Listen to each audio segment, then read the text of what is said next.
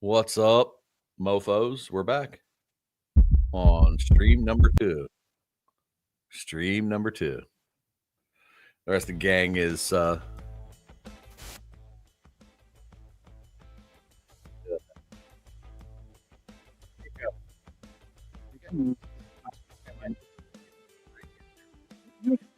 your interest again with your mic.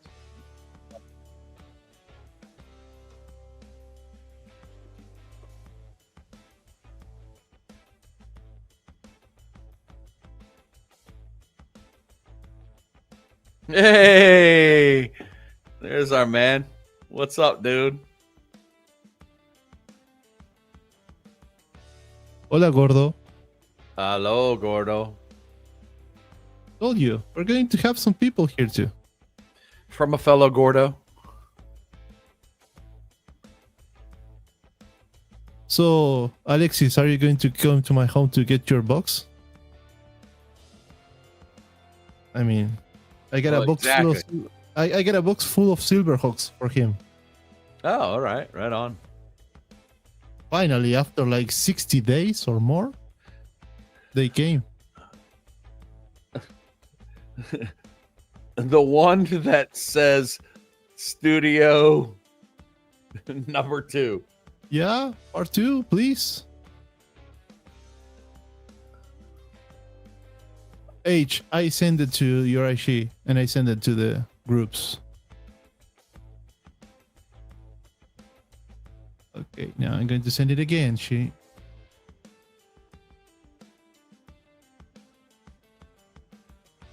Yeah, boy.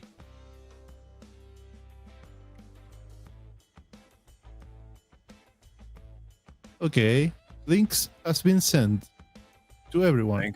Links are sent.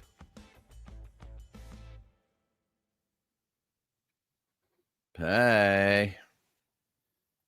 Okay, there it is. Let's go. Lights. He found his way in. Nicely done, Yes. sir. Nicely done. It was like the Olympics. It is. I hate to do this to y'all, but I'm about to fade. No, it's all good. It's all good, man. I mean, I shit, just didn't you wanna- didn't sign up for 24 hours, bro. But had a great time. It was really awesome, and I'll see y'all tomorrow at some point. I think Yep, what we'll see one? you. 1. I think you guys are coming in at 1 o'clock. Okay. Yeah. Do some Raven shit, man. We're very glad to have y'all, man. Awesome. Yep. Awesome. I will see y'all tomorrow. It was a pleasure. And if y'all do not clip the gold member stuff, You're gonna be a fucking. You gonna Then- fucking leave right before we go over my shit. You're gonna leave. I'll hang out to see some of your stuff. That's what I was mainly waiting for. I'll hang for some of your stuff. No, man. If you gotta go, that's fine, dude. Dude, my shit is not impressive. I just got to see the first couple. That's all. Got to see the Okay, first couple. bring it on, that man. There's some good diorama. But What's up, Walter? Thank you for being here, man. All right. Show us your shit. In case anybody wants to know, we're going through photos of our own right now. The panel's going through photos of our own and talking about how bad we were when we started this stuff out. So There you go. my very first post on Instagram, Fuck, that's not bad. I mean, for like the first January post. 9th, January 19th, 2021. that's not bad at all. That's not bro. bad at all. No, Look at the background. That is some like Washington Mountain area right there. Is that one of them mounting blocks for a deck or something? That's exactly what that is. Just covered in moss. All right. Cool. And this was right off my front porch in a cabin I lived at with my wife. Actually, we Looks moved out of awesome. there 3 years ago, and there's no editing. This is a Note 8 cell phone photo. I put the phone down, like I leaned it down like this. Like I had the phone and I leaned it down on the fucking porch, tilted it back and took the photo. Nice. That's my first photo on Instagram, and it gets worse Bro. from here. Oh, bro, that's not a bad photo at all for a phone photo for your first time, man. Like, yeah. Oh, but it gets worse really, from here. So here's my very second one. That's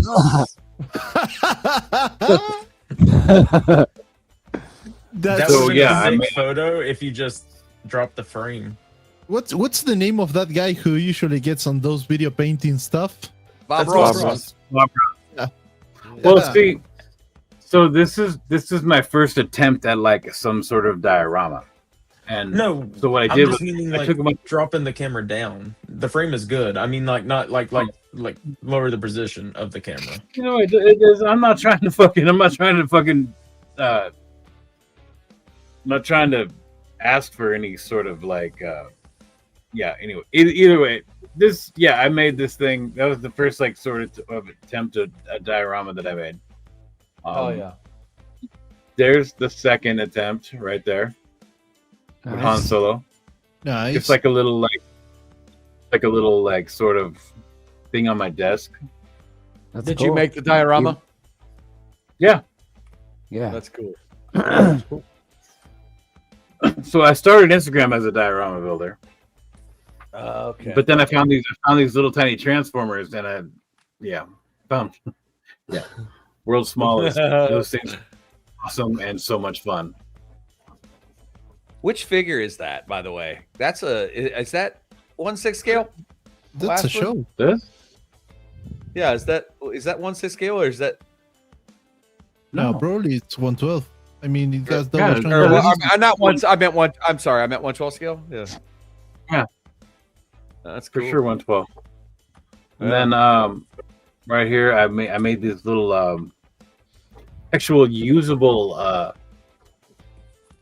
what are those things called? Bunch of cords. Coolers? Yeah, bungee cords. Yeah, I could still make them. I got like a whole box like set up full of these little like curlies with that and the string and all that shit. So yeah, I did that. Oh, That's wrong way. cool, Sorry, guys. actually, man. I'll send you one. I'll make one for you and send it to you. Yeah, man, that is cool. Actually, the bungees. That's a great idea, man. Nope. Got the Hush Batman, and it fucking blew my fucking mind because I'd already been collecting toys for years before this, and then this is like my first like real like I guess high end action figure ever. Oh yeah. Because it was always like, because before this it was always something I saw in a store. You know, I just like, oh, I'll buy that. That's cool. I'll buy that. Then I started paying attention to shit, and I got this. So, yeah, it blew my fucking mind. Is The that a cape, McFarlane? you know, some people. No, that's definitely not a McFarlane, sir. What is that? The Batman. Yeah. It's a Mafex. Mafex, yeah. Nice. They have a This is CT cool. Toys variant. No. That cape is awesome.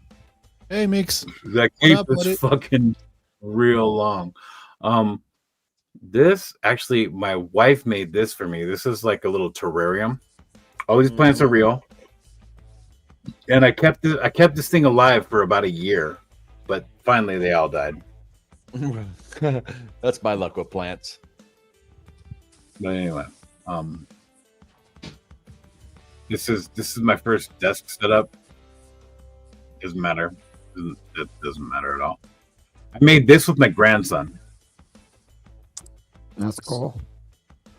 I did all the cutting. I made him do all the texturing and all the painting, and it was super fun. Really good time.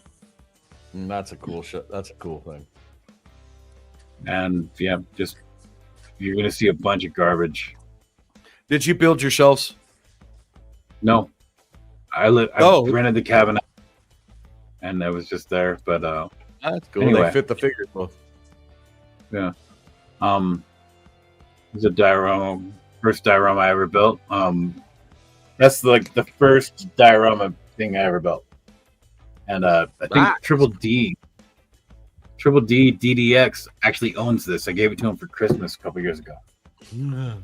What's the scale on that one? Is that 112? That's cool. It is Oh, that's 112. cool.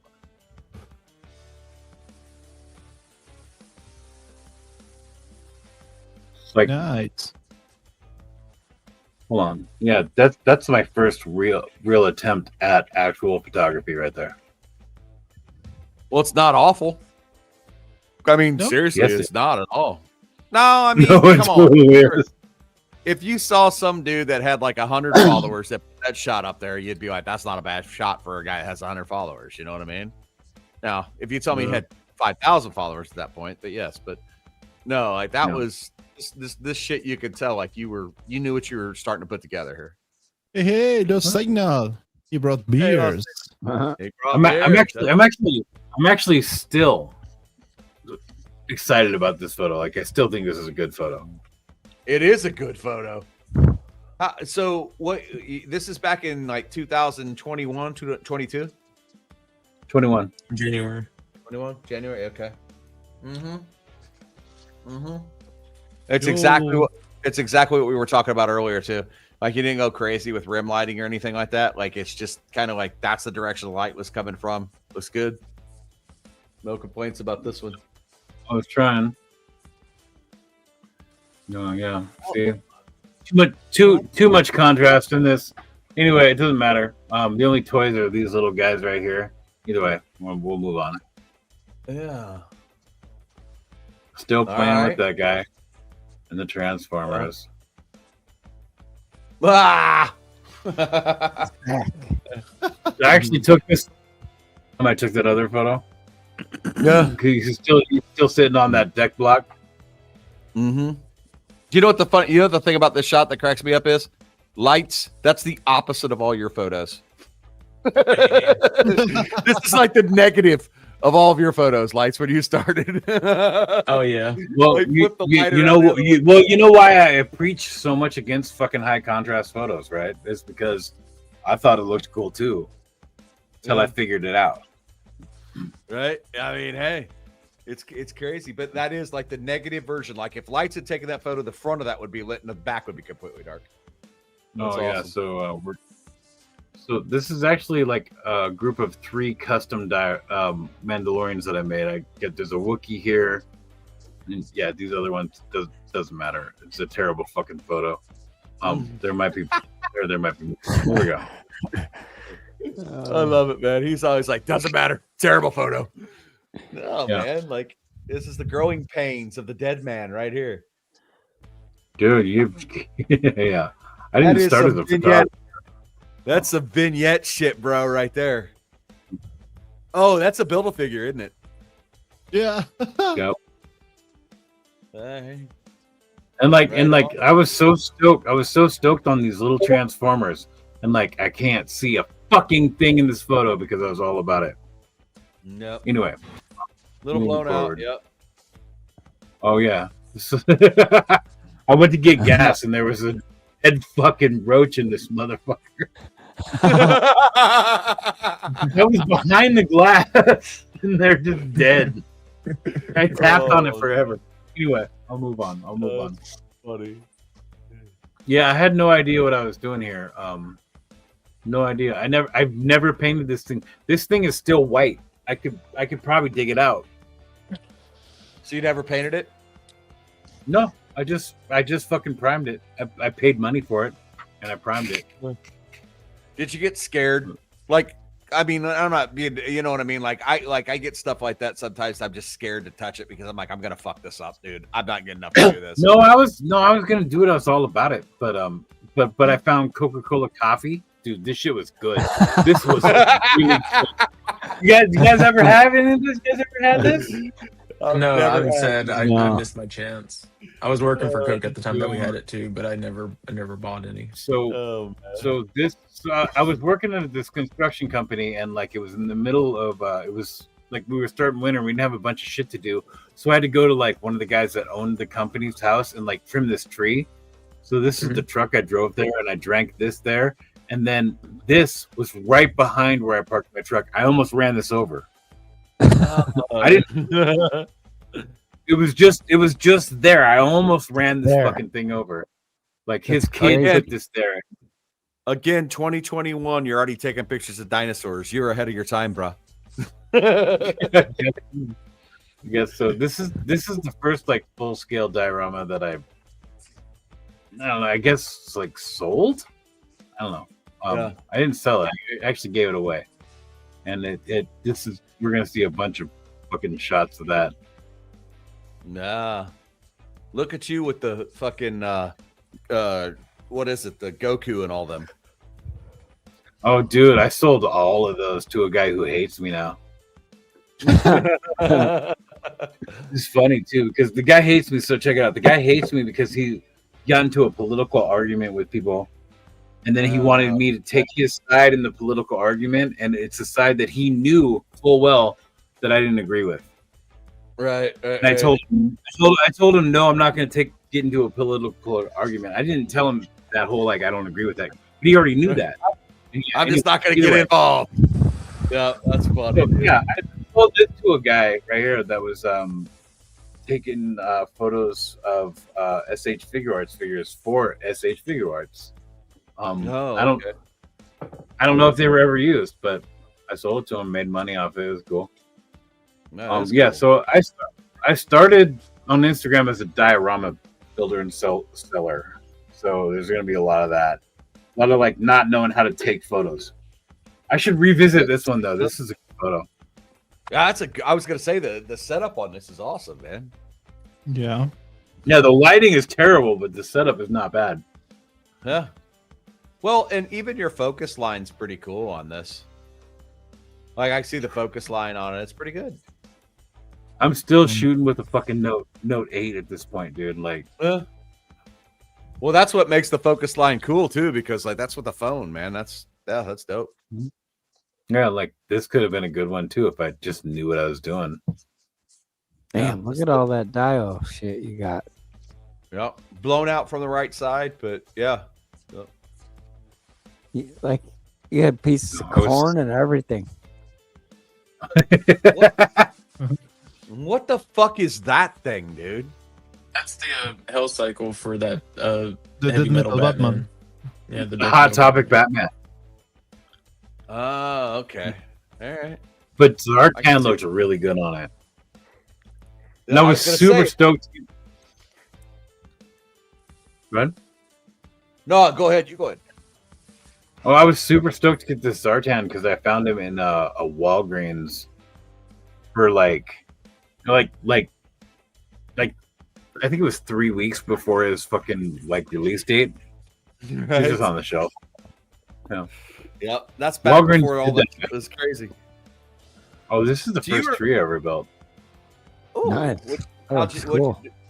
you do it out of? There we go. XPF foam. Oh, okay. Wow. Nice one. I still That have took a that. lot of work.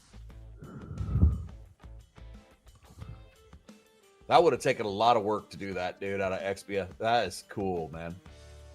Yeah, I actually still own this. I didn't think it was worth selling because I did not like the rings. Mm-hmm. So I kept it. I still have it. Well, You'll see in photos from here and there. Yeah, I went crazy. This was me giving away a diorama.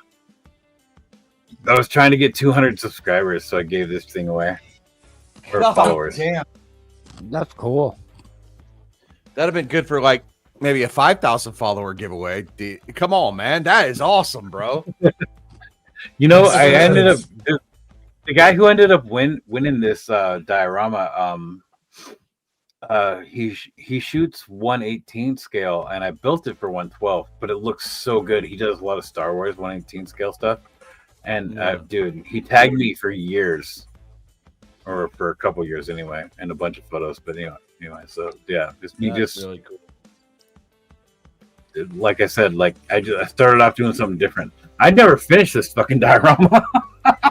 I still have it. Why? It looks very similar to this. Man. I never finished. It looks cute. I mean, it's not like broken stone. It's like more nice. Yep. Yeah. Yep. That looks like a courtyard or something. Yeah, that's cool. Yeah, just this is where I started when it came to like Instagram. It was nuts, dude. This is great, man. But this is like what you would expect. You know what I mean? Like it's like you weren't into toy photography. You were taking some shots of stuff, but you're like, hey man, I'm a diorama guy, so I get that, man. That's cool. No, I mean I didn't. Yeah, and I was also in a band at the time. This was my whole setup. I played through this amp and that amp with this guitar and all of those speakers. It was awesome. Nice. Stevie, you've seen a few of those Marshall stacks, haven't you? Yeah, that orange head though. The orange is killer, man. Yeah, I still have the head and both of those cabinets. Where was I? Wait, I'm trying to get through some of this. Some of the diorama stuff is good though. I really want to show some of it. But a lot of it is just proof. So like I was somebody actually commissioned me to build this for him. So a lot of these photos are just me showing that I'm working on it. Yeah. That's really good shit, man. This whole thing is the way this is built, the way this is done, is actually really cool. So I would take a knife and I would just shove it in here and just pull it through here and then rip it out at the end. And then I would just grab that lip and just break it off. Oh, and it looks, and then I paint it up and then I paint it up and I fucking dry brush it and add flock and it looks just like this. It's a really easy technique. And I would love to see more people utilize it because it's super easy. Yeah, I need to pick your brain on this sometime because I've been trying to put some dioramas together and like this shit is a mystery to me. I've got more pink foam. I could insulate 2 houses with how much pink foam I have. So it's like, do you buy that flock? No, I made most of it. Did you? With what? Yeah, sawdust. Sawdust. Okay. Sawdust and paint, but you got to mix water into it. The green flock, God, I wish I would have taken a better photo of it. I actually have a recipe for this, and some of it actually includes real, actual moss, not moss from actual trees because it takes too long to dry that out. But you can buy that like moss shit. Mm-hmm. yeah. But I was really into these little fucking. Dude, I got so many of these little guys all over the place. I need to bring them out again because it's a lot of fun. That's hilarious right there. Yeah. Dude. Yeah, them trees look good. Yeah. And what really is interesting is these are from 2001 or 2, and like, you know, there was a lot of people making quality shit like that, dude. Look at that. Oh, there actually was, but there was a lot of people making quality shit like that were telling me, dude, how do you do that? Like, I met a lot of really cool people especially with the trees. The people really love the trees. Some of the coolest guys in the community are the diorama guys because they're just like, hey man, I'll make some dioramas, and they take photos that they want to take of the figures they want to take photos of, but their dioramas are so good that, you know, that's like, if you want to get into the toy business, that is a really good way to do it in this community. Build dioramas and build good ones because people will, you got to put a lot of work into it, but people will buy them. So they definitely will. Yeah. And it's also it wasn't hard for me to... No, go ahead. Sorry. Go ahead. No, I was just going to say. I mean, Okay, wait. Let's we do this all the time. We do this all the time. Deadman, please, you go on. Then Ganon. well, I mean, all I was saying was like I had very few followers at this time, but I had more people hitting me up for like dioramas and shit than you would think for the amount of followers I had at this point. I had probably 300 at this point. And this right here, this turtle van that I started, I never finished this thing. This thing is still sitting in a box. I took the whole thing apart and fucking turned it black. And I started working a little bit on like some rust and shit, and I never finished it. But anyway, that's where I'm at with that. Oh yeah, dude. Hell yeah. I was gonna say what I was saying earlier is like a lot of the guys that do the dioramas in the community like don't have as many followers as they should, and they seem to be like some of the coolest dudes in the community. The guys that make the dioramas, so it's cool. Well, it's because like from the time I was doing this, and this is why I did not have a lot of followers, but talking to me, they were really talking to me, and they were really wanting something from me. So it's I guess it's the opposite of humbling, but not really, because you don't have not a ton of people were following me, you know. Yeah, no, I get it. I see that all the time. I'm like, these dudes make killer dioramas, and you'll go out and they'll be like, they have 400 followers. You're like, dude, this dude should have 10,000 followers. Like, you know what I mean? That's interesting to me. Yeah. Yeah, bunch of dioramas and shit. Mostly all terrain. I mean, I did some other shit other than terrain, but terrain. This one also, I never finished that one either. I still have that as well. Maybe I should just finish it. No, that's exactly right, Alexis, man. The trains, dude. Those guys that do those trains, man, are crazy with dioramas. Yeah, that's where I learned everything, was watching the train guys. That diorama right there turned out really good.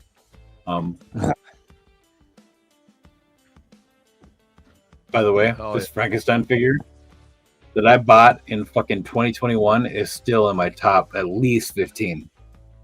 Is that an Optimus Prime My Little Pony? It absolutely is. There we go again. Oh no! And this giant Pez dispenser, if you put his head up, it fucking plays the march from Star Wars.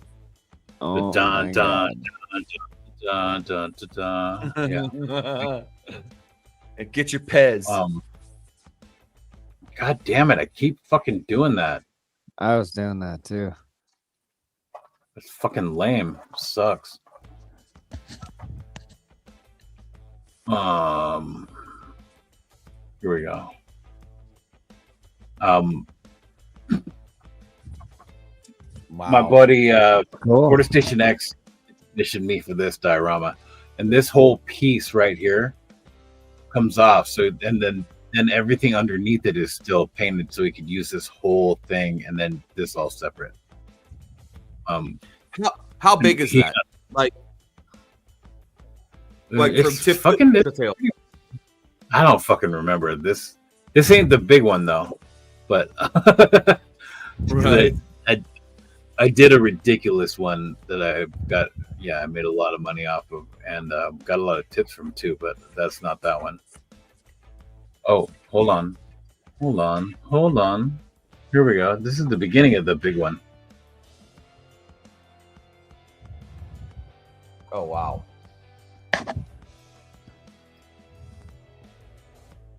Oh wow.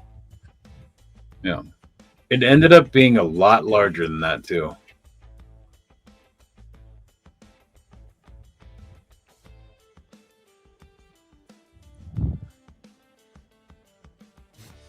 God damn it, I did it again.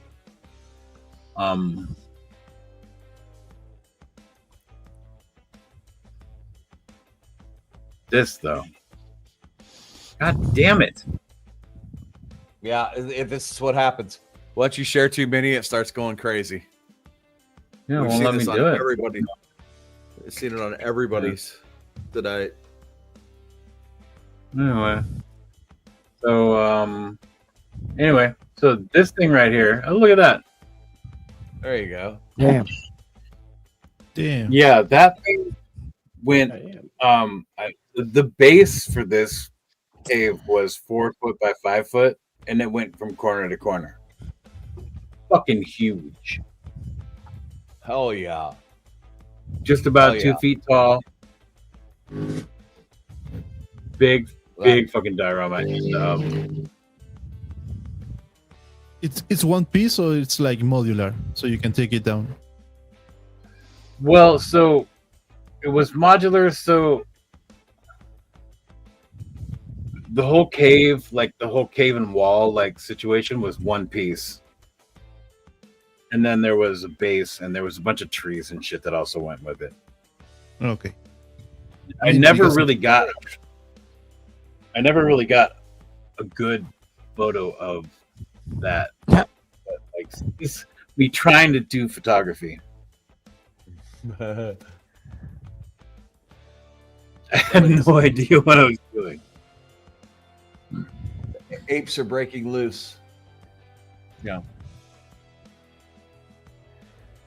Oh, and Flint's just fucking dead. By the way, guys, if you guys ever want to kill Flint, make sure you collab that with Toy Mercs. This is like the beginning of Toy Mercs right here. So it's Flint getting shot in the melon. Shooting himself. Right. No, the story's a little bit different than that. I don't want to tell it right. Really fucking, I don't want to give any disservice to anybody because it wasn't just me. My boy Toy God was heavily involved with that, and a couple other people as well. But yeah. Anyway, yeah, this is just me trying to figure out photography. I had no idea what I was doing. Well, you got good at it pretty quick, it looks like. I don't know. This is 2012. I don't think I was good at it yet. I still don't think I'm good at it, so you know. So when somebody like Trevor comes on, I'm like, oh fuck, I thought I knew what I was doing. Then he comes on, I'm like, oh, yeah, starting from scratch. That happens. He's like, I know he was on earlier. I was here, and he's like, I don't really photo stack, but I usually like at least stack like 12 photos. Right, it's 12, yeah. He just does it differently. It's a different type of photo stacking. Yes. Yeah. This I did for a photo contest I joined once and decided photo contests are stupid. Yeah. I am not a fan of photo contests at all.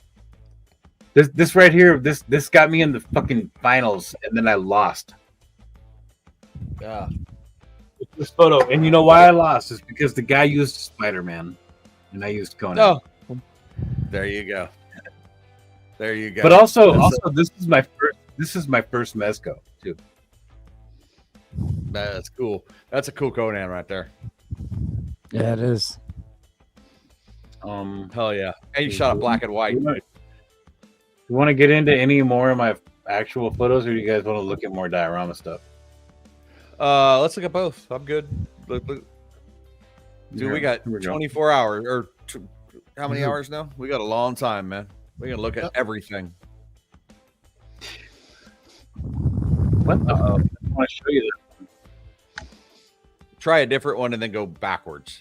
this. If that There's makes a sense. Hit the bunch of trees I made. Oh yeah.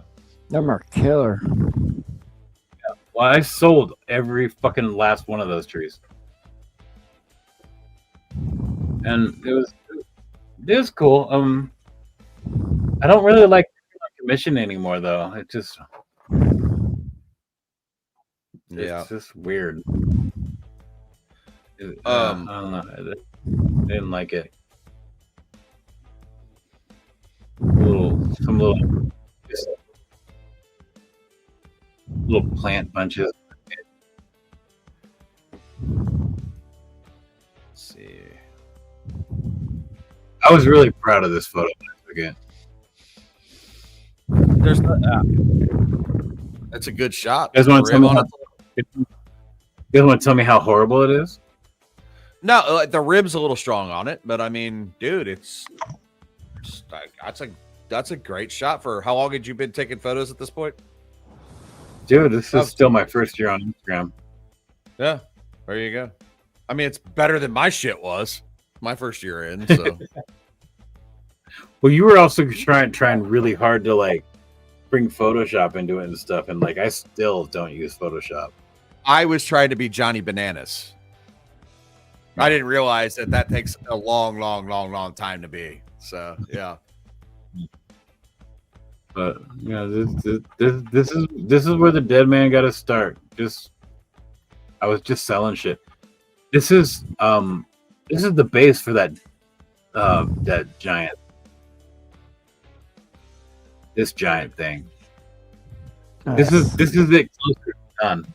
This is the porch, and this table is a piece of plywood. Like that's 4 foot wide. The table it's on. It's awesome, man. Waiting for a big snake to come crawling out of there. Oh yeah, and here we go. I'm really kind of proud of some of these photos that I took with that diorama. Yeah. Well, why go to all the effort to build all that shit if you're not going to use it, right? I mean, that's awesome. Yeah. Well, I mean, I didn't use it. I sold it. This one, I really loved this photo too. Oh, yeah, This I get is it. You actually- sold it. Get a couple of snaps out of it before you sell it, though. You know. Yeah. Test shots. This photo, I took like 30 of this photo before I got this one. 30 of them. That's cool. But Yeah, yeah, it takes a lot less shots now, I bet. dude, I only take like 6 now when I take a photo. We're gonna go way far up. Here we go. Oh, I like that. Yeah, as I said, Nosferatu is good. Way better. Yeah. Did Austin slither out the door? Or is he still Yeah. here? Yeah. so- No, Oh, he yeah, went to sleep. He did. made the great escape. I'm Yeah, gonna that little cruise fucking there pretty Irish soon, too. goodbye, motherfucker. I gotta get some C's. I got a party tomorrow. All right. What kind of party you got tomorrow? Christmas party. Oh, there you go. All right. Are you throwing the party? Nice. So Yeah. it's your company party. Okay. All right. Yeah. Yeah. Be safe, So- TV. Nice Stevie, to meet we'll you, see you. dead man. Nice was meeting you fun. too, man. Well, Hey, we'll see you later, brother. all Have a right. good night, brother. Peace out. Yeah, Stevie's awesome, man. He owns a construction company up in close to Chicago, but he lives out in the sticks, so he's way outside of town. You know, it's kind of funny because there is an actual rural part of Illinois. But he played in like Stunt Mojo and a bunch of bands back in the 90s that were really popular. Fucking phenomenal drummer, dude. We've got some great videos that we like to tease him with of him just like going off on the drums when he was 20. It's funny, dude. But good dude. So these pallets are the ones you could buy at the dollar store, by the way. Yeah.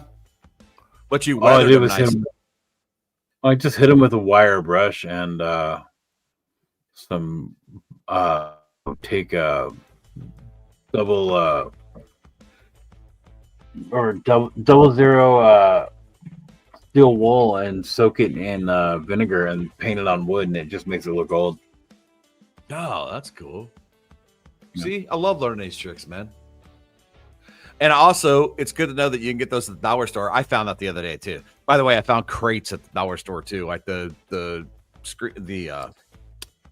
printed crates, the 3D printed crates that I was paying, astronomical dollars for, and they were all like $5 or under for every one of them. I was like, "Are you kidding me right now?" Yeah. I've actually not seen those, but No, they're there. that was still when I was posting lives. There you go. Oh, I'd moved here.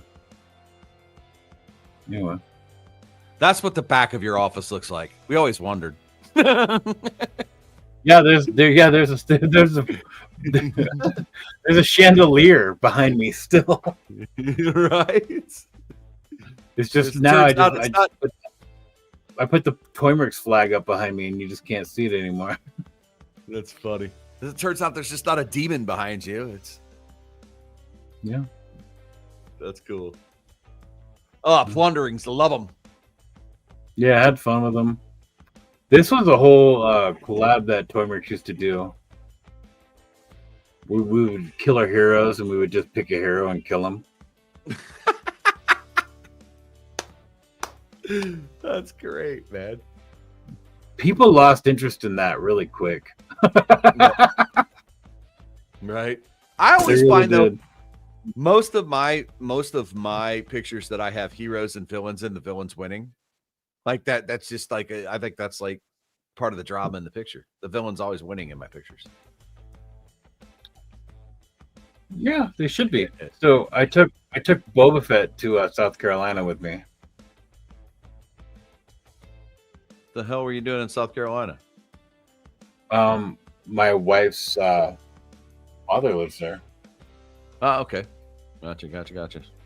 You're like, this is just on his deck in the backyard. It's beautiful. Yeah.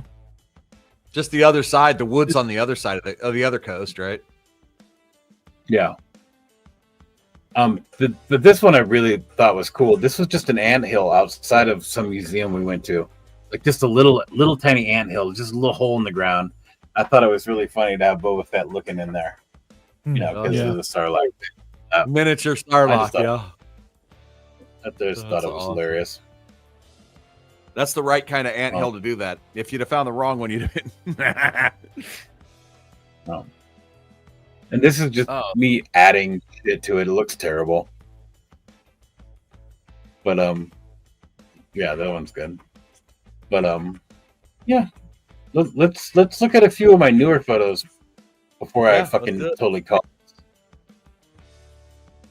So many.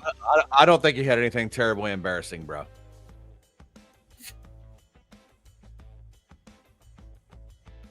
What do we got here? Jesus Christ. This is still so long ago. Oh, yeah.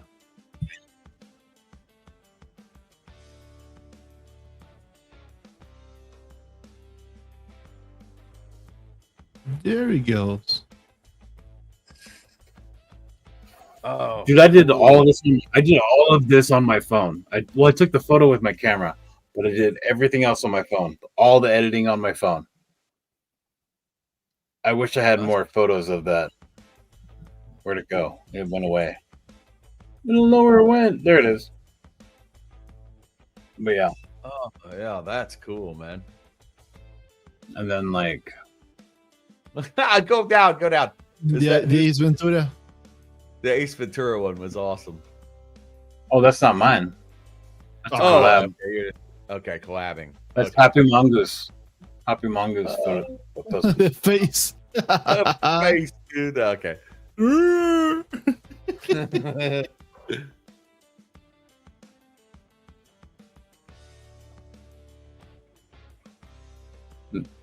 Pretty proud of that one there. Oh, this is one of the first shots you ever did that I ever saw of yours. I was like, oh, cool. This is one of the first shots I ever saw of yours. Oh, wow. Oh, that was this year. Yep. Like I said, I started in March. So pretty proud of this one too. Yes. This was for Toy Addicts fucking Black, White, and Red Wednesdays or whatever he calls it. Mm-hmm. You kept that little bit of red in a tie there. Yep. This is this Batman Who Laughs is the Owlman, Mezco Owlman, with a McFarlane head and the hands from the Gaslight Joker. Yeah. Oh. Yeah. And yeah. So yeah, I definitely got better at photography. Yeah, for sure. For sure. As you should. Great job. And real quick, I think I can. The amount of stuff that you have on the from the community on your page. Oh, there it is. That's exactly what you're talking about. I was going to say. Yeah, I was talking about earlier. Yeah, the amount of stuff you have from the community on your page though speaks volumes. Like you're not even, like, you know, when you say you don't self-promote, dude. Like, look, just all you gotta do is look at your page. Yeah, it gets there. Yeah, it's kind of crazy and humbling at once. But yeah, this like sometimes you can just take a photo with just fucking accessories and it's fucking gorgeous. Yeah, that came out really good. I'm done sharing. No, that's cool. That's cool. H, you still waking up to share some of your shit, man? I'll do it. All right, Yeah. here we go. Let's look at some of I gotta H's. go. I'll be right. piss. I'll- Me too. I'll be right back. So age. Where do you want to start? You can start with the first Terminator pick, I guess. Yeah. This was with your phone, right? Yeah, this is phone. The same that you own right now? No, this was an iPhone XR, I think. All right. Looks nice though. Those palettes and that kind of wallets. You made it? Yeah. That's the wall that I screwed up. I got silver paint all over it because I was a dumbass and squeezed the bottle. Oh. It shot out everywhere. It had like an invisible like cap thing inside under the lid. So it literally just looked like paint. And I was like, why is it not coming out? So I put the lid back on and I opened it. And when I squeezed it, paint just Oh my god. volcanoed everywhere. Yeah. But that wall looks nice. At least in that picture. Looks pretty well. Thanks. And the That palettes. wall is actually both of those walls are canvases that I painted by hand. No shit. Yeah, I attempted painting at one point. They look nice. And And the fence is my air fryer wreck. This thing, Yeah. which I haven't used in a while, I might have to break it back out. Yeah, you should. Definitely. The palettes, where are those palettes from? I got those from the dollar store. Hmm. I think this might be the same ones that Deadman was talking about earlier. All right. Next ahead. What was I talking about? Those pallets. I think those are the same Oh. dollar store pallets.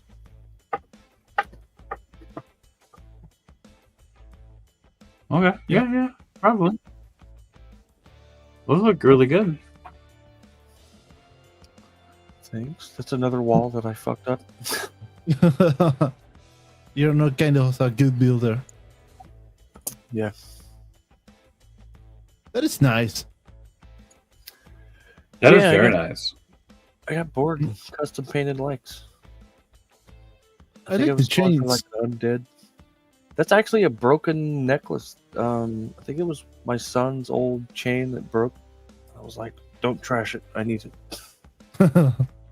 Yeah. What else? Yo. Outside with some Mortal Kombat, which I don't even know where those figures are, to be honest. Oh, the green one is Kotal Khan and the other one is Shao Kahn. I think they're in storage. I'm not sure what I did with them. McFarlane, right? From the Mortal Yeah. Kombat 1 or Mortal Kombat 11? I think it's 11. They were on sale for Amazon for like $9 a piece. Yeah.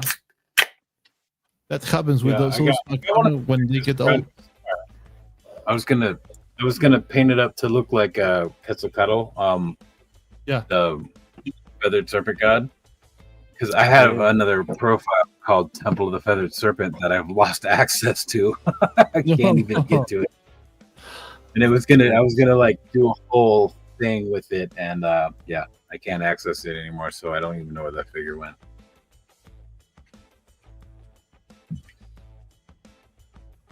Yay. I think that's when I first got the turtles. My wife got them for me for Christmas. Nice. Those are the turtles from the second neck- movie, right? Yeah, the Secret of the Ooze. Yeah. You can tell from the bandana. The turtles from the first movie get the bandana only on one side, and the ones from the second movie has on both sides. Right, yeah. And the head are different. Yo. That was my first Mezco. I got it for like $50 on Mercari. Oh, serious? I know. I mean, I may say this like yesterday, but I pre-ordered my first Mezco, the turtles that they released. So let's see what happened with the Mezcos. Alright. Ganon says that I will love it. You will. I don't. I'm still in that point of I don't know. Maybe yes, maybe no. Which one was it that you ordered though? The Ninja Turtles, the pack that they take from the 90s The movie movies. pack. It's the Oh, full the pack. movies one. Yeah. That's your first one? Oh. The first Mezco. I got the NECA turtle from the first movie. Yeah. Yeah. I got. But your actually, I first got Mezco was those turtles? yeah, but the Well, ones that I have are the SDDC like pack that they put is like a huge VHS box with the 4 turtles. Well, I would say don't judge Mezco on just those turtles because I don't think they're going to be as good as you want them to be. No, I know. I mean, those turtles are the kind of Mezco that doesn't have like the whole clothes and the whole stuff that other Mezco has. So I'm aware of that. Yeah. But Well, they also don't come with the amount of accessories either. So my first Mezco was Conan the Barbarian, and I did multiple lives with people telling people Mezco costs too much, it's stupid, it's dumb, and then as soon as they dropped that Mezco, I bought it, or that Conan, I bought it, and it took me probably 2 years to get it, and the amount of accessories I was amazed by it. I was just like, holy shit! And then now I can't even count how many Mezco I have. Matter of fact, I'm gonna open a Mezco live after I'm done hanging out with you guys Which tomorrow ones? night. Yeah. Hell That's yeah. cool. I'm not gonna tell you what it is. You have to fucking watch it. I'm gonna be live on Rad Toys Galaxy. I'm gonna open this. We're gonna talk about all kinds of higher end toys. Anyway, doesn't matter. Let's go. Let's get back to this page. That's Sorry, cool. Well. Ooh. didn't mean This is to cool. cut a promo in the middle of you fucking promoting yourself. Sorry. No, it's all No, good, you're bro. Oh, You're good. What's this? That's a Mezco. Yeah, it's the same Mezco, just with the helmet and the like poncho piece on. That's Oh a creep. man. So you put those accessories a totally different figure. No, it came with the figure. No, but I mean, it looks like a different figure when you put Oh those. yeah. I get what you mean now. mm-hmm. That one's just a random like piece of like twine. I don't really know what I was going for, to be honest. Yeah, but I always like the fact that your photos, like, they're super, like, they're not overdone. It's just like, bam, here you go. No, you're going for it, bro. Nothing wrong with that. Mm-hmm. Like I couldn't even tell you what was wrong with that. The background makes the lighting perfect for it. The Yeah, good background's honestly just a curtain in my kitchen. Well Yeah. done. That's one of my Well favorite done. parts about that's one of my favorite parts about the photos that you're doing, though, bro, because like you'll always be like, oh, it's just like this, it's just like that. I'm like, I didn't even think about that. Well, Right, yeah, I just try to use random shit and make it Well. look like something completely different. Yeah, and it worked, so nothing to say about it. Right. Anyone you want to put up? Ooh, that one. One on the dirt bike. Yeah. Does that one have more than one? I did one of him like popping a wheelie. That's pretty cool. Oh yeah. So his other leg is actually holding it up, but I hit it in the tire. That's cool. That's cool, man. Good job hiding that. Looks great. Man, Those were like the And these first are- outdoor shots. these are all with your phone, right? Yeah, that was. I think I had an iPhone back then. Yeah. Yeah, because I didn't switch to the Razor till this year. Ooh, nice Right one. before it came. Oh So- yeah, I forgot about You that. blowing, you're blowing your vape. Yeah. Yeah. You made a wall Yeah, I made that. and you didn't screw it up. So we're good in that one. Thanks, man. I haven't made any dimes actually since that wall, to be honest. That's funny. Yeah. Nice. Ambience. Looks good. Full ambience. Yeah, I was kind of going for that spooky kind of nighttime vibe, I guess. Cobra Commander. That's no longer Snake Eyes. That got turned into custom Wesley Snipes. No. Actually, both Snake Eyes figures that I bought have been turned into custom figures. So, how many times do you get like the Snake Eyes as Snake Eyes? None. I turned them all into customs. They were super cheap. I spent extra money to get the Snake Eyes before everybody else. Well, I spent is he still Snake Eyes, or is he Wesley? Is he Snake Eyes still, or is he Wesley Snipes? Still Snake Eyes. He might go back to being Snake Eyes when I get that not Wesley Snipes. Right. H, this is fantastic, bro. Yeah, that's good. Thanks. I made those walls too. I was going for just like a busted up kind of cave sewer. What are the little Something that boxes? can have like multiple purposes. I got those on Mercari. Some dude made those. He like printed them and then just folded them. But it looks like little mini figure boxes. So it's the turtles like holding their own mini action figures, sort of. I like it, dude. Yeah. Yeah, I would That's feel a like really Mike good photo. rated a toy store dumpster. Yeah, close-ups. I like those. Yeah, I haven't done a lot of close-ups with them. I think you need to make one now with your camera and your macro lens.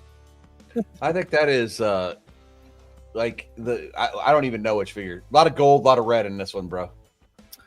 That's one of the Joes. I don't remember the name. It's a really good photo, though. Oh, the close up on it. Yeah, I haven't think seen of that anything here that all in the background too. You're so much better than me, and especially better than Gold and Austin. Like we sucked. You're pretty good at this. Especially better than them. You'd be better than me, too, if I wasn't here. I'm guaranteeing it. No, I would say it out loud to Austin. Maybe not Gold, but Austin. I'd bust his balls in a minute. Oh, man. It reflections off my air fryer. Again? Yeah. Say it. Oh, I used to use nice. that a lot.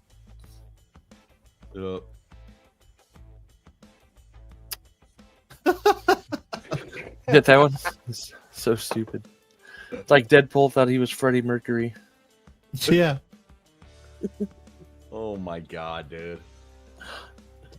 Sometimes your brain, I'm like, what the fuck? And then you explain the photo. I'm like, oh, that makes perfect sense. But yeah. Yeah, my brain's weird, man. That's why God created captions, I guess. Right? Mm. Yeah. Butcher. Yeah. Really butcher. I love that. All right, guys. Wait. I'm gonna bounce, guys. I'm Hey. fucking drunk. I'm gonna go hi to some other people, and I'm fucking out. And I will. I got send a you the thing link at tomorrow. 9:30. I got a thing at 9:30 in the morning, my time, and I'm gonna hop on here as soon as I can after that. Much love, bro. Yeah, thanks Yeah. for coming I in. also I got a lot to do tomorrow. I got, including you guys, I have 4 live events I'm doing tomorrow. So Hey, you guys have a great evening, and it was my pleasure to be here, and I will be here again. Yeah. I'll send you a link, man. See you later. Cheers. Later, Cheers, man. guys. Peace out, brother. Oh, here we are, boys. Here we are. I think So what, the 9-hour mark? we made it. We made it a while. Yep. didn't we? We're going 9 hours of 24. Okay, so There's my Ren shitty said- attempt at an explosion. But it Ren- looks Ren should be Wow. here It any no minute. longer exists. I destroyed it. no. Why? It looks fine. I tried to fix it, and I ended up fucking up the cotton. So actually, that's like 2 cheap, just white plastic cups that I got from the dollar store. Then I hot glued them on top of each other and cut a hole in the bottom so I could put a light underneath. Then I hot glued all the cotton balls on it. Speaking of Ren, Lucky. Oh, Good morning, What's sir. up, man? good morning, my good sire. Top of the morning Yes. to you. it's very early here. Not usually up and ready by this hour, but here we are. This is exciting. Yeah. Well, Let's do this.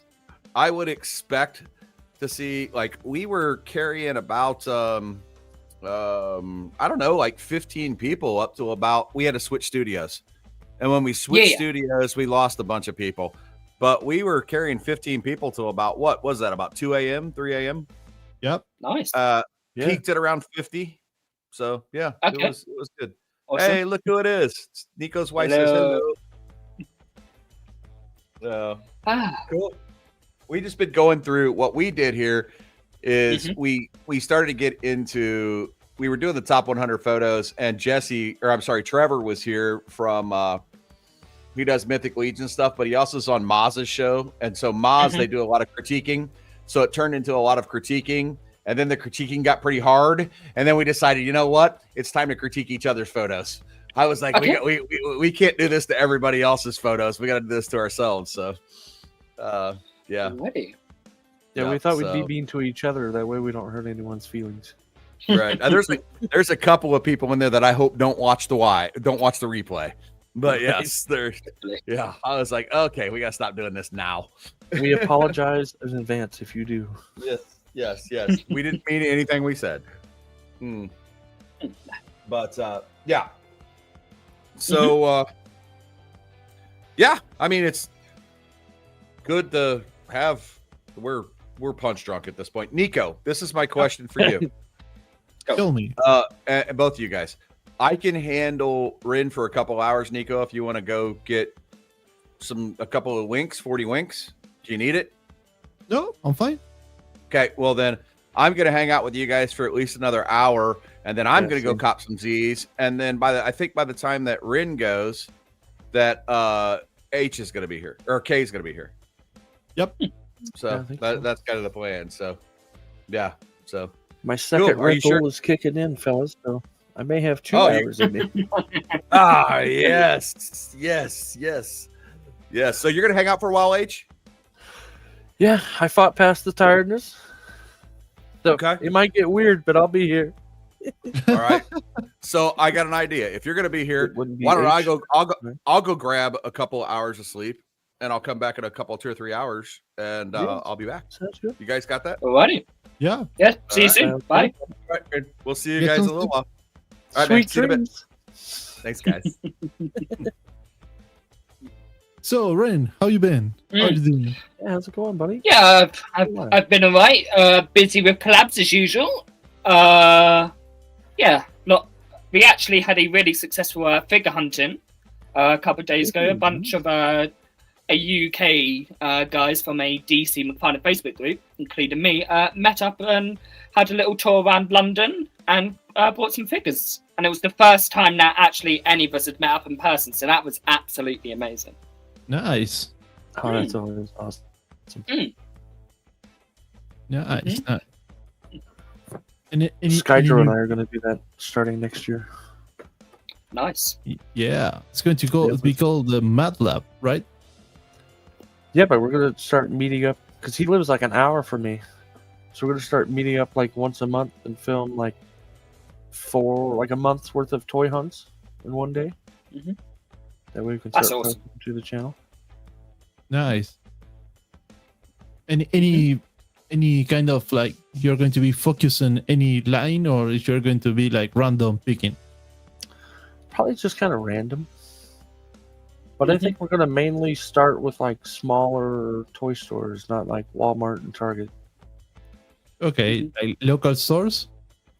Yeah, I think you see more cooler things in local stores that you wouldn't see at like a Walmart or Target or those types of places.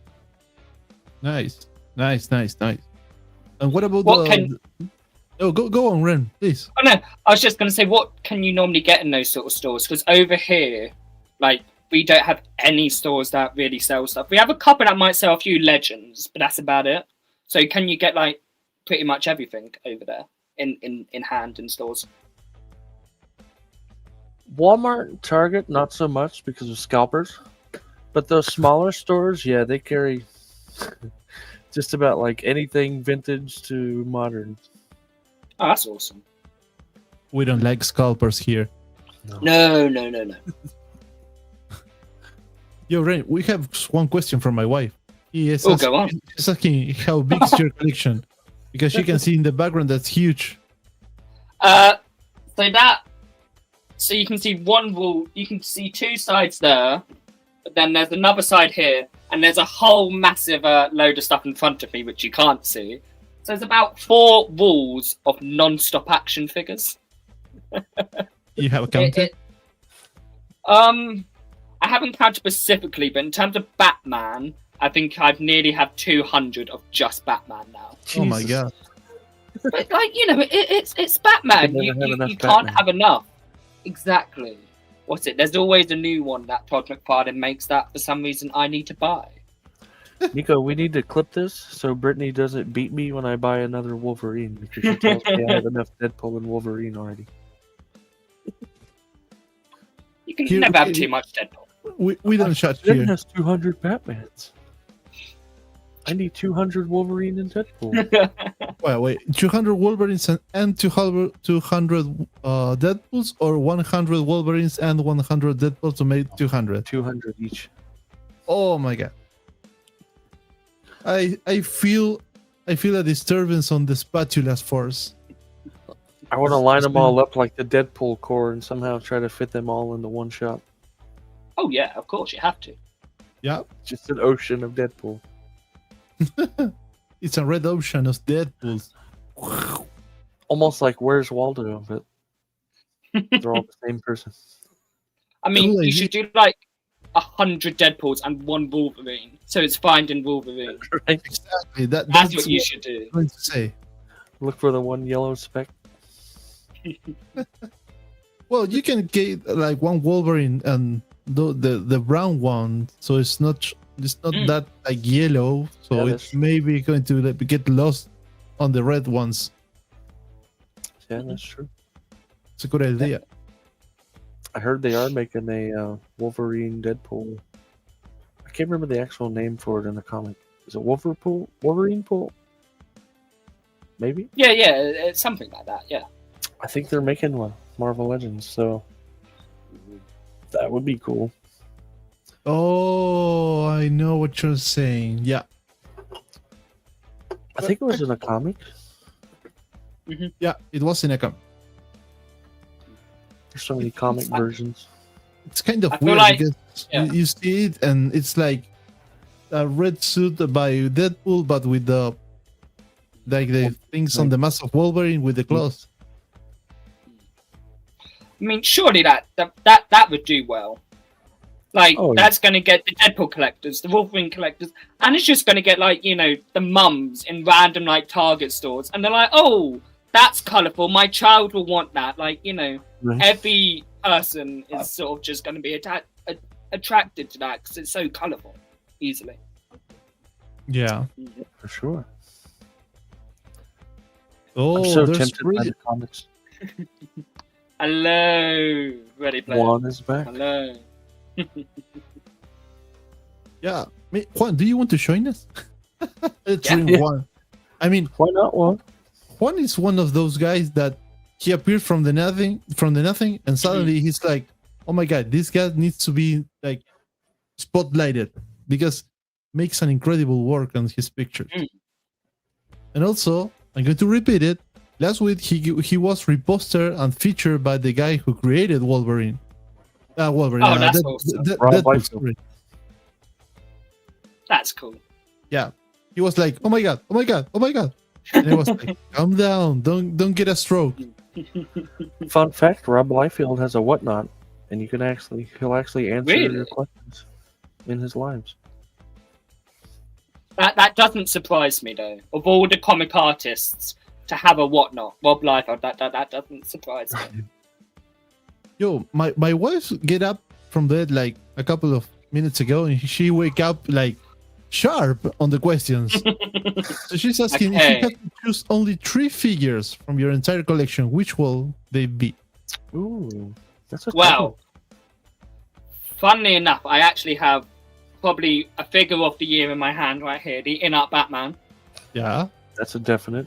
I mean, I feel like of all the Batmans, that would probably be a go-to. Because I can't pick 3 Batmans, because that feels like cheating. So it'll be that one, and then... Oh, God. Probably a NECA. I love NECA horror. I'm just trying to decide which one. I think maybe Dracula or the Wolfman from NECA. I love the Universal Monster stuff. So maybe one of those. And then, this is getting very difficult now. Yo, hello, Thor. What's up, Thor? Oh, Thor, hello. Hello.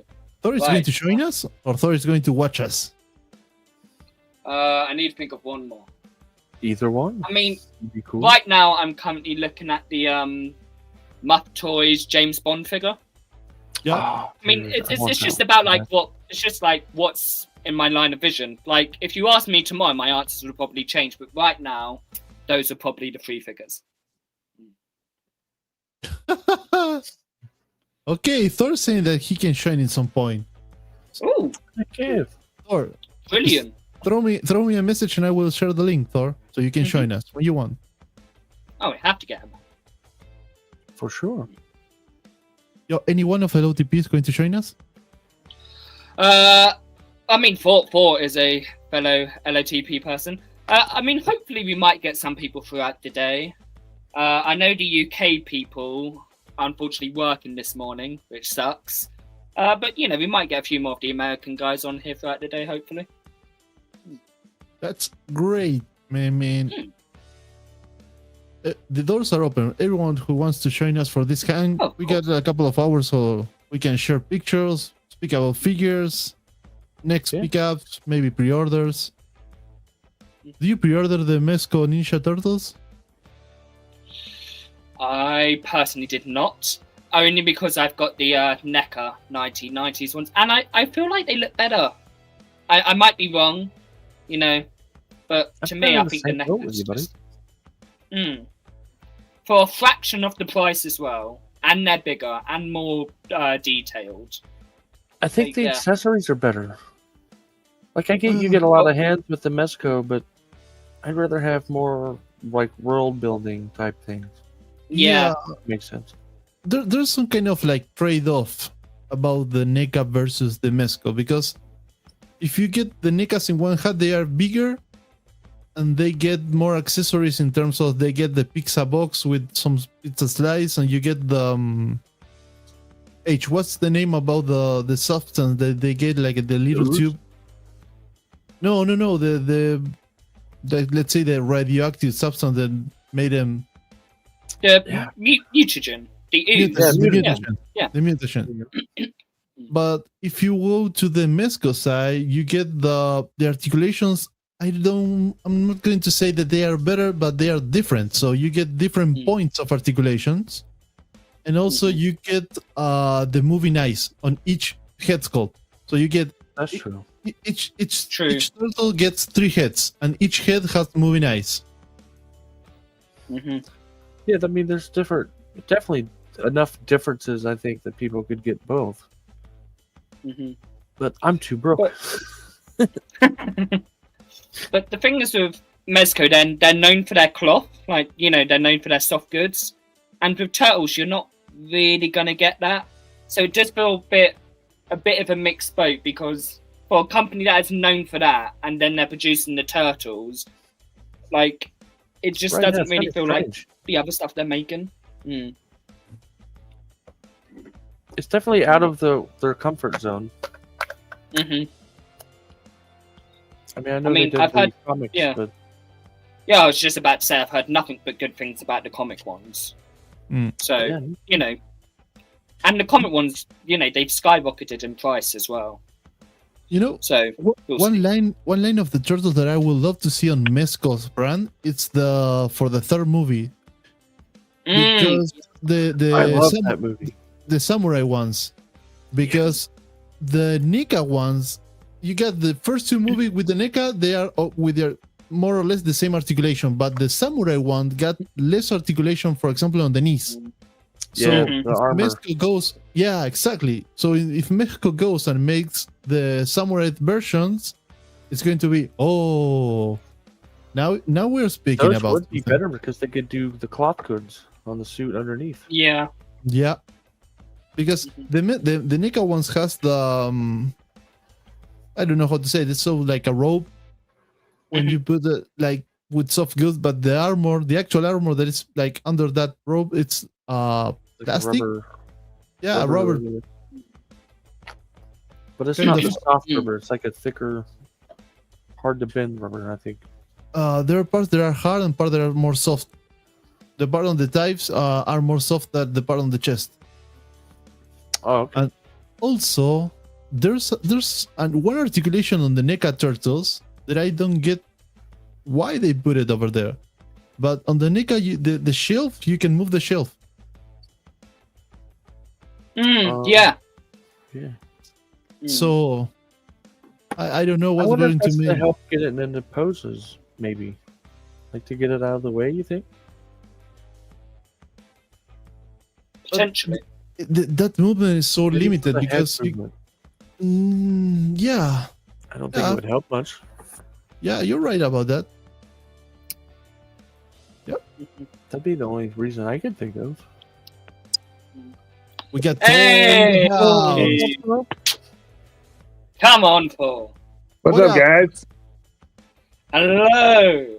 Okay, so I am working on a not life size, but a large scale a Christmas story leg lamp crate. Okay. Awesome. So Why I not? built the box. I painted it. I'm painting the black lines for the palette or the board lines. It'll open up, and I'm actually going to have a cardboard cutout of the lamp in there that's going to light up, hopefully. Nice. That's awesome. I'm crafting. Yeah. You're always You're so annoyingly creative, Paul. You're so annoyingly creative every time. I So the hear guy you. that You designed know the what? lamp And is from it's Oklahoma. like middle of the night shit too. It's like this is when I'm most creative. Like 1 a.m, Mhm. I'm getting this stuff done. It's flowing. I'm nailing everything. I'm not second guessing myself. This is my time to shine. So you're a West Coaster, right? So it's like 2 a.m. for you? 2:13. Yeah. Man, Wow. thank you for coming. Yeah. Yeah. No worries. Let me get my sound set up really quick. Mhm. Oh, no worries. Talk amongst yourselves. So the guy that designed that lamp for the movie is actually from a town like 45 minutes from me. And in the Oh, middle that's of the cool. city, they have like a massive leg lamp that's just there all year round. I'm trying to convince my wife that we need to go see it. It's only 40 minutes away. Why not? Go on. Or no, actually, I think Little side quest. the people that made the movie sued them and they had to take it down. I forgot about that. Oh. Oh no. Which sucks. Real quick though, All right. for the new people that are watching the stream, this site you get a QR code. We're making this stream for a good cause. You can donate here for the Child's Play Foundation. They are bringing toys to the to the kids that are in a hospital during the holidays. So every penny you can donate is going to bring a little smile to those kiddos. So thank you. Yeah, for sure. I'm going to repeat this along this whole show. Sorry. No, of course. You have to. The QR, please go donate. We're Well, at 728.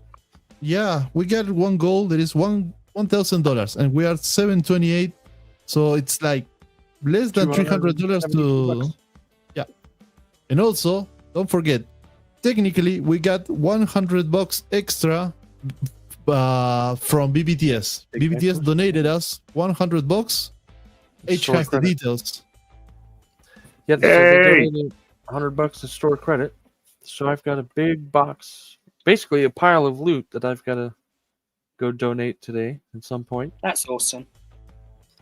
Can I just throw out really quick that I beat Instagram? Yeah. Yes, you did, I didn't won. you? Oh my god, it took a month of me hounding them, but I fucking won. We can swear on this one, right? Yeah, we're past the. Okay, good. I won. I fucking won. Oh my god, what a nightmare, dude. And the only reason I got that much help was because I have a blue check mark. If you don't have a blue check mark, you don't even have an email you can contact. Like, it was a nightmare for me, and I have a check mark. I feel sorry for people like that I used to be that don't have one. It's a nightmare. But I did it. Yay! Everything's removed. All restrictions lifted. Amazing. The Thor live is coming back, right? Yeah, so real quick backstory. So November 2nd, a wrestling promoter I'd worked with posted something that got dinged. And because I was a collaborator on that post, I also got punished. And my punishments were severe. It was going to be a year of no lives, not 90 days of no monetization or anything, which I don't really care about that much. It's mainly the lives I was worried about. It would have been a year of no live stream. And then some other stuff happened, but they came back a couple weeks later and said, "Oh, hey, the thing we said was wrong. It's fine. We were wrong." And instead of just immediately lifting the restrictions, I waited to see what would happen. And then after a few days, I emailed them. And after almost 3 weeks of emailing and sending screenshots and explaining multiple times the situation to multiple different people, they finally messaged me and said, "Hey, all restrictions are lifted." Yay. So yeah. Hell yeah. What a nightmare, dude. So December 12th, we're coming back with our first Thursday live, Friday, December 12th. We're going to do an unboxing. And then December 13th, Wrestling with Thor is going to be doing the watch along with Saturday Night Main Event with John Cena's final match ever. Nice. So yeah, so next week we're coming back 2 shows in a row. And then we're going to work on getting Ren on. Oh, definitely. Like, I was heartbroken. We were supposed to go live, what, 3 weeks ago, was it? 3-4 weeks ago? It would have been the 17th of November. I mean, it was like a week before. It was like a week before we were supposed to go, or 2 weeks, and I got the ding. I mean, clearly Instagram just wasn't handled for the awesomeness. That would have been us crossing over. They were just I'm surprised it's working right now. Like, we need to postpone this. Yeah, like, you know, there might be an earthquake in a minute. Because if me and Thor are in the same room for too long, or even apparently on the same that's call, too much. Yeah, it's too much. It's too much for the world to handle. Well, yeah. Oh man, but yeah, so everything's good. We'll be coming back. I will be reaching out to, because there was like 4 or 5 shows, guests that hot glue gun. There was like 4 or 5 guests that I had to cancel on because of that situation. So now I got to get back in contact with all of them and be like, "Hey, we're back." Nice one.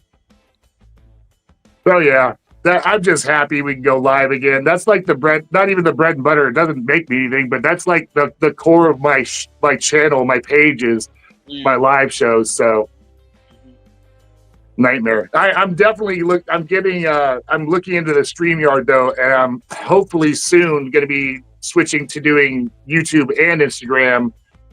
Mainly, obviously, focusing more on YouTube, but still doing it on Instagram for people. But yeah, I like this. I like the ability to do this and not worry about this stupid shit. Yeah. Yeah. I mean, now StreamYard got some new features, so you can stream at the same time in like landscape mode and also in portrait mode. So for the people who are going to watch it in Instagram, it's going to be vertical. That's cool. Mm-hmm. I like that. Actually, it's called the Mars Studio because it's multiple angle something studio.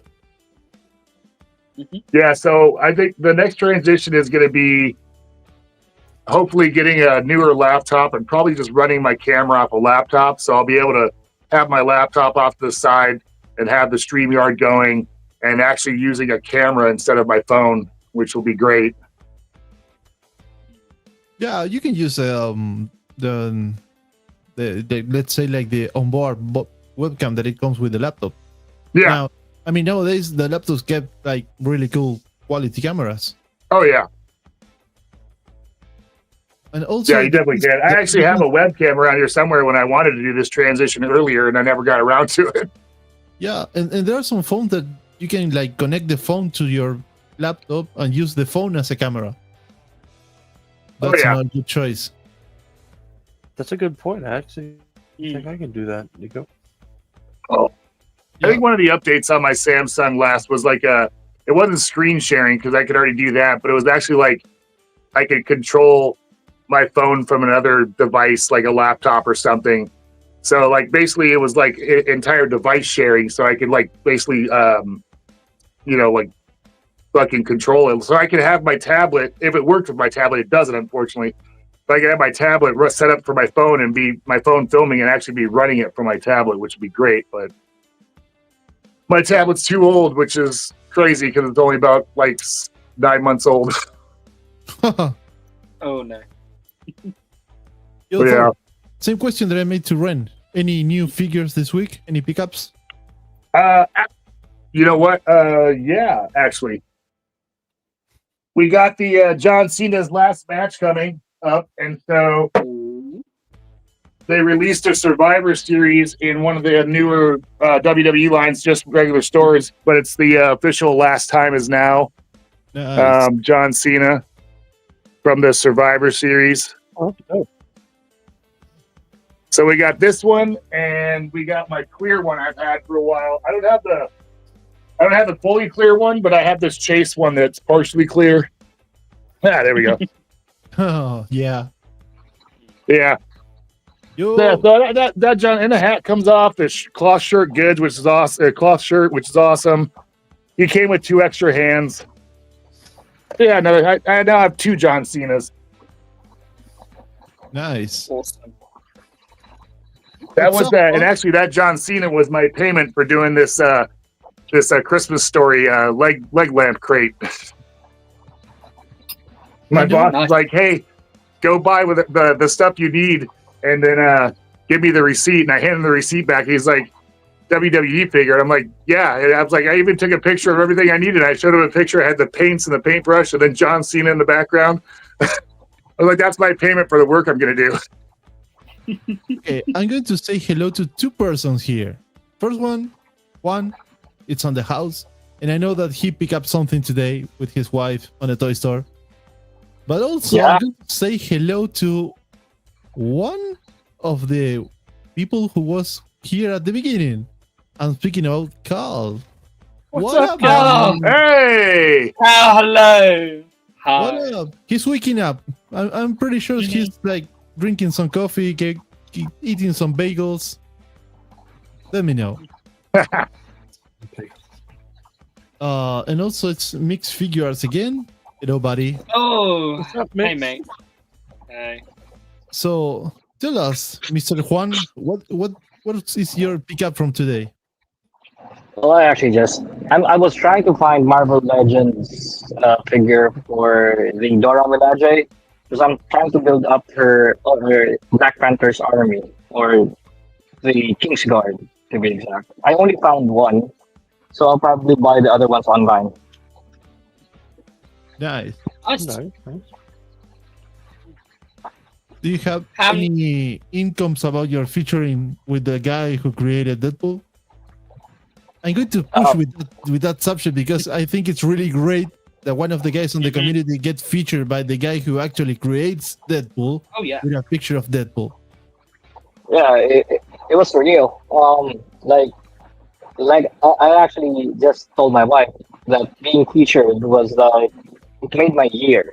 Because sometimes I want to quit the hobby itself because some things can be depressing about like the fact that you're doing things and then some people will criticize you for it. And I actually told you like in our past conversations that I was actually a bit criticized in how I overly edit my photos to be exact. But it's just that I guess people don't know that I'm not really a photographer. I'm more of a graphic designer. I'm actually a graphic designer by profession. So, but I do take feedbacks and all that. So it's good. I was happy that this was actually featured by Rob Liefeld, and it made my year. Definitely. So tell us about the picture. I'm showing the picture, you get featured. So I know that this was made for. It's not intended to be like a Christmas picture. It was made for Valentine's. So tell us the story about this. Yeah, I actually made it for Valentine's way back. I think, if I'm not mistaken, 2 years ago. Those snow wasn't really snow; those were petals. And there were really no debris up front. So what I did was, I just woke up one day and I said, I want to change this photo to fit for, like, use it for the season. So what I did was, I just added the Christmas theme. I added the snow and those. I'm not sure. I think I feel like I wasn't very specific, but those cracked things there shouldn't. It's supposed to be cracked glass from a, but it seems like ice. So I guess there are parts of this photo that I want to improve a bit more, but it is what it is. No, but it's a really nice picture. And I always say to you, like, when you say I'm not a photographer, I'm not that good, man, your pictures rocks. Everyone. Oh yeah, it's amazing. Absolutely amazing. I mean, I'm going to make one like step beyond that. I'm going to go across your profile because you got some amazing stuff there. I know that you have been fighting with this picture about the third eye of Doctor Strange.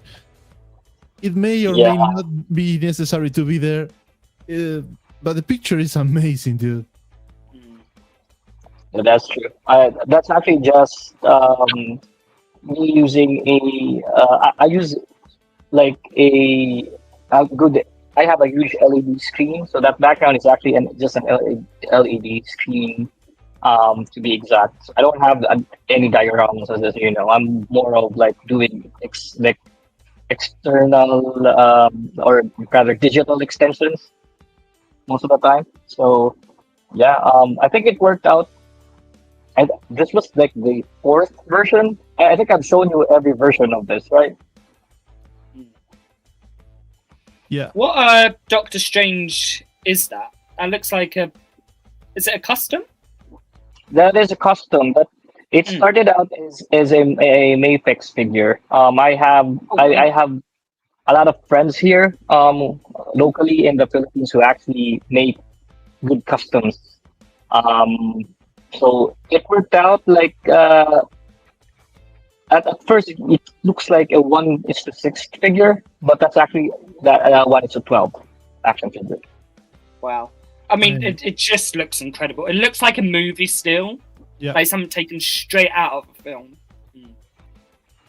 We've been talking with Juan about the articulations and the people who like hides or like edits the articulations. So finally, what did you do with this? Oh, I didn't do much. I tried my best, to be honest. Not to over edit it, because I think, like I was telling you earlier, I got feedback that it should still look like a toy. And the things that I was doing was actually taking away a lot of like the joints and all that. But I listened to it. But at the end of the day, you just do your best. Definitely. It turned out amazing, man.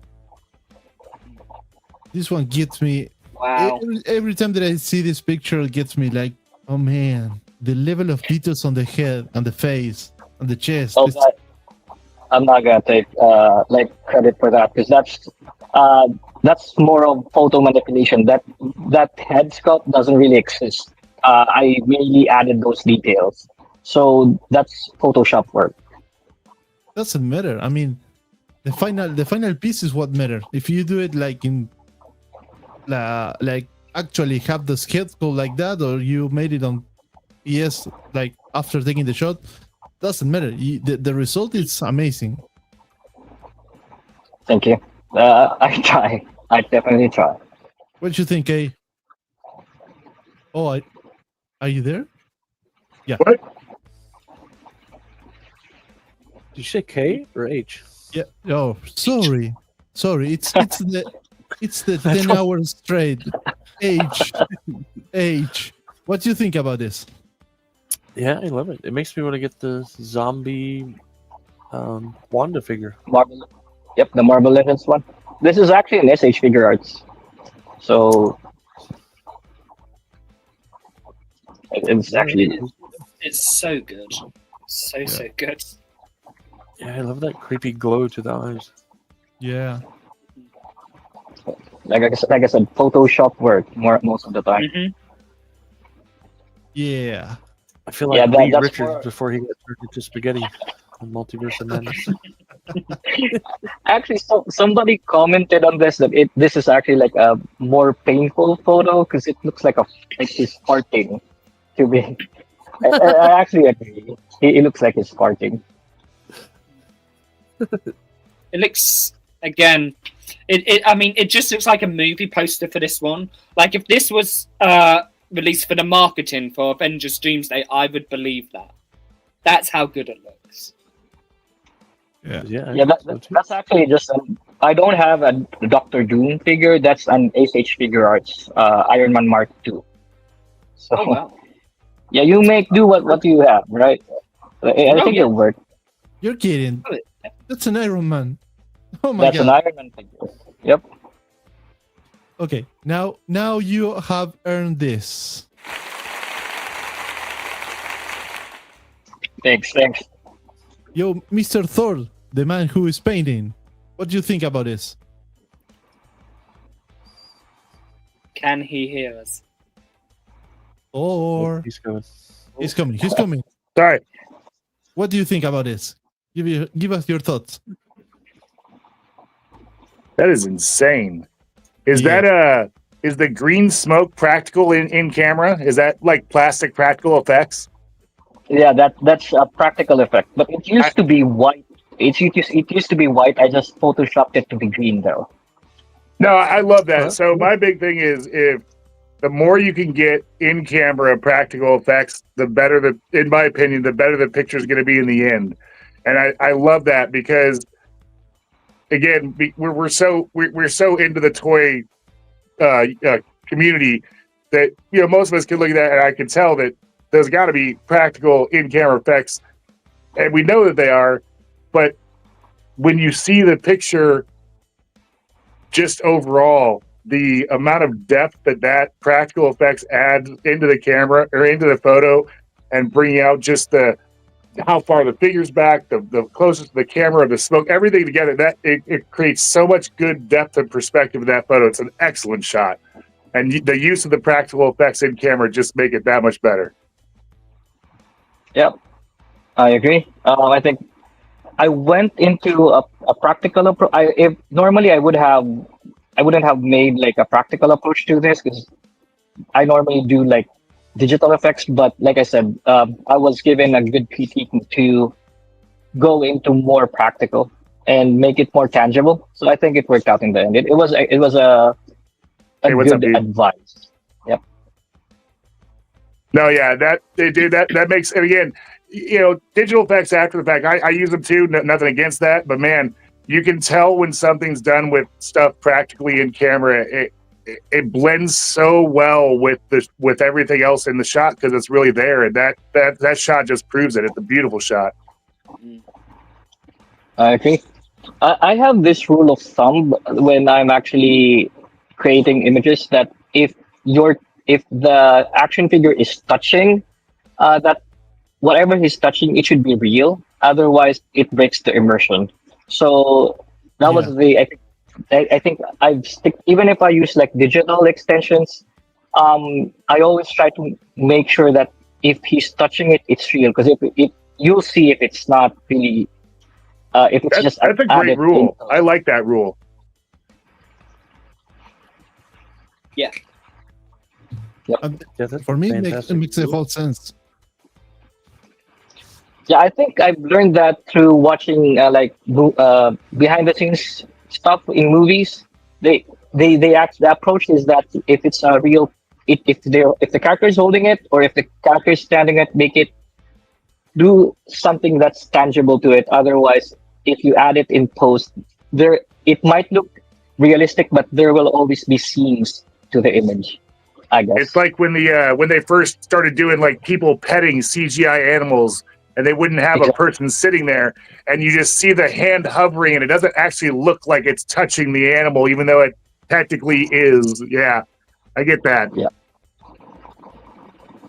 Right, looks like they were force petting. Yeah. Yeah, it looks like when I pet the zombie dogs in Call of Duty and just reach out and I'm not even touching them. Right. And another amazing one. And I bring this one because I know that Ren loves Batman, so I want to hear Oh, what yeah. you think, Ren. I mean, I'm saying this every time, but it's so beautiful. I mean, it puts anything I do to absolute shame. Can I just say? Because your work is amazing. What is that? The Fond Joy Nightmare Batman? It's like Mayfix. That is Mayfix. Yep.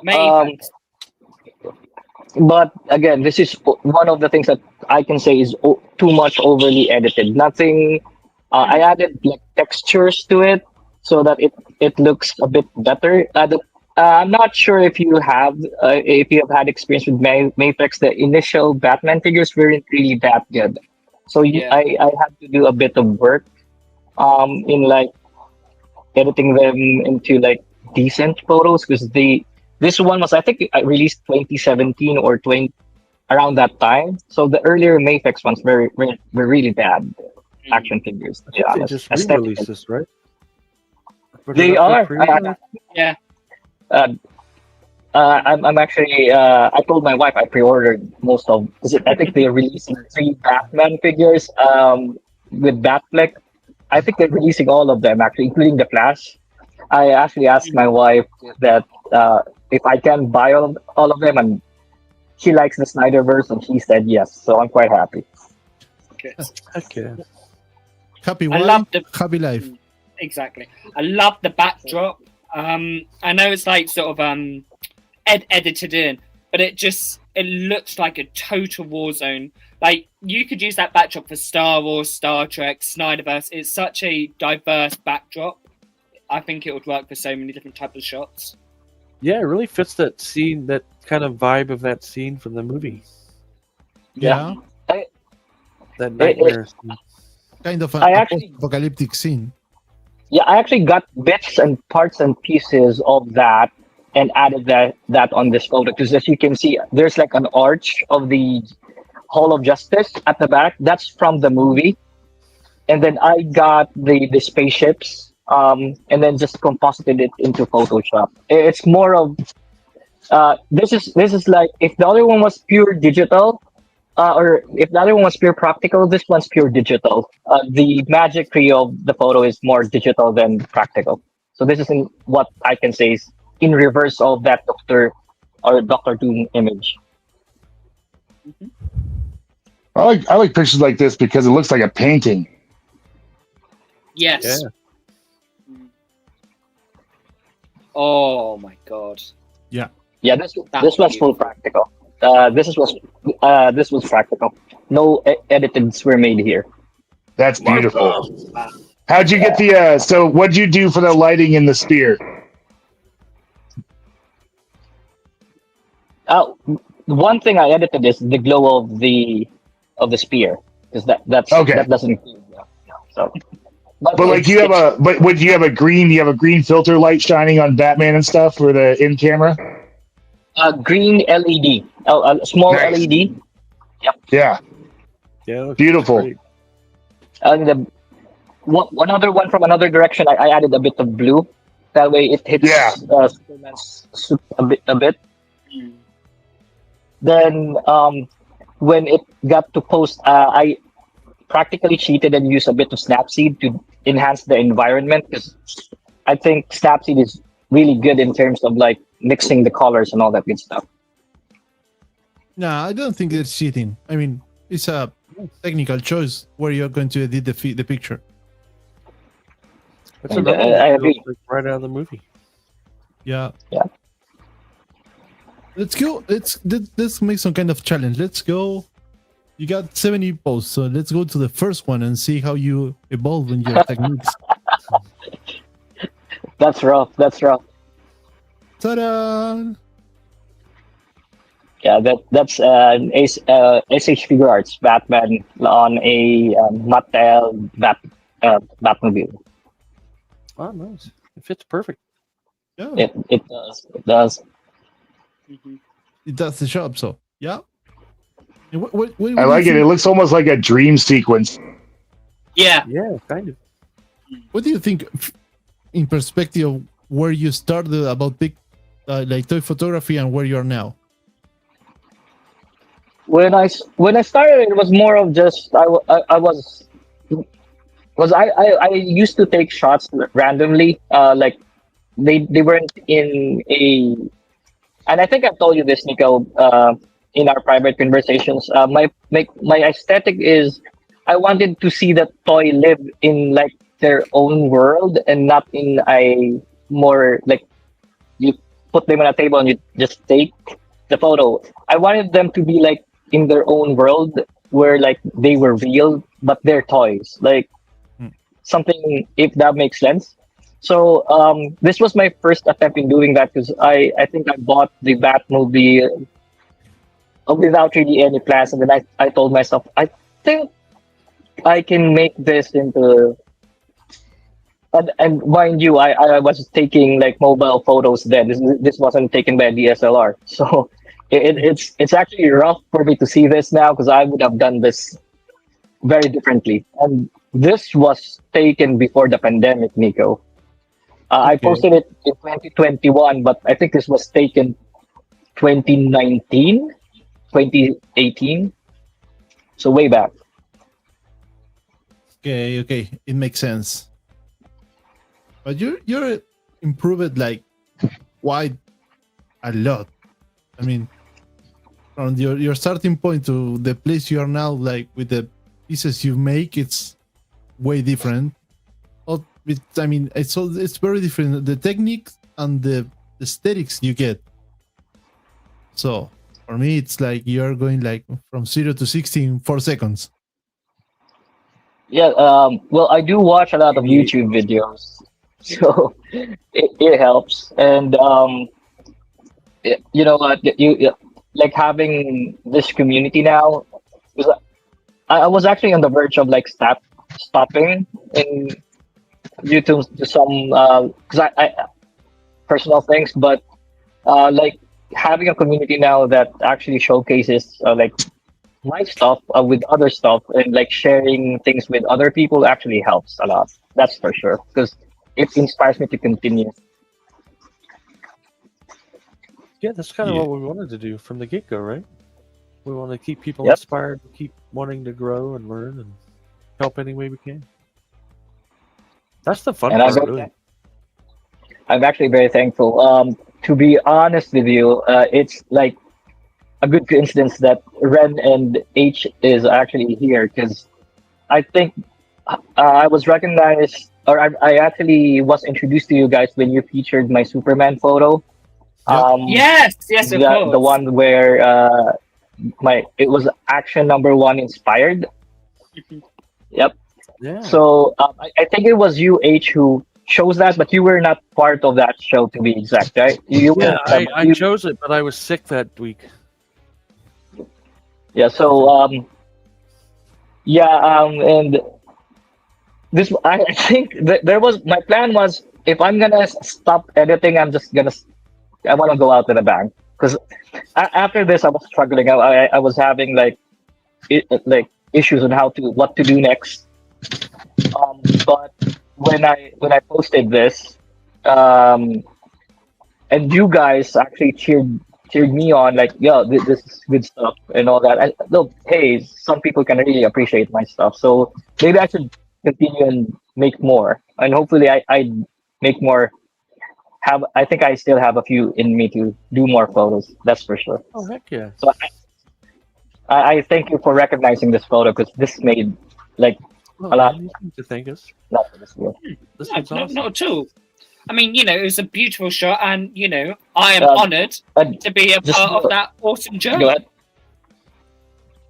I get a question about this picture. That question goes on the first time we featured this picture. What are those civilians? Because there's a lot of people asking about how can I get like regular people to make like an extra role in a paper or in a picture, and where I can get them? Oh, I'm not sure what their brand is. I actually just bought them. Like because here in the Philippines we have what we call like toy convention at the Philippine Toy Convention, and there are stalls where they actually just sell off stuff without like out of like a big box. You can just buy them for cheap. So, but one weird thing that people don't notice with this photo is if you zoom in on the photo, that the guy on the left, I changed that. I edited the face on that photo to be Ben Affleck, and the guy on the most right corner, that's Ezra Miller. I edited that photo to look like Ezra Miller. So I'm not sure if, because my wife is telling me that the Ben Affleck one doesn't really look like Ben Affleck, but to me it looked. I think I tried my best. To me it looks like Ben Affleck. I mean, I was just about to say, is that Ezra Miller? Like, I was literally Like just thinking that cameos and all that good stuff, right? Yeah. Oh, it's just such a good shot. Again, looking at it after a couple of months, I'm just reminded of how awesome this is. It's amazing. Yes. Yeah, I love the shot. This would be a cool poster. Yeah. I'm planning once my house is done. I'm planning to print this out. I think Ren, you're breaking up for some reason. I can hear you speak, but you're breaking up. Can you hear me a bit better now? A bit. Yeah, this one's How is this sounding now for you? I can hear you quite well, Ren. No, it could be just me then. I might have been just a little bit away from the camera at the time, but yeah, I'm sure it'll be okay. So, Juan, you're also a Gundam boy, right? You build and collect Gundams. I used to religiously do it. I quit way back when I started superhero action figures.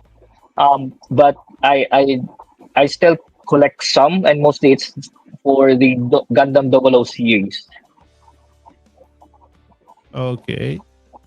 Because you told me on private that you were building Gundams a couple of years before. Yep. I actually started a group here in the Philippines which like promoted Gunpla and all that good stuff. But we kind of disbanded when my one of the glue from our team died. It's during the pandemic. So we haven't seen each other since the start of the pandemic, to be honest. But we're trying to, hopefully this year figure things out, and maybe we could do like a mini reunion. It's just gonna be sad because like the friend that was the glue is gone. But we'll see if there's another glue that's gonna be replacing, or toy communities in general. They come and go, but some you can call family. 100%. Yeah, I So, completely agree with that. Mixed Figures, are you still there? If you want, we can Before you leave spotlight you. I mean, let's go into do it. Oh, hey, there we go. I didn't realize I muted myself. Hey, I'm gonna take off for now because I gotta work. I'm on a schedule with this crate thing. So, but I'm gonna try and jump back on with you guys. Another stretch at a different time. Yeah, So, sure. Sounds good. Thanks. again, hey, always thanks for having me, guys. Appreciate it. Yeah. See you soon, man. Bye. Yep. Ren, good to see you, buddy. Oh, it's good to probably see you. Bye bye. Later, guys.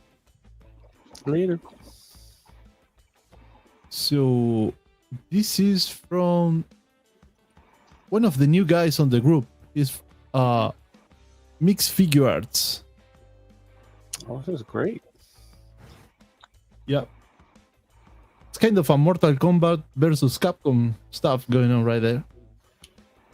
Yeah, you know I love my mashups. Yeah. That's why I bring it up. Even got Goku cheering him on in the background. Oh, that's right. And a turtle on the left side. Oh yeah. It's rough. With the size, like, yoo-hoo. Is that Superman in the background? There's somebody hovering. I can't tell who it is. No, yeah, you're right. Yeah, Michelangelo's in there too. Yeah, that is. It's a celebration of franchises. Yeah. Yeah, this is awesome. Ooh. Oh, that's nice. That looks practical. I think. Yeah. Yeah, definitely. Oh, that is beautiful. Yeah, practical. Oh man. What you think, Juan? Yeah, it's Aquaman, and it's very colorful. This one might be my favorite. Yeah, Oh, Oh, that one's great too. yeah. That's a lot of fun. is what brand is that? Is that NCF brand? I think it might be the I think so. Matrix. I think it's the Mayfix because of Is the it the mist. Matrix? Yeah, 'cause I'm on a small screen, so I can really see. But Yeah, it's a Mayfix. It's on the caption. Okay. I thought so because of the knees. it's good. My wife loves Aquaman. Hey, he's Lobo now. Yeah, You're right. It's Lobo. yeah, it's Lobo now. Ooh, this one is cool. Oh yeah. Oh, that's Anything- nice. Anything DCEU. For one thing, DCEU have better costumes than Marvel. Not to take any swipe with Marvel, though. I can agree with that. Yeah, there is something about the, especially the Snyder Cut Justice League. Those costumes, they were great. Say what you will about the film. I know people have mixed reviews. I personally loved it, but the costumes, especially that black suited Superman, that just looked so good. It what's it? We were eating well at that time. It was great. I agree. Okay, go back to the Ren Sally. Batman again. Oh, Yeah. oh, that's nice. Again, it makes me envious of because how it's so much better than anything I might do. But I mean that's no, is that the inner? I can't tell. Yeah, I don't it think is. so. Yeah, It's the inner 112. yeah. I thought so because of the eyes and the face, but the cape was kind of throwing me off a little. Yeah, the lighting going in on the body is perfect. Yeah, I mean, it really stands out nicely. it gives me that feeling from the movie at the third one when he's flying the Batwing, and you think that he dies. Spoiler if you haven't seen it by now. He lives. How old are that movie? It's like 10 years. 2012. Okay, so 13. So Wow. yeah. So if you didn't watch it, like, okay, now you know. You don't I'm die. ready for the In-Art Bane they're coming out with, and the Heath Ledger Joker. Oh yeah. You know I what? think yeah. Go on. Go Red. Sorry. Oh no. You this is all good. You go.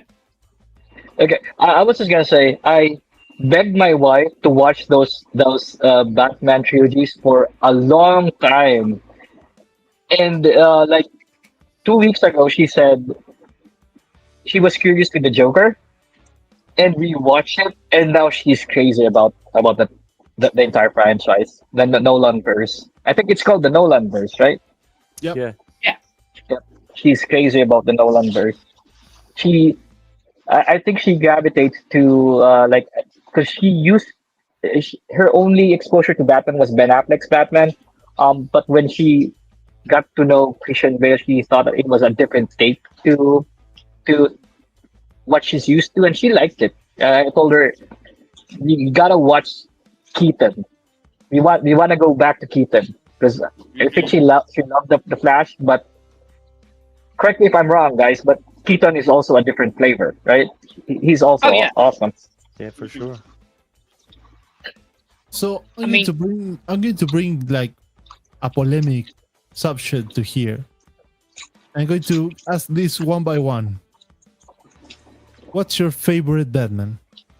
Let's start with Ren, who is the Batman guy. Okay. Are we This talking is- actors or the figures? No, actors. Okay. So, is it cheating to say Kevin Conroy? That's what I was gonna say. Because, like, if we're going, if we're including all types of actors and voice actors, it has to be Kevin. The He's Batman the first animated person series. to do a separate voice for Bruce Wayne and Batman. Exactly. Justice League, Arkham games, absolutely amazing. But if we're going exclusively live action, live action movies. like live action movies. I mean, I feel like it's an overrated opinion, but Christine Bale. So I just love. I think it's because Nolan is able to get so many amazing actors in those films. I mean, just the supporting cast. You've got Liam Neeson, Michael Caine, Morgan Freeman, Anne Hathaway, Tom Hardy. Like, he's able to pull in so many big legendary actors, and they all give amazing performances. So Dark Knight, I think, is my favorite, but I do have a soft spot for 1966 personally.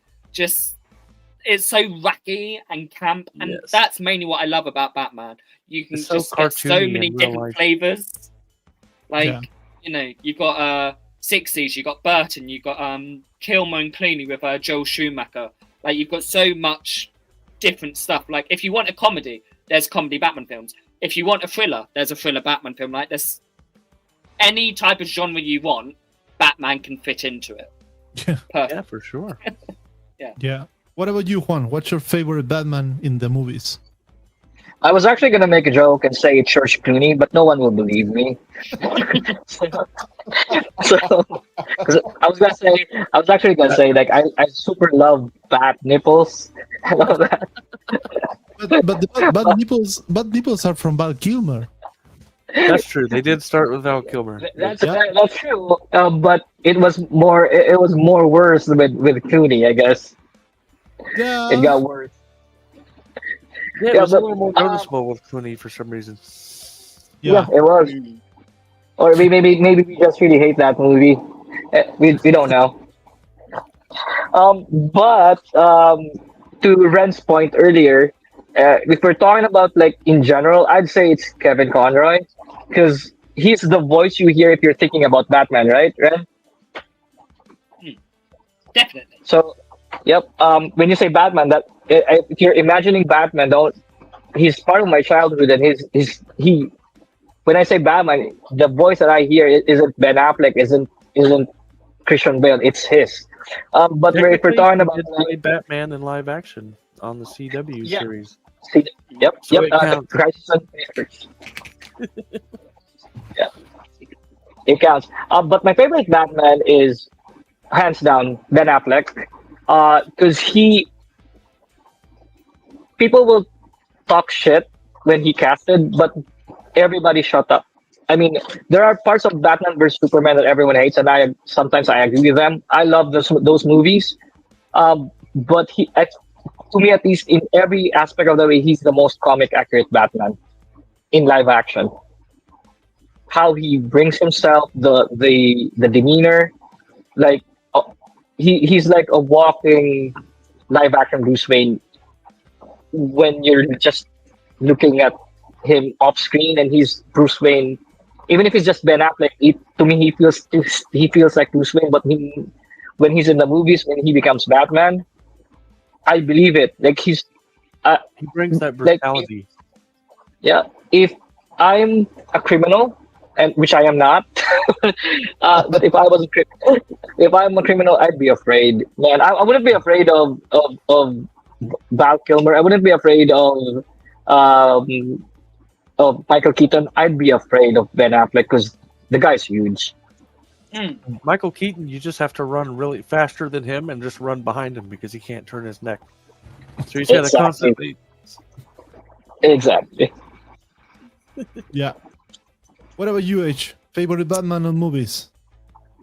Movies? I'm going to go a hot take here. I'm going to go with Val Kilmer. For nostalgic purposes. Okay. Or I Bat went to Nibbles? see that movie in theaters with my parents. Yeah, I want to hear this. And that started my love of Batman. Fair That enough. and the animated series. You have a point? I mean, I will say Val Kilmer, like the colouring of that film is so bright. It really like punches you. Like the wide shots of Gotham City. Like it feels like a comic page. Like Burton, he got the Gothic vibe, and that was amazing. But when Joel Schumacher did Forever and Batman and Robin, it feels like a comic book. It Yeah, I feels agree. bright and colourful. He kind of took that that's true. Tim Burton vibe and put it through a comic filter in a way. Yeah, basically. Yeah, that's true. I agree to that. I just have a question. Talking about, and this is a bit off topic. How do you guys feel of Bruce Wayne adopting a 20-year-old, more than 25 years? I think he's 25 or 24, 23, a younger, early 20s Robin. Didn't that take you out of the narrative, or you just went with it? Yeah, watching it back as an adult, it's definitely like, okay, this is kind of strange. How can you adopt another adult? That's kind of kidnapping, right? At that point. Yeah. I mean, You live here now. I think because especially now when you watch stuff like stuff on Netflix, for example, if you look at Stranger Things, all those kids are now like 24, 25. I think I'm so used to seeing old people playing younger parts. It didn't really take it out for me personally. Like I've never really thought about it until you've just mentioned it.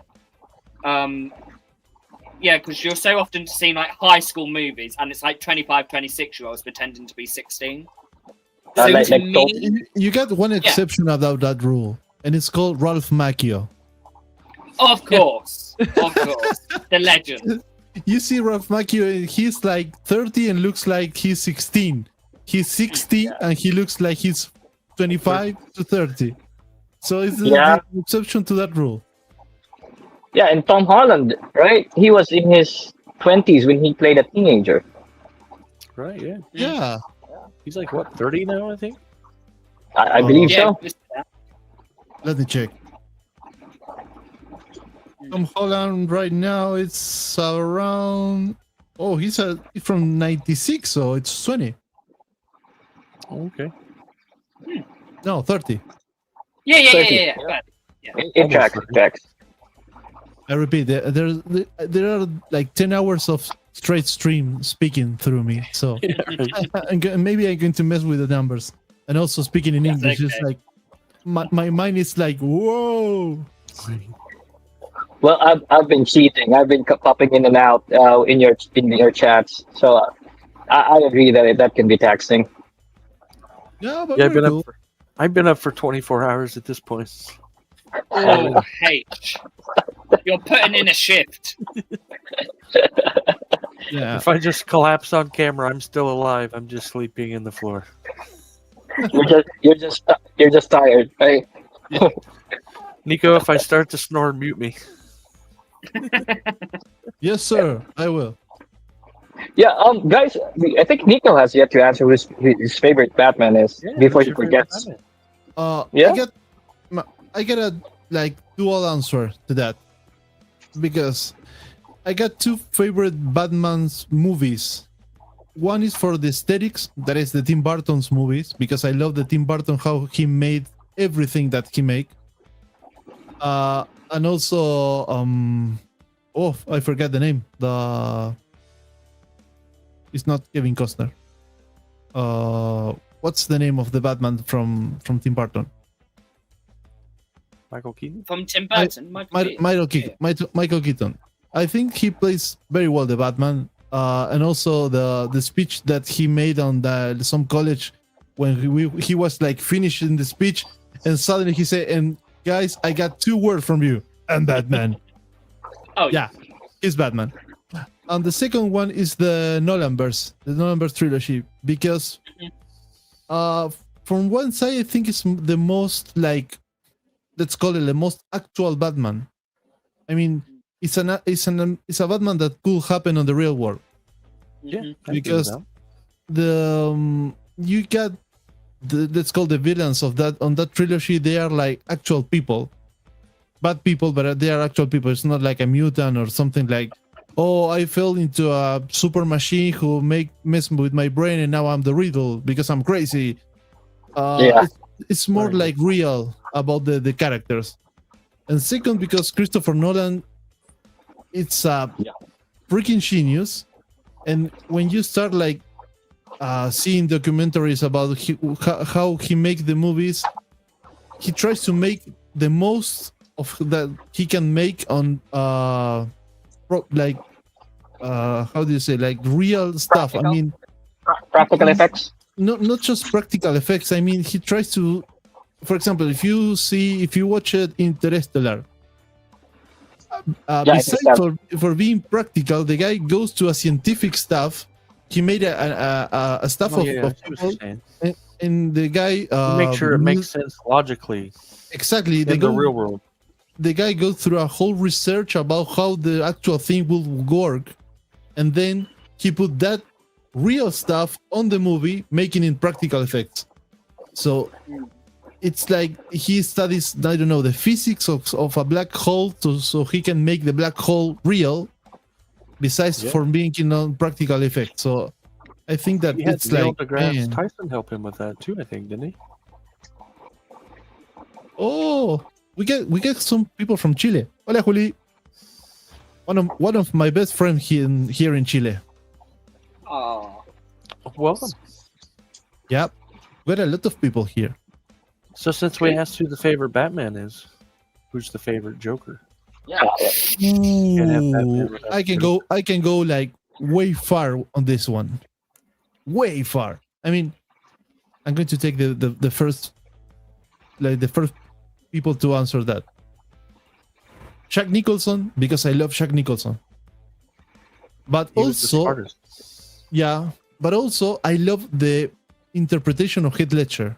I mean, the craziness that guy put on the paper, the way that he feels that he's the Joker, it's like, man, he made it feel real.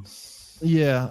And this is not from Batman movies, but I'm going to say I forgot the name again. The guy that plays the Joker with Lady Gaga on the second movie. Joaquin Phoenix. Joaquin Phoenix. It's not a Batman movie, but we can say that it's a Batman-ish universe, because actually he's the Joker, and it's not a superhero movies. It's an actual drama. But man, I think they said his Joker was actually not the real one, but what inspired what becomes the real Joker. I remember right. Yeah, I think so too. But that Joker, man, gives me the creeps. When you see it's like when you watch. I know there's a difference between them, but it's like when you watch Breaking Bad, and you see how the people turn in from one state of being one person to suddenly go to another extreme of craziness and madness in the head, and it's like so well done on the acting. It's like, I know it's not a Batman movie, but it's one of the best Jokers. I completely agree. The first one was great. Yeah. What about you, Juan? Favorite Joker? Mark Hamill. Hands down. That laugh. Just the laugh. Right. Yes, sir. Yeah, it's the same. It's the same, right? It's like he's what you hear in your brain when you talk to Joker. Those two are so perfect together. Good. Yeah. I mean, like I didn't even think of Mark Hamill I'm ashamed to say I didn't even think of. But now I feel like that's the obvious answer again. It's Mark Hamill. But if we're going strictly by film, I mean, you have to give it to Heath Ledger. I know it's the overrated answer to say, but like, you know, there's a reason why he won an Oscar, because he was amazing, and it shows just how diverse the Joker role is. Because the only superhero role to get Oscars is Joker. So Heath Ledger and Joaquin Phoenix, those are the only two people in all comic book movies to win an Oscar for a comic book film, and that just shows how great of a role the Joker is. But yeah, Heath Ledger. I mean, they're all great. Well, no, Leto's terrible. Yeah. But, you know, Nicholson, even Cesar Romero from the 60s, he was a lot of fun. Just, but no. Let's establish something. Let's establish one point before we move on.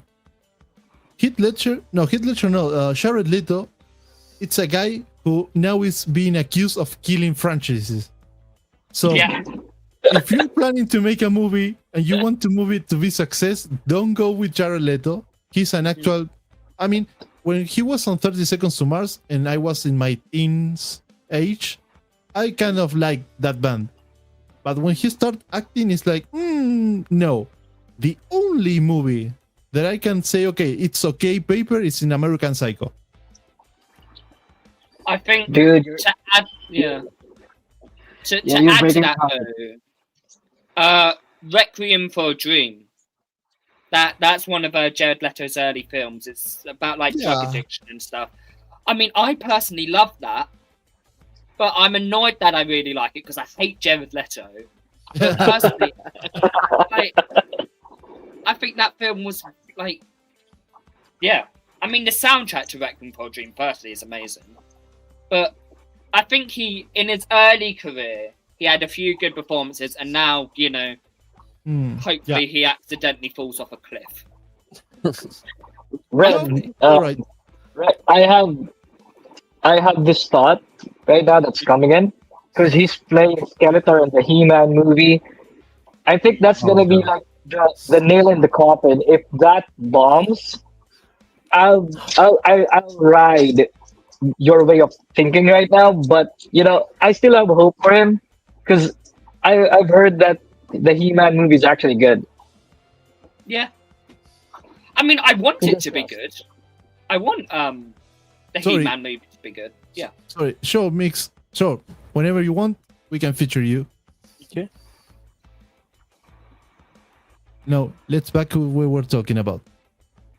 Yeah, favorite Joker, right? Wait, I get one concern about the He-Man movie and that guy playing Skeletor. It depends on how they make the movie. They can go through a serious or like adult movie, and they can go through like the Skeletor who's laughing like and Jared Leto doing that may be a good person for doing that. Yes, give us meme Skeletor. Exactly. That's my point. Now, best Joker, please go on. I'm gonna say I have two. One's older, one's modern. Jack Nicholson, just so good, and he's smart. Like anytime a new Batman movie is made, Jack Nicholson still gets paid because he put that in his contract for the first movie. Yep, it's like he owns like the copyright of being the Joker. Something crazy like that. So if you put the Joker in the movie, he's going to get paid. Yeah, even if it's not him. That's amazing. Like, is that like royalties or something, or residuals? Yeah, he had some kind of residual clause in his contract where any future Batman movie, I think, with the Joker, right? Yeah, I think he got paid for. I want to say that's a smart not man. even with the Joker, just a Batman movie. No, that's an actual smart move. So if you make like one movie, you make a show it's going to be like 1, maybe 2 years of filming about the movie. No, let's say 1 year of filming, right? and then you get like 20, maybe 30 years of modern movies of Batman, and you get still paid about that movies. Right? You ain't getting paid for Smart. 40 years for one job. Yeah. Joaquin Phoenix, That's- though, is my favorite modern. I think Yeah. that Yeah. I liked Heath Ledger. I mean, it was still real, but the Joaquin Phoenix was more of like, what would happen if a civilian had to live through all this shit Mm-hmm. type of vibe.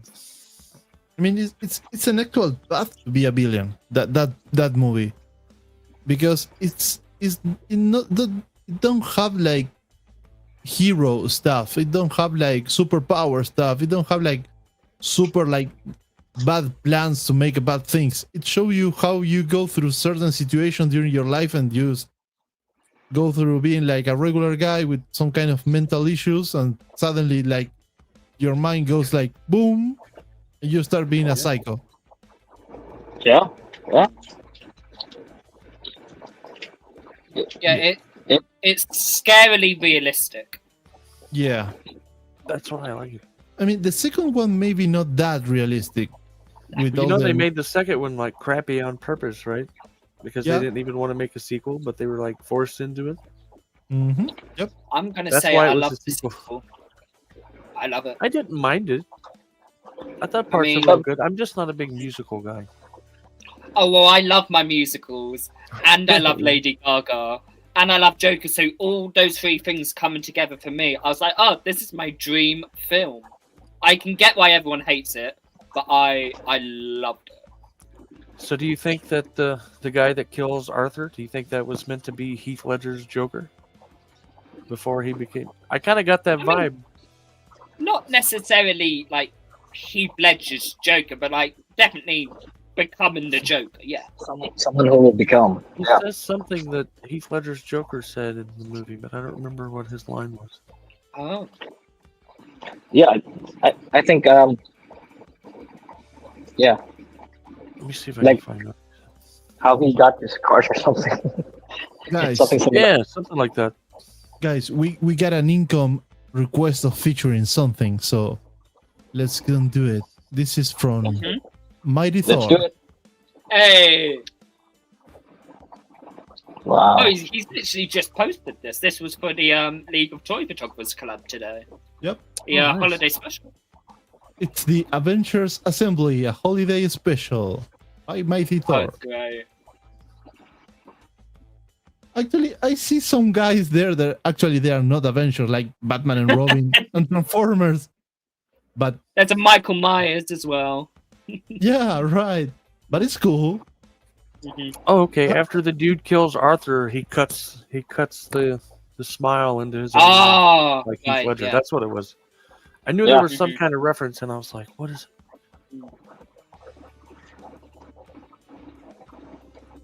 So Yeah. Thor is saying that there are 25 different figs used on that picture. Let's show it again. Nice work. Nice work. That's a great shot. I can barely get Mhm. 3 figures in a photo in it Well, let's gonna be fair. without it looking He too sees the funny. figures. They are seated on chairs. That is like more stable than putting like 3 or 4 figures in stand. That's true. So what do you do? Photo stacking? He photo stack them? No, I don't think so. It's like you put the chairs and he take the picture. No. Right, Thor? Yeah, knowing Thor, it's all going to be practical. Right, yeah. Oh yeah, okay. Okay, now there is a storytelling. So I can see maybe a Captain America going there with the chair. Yeah. Okay, now we got the artist online, so let's bring the artist. What up, Thor? Okay, I gotta say, that was actually way more difficult than you think, because those chairs are about a little bit more than an inch and a half, and what I used was one of these tiers for my I shelves, think it's in you. and they're only about 2 inches wide on each tier. So I had to do a lot of finagling because you'll see there's a transformer in the middle of the chairs. His legs are like almost 2 inches wide. So I had to find a balance. Like that was a very precariously balanced shot. That was not easy. Even though they're in chairs, that was a super difficult shot. And it's actually the blank shot, the shot of them moving in, them filtering in a little bit more, and then the final shot of them sitting down. And then the 25th figure is Captain America, where he walks in, and the whole joke is, in the Spider-Man movie where it's always the Captain America doing the PSA. And my favorite part about that was the ending credit scene where you get all the way to end credits, and it's just him sitting down, and he starts talking about waiting so long for something and not paying it off, and it not paying off. And so I really wanted to take advantage of that joke. And so it doesn't matter that they're not all Marvel figures in the audience. I just needed an assembly style, like a school assembly style audience. And so I wanted it to be all kinds of different guys. But the whole point is, it's all this buildup. I mean, that was a lot of work for just a joke like this. Like doing 24 figs in those stands like that was so much work just for a fucking lame joke. But I love it. I love it. This is one of my favorite ones. And this idea is what gave me the idea to challenge the league to create either a comic book style layout or a slide layout for a story and not just do one photo. And a lot of people really did a fantastic job of that challenge. So I'm proud of the league for this collab. Everyone did fantastic, but I'm not gonna lie, I am so proud of the amount of work that I put into this for a stupid fucking joke. I love it. I love it so much. But yeah, but I have to say, those chairs were fucking a nightmare to set up. They were not easy. No, I get you. Get you. All right, that's all. Nice work, man. Thanks, guys. It was like a flash news, like, hello, I made this like yes. Yep. Mm-hmm. Actually, you can say like thunder news because it's because of thunder. Right. No, but it's a nice thing, man. So where were we? Jokers, right? Yeah. Mm-hmm. I'm going to go with the easy joke. Have you ever watched those kind of memes where there's like, for example, the Lord of the Rings movie, and Aragorn like kicks the helmet and he screams, and the guy is like, "Do you know that it seems real because there was a stone under the helmet?" Okay, so do we all agree that we all love the scene when Heath Ledger is trying to blow the hospital, and the battery from the control they are malfunctioning, and so it start like blasting the button, and something from the nothing explodes like hell. He gets scared, and it was like a true reaction because he didn't expect that. Oh, it's fantastic. Yeah, those kind of stuff on movies, they are great. I want to say they said it actually scared him too, right? And they left it in. I love when they do and stuff the way he played the character, the way that he still was in character, even after that reaction, is the proof of how great an actor he is, right? Mm-hmm. Right, yeah, 100%. So I think that it's time to feature some other guy in the community that it's one of those guys that usually can't watch our live stream because he lives, if I am not wrong, he lives like in the Netherlands or something like that. But he always tries to be like present, maybe posting something, commenting, or he's like an actual part of the replay crew, as we call it. So without further introduction, we bring you Toy Collector, one of the best photographers in Europe, I can say. So, what do you think about this? Oh, that's perfect. That's so good. Damn. So good. Little detail, if you pay close attention to the helmet or the glass over both, you can see the face hugger. It's a great combination of comedy and horror. Yep. Yeah, it's a great mix, and yeah, the lighting as well, the red light and the blue light, it's so beautifully lit. Yeah. I remember. I mean, the head of the xenomorph made me remember of the Sega games from Alien, when you get the face of the alien, like one light on one side, one light on the other, making some kind of grunting noise. Amazing. I think this is one of the this is my favorite when he's done. Yeah, H love this one. It's not even the whole figure on the lizard thing, right? Yep. Yeah, the storytelling is spot on. You know what's happening. Yep. But there's a cool part of this. I don't know if you see. I can put the backstage of that picture, because actually you don't have like the whole figure on that picture. It's just like the head and the arm and the tail. Exactly. So it's clever. Wow.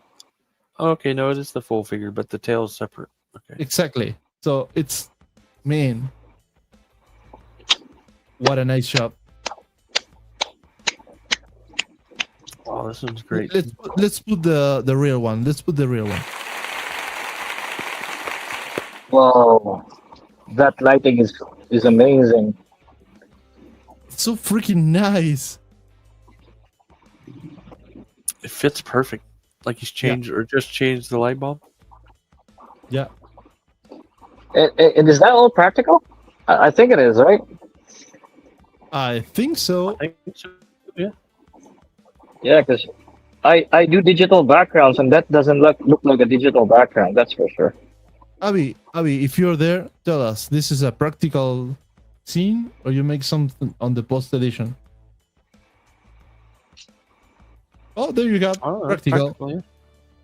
Yeah. Amazing, my man. Yeah. You made that dial really look a lot bigger.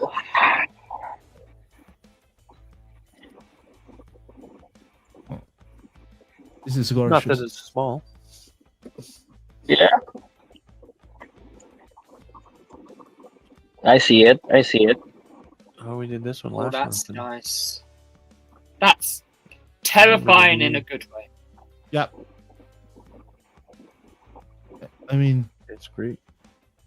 I know that some people don't like the clowns, but the picture is amazing. Yeah. It is. The level of details on the face of Pennywise is like, oh, he's there. He's bringing me a love that balloon. balloon in the foreground too. Yeah, that bleeds well. That's cool. Yeah. Makes it feel like the balloon's coming at you. Speaking of Doctor Doom. The Mezco Doom. Yeah. Juan, what do you think about it? Well, he did it better than what I did. How I did it, I guess. That's for sure. I wouldn't say better. I would say different, because they are different concepts. Yeah, similar concepts in a way, but different execution. And yeah, exactly that. Yeah, I love it. Like I said, it feels a lot. It's the way he does things. It's more practical than how I do it. So yeah, it's tangible. It's a little random, but that accessory he's holding is from the NECA Elvira, and I just love that because it's just such an odd thing to sort of bring to the figure, but it works so well. It's great. I love it. I love the fact that you know which accessory is. that speaks about your level of freaking collector. Like, if you start like seeing accessory and you know that where that accessory come from, you're a nerd, as we are, but more than we are. Yeah, I like the way that he placed those colors on there, like the green and the reds. Those are like imposing colors, and um, it does speak like villainy. Yeah. It's all there. So good. Let's grab another one. One about horror, one about indie. What do you think? Can we take a look at that Bond one? Is that on there? What? Which one? The James Bond. Oh, this one. Yeah. Oh, Ooh. that's Cinematic, man. It's that there are multiple options. There are multiple. Let's go with the first one, second one, or third one. Oh, I like the third.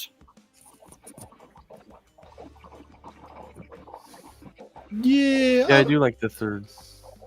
You get to see a little bit more. Yeah, that's true. We were talking about this earlier with Trevor from that the photographer from Mythic Legions, when he was saying that when you get a subject, one of the best ideas if you focus on the actual, like the idea of or what's happening on the picture. If the action, and I would say action about what's happening, it's on the face or maybe on the body of the character, put more of the character on the frame. So I think this it's like in line with that statement. If he's in the chat, may I know how many lights he used on this? Because this is amazing. How many light sources did he use? That's I going love to that like street it. cone in the background. Yeah. The that cone and the bogey of the maybe a car or some kind of street light. Nailed Yeah. it. Your street light. It's amazing. Let's go and grab the last one. Oh, yes. Oh, that's nice. So much yes. Yeah, this I mean, is the Sleepy Yeah. Hollow. yeah. I love that movie. Tim Burton's as usual. So H, please Yes, give that's me give me your analysis on this picture, because there's a lot of things happening there. Right, yeah. Kind of looking at all the details here. Really, I love the lighting. The sort of reflection on the horse gives it almost like moonlight shining down on the horse. Yeah, that's true. Is that You know, flame I- effect sculpted on the pumpkin, or is that digital? It's sculpted. I think it's sculpted because you can Yeah. see like it's plasticky. Oh, okay, I can see it now. I made it bigger. Yeah, it's the Yeah, head that great. comes with the figure. All right. I love the way that it has in the horse and then a tiny bit on the figure those kind of like red glares. I don't know if you call it glares, but they're like tiny pieces of the horse that are painted in red because of the light. Like they're coming from the tree. If you remember the movie, that tree is like the corset tree where the horse and the rider came out from the inside the tree. So Okay. Yeah. and it has like all the skulls that were inside the tree about the people that the rider gets off. Yeah, that's So- cool. Attention to detail. Beautifully done, man. Beautifully done. Fantastic. So, going ahead with this, my mans. Remember, for those who are watching the live, there's a QR code. You can go and donate for the guys on Child's Play Foundation, who is going to bring toys for the kids on the Christmas, for kids that are on hospitals during the holidays. So, if you can go and donate, we will be very, very thankful about that. Yep. We're pretty close to our goal. Yep, we are Oh, like yeah. 73% of the goal at this point. Really Nice. amazing. We are $728 from the 1,000 goal. So we're almost there. 272 more $4 to go. Mm-hmm. It's doable. We're gonna get there easily. Yeah, I'm sure that during the day we got a long day ahead of us. So We still have like 14 more hours left. Mhm. Yes, sir. We got 14 more hours of madness on the nut house. Yeah. Are you gonna survive it? Yeah. I hope I might- so. I might turn into Joaquin Phoenix Joker before it's over with, but I'll survive. I hope you still with me at least like a couple of more hours, so I can go on. If I come back smoking a cigarette with green hair, you know what happened. Yeah. I think that Dancing around in my kitchen. I'd be more scared if suddenly your camera turns off and start hearing the Frank Sinatra like, "That's live. That's what all the people say." Don't turn the camera. If that happened, don't turn on your camera, please. So it's, instead of saying hey Murray, he's gonna say hey Nico.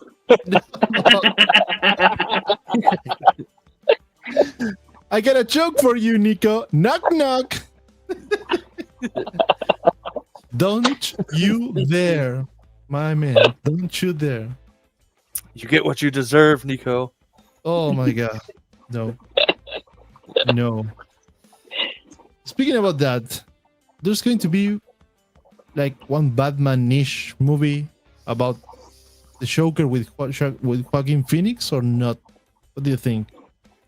No, there's not. I don't think so. He didn't What want to is do the in- second one. As in, you think he will return? Oh no, he can't. He got killed. That's right. Yeah. Yeah, no, Oh. he's dead.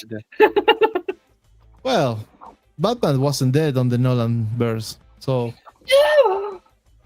Plus, You know. technically, Batman was a kid. Yeah, he was shown in the first movie. Yeah, I remember. hmm. Yeah, He's the about kid that. that he like, shoots the cheeks through the fence. I have a question to you guys. Since we're talking about movies, I'm not sure if you heard, but or if you've actually discussed this while I was off the show.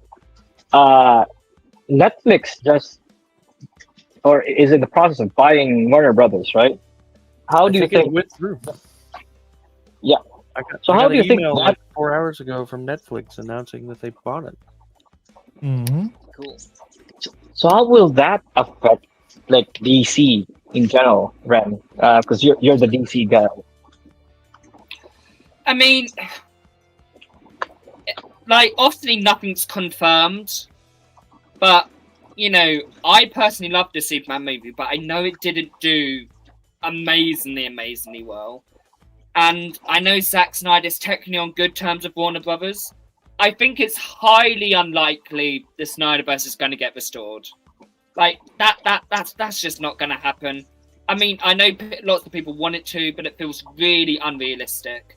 I'm not 100% confident James Gunn is going to last, I don't know, the next 5-10 years. I want him to. I love him. But I think if everything slowly gets moved over to Netflix, there probably will be some changes. But I'm not sure what they are, but I think there will be some changes coming. I think switching back to the Snyderverse would only do more damage than good at this point. Yeah, exactly. So It what would if just be too complicated? So what if they don't switch, but rather give him like just a movie to end it at least? Because to me, it didn't end properly in the Flash. I mean, It's I would like love it. A but swan song. But technically, the Snyder Cut was already the swan song. Like, they technically already gave him that chance with the Snyder Cut originally. So, I mean, what happens. You know, stranger things have happened, but I think it would be highly unlikely. Especially that Rebel Moon, which he did for Netflix, flopped. Yeah, as well. Speaking of That was Stranger originally Things, supposed to be a Star Wars movie, right? I think so. And Lucasfilm or Disney turned it down, so he's kind of changed it up a little bit. I think. Yeah, if I remember right. speaking of Stranger Things, I get mixed feelings about that. Have you watched the last season? It's not Okay. all out yet. But yeah. I'm kind of those kind of guy that when a new season comes out and it's been like 2 or more years between the last one and the new one, I kind of go and rewatch the whole show, so I can like instantly end the last chapter of the last season and get the new one. I do the same thing. But I got this kind of, let's call it like a problem of mine. There's it passed so many times between seasons that it's like strange because suddenly you get one guy from like that is like 12 years old and supposed like a to be exactly. So it's supposed to be like 1 year of difference between the one season and the other, but suddenly the guys show up in the new season like he's like 5 years more. So it's kind of weird. Yeah, Will looks way older. Yeah. Mhm. Will looks older. Mike looks much Mike older. Lucas too. I mean, Lucas has the let's call it the worst change was between season 2 and season 3, Yeah. because it's like he suddenly grew up like a super adult person in 1 year. Right, yeah. But besides that, I kinda wanted to finish my run on this and watch the new whole season. But the other thing is like, what do you think about they are like premiering new like episodes on Christmas Day and a New Year Day? So it's kind of strange. Yeah, it is. I don't have a problem with it New Year's Day, because I think that like New Year's Day specifically, like, you know, you're normally tired, you're hungover from the night before. Normally, you might spend the morning watching TV. I don't think that's a problem. I think it's a problem releasing Christmas Day though, because I have seen so many people online going like, I don't know whether to have lunch with my family or watch Stranger Things, and it's just Are they like, dropping it later in the evening, like this last batch of no, episodes? I think it's like early, Or early in like the day? what's it, 12 a.m. Christmas Day, Oh, depending on your time zones. And it's just like nobody has 3-4 hours on Christmas Day to watch Stranger Right, yeah. Things. If they did Especially it if like they, the 7 yeah. p.m., I don't think it would be as bad. Mhm. 'Cause by then even most if it was people would be just, yeah, done with the stuff. even if it was just one episode, maybe. But like so many of like my friends who love Stranger Things have been saying to me, I don't know what to do. It's ridiculous, especially if they kill like a fan favorite character off. Then you're just gonna be sitting there having Christmas dinner, and you're gonna be like, I'm really bummed out that Steve and Robin are dead. And you're trying to have a nice Christmas meal, and you're like, I can't. My favorite character has died. Right, your friend that got to watch the episode texts you and spoils it. You're like, "Ah, Exactly. So I'm watching a newspaper and it says that now we call it like volumes. The new episodes, they are called volumes. They're saying that each volume releases at 5 p.m. Pacific Standard Time on 8 p.m. East Time. So it's kind of weird because you're going to try to be with your family and suddenly you want to be watching Stranger Things. But the other thing about that is that those episodes or volumes, they're going to be like 2 hours. It's not like a 40-minute episode. It's like two and a half hours. So it's a long shot. Yeah. Like, yeah, nobody has 3-4 hours to spend on Christmas Day. Spare to use on Christmas Day. Well, if it was one episode, maybe. The good part of that is it's going to be December 25th and December 31st. So at least in South America, the most busy day, for putting it in some way, it's the 24th, because the Christmas Eve you gather with your family, you got some dinner, then you spend like the whole night open gift, and on the Christmas Day, you're like, okay, it's done, so I'm now going to spend the day like hanging over because I'm tired for being all the night like hanging up. So kind of that, but the day of the New Year's Eve, it's going to be more messy because also in South America, you spend the whole day with the family on the New Year's Eve. So you're waiting for the clock marks the hour and you start like toasting and saying Happy New Year and some kind of stuff. So what's your opinion on what should be the best scenario to watch those episodes? Say what?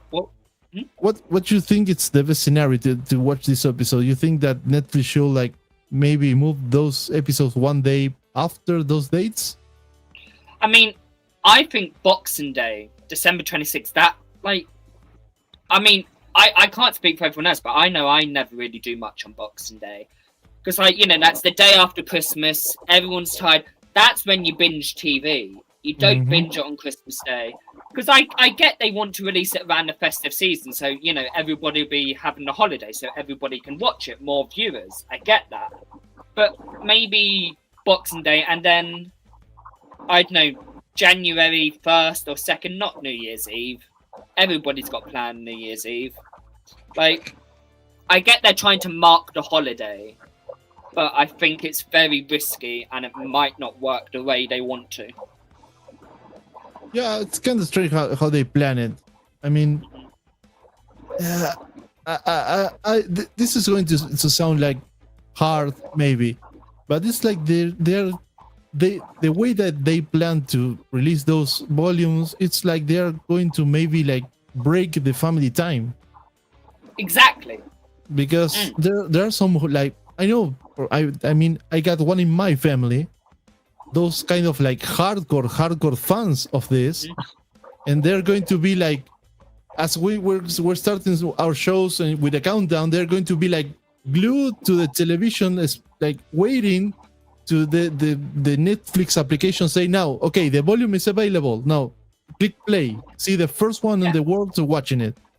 So it's going to like tear down the family time in pieces because there are some hardcore fans that are going to try to see it or watch it. Oh, definitely. It's very complicated. I mean, I don't want to get spoiled. I'm not going to watch it on Christmas Day. I'm going to be with the family. Like, I don't want to get spoiled. Yeah. So it's very messy. Yeah, that's another important stuff. Nowadays with the social media, it's like their episode it's live on like 8 p.m. standard time, and you get spoilers on every freaking network at 8:01 because it's like, oh, I get it, picture, boom. Man, don't do it. Don't be like that. They should have done it like 2 episodes a week for 4 weeks. Yeah. Yeah. Yeah. I much prefer when things are like week by week. I much prefer that. Well, here we are an interesting comment. They said maybe it's on purpose that generates more expectation and run for seeing the episode. True. That's true. True. But it's true, but also at the same time it's complicated because of the thing that Ren was saying about the tearing down the family time. Yeah, for sure. And nobody's going to be watching the new Stranger Things episodes while they're doing Family Christmas. Yeah. No, that's for sure. But yeah, man, it's terrible. And speaking about those kind of stuff, which show on Netflix or on another platform you will love to see like more of that show and the show gets canceled? Ooh, I have one. What? So like something that has been cancelled before. Yep. And you want it renewed. Okay. That's a hard one. Mine's on HBO. Well, go on, H. What's yours? Mine was the Perry Mason reboot. I don't know if you guys watched it. There was like 2 seasons. It was really, really good. And then they just canceled it out of the blue, and I was like, what the hell? It ended on like a really good cliffhanger, and then like 2 weeks later, I think after the last episode came out, they canceled it. I was like, why? No, yeah. I got 2 of them. One is on Netflix and one is on Amazon Prime. The one in Netflix is called Altered Carbon. It's based on a book, and it's amazing the concept of the series. I'm trying to tell you about some kind of like baseline. I'm not trying to spoil you. It's about in the future you got some space explorer who get to a planet where they found maybe a metal, and that metal allows the humanity to build something called stacks, and the stacks are put on the base of the head, and you get your consciousness on that stack, so you can move between bodies if you migrate the data on those stacks. So virtually the humanity gets the immortality, because while if you don't like get hurt on that stack, you can like change your body. And they canceled the series. Yeah, there. I think that there are like 3 books, and they made the first 2 on the first and the second season, and suddenly they canceled because they say that it wasn't enough public to watch that series. That's annoying. Yeah. And the other one, it's called The Peripheral on Amazon Prime, and it's something similar. It's like a time travel between quote unquote time travel stuff about some kind of like simulation that you can use on the present, and that simulation is actually happening on the future, and it's called A Peripheral. And they went to this strike of writers, and when that strike was like a couple of years ago, it turned down a lot of shows, and that show was in that bunch. Okay, I think I've got a couple now. So this technically hasn't been cancelled, but like season 2 hasn't come out, and it's been I think a good 4 or 5 years. Guillermo del Toro's Cabinet of Curiosities on Netflix. It was a short anthology series. Each episode was its own sort of like creepy horror tale, and it was so good. Like each episode, I think there was like 6-8 episodes. They were so creepy, great writing. It was just Guillermo del Toro doing what he does best, and that is like creating creepy individual stories. And just season 2, like they haven't confirmed whether it's cancelled, but just nothing has happened for about 5 years, and I hate that. And then the other one is a childhood favourite of mine. So there was Spectacular Spider-Man, an animated series, early 2000s, and season 2 was all good to go, but because Disney and Sony were all like merging at the time, that got cancelled, and then Disney made Ultimate Spider-Man. And Spectacular Spider-Man, I generally think it's one of the best.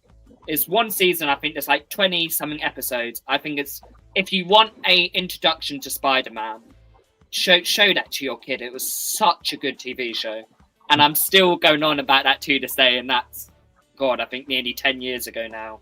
But yeah, I think those 2 for me personally.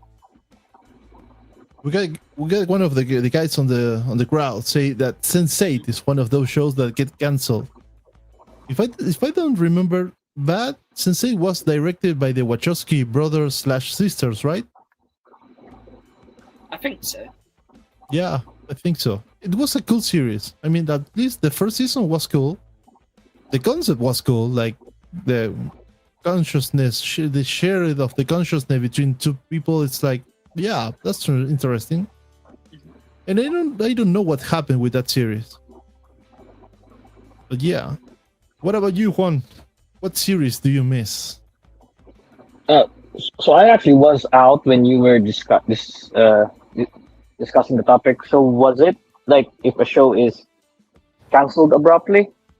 Yep. Yeah. Wow. Oh, the thing is, I only watch a show if it has a full good ending. I actually check. I don't check for the actual narrative. I just want to make sure that it's not an open-ended kind of thing. So I don't have much on that effect. Yeah, I can't think of any. I'm more in. I only watch shows that I know that are complete. But I do have one that bums me out right now. Now that you mention it, Young Justice from HBO Max, right? The last season was, I think, one of the best seasons they had, in my opinion. And I think there was a tease of Supergirl and like Darkseid finally coming to Earth. Like, I think it was like a good. It was like one of the highlights of the supposed next season was finally Darkseid was coming to Earth after like scheming with Lex Luthor and all the other characters, the Light. So I'm bummed out that when James Gunn took over, that's canceled, because I think what I'm not sure. You can correct me if I'm wrong. From based on what I am understanding, James Gunn has the control on what goes forward, and I think what he wanted was to start fresh from the ground up. So aside from Matt Reeves' Batman, everything else was canceled, right? I think so, pretty much. Yeah, for the most part. Young Justice was a good show. I'm so bummed out that that's gone. Yeah, he did say that Sensei was too expensive, filming on several countries, moving people and equipment, they can't afford it. That's a long shot. So yeah, makes sense. Because now that you're saying it's like were filming like one part in the States, one part in Germany, one part on Korea or China, one part in some Arab country. Don't remember which one. So yeah, makes the whole sense. Like, now that I mentioned it, sorry to cut you off there, Nico. Is three body problems the Netflix show? Is that what it's called? Is that getting a season 2? Which one? The three body problem or something like that. The three body problem. That's an excellent show if you like physics and space stuff. Yeah, is that getting a second season? I don't know, because I think the book it's longer than the first season, but the first season was released on this year, so I don't know if they signed for a second season, but I will check. Yeah, because I think that's a good show. Okay, here it says, oh, good news for you. Here it says that Netflix Three Body Problem has been renewed for season 2 and 3.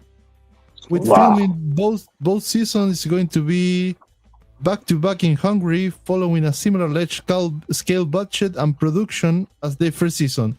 While no official date is set, a 2026 release for season 2 is widely anticipated. Nice. Yeah. That's a good one. It's a good one. I wish they'd do another season of Peacemaker, even though it wasn't technically canceled. Yeah. I'd be up. Also, they're not continuing Peacemaker? I don't think they are. Have you seen season 2? Yeah, I haven't seen the entire season. I think I jumped into the end. Mm-hmm. So you've seen the ending? I've seen the ending, yeah. Okay. Because I do think they might do a spin-off series. Hopefully. Checkmate? I mean, is it gonna be Checkmate? Right? I think so. No. That's kind of what it feels like they set up anyway. No, here it says that James Gunn say that it's not in the plans to make a third season of Peacemaker. No, but he did say he's kicking around the idea for a Checkmate show. I mean, and said we'll see those characters again in some form. So James Gunn, it says that James Gunn was on the official Pacemaker podcast, and he said that Peacemaker third season is not going to happen, but Peacemaker will be come back. Okay, so I'm guessing maybe they're going to make like a side show with like a spin-off and put Peacemaker there. I guess so. I have a question. Favorite parts of James Gunn's DC. I have a question with season 2 in general. How do you feel with the retcon that they did in terms of like the first episode? So instead, the recap episode, instead of the Justice League showing up, it was the Justice Gun who showed up. How do you feel about like that approach he did? instead of just doing like a multiverse type of thing. I mean, I didn't have a problem with it. Like, I felt like it needed addressing. Like, they couldn't just ignore it. It needed to be addressed, like, you know, how this has all changed. And they just done it in such a blunt, simple way. It's like, here was the original scene. Here's the new scene. This is what it is like moving forward. Because I think James Gunn said there's some parts of the old DC universe that are canon, but it doesn't necessarily mean it was with those characters and actors. But, like, those events happened. So, Right. I didn't have a problem with it. I can see why some might. Because, obviously, people like the old Justice League, but I think it was a needed change. Yeah, it makes sense. I want to say this is before the Justice League, right? This is when they're still in the Justice game. Yeah, but in season 1 of Peacemaker, it was the Justice League. Oh yeah, I got So, what you're saying now. that's... So, yeah, I think how he did it was clever because it didn't take a lot of budget. It was straightforward, right? It was straightforward, and the best thing about that is you don't really have to over-explain it. It's just, it was just as similar to how the recast of Terrence Howard to I can't think the other guy, Don Cheadle. Yeah, it's almost very similar to that. Like I'm here, deal with it. It's that. So I found it clever, definitely. Some people might not agree, but I mean that's better than not addressing it, I guess. Yeah, I think it's better received when it's addressed. When they sort of make fun of themselves, like, yeah, we had to recast this guy, but deal with it. Yeah. Deal with it. So, people in the crowd, I see that Shamey came up. What up, Shamey? Good morning, my brother. friend. What kind of series, show, maybe TV, like live action or maybe cartoons, do you wish they were not cancelled?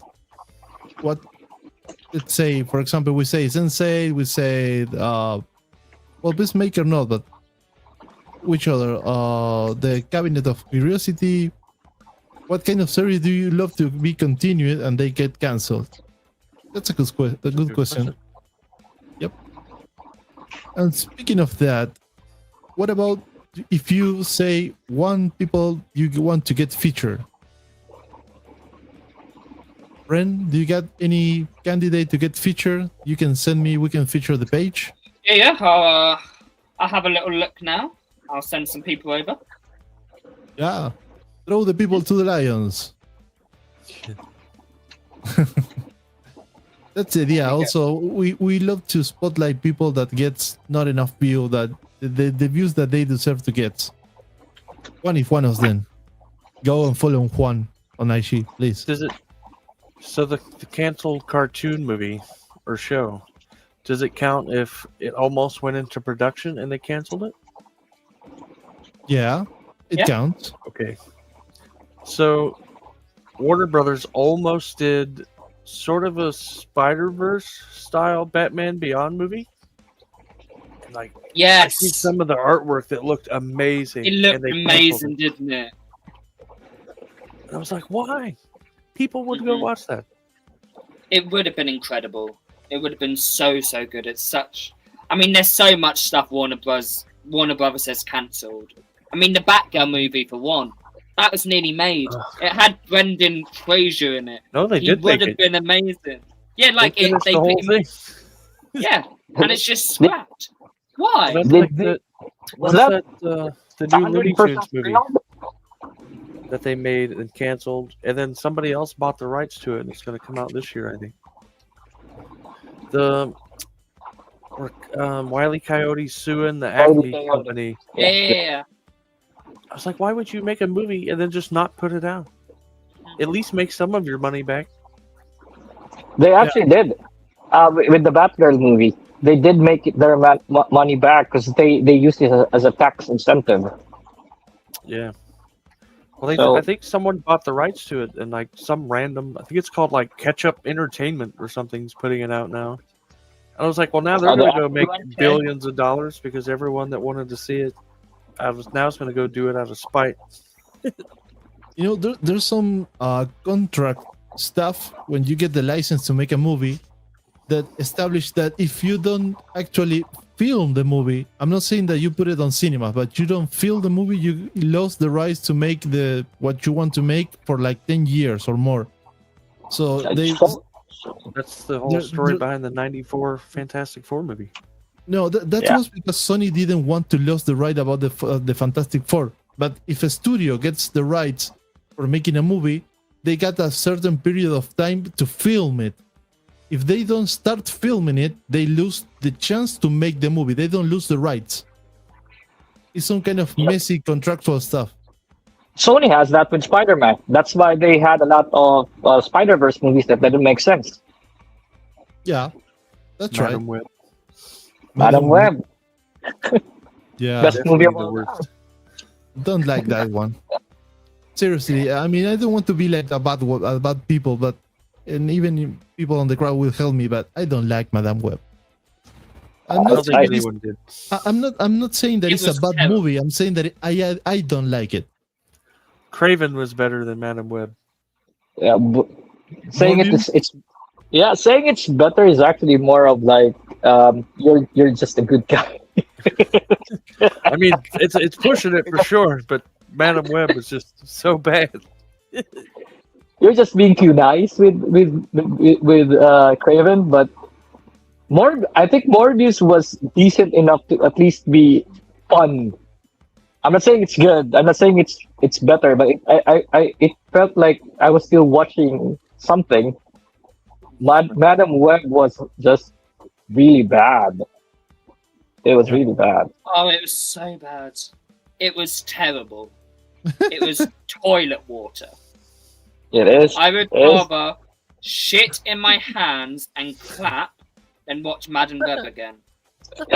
I think that was like the finest curse that I ever heard. Like it's toilet water. I'm going to give you this one.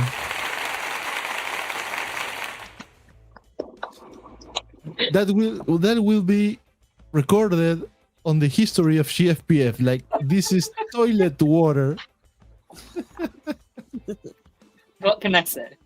Okay, buddies. It's feature time for Cooper's Tale collectibles. Feature time. So there are not so many. Oh yeah, there are so many.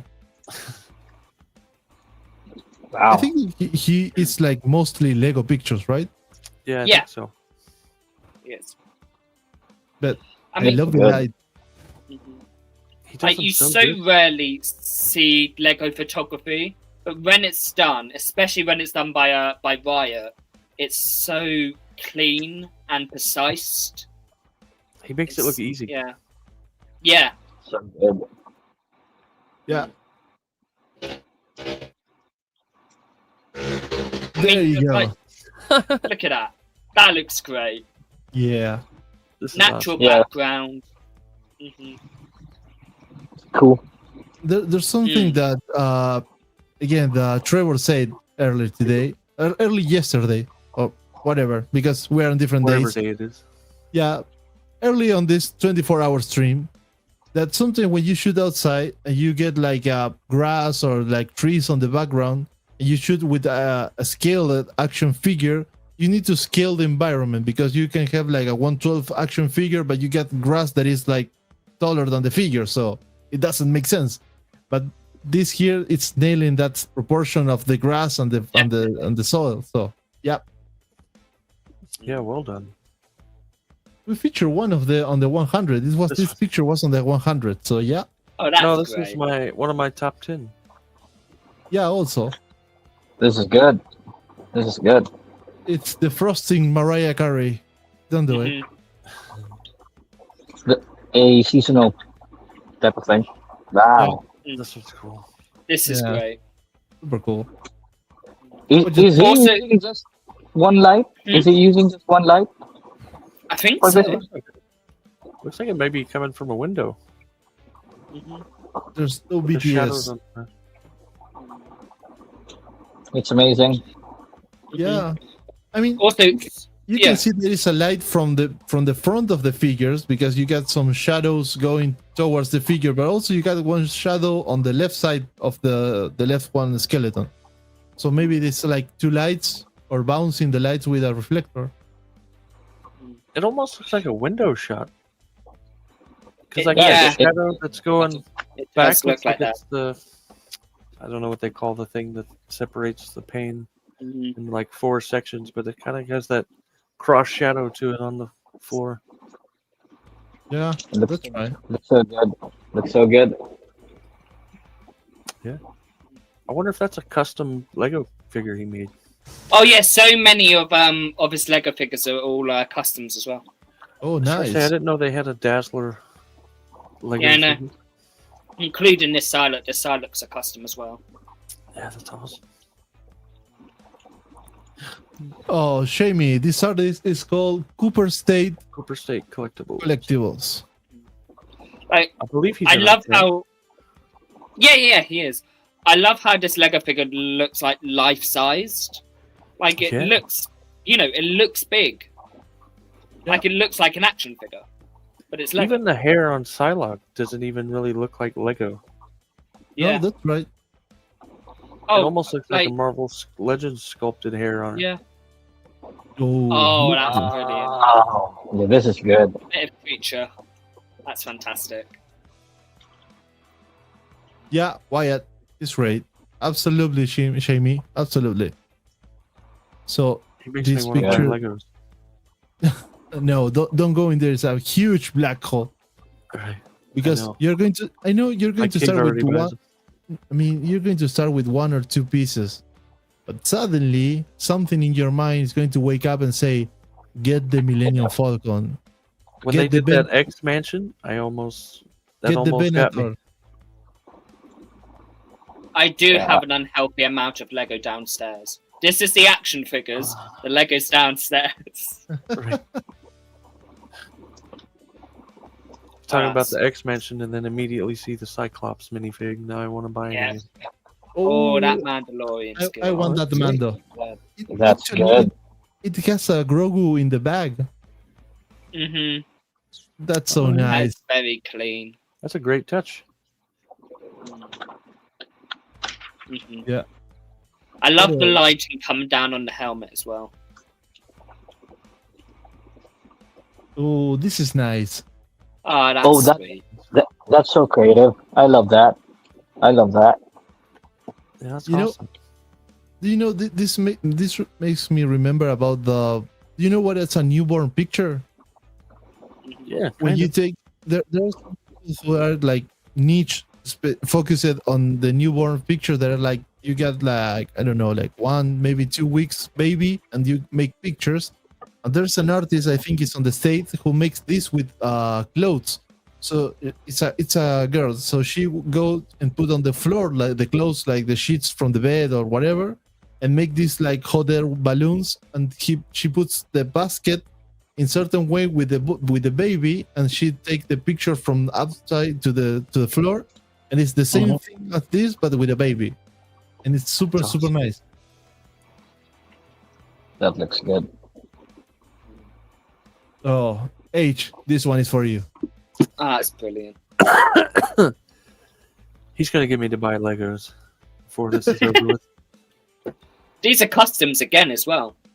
Oh no, that's gonna be even more expensive. Yeah. That's like $20 a fig. Mm-hmm. For this fig.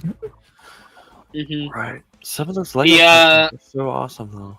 The Human Torch head and hair is from a Harry Potter figure. I recognize that.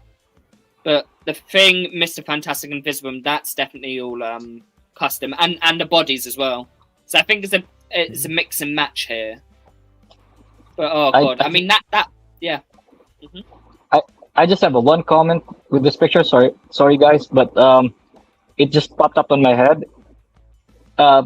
What if Sue Storm was not there, but she was there? Like she was just like invisible, but the space was just I don't know. But this is And that would have been fun. yeah. You know what? Some kind of translucent Lego. from Sue Storm. Yeah, that would work too. Like a crystal clear piece that is actually a Lego, but it's crystal clear so you can see through, but it's Sue Storm. That will be awesome. Yeah, I'm sorry to cut you off there, Fred. To make it like Oh, no, it's all good. Just popped up in my head. Oh no, of course, it's fine. Yeah, it's a great shot. It is. Oh, speaking of Madame Web. Oh, I'm just kidding. Now this picture is actually great. Madam I mean- Web's like Voldemort. We don't say that name here. That one who shall not be named. She who shall not be named. I mean, it's actually cool how that Wyatt can like focus on that Lego and get the other one out of focus when they are super small pieces. So But you Yeah. still know what it is, even though it's out of focus. exactly. So you need to like kind of master the focusing art on this because it's super tiny pieces, but you get it. I'm still learning on 6-inch figures. I'm not even going to attempt Legos.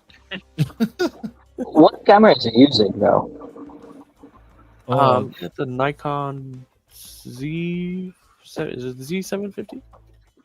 I think. Yours D750. Okay, yeah. I thought so. Yeah. The chair. The Yeah, chair. That's nice. That's nice. Is that practical? I mean, the light is that like taken as is, or is that like in post? The I'm pretty sure it's The Oh, highlight. that's sort of practical. looks like it's an outdoor shot, maybe. Oh yeah, yeah, because if it's done in practically, then that's amazing. Absolutely. Yeah, the shadows from this plant really sell it. Yeah, I mean, for me, it's like practical delighted because it's all over it's all over in some way that it looks like consistent. So it's not like he make like kind of dodge and burn or maybe like raising the exposure in some parts and another not.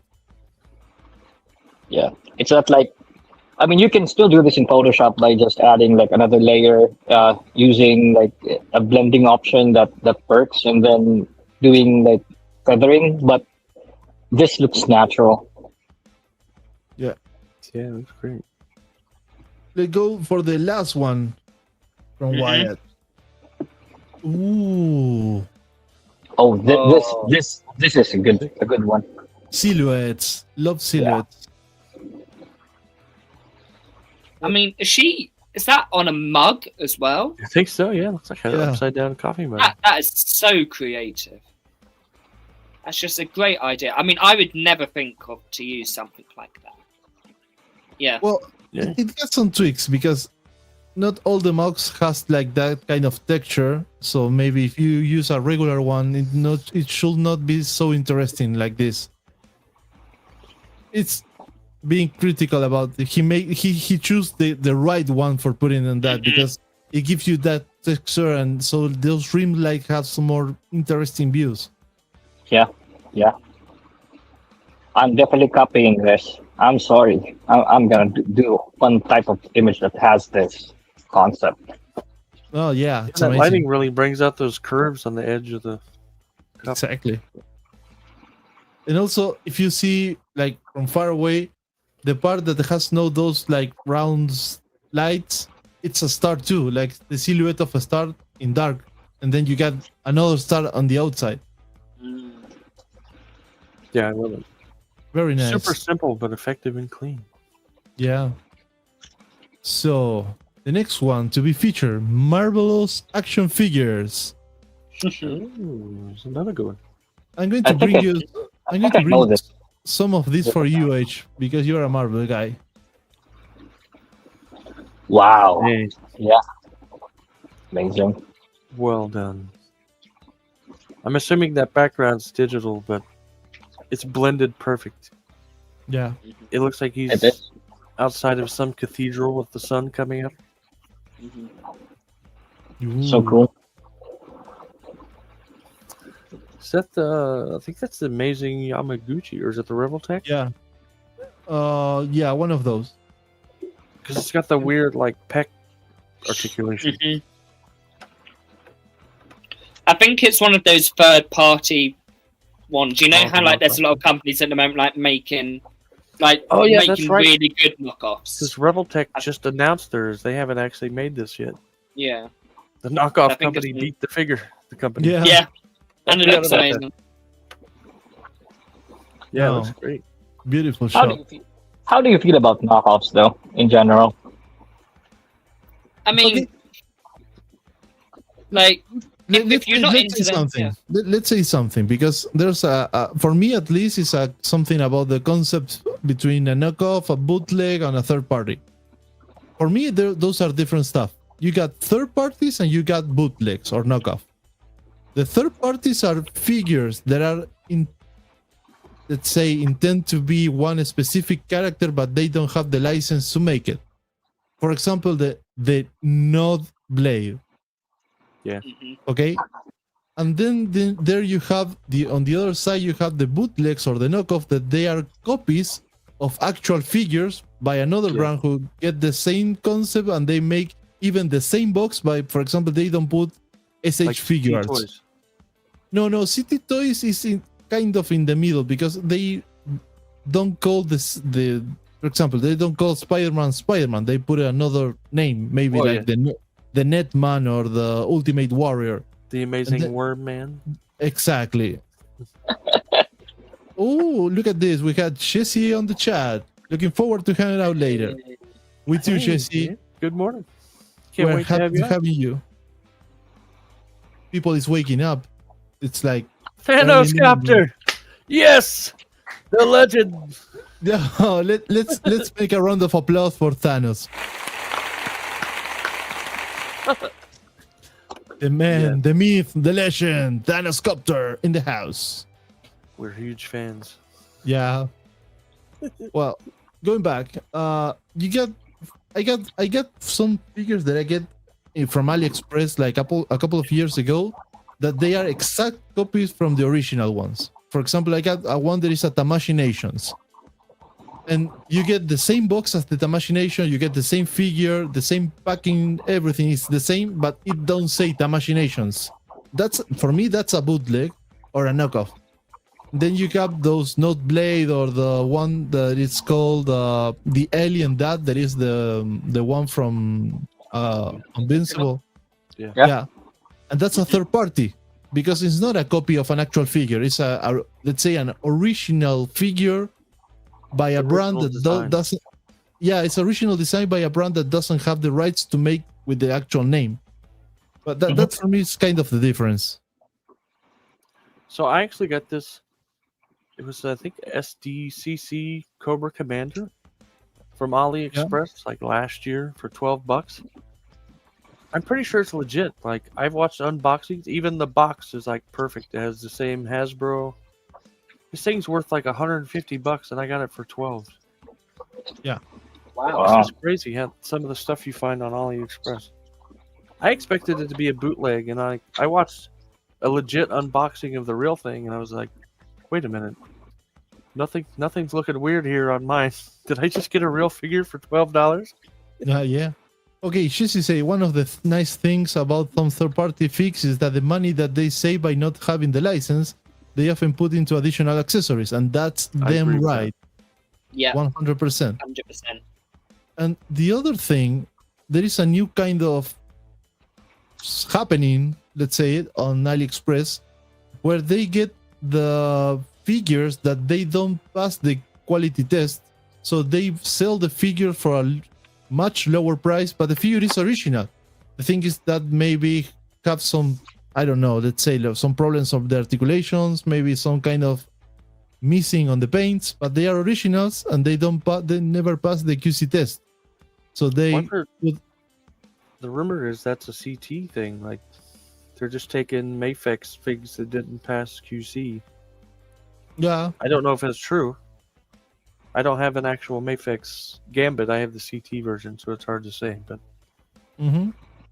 And there's another rumor, and I'm going to be emphatic on it's a rumor. I cannot be like name it about this, but some like employees from those brands take from the whole bunch of figure, a batch of figure, they take like 2 or 3 from each batch, and they put it on AliExpress without the box.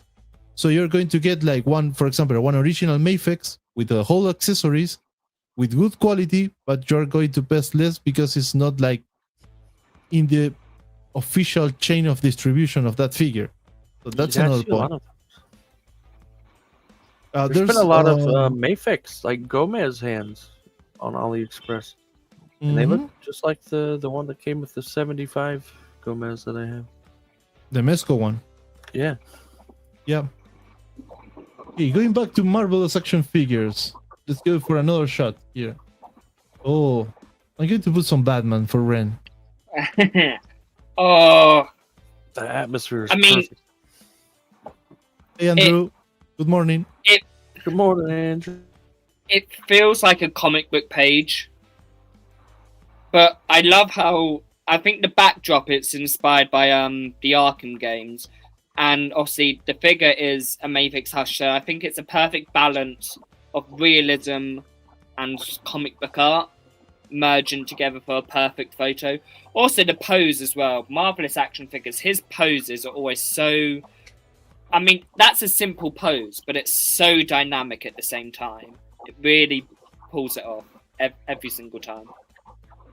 I think that more than, let's say, like the 50% of what you're saying is because of the cape. If the same picture with a like a plastic cape or a non-posable one wouldn't be that like that kind of picture. Yeah, 100%. Ooh. Oh, this is good. Oh, nice. We got some assemble here. That's just a great matchup of different characters all together. Yeah. I mean, yeah.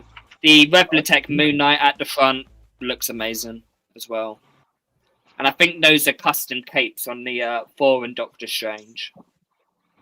I think yes. Is that the Mayfix Thor? No, that's a legend. That's a legend. With a custom cape, yeah. I mean, the Mayfix hand, it's like more detailed. At least the one with the hammer. Yeah.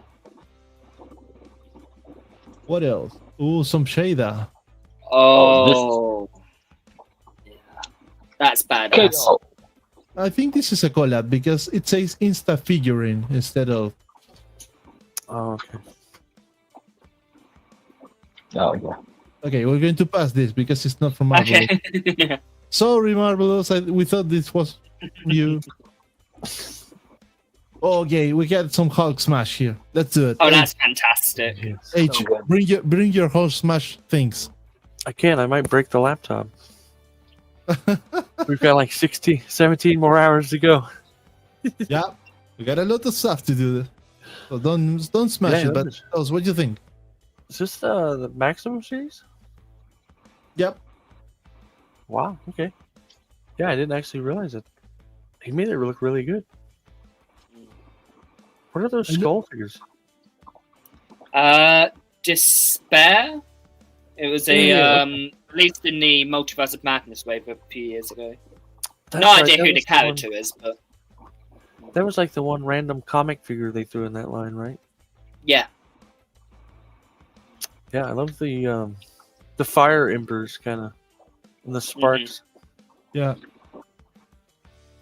I think the sparks brings a lot of like life to the picture.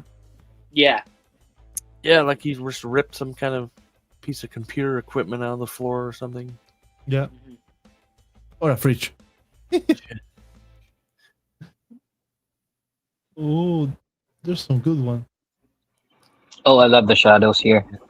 It looks like the show. Give us your thoughts, Juan. Be the most analytic that you can be. Well, basically, what I want from a picture is to emulate like the source material, at least if it's possible. And this actually gives the vibes. Normally, Daredevil is a bit dark lit. Sometimes with neon, sometimes with just like this kind of lighting, and it really gives it like a more cinematic scene, to be exact. So I love how he did it. It looks like it's straight from the show, and the attitude of like Daredevil's pose with Punisher's stance like that. It's almost like they're arguing what to do with the guys, right? It's like, should we kill them, or and then Daredevil, no, we don't kill, Frank. It gives me Right, that it's like vibe. Matt's trying to talk him out of it. Don't shoot him, Frank. They deserve it, Red.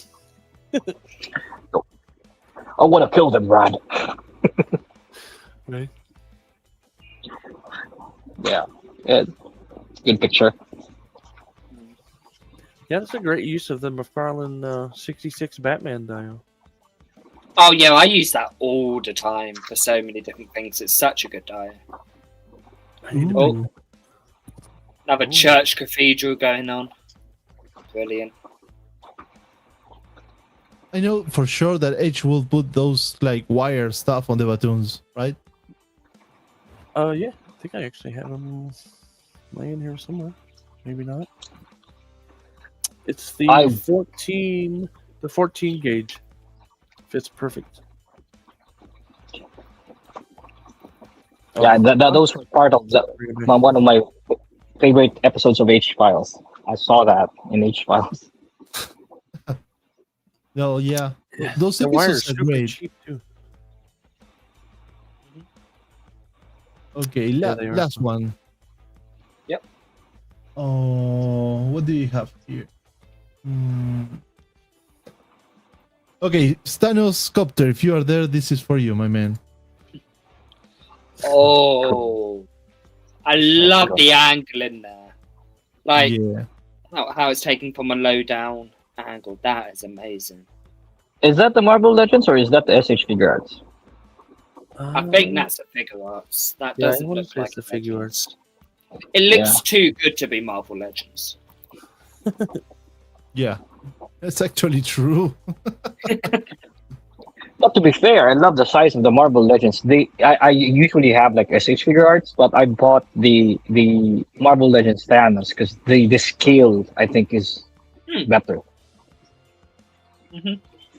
Yeah, I think Yeah, the- figure the arts can be figure quite arts- small.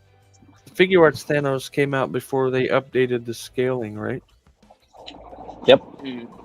They were still, I think, back then in like the really more of like a 5.5 inch scale than 6 inch. That small? Yeah. Yeah, they were a little small. Yeah, they're small figures. They say that updated it now. they say that they're 6 inches, but they don't really feel like they're a 1:12 figure because it's on the lower side of things, Yeah. lower scale. Yeah, they didn't start updating it until like a few years ago, I think. There's something that Lenny said on earlier on the stream about, yes, you have a scale. Yep. So you got, for example, 112, but you don't want to be like all the figs on the same measurement because every person is different height. But also, Sure. even when you have that scale, you need to like fulfill the actual size of the character. For example, we were talking about this earlier today also. On the Super 7s, the Silverhawks, you got a regular 7-inch scale. But inside that scale, the monster is 11 inches because the actual monster on the show was way, way, way much taller than the other characters.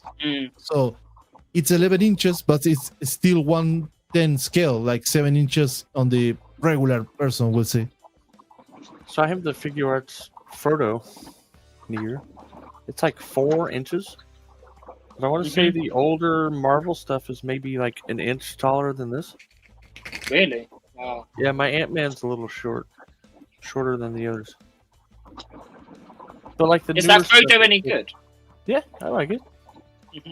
And it comes with the Gollum. Gollum. Yeah, let me get Gollum. I'd love to do There he is. other than I'd love to do shots other than DC and Marvel. I'm contemplating in either doing Lord of the Rings or going Star Wars, but those things are like black holes in your wallet. So I'm trying to control myself. There was some line of Diamond Select from the Lord of the Rings, and they were like not so expensive, and they were like nice, but Diamond Select was out, it's out of business, so they canceled the whole new waves. I've got to say, the Toy Biz Lord of the Rings figures, they're a lot of fun. Like, considering they're, nearly 20 years old now, nearly as old as me, they're fun figures. And but those Toy Biz are expensive as hell. At least here. Are they? Yeah, here they are. They're cheap. I mean, there's a guy here in Chile who has like an Instagram dedicated to the Toy Biz brand, and each figure from the Lord of the Rings, the cheapest is like $75. Oh my god! Wow! I got like, I don't know, 20, 30 Toy Biz Lord of the Rings figures for like, I don't know, £200, $250. Wow! Yeah, that's how I built the Lord of the Rings collection. It was really cheap. I always say this: living in this part of the world has some like complicated stuff about getting stock about some figures. Yeah. For example, if you want to get some mythic legions, there are no distribution of mythic legions in Chile, at least. I don't know in the rest of South America.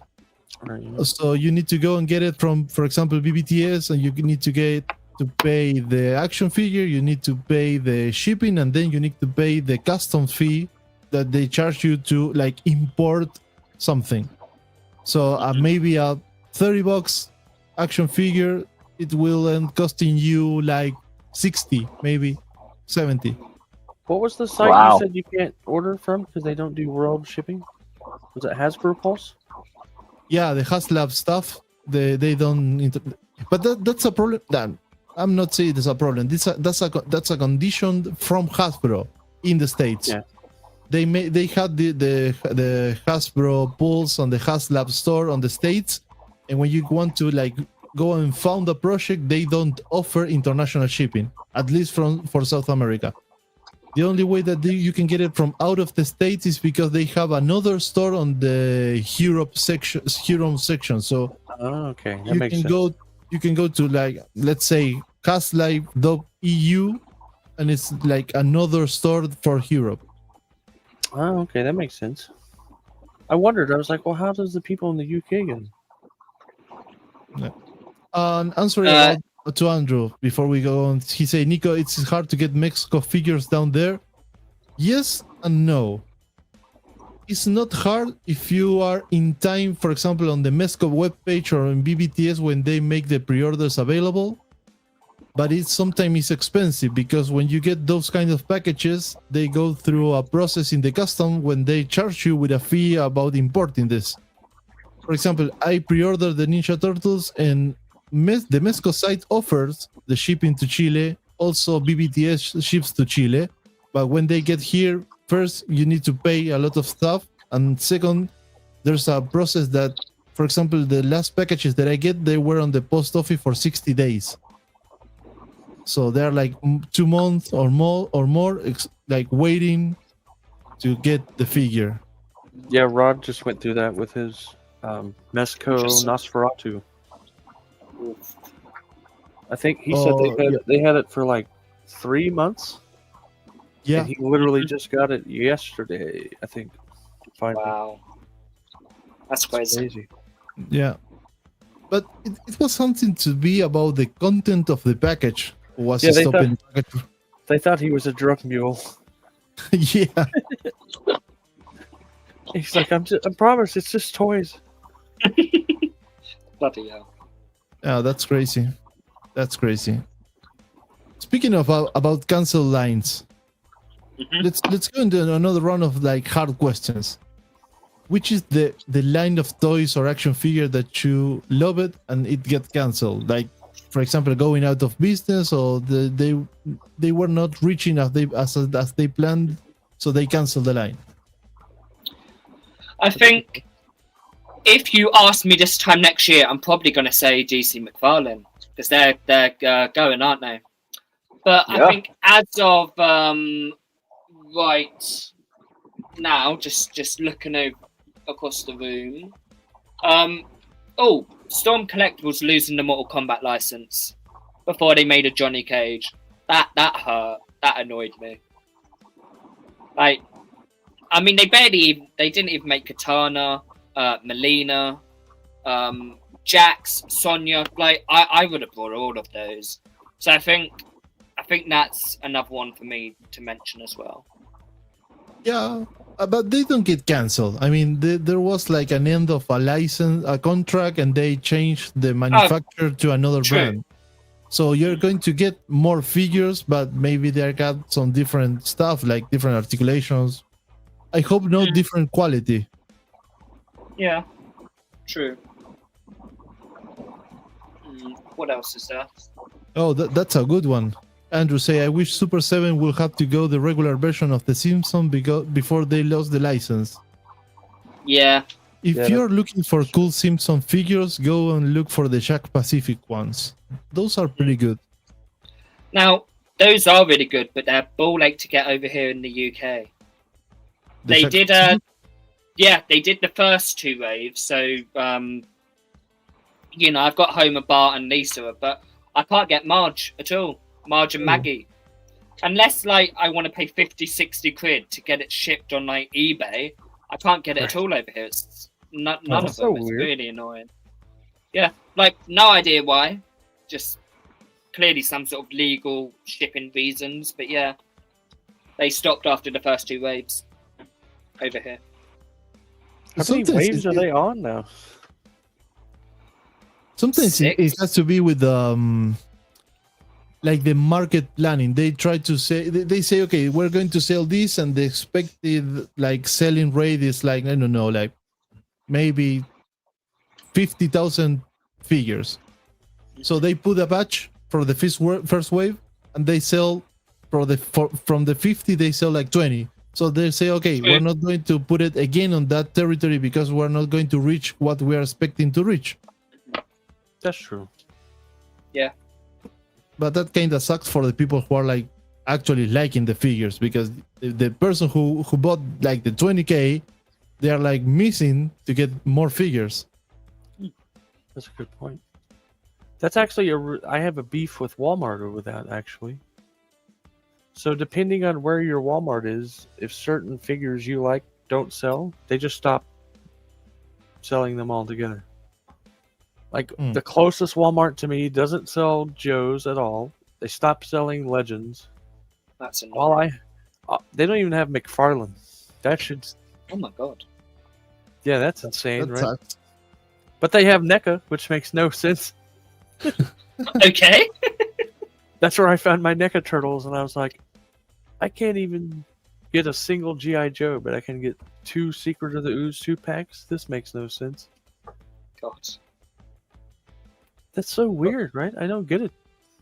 No, it's really strange. You know, one thing that I hate, and I really, really, really hate about and try to follow me on this, about the States, but not that I hate the States. It's something that I hate something that happens on the States, is the exclusive versions.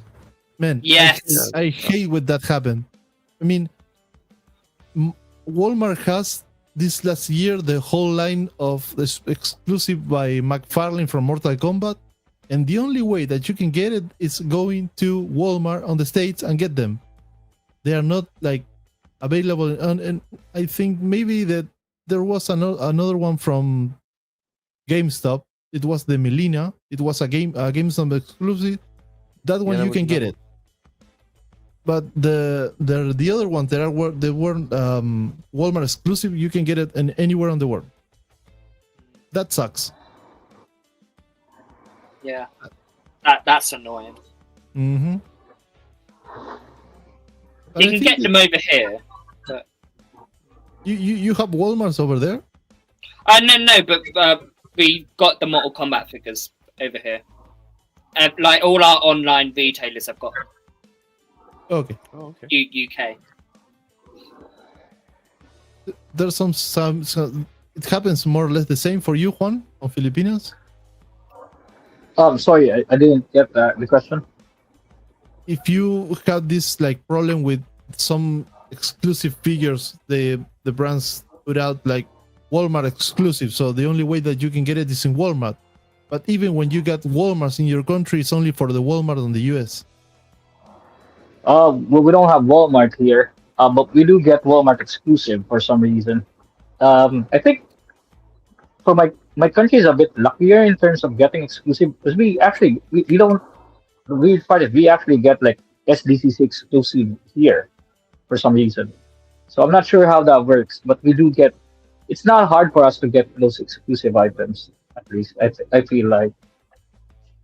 So I know some lines, like for Canada, for example, they don't have Target, but they have Toys R Us.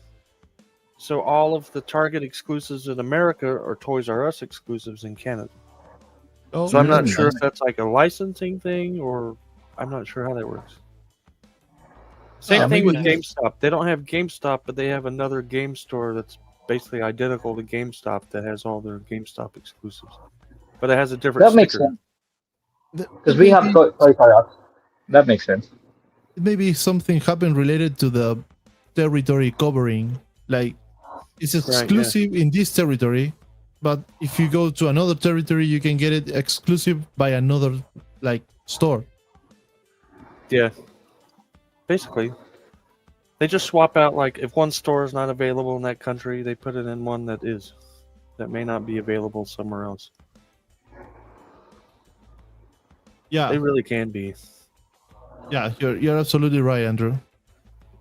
I mean, I feel like they're the main cause of FOMO, to be honest. I agree. Yeah, right. this impression here. Basically, yeah. Absolutely. What about you, Kay? Some light that get canceled that you want to. Kay's not here. Oh right, Kay. No, H. I have hair at the moment. Luckily, Kay is not here for hearing that. Right. That's a good question. I can't really think of a line off the top of my head.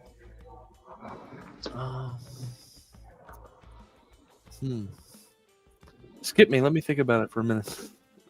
I can answer that.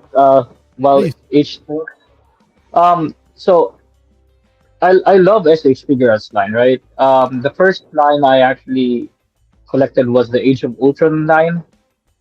And I was so devastated when they announced the other line that I think they went into Civil War without, and also that Civil War. The first was that they actually released the Age of Ultron and Civil War. Those characters were never really fully completed. That I had to resort to get customs, which is harder in a way because the quality.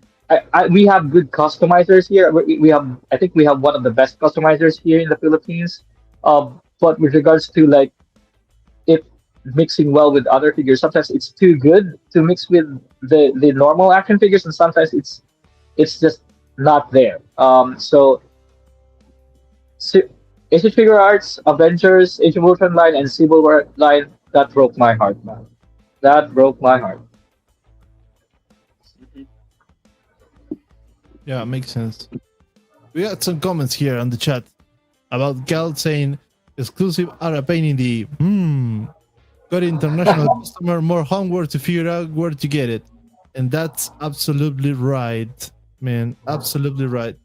I need, for example, with those McFarlane for Mortal Kombat, I needed to reach to a friend on the States. I send him the money, he get the figures. Now he's sending me the figures by mail, and I'm like hoping that the custom doesn't start with oh, you're importing stuff, we need to charge you this and this amount. So yes, Actually, They ask you for the drug mule. I actually got in trouble for that here in my country. So Don, I've been up for 26 hours straight. I think we're kind of in the middle of the road, right? Yeah. So yes, Don. We're going to keep it up. We might call each other the wrong name, but we're here. Yeah, my bad. No problem, Gannon. I still have hair. Sorry, Big She. I know you're going to watch this. Sorry, Big She. We love you. Don't We love kill you. us. Don't shout us. Oh man. To be fair, you left us in charge. Yep, that's that's right. So, people in the crowd, which line of figure do you wish to get on and get canceled, or by any reasons?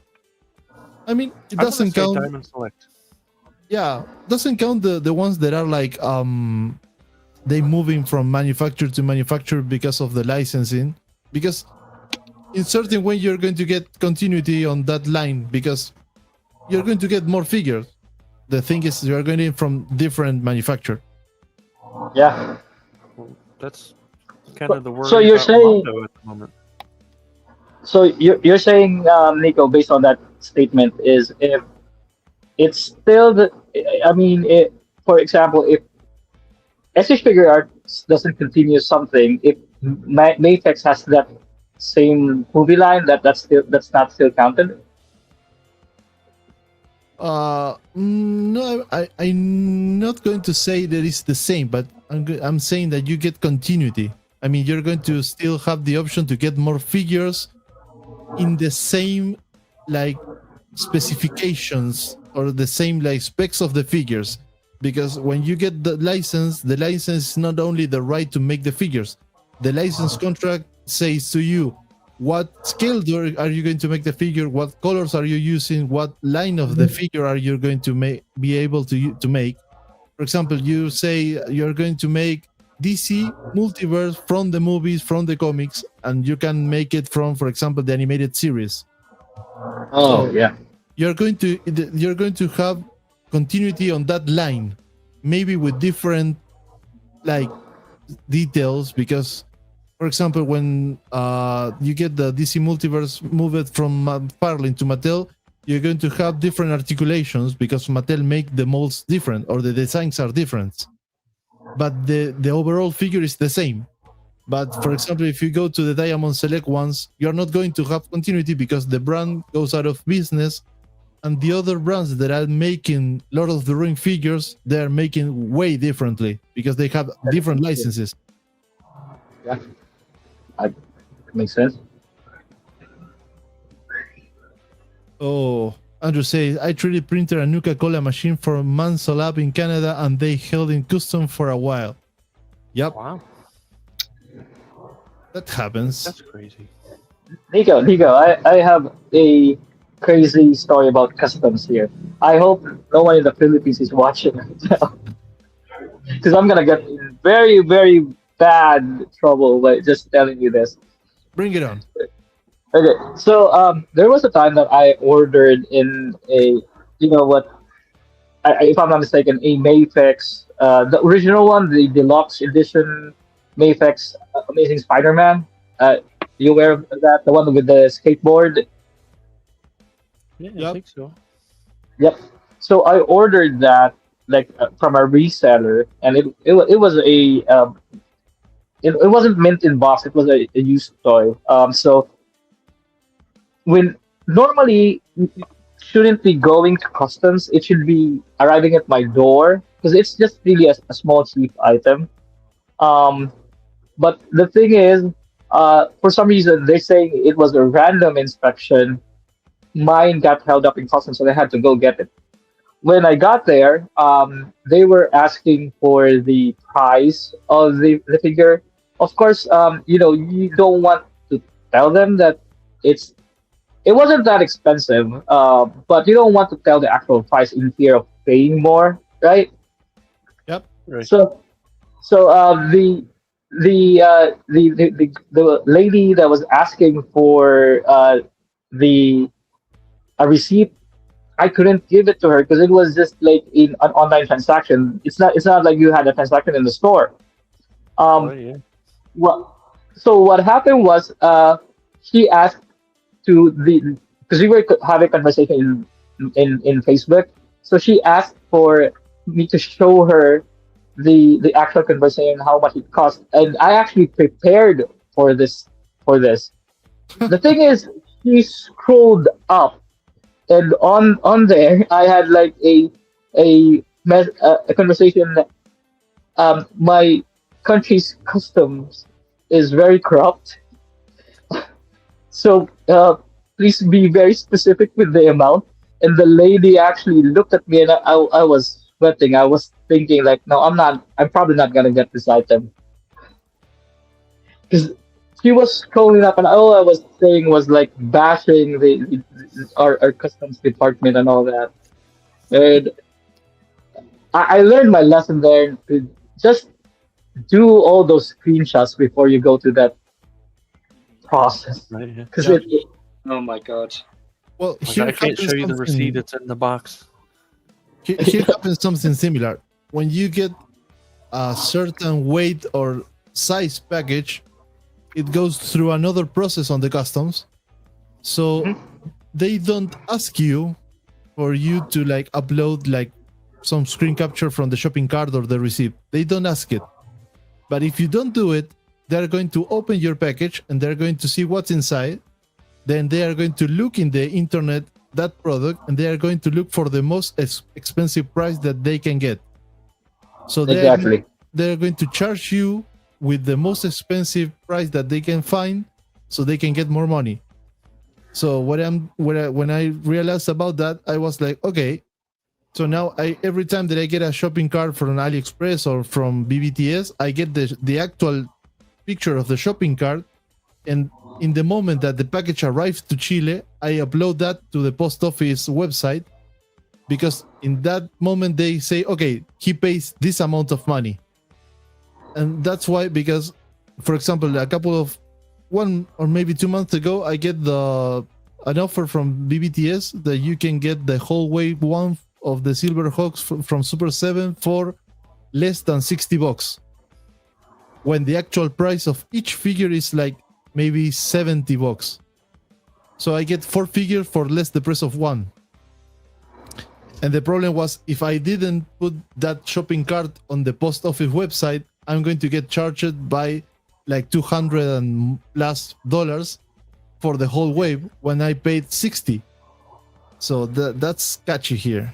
You need to be like super focused on, okay, the package arrived to the country, I need to upload these documents in order to don't get like overcharged about them. Could you imagine if you got like a Mezco, like a super rare Mezco set, and they look up this resale price value? You're screwed. You'll be paying another $800 on top of the. Oh, or more, man. Right. Because the other thing is, at least here they charge you the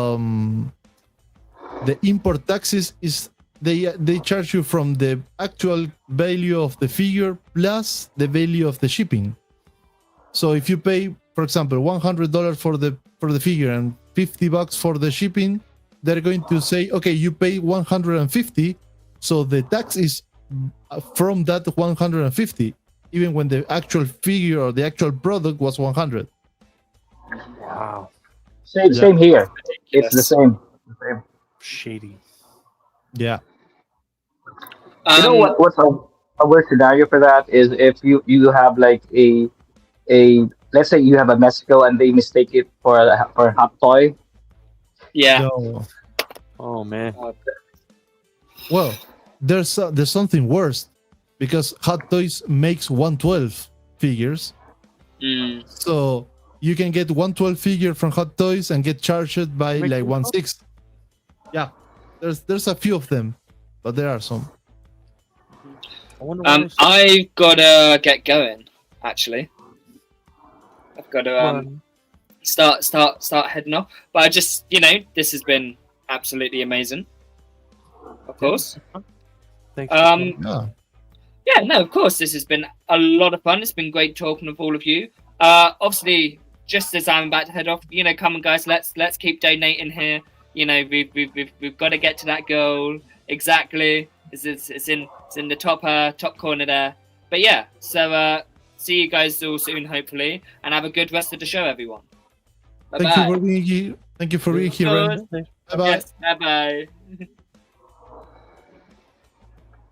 So I love that. Now that Ren is gone, let's make fun of him. No, just kidding. Yeah, I love that dude. We actually talk a lot in Instagram as well. So Yeah, he's a good guy.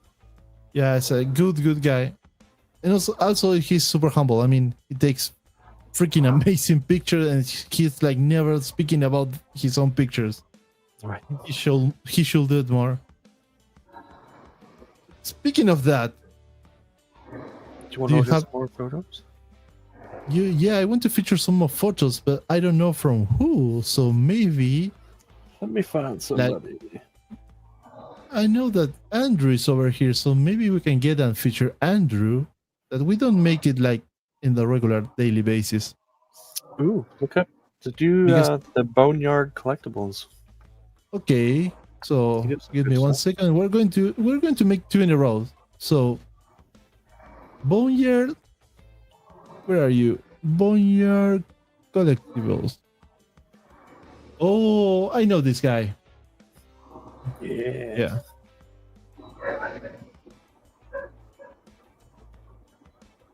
Yes, H. this is the one that made me pick it. Yeah, H, go on, please, because I know It looks I like an see your old face. war photo. Yeah. Like somebody's digging through like their grandpa's chest of things and just finds this old picture of him from the war. Yeah. I love it. And the glare on the claws. Fantastic. Mm-hmm. What do you think, Juan? yeah, I like the effect that he did with the border. It really feels like a very old photo. Like the one you do with film. The black and white is amazing. The background is I know it's not in scale, but it does seem like it's in scale with the action figures. So it's amazing. It's a great head swap too, putting the logo, the Hugh Jackman head on the new World War II. Yeah, Wolverine that's true. body. That's what's the name of the movie? Logan Immortal? X-Men Origins Wolverine. Yeah. Yeah. Wolverine. I think no, it might be the second one. Yeah, I think it's the X-Men Origins Wolverine. H. It shows Juan, war shots. I'm going to pass this to you I'm going to go out like for 2 minutes. That was fast. He disappeared. Yeah. This photo is actually good. Is that practical? I think it's I practical. think so, yeah. I'm pretty sure all of his stuff's practical, I believe. I'm jealous. If I had like my own like space to have dioramas, I'd definitely do things practical. But I think I'll be able to do that in 2027. Because right now we're actually moving out, and I can't have this very tangible photo. This looks amazing. Yeah, like the Predator just dropped into like a foxhole in a war somewhere. That would That's be so great. cool. Yeah, it's a great shot. I love the red on the edge of the blade. I'm not sure if that's painted on the figure or lighting. I'm assuming it's painted because that's the only place I see it. Probably painted. Is that like a simulation of blood, or is that like a simulation of heat? I think it's a simulation of heat, right? Yeah, I think it's the heat. I'm not sure. It might be blood because he's holding the guy. Looks like there's blood dripping from the guy. The blood looks digital, I think. I can't tell. I'm back. What do you think, Nico? Oh, I mean, I love when those kind of scenarios when you get those kind of like ruins from an old temple lost in somewhere in the planet, and if you bring the Predator to that scene, it's like yes, it's going to work. It looks like like the Alien versus Predator movie when they go to that temple on the Antarctic, and it's like, yeah, Oh yeah, the underground temple. yep, it was like a Aztec pyramid or something like that on the Arctic underground. I was for a long time. I was trying to get the extreme set. I don't remember the name, but it was a stream set that it was like an old temple with walls and green moss and something like that. And I never was able to take it because the shipping cost again. I mean, the set was $80 and the shipping was like 120. But it makes me feel that kind of like mystic kind of stuff over the whole picture. Even in this one, because of the light that is coming from way up, like you are in like an inner, like open area inside the temple. So really, really, really love it. So I'm guessing this is like a one light type of image, right? Just one solid light from Yeah, I would say so. the top. Yep. Amazing. Yeah. Let's go with another one. There you go. That's dynamic. That's cool. That's cool. I love the way he put the background here. Yeah, you got the planes flying above. Mm-hmm. Yep. And I like the trace of the bullets on the air. Yeah. I like the flames in the foreground too. Yeah. They definitely add. Yep. He really nails the soft lighting in his shots. Mm-hmm. Yep.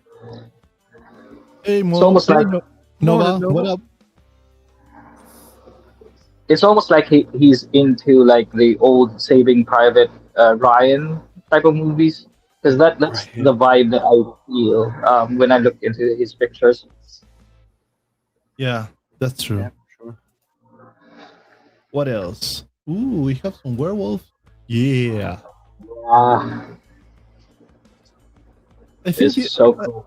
I see this picture and I think of us like yesterday night starting this stream like, woo, the pack is here. Three happy friends, right? Yeah. 3 happy friends with the moon. Amazing. Amazing shot, man. Yeah, fantastic. Ooh. Yes. Monster Force. Monster Force. Yeah, nail it. Those are great for army buildings indeed. I mean, you can get like 3 or 4 of them and make like a huge squad, and you can make them look different because you get like different heads and different helmets, so it's the same figure, yeah. different accessories. Yeah, they're kind of like those G.I. Joe police officers. They come with so many different accessories. You can have multiple looks. Mm-hmm. Yeah. Amazing. Yeah, it's a Yep, great that's swatch. amazing. That's another line that I can get here. Right? That sucks. I'm going to start speaking with BBTS and say, let's open a BBTS store here in Chile. I think if we made that, we will be rich, man. Because there's a lot of line that they are non-existent here, and suddenly they're going to be like, oh, now available. Yeah. Ooh, Wow. Crispy. Yeah. Smoking. H. That glare off the head. And I'm saying your name well. H. Bring it on. You're the show guide now. I love that glare on his head. Where the reflection like bouncing off. Gives it that nice chrome, but it's not overdone. Not to the point where you see the reflection of anything, but really gives it that metallic vibe feel. It's something similar on the necklace, like the golden chain. Yeah, but the lens flare on that one little section. Mm-hmm. This doesn't have like a red stone there. I think so. I Yeah. actually don't have this figure. This is one I need to pick up. Oh, There's 2 How different versions, good. and I can't decide which one I want. oh, There's one where he has a golden head and like a leopard print cape. It's crazy looking. But I kind of like the classic look too. It looked neat. I love the background. It's like, I don't know if it's a digital background or it's an like a printed one. For sure, there is not like a diorama with that huge stuff like hanging there. But the way it blended, it looks like Yeah, he amazing. really nailed that light blend. Mm-hmm. Yeah, I was actually just gonna say that the way that the action figure blended with the background, it's almost like it's like the action figure is there. The Mezco It's in the moment. You know, the Mezco Destro It's on sale. here is not only is on sale. I have this local store in Chile that they can't sell the last Destro, the Mezco Destro. So Why? they get, I don't know, it's like people is not trying to get it. So they put it on a super sale and they are like asking for $40. Oh, I thought you meant like for some reason they weren't legally allowed to sell it. No, they can legally sell it, but people is not going for it. So it's like they can sell it, but people is not buying it. So in order That's to cheaper like than Big Bad's price. exactly, so those guys in order to like sell the, I think that maybe it's like the last one or maybe the two last ones. So they're putting this in $40 or $30 in order to like get rid of it, and no one is going to get it. So maybe I'm going to go get it and send it to you. Yeah, that's a great deal. $30. Damn good deal. That's a McFarlane figure, right? Wow. This is awesome. Yeah. So this is like from Prey, the Predator from Prey, right? I think so. It's amazing. I love the way he put the rope of the bow. Like it's a laser rope. But if you pay attention, it's like on the right side, I mean the left hand of the Predator, you see that laser is over the hand, and the other one is behind the hand in order to be like planes. Absolutely well done. And yeah, Andrew say the atmosphere is amazing. Yep. I like the leaves, how it frames the photo itself, right? Like it gives you focus to the center instead of your eyes are straight ahead into the action figure. Mm-hmm. Right, it's like you're looking out of the jungle into like the fog. Exactly. There's that thing coming for you. Actual Predator. What was Cinematic. You were saying that it was a McFarlane? What was I saying? You say that's a McFarlane, and I lost it. I don't remember. Okay, my brain erased it. This one is one of the newest line of the this year, the last year, that I actually think is amazing. Those are the Biker Mice from Mars by Nacelle Toys, and they bring the whole chest of nostalgia to the collectors again, because I think it's like in maybe 20 years the first brand that made actual Biker Mice from Mars with the bikes in that level of detail, 7 inches each, and the bikes are huge. And they got lights, so you can like turn on the lights of the bike. Cool. Yeah, that's cool. They're supposed to be bringing this series back too, right? What? They're bringing the cartoon back? Yeah, there's something happening about that, because they bring back the comic book from the Biker Mice from Mars, and they're kind of like working with Maximum Effort, the company from Ryan Reynolds, and trying to make like, I don't know if it's going to be a cartoon or like a movie. I don't know, but they're trying to make something back. But which would you prefer, though? Would you prefer a cartoon, or would you prefer a live action movie? I think a cartoon. Yeah, because of the characters, it's going to be difficult to make like humanoid mice. Well, not just that. I don't think a lot of people know the characters enough. That going No, into that's- a movie, you wouldn't have enough time to give the necessary background explanations. No, that's right. A series, you would be Because- able to flesh them all out more. I This mean, is definitely 90s nostalgia right here. there's 60, maybe 70 episodes from the original series that you can get, Something like that. and they are like 20 minutes each, I think. Yeah. Because you don't have commercials on those, like when you see it on like YouTube on any platform, you don't have the commercials, so it's going to be like 20 minutes each. But they are super amazing in details, and the articulation, it's huge. And when I say huge, it's huge. I mean, they got the tie swivels, they got double joints on the knee and elbows.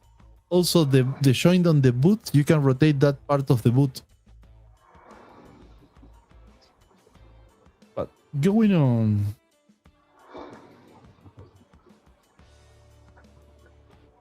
Ooh, Wow. Damn. cinematic as hell, my man. Yeah. Yeah, do it you looks think, like a game cutaway scene. With that mask, it made me feel like Call of Duty 4. Or, no, sorry, Call of Duty Modern Warfare. I think that's what this figure is, right? Not The sure. ghost figure? I don't remember I who mean- made it. Was it McFarlane? Somebody made one Call of Duty figure. McFarlane has the license to make Call of Duty. In fact, they are making the Spawn Call of Duty. Yeah, I've seen that one. I think this was a McFarlane. Yeah, probably. Yeah, the blend is amazing. Yeah. And the rain effect too. I struggle to do scenes at night, and this is actually like perfection. So The reflector Amazing. on the light from the chopper behind, it's like, ooh. Oh, Nico, I remember what I was saying now about the McFarlane. I was saying that Mezco Destro is the price of a McFarlane figure. Basically. Yeah. Yep. Absolutely. What a ooh. Now we're going to Christmas. Oh, oh, I love this character. I'm so I love glad this my wife character. is asleep, or she would want me to buy all of these. She loves Nightmare Before Christmas. I already made the mistake of buying her a Mezco. Ooh. What brand is this? It might be the this- NECA? This is the NECA one. I actually used to know someone who loved this character, and this is like a good representation. And how he shot this photo is amazing. It's It looks like a creepy. behind-the-scenes shot of the like making the movie. Yeah. I feel that. I feel that. Yeah. And yeah, the color tone is beautiful, Andrew. Absolutely. I mean, this is the kind of like aesthetic that Tim Burton makes on his movie, and it's hard Exactly. to You know, he didn't reach. direct it. Yeah. Do you know where Jack Skellington technically first showed up at? In another Tim Burton movie? Yeah, but I can't remember it. Beetlejuice. Yeah, bitter.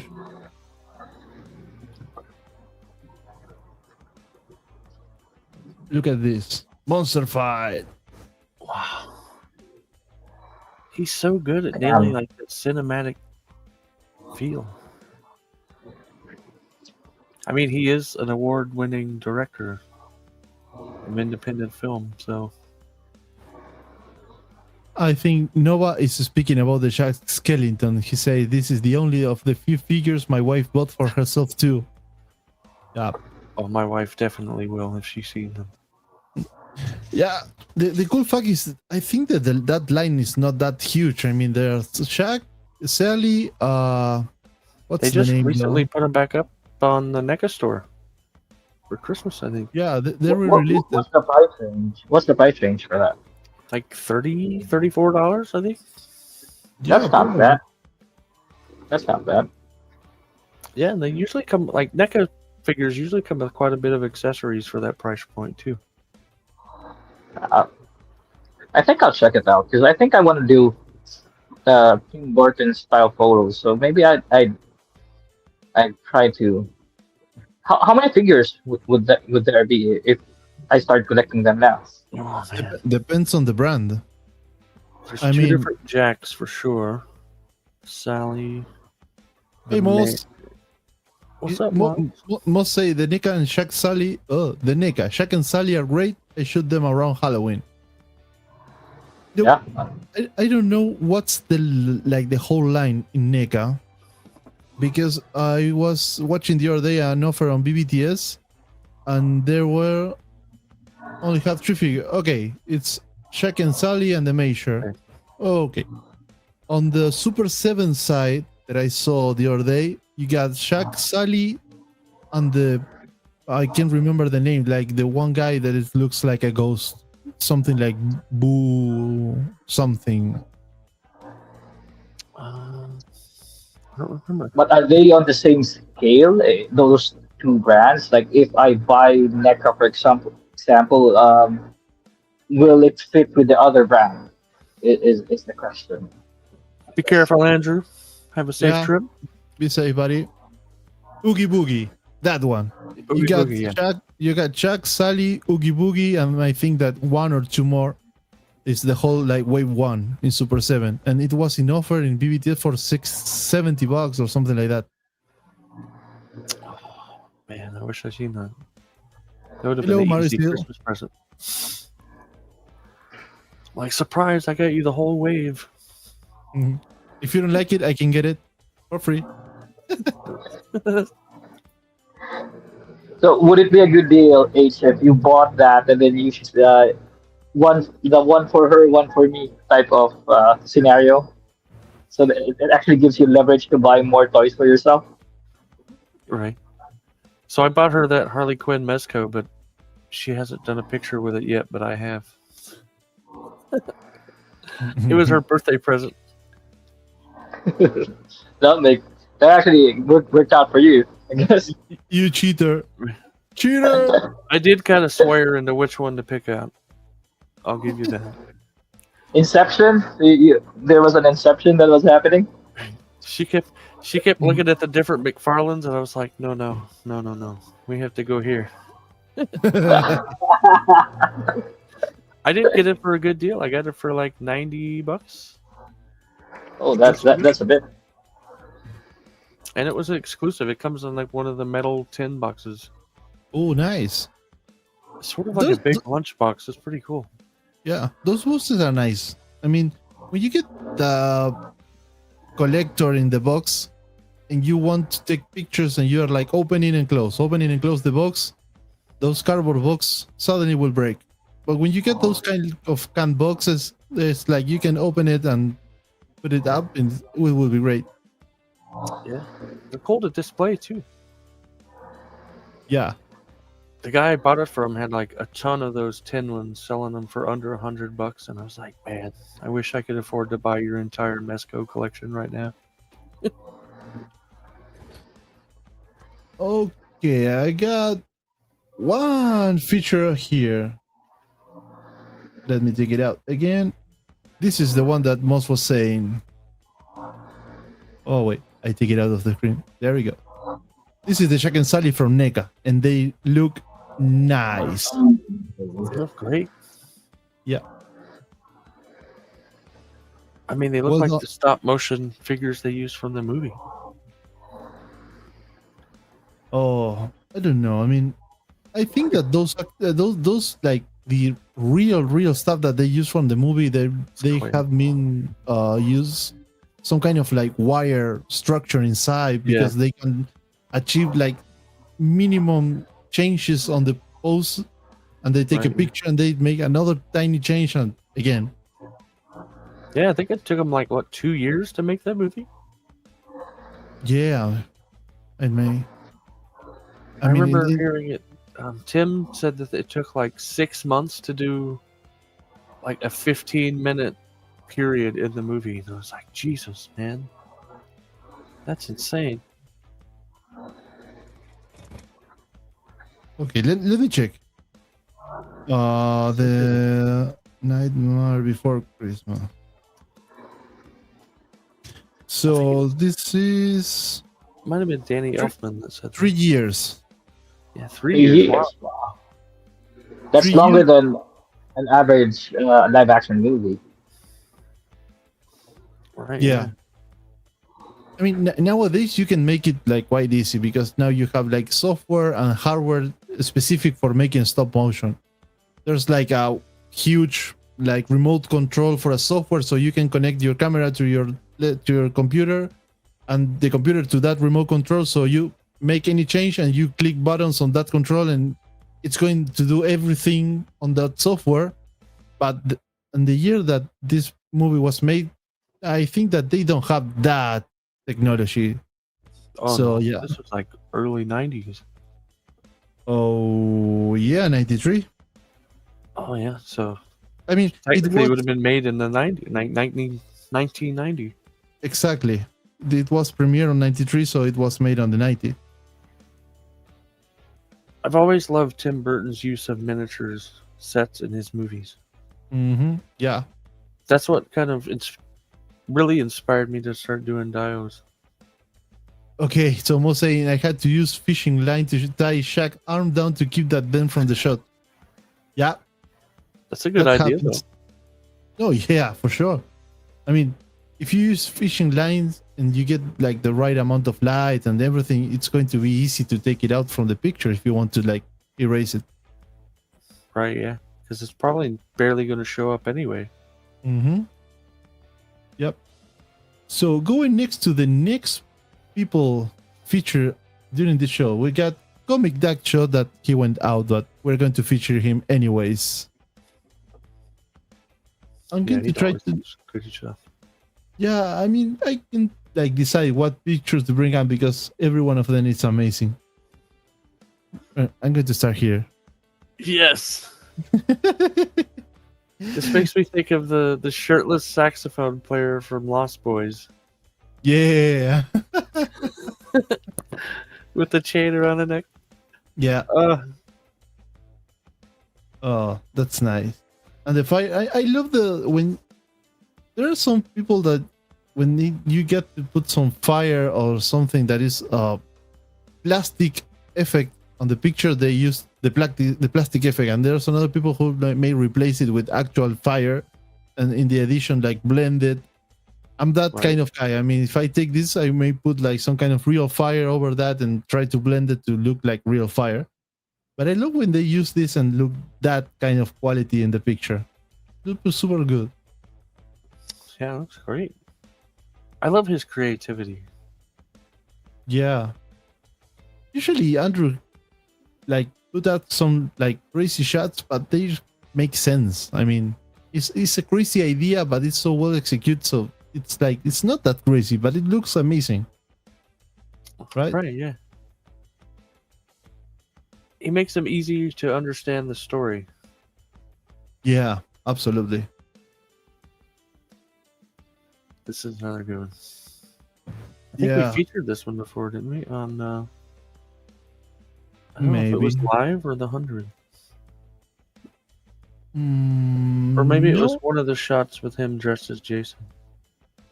No, yeah, it was a shot of Baby dressed as Jason, but it doesn't. It wasn't this one. It was one that it was walking.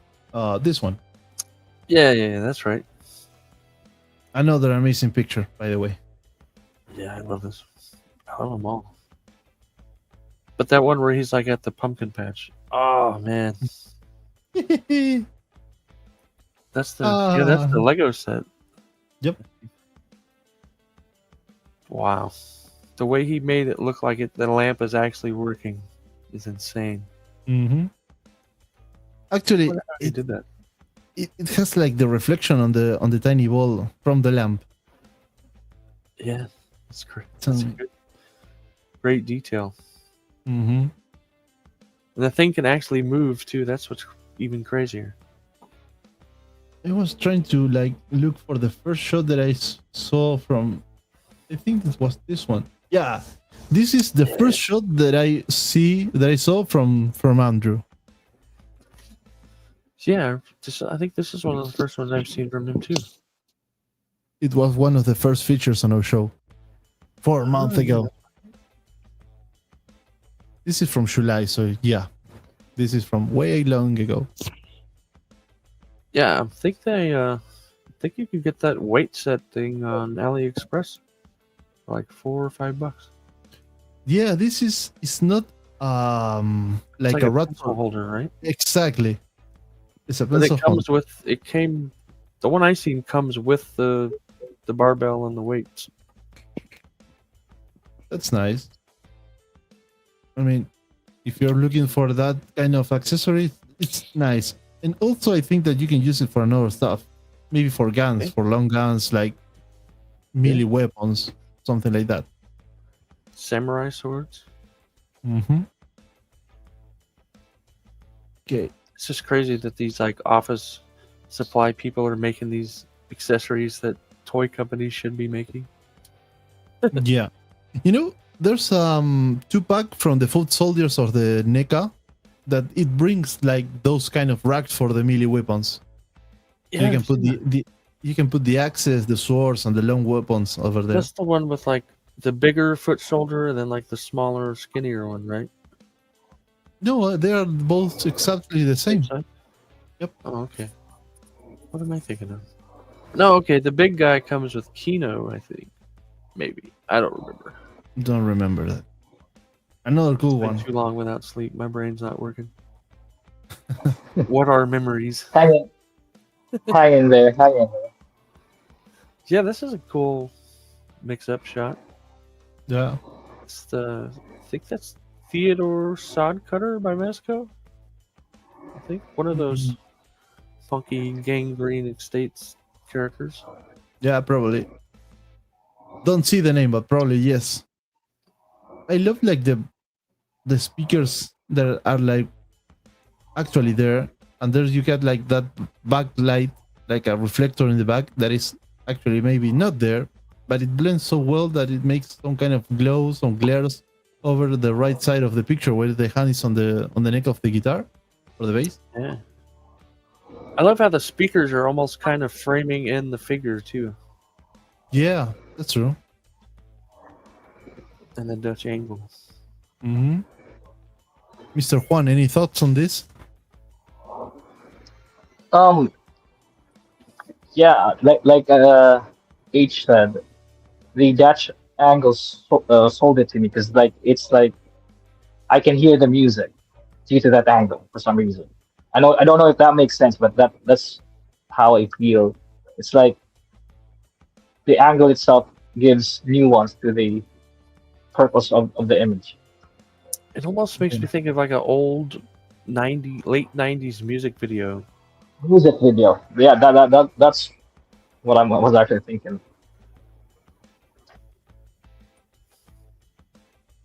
Fantastic work. Yeah. So let's go for a last one from Andrew. Ooh.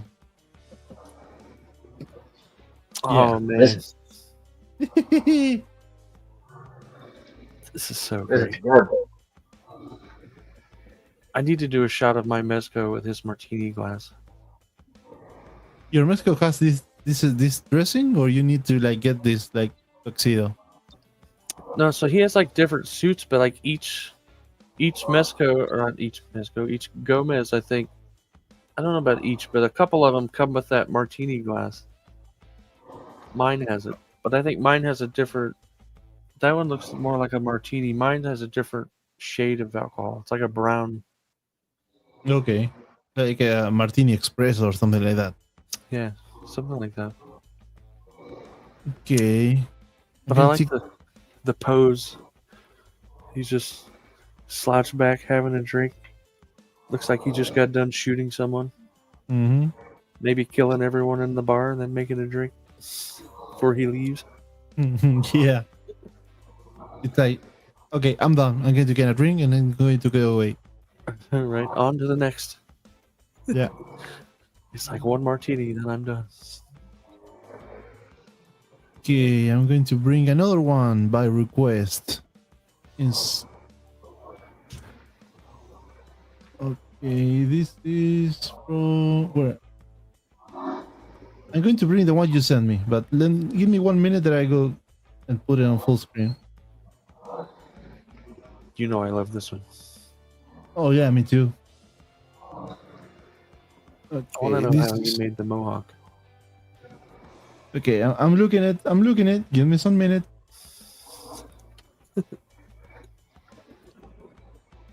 Oh, it's way down, right? Yeah, There I it think is. so. Wow. West Borland Custom, man. Amazing. I want to make one so bad. If you make one, make two, and give me one. Yeah, because this figure actually comes in a 4-pack. So Oh, no way. yeah, it's a 4. Well, the head's a custom head, but it's one of the pink skulls packs. I think the first pink skull set. I believe. Yeah, I'm reading the caption here. It say, I'll be working on this Mesco Toys Pink Skull Dead Broker combo to make a custom West Borland figure. Admittedly, I'm not huge Limp Bizkit fan, but West Borland has always worn crazy outfits and it's an innovative guitar play, so it hits me down to do this custom. Let me know what you think. Man, we think that is amazing. Take my money. Yeah, shut up and take my money right now. Make 2 more. And send them to us, Um, and then we'll have you on as a guest. yeah, make a lot of this more. We love it. Now we need Fred. Yo! But which We can't. costume would you make Fred in? Because he's worn a lot of weird ones. Yeah, I will make like the Oshi Fred, like cargo pants, white shirt, red cap. You don't like the funky costume, Fred? Nah. I like the weird cowboy auctioneer guy.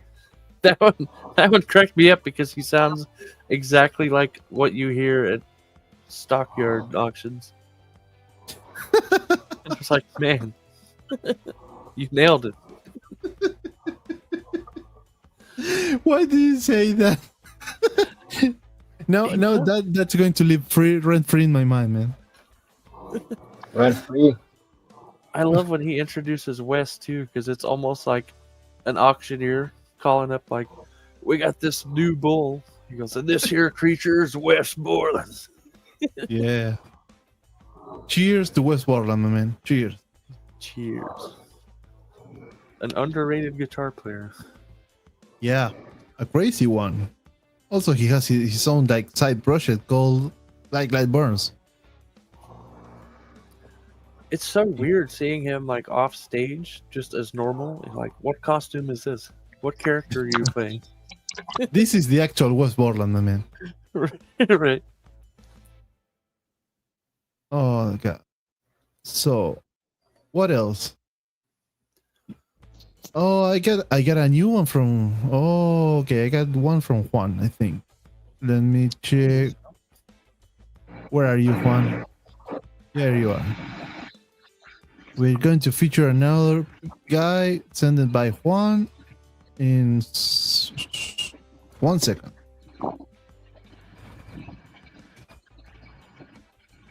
Oh, I messed up the links.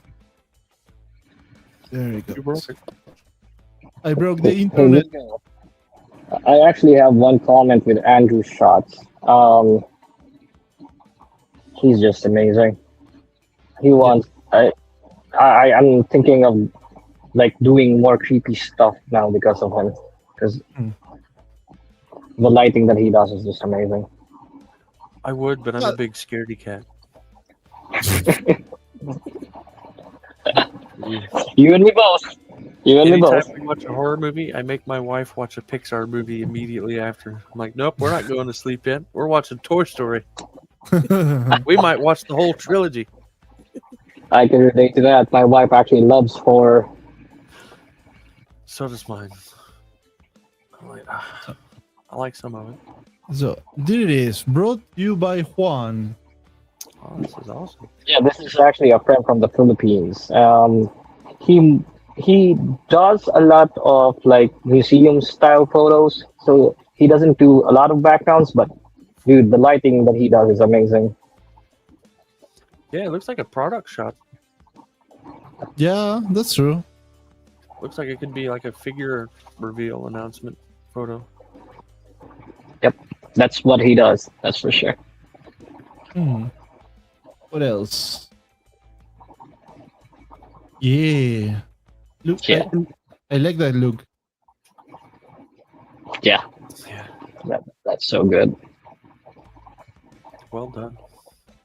I love the eyes in this figure because sometimes when you get a figure, the eyes looks weird when they are like printed, but in this one looks like super well. Yeah. Yeah. This is like SH Figure Arts, right? Or am I wrong? This might. No, yeah, SH. Yeah, it's a Bandai for sure. I'm just not sure which line it is. They have It so says that many it's- different It versions. says that it's SH Figures Naruto. Okay. Yeah. Oh yeah, Did- that's did right. you watch- The ones don't have the cloth goods. Did you watch this, H and Nico? This show? No. I think I've watched maybe 1 or 2 episodes with friends, but I don't know. Yeah. I watched it, but I don't remember it because I'm not saying I wasn't a fan, but it's been so long. Right? Yeah. I haven't really watched anime consistently since Dragon Ball Z back in the 90s. Yeah, that is our jam. Definitely people who grew up in the 90s. Well, I see some anime, but I'm more like the older one. I mean, when I say older, I'm seeing like maybe 90s. I mean, I watch Evangelion. Evangelion? Yeah. Well, I don't know how it's called in the state, but there was in the Spanish language will be something like the Vision of Escaflowne. Oh, yeah. I love that show, man. Yeah. I love that show. If you want to see in a show like a real cool mecha design, go watch Escaflowne. Because it has a cool story, but also it has a clever design of the robots. It's not like the usual robot stuff. It's more like architecture different. Have you watched the OVA version of that? Yep. Because the OVA version had a different story, but man, the design, the animation was so good. Mm-hmm. So good. Yeah. Speed Racer was anime, right? I think so. I think it was dubbed English. Yeah. I think so. Yeah. Oh, let me check. I got my third monitor for checking this. Yeah, That would have been an early one. It's from Japan. Also, Speed Racer is also known as Match Go Go Go. It's a Japanese manga series written and illustrated by Tatsuo Yoshida. Yeah, Japanese. When did it come out in Japan? Oh, 1960s? I don't It know. had to be early because, like, my dad watched that when he was a kid. And I was like, so that had to be like one of the earlier first animes, really. Okay, so the manga was released on June 1966. Wow, And the anime it was in April of 67. So yeah, it's from the 60s. That's crazy. Yeah. I really love the Racer X reveal. That's for sure. That was like one peak episode. Well, if you try to think, there's the whole universe of Gundam. The first, I don't know if it was the first was a movie or was a series. It was in the late 70s. Yep. So they are all. Gundam. Yeah. Oh, I'm just checking here. No, This one always throws me off about animes because it takes so long, usually, to get it in the U.S. or it used to. Used to. Like, you don't realize how old they actually are. Mm-hmm. Like, I didn't realize that Dragon Ball had been out for like a decade by the time it hit the U.S. No, more than a decade. Dragon Ball is from the 80s. Right. So yeah, but decade and a half then. I have a question. When you were younger, did you ever try to go Super Saiyan? Yeah. No. No. I tried to go Super Saiyan and went had an accident. Had to go take a shower immediately after. I pushed a little too hard. It's over 9,000. It was not a fart.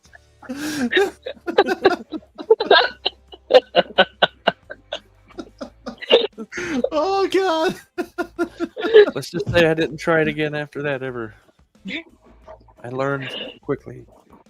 You were saying, oh crap, what I done? What I have done?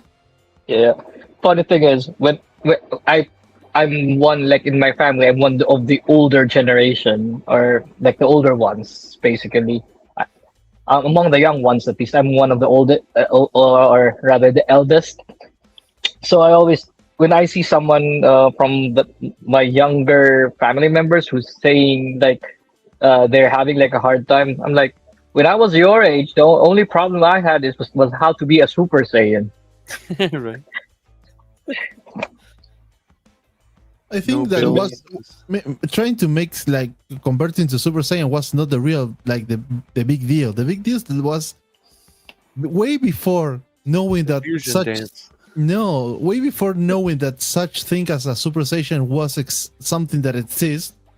We all tried to make a Kamehameha. Yeah.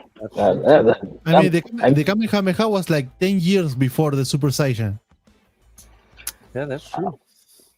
We never make one freaking Kamehameha. Not even a spark. So that's frustrating. Yeah. I remember when I was younger, we were playing on the playground. I saw two of my classmates like acting out like a scene from Dragon Ball. The funny thing is, I still remember it because it's so vivid. One of my playmates made a Kamehameha. We call it here Kamehameha wave. I'm not sure how it's called in your country, but here in my country, it's called Kamehameha wave. So they actually did the Kamehameha wave, but he didn't. Of course, no beams can come out. So he came close, and he used his hands and he pushed his playmate. That playmate ended up like having to hit his head on the ground and having stitches. So that's like a core memory unlocked there. When you mentioned Kamehameha, like it taught me not to try that. I just go Super Saiyan than doing a Kamehameha, because doing a Kamehameha will hurt someone. Okay, I'm going to say this, and I think I'm going to regret it, but I was close to achieve one Kamehameha. I was close. When we were young, we go to play on the summertime, we go to the pool. Inside the water, if you make the Kamehameha, the water is going to be moved towards the people the Kamehameha. So in my mind, it's like, okay, it's a water Kamehameha. It was close. So you went Avatar. You were bending water. No, I was not bending nothing. Wait, cool fact. In Spain, when they call it the Kamehameha, in Spanish they say onda vital. Onda vital is something like vital wave. So they scream vital wave. And that was the Kamehameha in Spain. Interesting. Yeah. Spain has some like policies about the language usage, so they try to dub everything to Spain. So every single word they're going to put it on Spanish. Here's a good question. Do you think that each country's version had a different storyline because of the overdubs? Or do you think they were all the same? Yes. My country had, I mean, it doesn't have like a different storyline, but some interpretation of the lines, because I'm not sure if you got that Dragon Ball at first, at least the first series was a bit perverted, right? Yeah. So Master Yoshi and was a big purse. yeah, so my country is a bit, at least then when I was younger, they were a bit. How do you term that, Nico? Conservative? Is that the right term? Yeah, Yeah. maybe. Yeah, my country's a bit conservative, and you remember Puma sleeping, right? Yeah. Yeah. So it is what it is, right? But in my country, it was presented differently. That's all I'm gonna say. I'm not gonna say how, why, or but it was presented.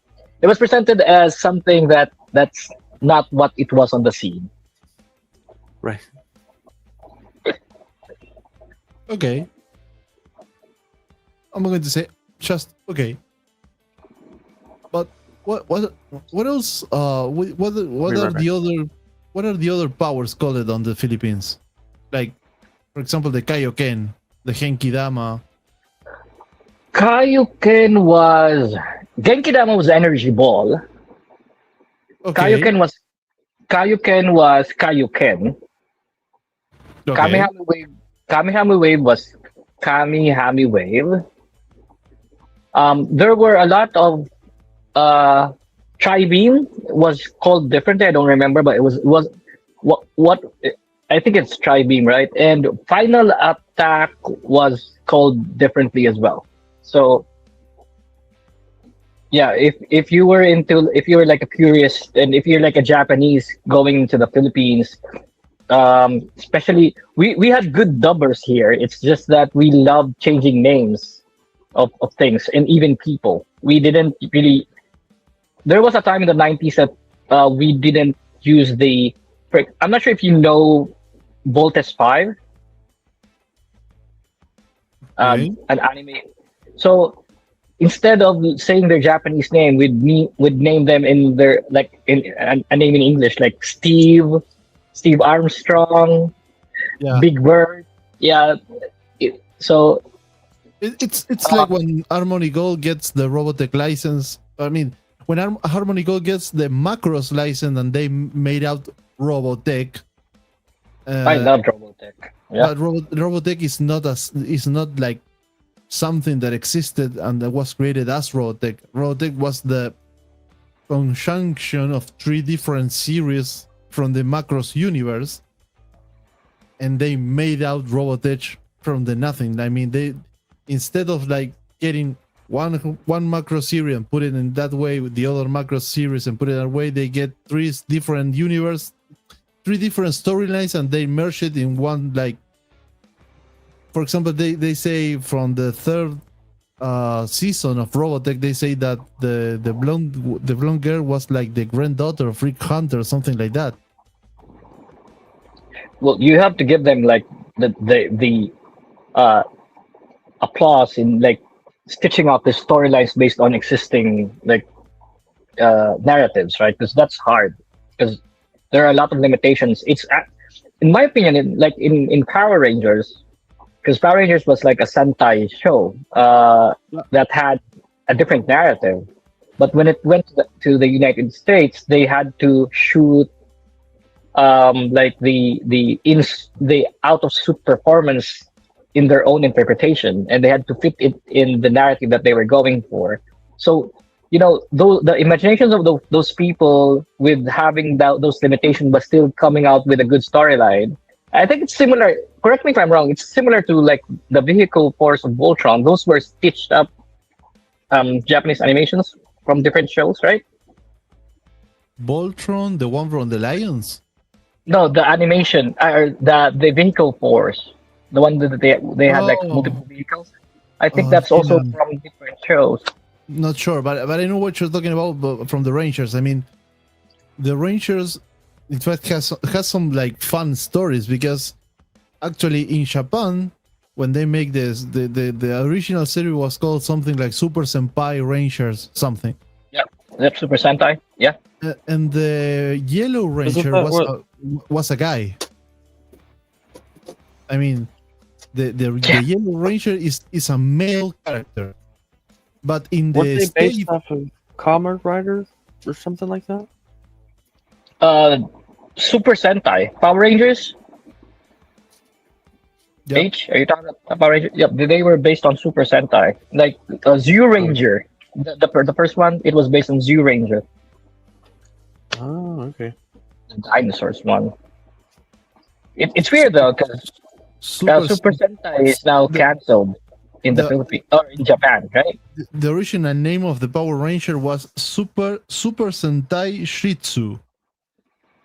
Oh, okay. And I think that Sentai is something about the genre of that kind of like TV shows where that you get like a team of people that earn superpowers and fight some kind of evil person. But the thing that I was trying to say is that when they adapted on the States, they make the Yellow Ranger, they make it like a Chinese girl. When in the Japanese version, the Yellow Ranger is a guy. It's a male person. So if you look, every time they like transform or they make the morphosis or whatever it's called, the Yellow Ranger and the Pink Ranger in the States are women's, but the Pink Ranger has like a skirt on the suit, and the Yellow Ranger is like a normal pant. So it's a male, but they adapted to be more inclusive and they put a Chinese woman. Yeah. Yeah, they got a little weird with those castings of the suits. Yeah. The initial Ranger, I'm not sure if they intended that to be, but it seemed like, I'm not talking about racism. It's just that it felt like it felt like it did, because you casted like an Asian. If she was Chinese, I'm not really sure if she was Chinese. She probably was, but she looked like an Asian woman in yellow. Yeah. And then you had the black Ranger. Guy. I couldn't go to this straight. I'm not trying to be touchy or like sound like making some kind of apology of nothing. But if you see like the Pink Ranger, that it was like a white girl, it was the white girl was the Pink Ranger. The Chinese girl was the Yellow Ranger. The black guy was the Black Ranger. The nerd guy from the team was the Blue Ranger. And then you got the Red Ranger was like the most frontman or leader, that it has that like that rocker attitude. And then you got the white/green Ranger that was like the hippie guy with the long hair and more cool looking beat. He was more of like the badass kind. Yeah, that's true. But what about other ones? Because there are another series similar to those where they take the same idea but they made it like everything on the state, like the Beetleborgs. Yep, something similar. H mentioned earlier Mask Rider, right? Were you able to watch the American version of Mask Rider? No. You say the Kamen Rider, the one that it has the bike? Yeah, it's Mask Rider Black in Japan. And then it's Mask Rider in. They actually had a Power Rangers crossover. Not sure if you remember this H, but if you watch Power Rangers, I think they had like a crossover, right? Maybe that's what I was thinking of. Yep. So like they went to Mask Rider's planet, and they met Mask Rider, and then there was a spin-off series called Mask Rider, basically. Oh, okay. I used to love the shows, man. Aside from going Super Saiyan, I wanted to be the Green Ranger because the Green Ranger was cool. I always make make fun of the Green Ranger because the guy used to have a sword that he played as they was like a flute, and it sounds like a nothing like a flute. With the freaking helmet on. I mean, he was blowing a dagger with the helmet on, and it sounds.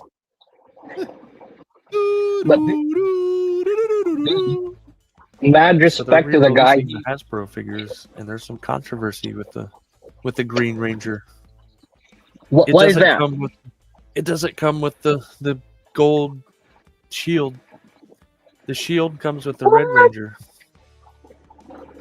But you can swap out. Yeah, you can swap. But those are different the- because the Green Ranger has a dragon and the White Ranger has a tiger. Yeah, so apparently the reason why they did it is because they each, except for the Red Ranger, they all come with unmasked heads. Because I guess the Red Ranger actor is in some sort of legal trouble. Yep. So Yeah, I they didn't think- want to have to pay him. I heard that. I think he has like money laundering case or something. Yeah, something like that. I don't remember exactly, but I want to say, yeah, that sounds right. But does the Green Ranger have like a head sculpt? Yeah, it comes with the unmasked. At least It's I strange. You would think they would come up with a different accessory instead of putting another figure's accessory on him. you'd think though that the one that they'd actually not use for a head sculpt was the green one because he committed suicide. God rest his soul. Yeah, because I think out of respect for the family, you won't really. I think he's one of like the most influential Power Ranger because he hang on in there for a while. He played multiple colors and all that, right? Yeah. So you'd think that out of respect for the family that they'd, because I don't know what you guys have in your minds, but to me the character is bigger than the actor. So you shouldn't look at it like if the actor has issues, like for example Ezra Miller, you know his issues, right? I don't want to talk about it, but they're still creating Flash figures of Ezra Miller, of Barry Allen, Ezra Miller. So that's, to me, that sounds petty. Yeah. Yeah. Just strange choices by companies sometimes. You actually just hate. You hate like for example when companies do things like out of like political agenda or nonsense, like Peacemaker having no guns, the Winter Soldier being released by Mayfix with no guns. Right, yeah. I mean that's the core of the character, and you're not releasing him with a gun. Which one of the Deadpool figure arts didn't come with guns, right? They were like molded into the holster. The first one didn't have a gun. The but first issue, but it got the gun holders, so it's more funny. So you get the holders, but you don't have the gun. No, they didn't actually have the holders. The first one didn't have the holders. I got the first one. It didn't have the holders. It didn't have a gun. They had the gun trigger hand, but it didn't have the accessories for it. Right. But they put in the hole. They put in. So at some point, you know that they were actually thinking of adding it in because there was a hole in it. So it's really weird. I think that it got to be with I mean, when you sell action figures, that's going to be like mainstream brand, and they sell action figures. They are going to be targeted to non-specific crowd. So it's not going to be specific for collectors. Toy photographers are collectors who are going to get those figures because they are cheap, they are posable, whatever. But they try to not push guns into the kids' world, and for what I think it's like a healthy way of thinking. You don't want to have like kids playing with guns when they are like 4 or 5 years old. Yeah, I get you. I get you on that part. But come on, Nico. Let's be honest. You won't buy an SH figure arts for a kid because those are collectible items. They're not. You're absolutely right. When you go to the collectibles focused products, they have to be compliant with the actual character. If the character has guns, you must put guns on the collectible because it's focused on a adult collector. But yeah. I don't know what's the limit. I don't know which is the limit, the hard limit between when it's just is left no more being like a child's toy and start being like a adult collectible. I don't know if there's a limit about that. If you're talking about demographics and all that, if your target audience is for kids, I support you 100%. If you can swap out a gun with a sword, do it. But if you're talking about like SH Figure Arts, Mayfex, and like those figures that even kids nowadays, I'm not sure in your country, but here in my country, kids don't play with action figures anymore. They play with mobile phones and tablets. So even the lesser action figures, even Legos, are not for kids anymore. They're for us, right? I mean, kind of flip-flopped. so I don't know the way of thinking of some toy manufacturers nowadays, but to me at least, I feel like it would be better that if your demographic is more 18, because I mean, if your target audience is 18 years old and up, at least give them what they want. If Well, for otherwise, example, the McFarlane figures that are from I don't know if DC Multiverse, but the figures that are from the Spawn line from McFarlane, they are all rated 14 and plus years old. So you can get guns, even you can get like a full armory, because some of those figures came with like 8-9 guns, but they are rated 14 or more years old. But I don't know about the DC Multiverse, because maybe you get more like kids watching Batman or Superman. I mean, Superman doesn't have weapons, and Batman has like batarangs and maybe a gun shaped like rope thrower, the one that throw the hook, but it's not an actual firearm. yeah. Well, funny thing is, Peacemaker, the first one from McFarlane, if I'm not mistaken, they didn't have a gun, but Todd is amazing at doing a workaround. He released a gun pack, right? And Peacemaker's gun was actually part of the gun of that. So you actually had to buy that accessory to complete your figure, and I think that's okay. At least the company still did something, which is why I'm gonna miss the DC Multiverse MCF line, because is it still gonna be called Multiverse once Mattel comes in, or is it gonna be called different toy line? It's going to be called the same. It's going to be DC Multiverse by Mattel, because the license is for the line DC Multiverse. Oh, McFarlane it's going to still have the license for DC what they're called, face punchers. Page puncher. Yeah. So I want to say there was another one he might still have, but I don't remember. Actually, when Mattel had the license, when Mattel had the license like 10 years ago, they also call it that line DC Multiverse by Mattel. oh. So you think they'll still call that DC Multiverse by Mattel, or do you think they're? Oh, I'm not sure what's the quality of Mattel toys nowadays. They've gotten a lot better. They've gotten a lot better. Fantastic with the likenesses and stuff.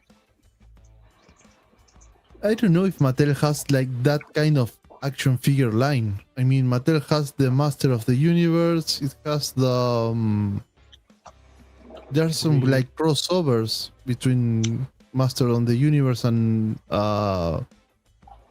what's the name? The Thundercats. Thundercats, yeah. But I don't remember to like know that Mattel has like the kind of sculpts and articulations action figures that McFarlane has today. I don't remember. Maybe there is a line, but I don't remember. How about with their head sculpts? Is it like the face scanning that they do nowadays with the Japanese imports, or is it still like? Yeah, they do. They do that now. That's good.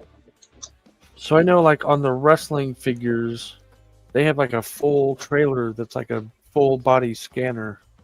So the actual wrestler will go stand in the scanner and they'll do full 360 scans.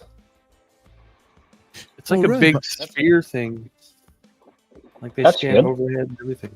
You're absolutely right. Mattel has the WWE like wrestler, so if they use that kind of, let's call it the base of those figures to make DC Multiverse, maybe they're going to be making cool figures.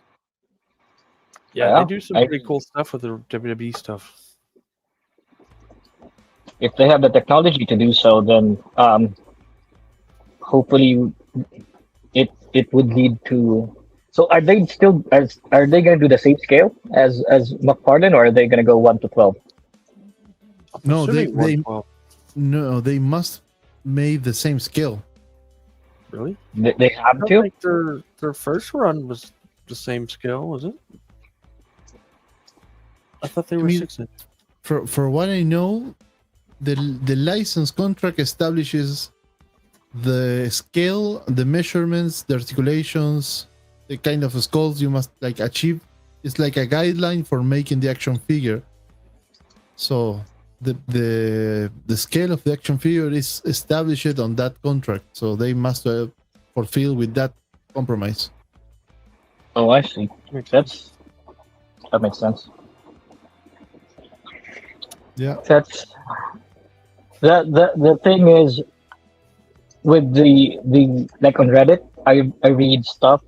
I think it's people are actually mixed on what's happening, right, with Mattel and McFarlane. But my question is, if you guys were the one who was doing or the decision making in these companies, would you have, made that? I know it was bid, it was an open bidding kind of thing, but would have renewed NCF, or would you have opened it to like doing another bidding war? That's a good one. Actually, don't know. I mean, it depends on the demographics that you're trying to achieve and like satisfy in the line that you're trying to make.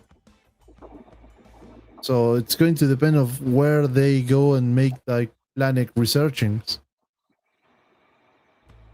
I see. But, yeah, that's a good something here about Abby. Abby said that he's not sure about Mattel gonna explode the variety that McFarlane did. Yeah. But I think that it's not about exploring, because the explorer is already done. I mean, McFarlane made the initial exploring of the variety, but now they've like laid the foundations. They made a baseline of what Mattel has to be at, what kind of level Mattel has to be to fulfill the customers' like needs. And also, if Mattel's like got some like spin-off or some kind of sub branding of the products, the customers are going to be like asking for it. So if Mattel is clever, the people from Mattel is going to hear what the people is asking to make, and they're going to go that way. Because if you get like 10 years of McFarlane making the figures, and you know more or less which way McFarlane is going to, and you want to follow that way, and McFarlane is not more in that part of the way, and Mattel it's the new like driver of that bus on that way, you're going to say to that driver, this is the way you need to go. I mean, this is my thinking. So what you're saying is Mattel, or rather McFarlane actually already built the road that Mattel just needs to follow. Is that what you're saying? At least for the first time, yes. Because what happened if you have like one you're driving in one way with your action figures, right? You're heading like one direction, and then suddenly the manufacturer of the figures is changed because some kind of contract stuff that they changed the manufacturer to Mattel. Mattel can't go and the first day say, okay, we're going to make everything different, because from the whole people who loves the DC Multiverse figures, they're going to be let's say like they're going to, the half of those people are going to say, no, wait, we are used to this. If you can go in the same way and make it better, don't do it, because we want this kind of stuff. You can like gradually try to go changing that course to another place, but you can do it like on the first day. from 0 to 100% in like one day. Oh, so basically what you're saying is there needs to be a bit of transition at least if you're going on a different route, but you at least need to do it slowly. Yeah, I'm not saying about speed. I'm saying about gradually. Maybe it's not that slow, but it's not that suddenly. It's like you don't change from one moment to another. You make the change in steps for the people start like trusting in you, starts like seeing what you're doing, starts like give you the chance to make something new, even maybe better that they are used to.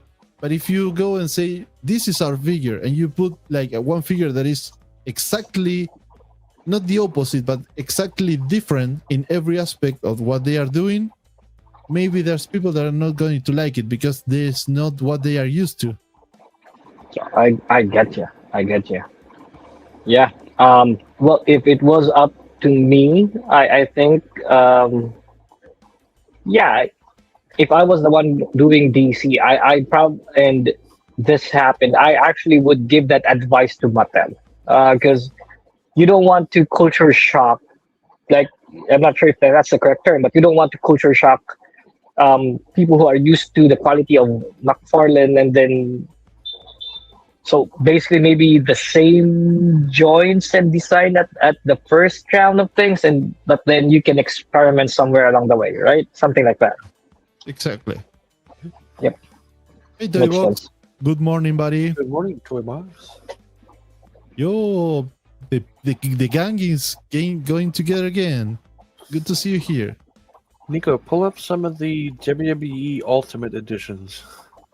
Oh, yes, sir. Give me one moment.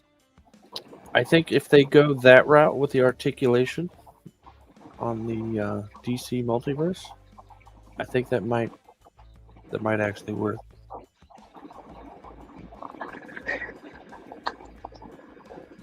Hey guys, I'm just gonna have to bow out a bit. I'll probably be back. I'll just talk to my wife and have some dinner. Well, sounds good, man. Thanks for hanging out. Thank you for having me. I'm having Bye-bye. breakfast, that's why I'm not on camera. And for those people watching, please donate, help out the kids, and you have, at least on my side of the world, you have a nice evening. Bye-bye. Bye, Juan. So, H, those are the lines that you're saying about the articulations? Yeah, so these are like the most articulated wrestling figures they do. Oh, I like this Stone Cold. Yeah. And they all come with cloth goods accessories usually. Yeah, that's nice. So I think if they do the DC line like that, I think it could work. How many? How much costs one of these? I want to say they're a little expensive, but if they cut down on the amount of accessories, I want to say they're like 50, maybe like a maximum series. Hold on, let me look one up. So one average McFarlane today is like $40, and this one costs like $10 more, more or less. Oh, so they're cheaper. They were like 40 when they first came out, but now they're like 35. So it's not too much more than a McFarlane. Hey, like $5 more. Daniel Cropper, what up? I managed to get into a stream on time. We've been here for like 13 hours. 13 hours straight, and we get and a half hours. So we need to be here for 11 more hours. So you get time to be here, buddy. For the last two standing since the beginning. Yeah, actually, well, sitting. Yeah, sitting. Oh my man. But I mean, this is not about figure. At least this one. They're more or the same sculpt. So at least they have like a baseline, so they don't have to go from scratch. Right, yeah. I will say though, that Hulk Hogan has gotten a lot of hate. A lot of people say that the color of his skin looks like a grilled hot dog. And I was like, well, crap, I can't unsee it now. It's a gas station hot dog skin Hulk Hogan. Yeah, we're glad to have you here, buddy. So Hey, we're glad you made it. every minute counts. If you want, go to the QR code and donate money for the kids. We're raising money for giving the kids some nice gift for the holidays. Let me check how are we going on the fundraising. Ooh, I know that we're only 2, but I'm going to make it anyway. So Oh, we got another.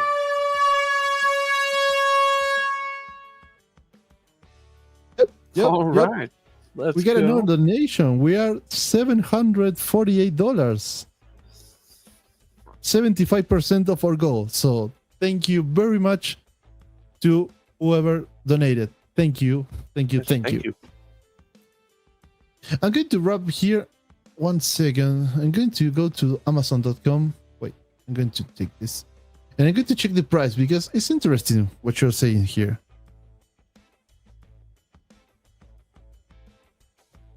Yeah, I don't know. I'm not sure how they lowered the price. Not a lot of companies lower prices. They I know lowered at the one price point they were for like- those one. Yeah, like when they very first started that line, it was like almost $50, I think. So, no, wait, 34 bucks, 39. A dual pack is 65, but so 65, it's like 32 each. 36, so it's in a good price range. Oh my god! Oh my god! Good What's up, morning. Kay? What's Good up, everybody? morning, sunshine. Good morning. Had to catch some Z's. I hope everybody's doing okay. I hate to break into this like this. We're still but, hanging on. Yeah. H, Good to hear. Nico, how are you guys doing? You guys holding up okay? Holding it down? I'm on hour 28 of being awake. Dude, yeah. I've got 11 more to go. Dude, so when I went to bed last God night, help us all. when I got off of here last night, I hit hour 24 and said, you know what, I think it's time for bed for a couple hours. So I just want to say thank you to everybody that's in the chat and everybody that's been here. I'm not sure where we're at on our goal. Nico, you got an update on that? Yeah, we are $748. another one. Yeah, Fantastic. 75% of the goal. That's terrific. We're almost there. Thank you to everybody that's donated, supported, and been here and hanging out. Guys, just give me a quick update on what's been going on over the night, the last couple hours that haven't been here. I saw you had a guest on. Just give me a quick rundown. What's update me a little bit. Well, we were making fun of you because you don't have hair. That's fine. I have been calling HK during all the night, like, Three times. K, what do you think about it? And suddenly H like, I'm not K. Kay's not here. I confuse us I was too. like, I have hair at the moment. At the moment, yeah, I confuse us too. Maybe we can get a hold of a company that give me some rooted hair. Good morning, toy collector. The first So- human in hair rooting. Yeah, that'd be cool.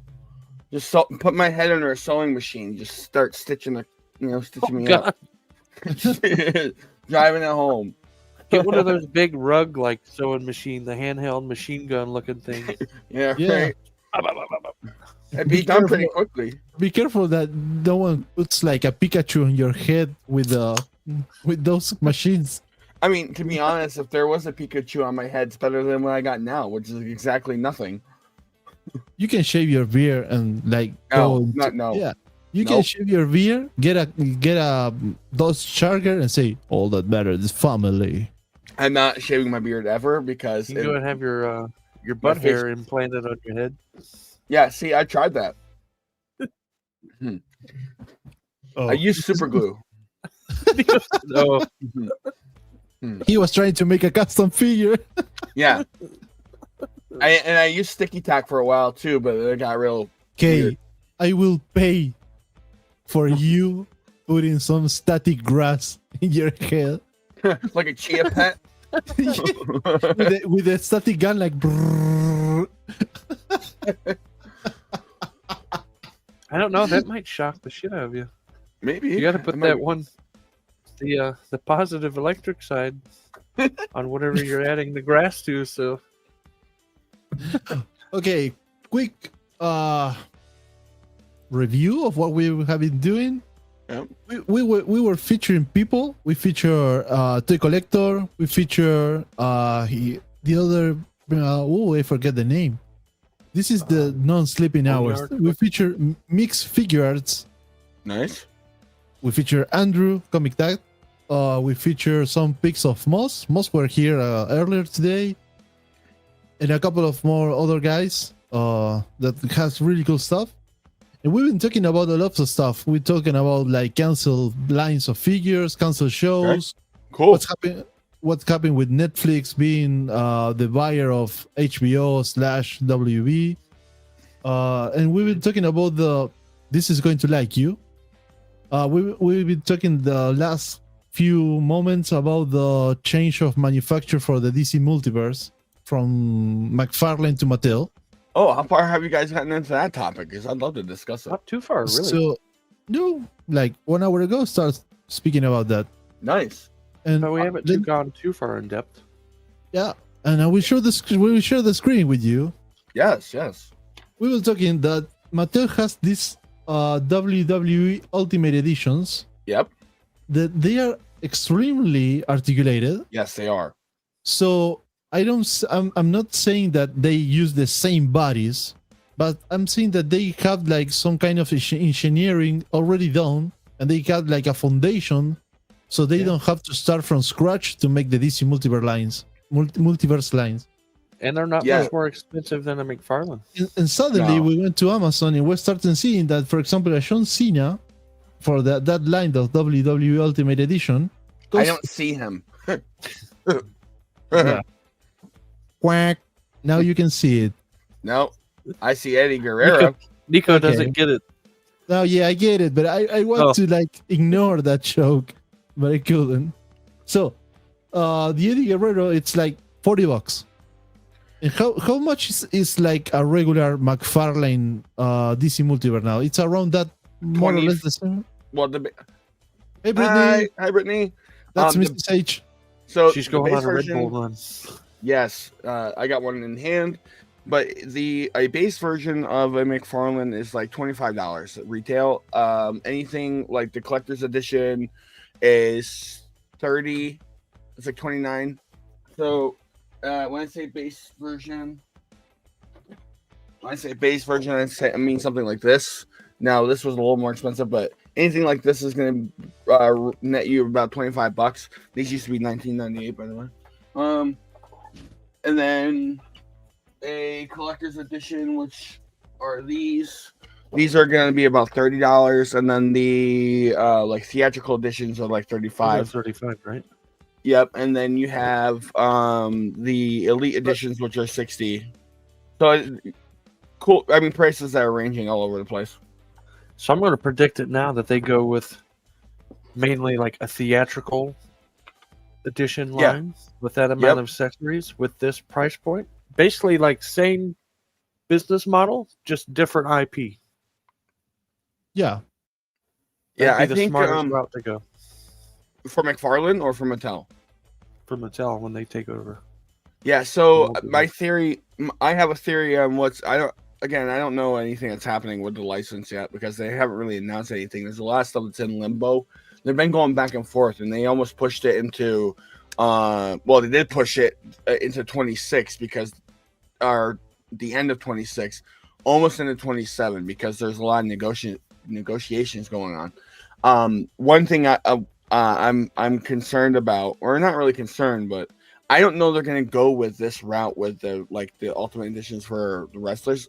So they have the Motu line, which is a 7-inch scale, and I think they're going to use assets from that line to create their new DC multiverse.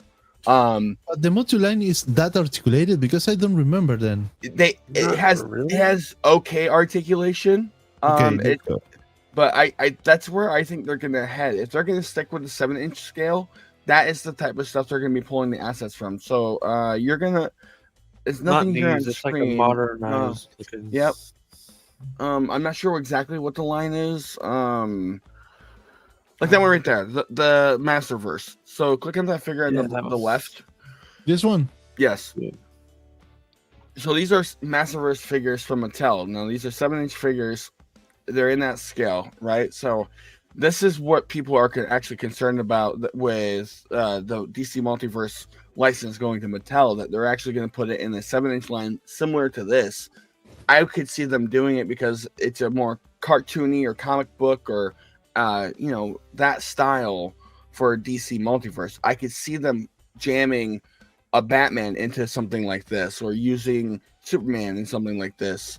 Again, it's not super highly articulated. It's okay. It's got a decent sculpt, okay paint, bunch of accessories. But if they're going to go the 7-inch route, this is what I think we're going to get as far as the product goes.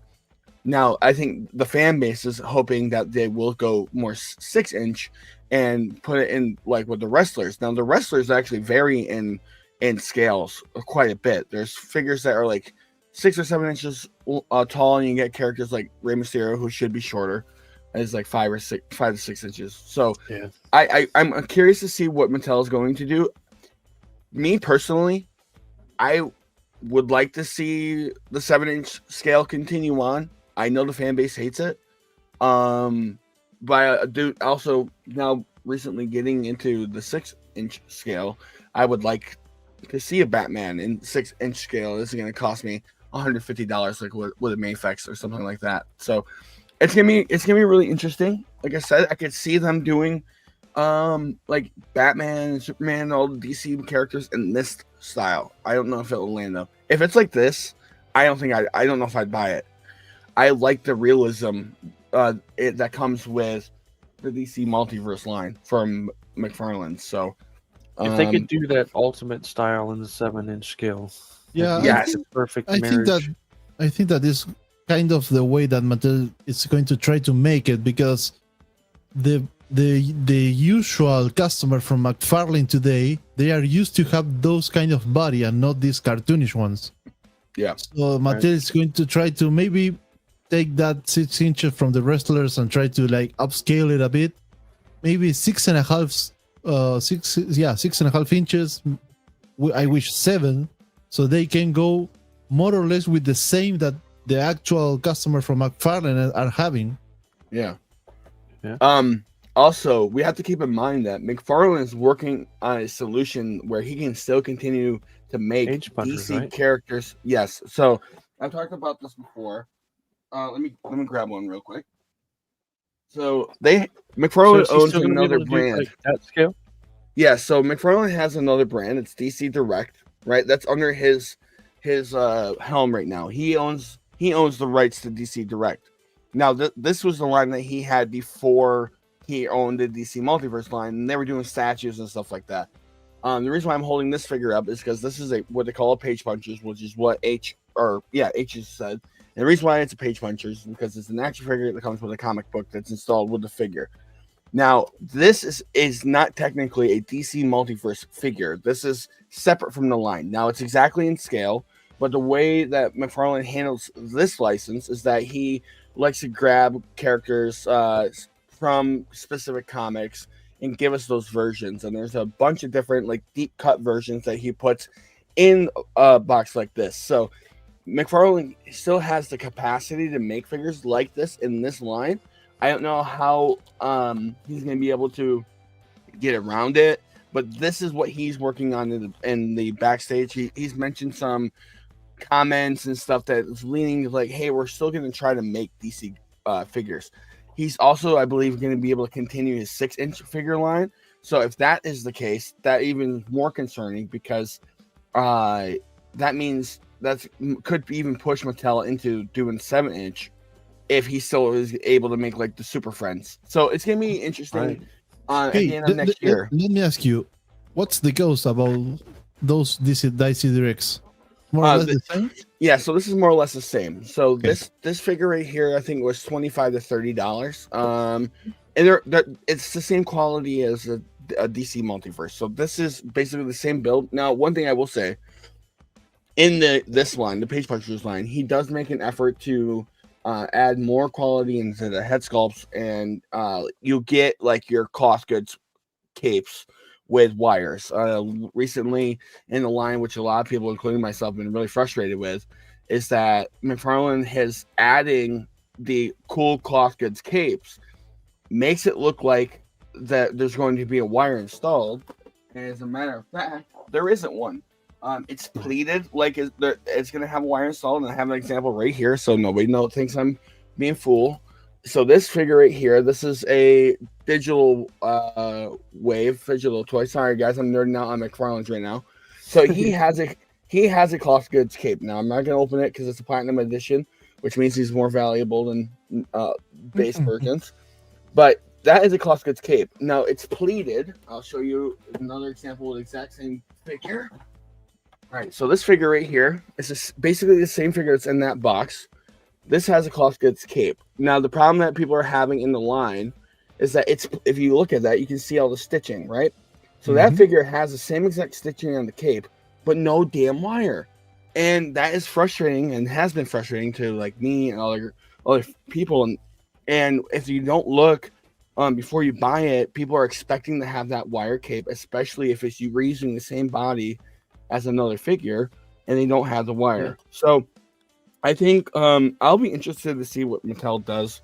It's so weird to not like to kind of be picky and choosy about what figure gets the wired cape versus a rubber. Like you would think once you make that update, that would be across the board thing, not just here and there randomly. My thoughts on that are because he knows he's losing the license. He's trying to maximize his profits before he loses it completely. So he's minimizing some of his costs, and there might be a fair trade-off. So if he's going to remove wire from capes and actually get cost goods, that's great. Maybe he can lower the price then on some of these figures. If we're not going to have a cost wired cape, if you can get it back down to $21 to $22 for a base figure, I think I would accept that trade-off, because really some of the wires in the capes they don't even work correctly. So but I think it's a bad dash for them right now. They announced, I'm glad we're talking about McFarlane, guys. This is a good way to wake up. They announced a bunch of figures for the end of this year. Yeah, I got Red Bull. So two things that I want to add about what you're saying. Okay. Yep. The first one, the figure is saying that we look tired. And yes, we're almost reaching like the 14 hours straight of streaming, but it's worth it, my man. Right. And he said that it's he said good morning, fellas. Good morning to you, my man. Good morning, D-Figure. And the second point, if you are an inbox collector, yes, you're not going to mind about the wire, because you're not going to take the figure out of the box, and you're not going to pose with the wire. And if you're a toy photographer and you are trying to get some kind of customization on your figures, putting a wire on that cape is not that hard. No. So there are tutorials, and they actually make it pretty easy to add a wire. If anybody knows, like I don't do any customizing. I have no real idea how to do it, but I've seen how people will get the cape off of the figure without damaging it. It's actually not that hard. No, but as you're scared of damaging it, and I get you 100%. Yeah, but thankfully, the way it's machining is done on these figures is you're not really at risk. All you need is some super glue and a hot gun to heat it up, because what happens is that cowl and neck piece is actually separate, so you can actually pop that out after you heat it up, and you can take the cape right off. You can put in your 12 gauge wire or 16 gauge wire or whatever you have, and you can put it back on, super glue it, and then you're good to go. It doesn't actually damage the figure. There's actually a bunch of people in the community that collect the McFarlane line that have done tutorials on it. Big guys like Rob D Toys. He's somebody I follow that is very close to the line. Ahsoka the Geek, These are really big names in the McFarlane community. Jared, that have done tutorials and customizations. Now to your inbox collection. Yes, if you're going to be a strictly inbox collector, then the wire doesn't matter, right? Hopefully the boxes are a lot of fun to look at. One thing I appreciate about McFarlane is that the boxes are actually really cool. I love the artwork on them. As a matter of fact, I have a binder of all the cutouts. I cut off the back of the box and I put it in the binder because the artwork on it is fantastic. Like I just held up the thing he does really well. So like this to me should matter. I would say it's a more generic box, but the artwork on here is so cool. I like that it tells you what comic is coming from, gives you a little bit of snapshot into why they're making this figure, why this figure exists. So, the back of Captain Cold, that's actually a really good point. I don't have him handy. Yeah, I don't have him handy, but that's just another thing about the inbox stuff that I collect is I love the artwork. I like that the packaging is different too for each of the lines that he does. Yes, it makes it more you're easy to identify those lines. Yeah, that's why I don't collect the Hasbro packaging because like once, I think it was Legends switched to this new. No, it was GI Joe. Once they came up with that new GI Joe packaging, they used the same style box now for Legends and yes, I want to say Black Series. Yes, it is. It's all the same windowless, or not windowless, window box with the same cutout on the. It's like it's shifted to one side. Yeah. So with inbox collecting, I'm a hybrid collector because I like to open my figures and I'm a child. I'm bi-collectual. That's something that H has coined that I'm going to steal. Bi-collectual, meaning I collect both inbox and out of box, mostly because I'm a child and I use my photography as an excuse to play my toys. You know, I like getting Batman, beating up some bad guys. But I think if the artwork on the Mattel boxes is really good, I'm gonna be excited about that. Now, I'm gonna end up maybe buying the first wave. I need to see the figures. If it captures my attention like McFarlane did with the Batman Who Laughs, I'll never forget when I bought those figures. Batman Who Laughs, Deathstroke, and Joker. I was with my brother in Walmart, saw him on the shelf, had no idea who Batman Who Laughs was, bought it, fell in love with that figure, couldn't believe the sculpt in it, took me down this rabbit hole of Batman Who Laughs, and obviously I love Joker and Deathstroke. So, and then that was it. I started buying those figures like crazy. If Mattel can grab me like that, I'll be down for it. I'll be a little sad for that line, the McFarlane line to go. That's why I'm kind of dipping into other lines. So, but, I mean, for putting it in context to some people who may are watching this is more or less the last Batman figure that Mattel did from the DC multiverse. So this is at least the way that he need to start and improve it. Yeah. So if you can see, this is like based off of like a G.I. Joe articulation scheme or an old school Marvel Legend. If I don't think this is bad, but one thing, I mean that's terrible. But one thing that Mattel did is they just started reusing. I mean, straight up 100% reusing all of these figures, all these bucks. They didn't put anything different in the line. They really kind of gave up. I mean, there's good bones here. Give us updated joints, double jointed elbows and knees, pinless joints, which is something I love from G.I. Joe and Hasbro's, that they have a lot of figures coming out now that are pinless. I don't care that there's pins in McFarlane. I think it's an added bonus to not have the pins, but I know it doesn't bother me that there's pins. I know it's ugly. I know people hate it, but it's not, to me, not that big of a deal. You don't like it that much when you're taking your photography, editing it out. You know, right. But speaking of McFarlane, I did want to cover some of the news that came out. If you guys don't mind, I'd like to cover some of the news that came out recently. There's a big con that happened in, I believe, Brazil, Yep. And That's still Comic Con. so if I can find it real quick, I'm not gonna cover everything. There's just one thing I really want to cover. I was really excited about when it came out. There's so much news that came out of that con, but was it CCPX? If I'm not mistaken, that's what it's called. Is that correct? Something like that. I think that's what Lenny said earlier. Yeah.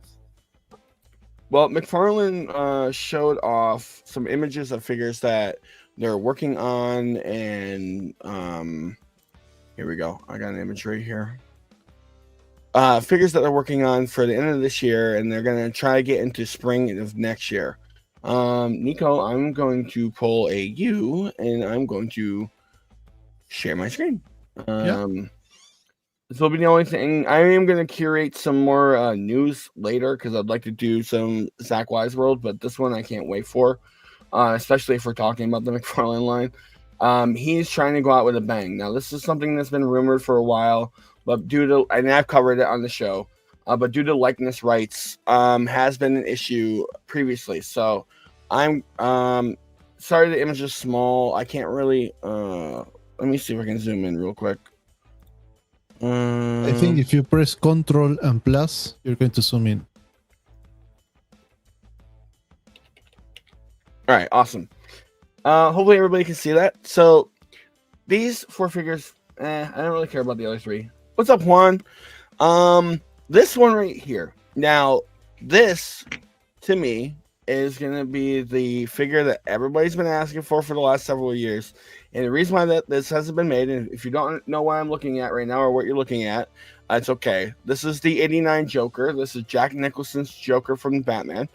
And this has been probably the most anticipated figure that all of us fans have been clamoring for from McFarlane. Now, a couple of hiccups as to why it hasn't been made yet is because Jack Nicholson's very, very, very greedy.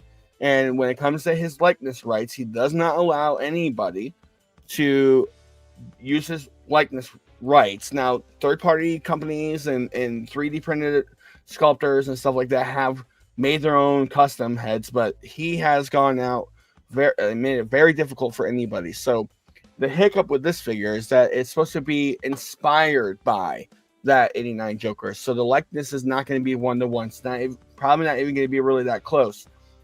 We've seen that before in the line with like Ben Affleck's Batman.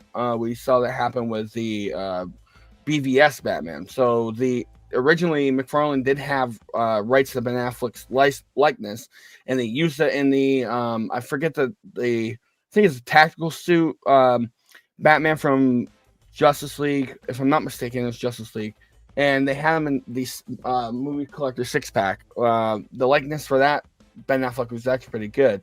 After that, something happened with the likeness rights, and then when they did the BVS Batman, they actually used the stunt double for the head portrait, and it was terrible, and people hated it.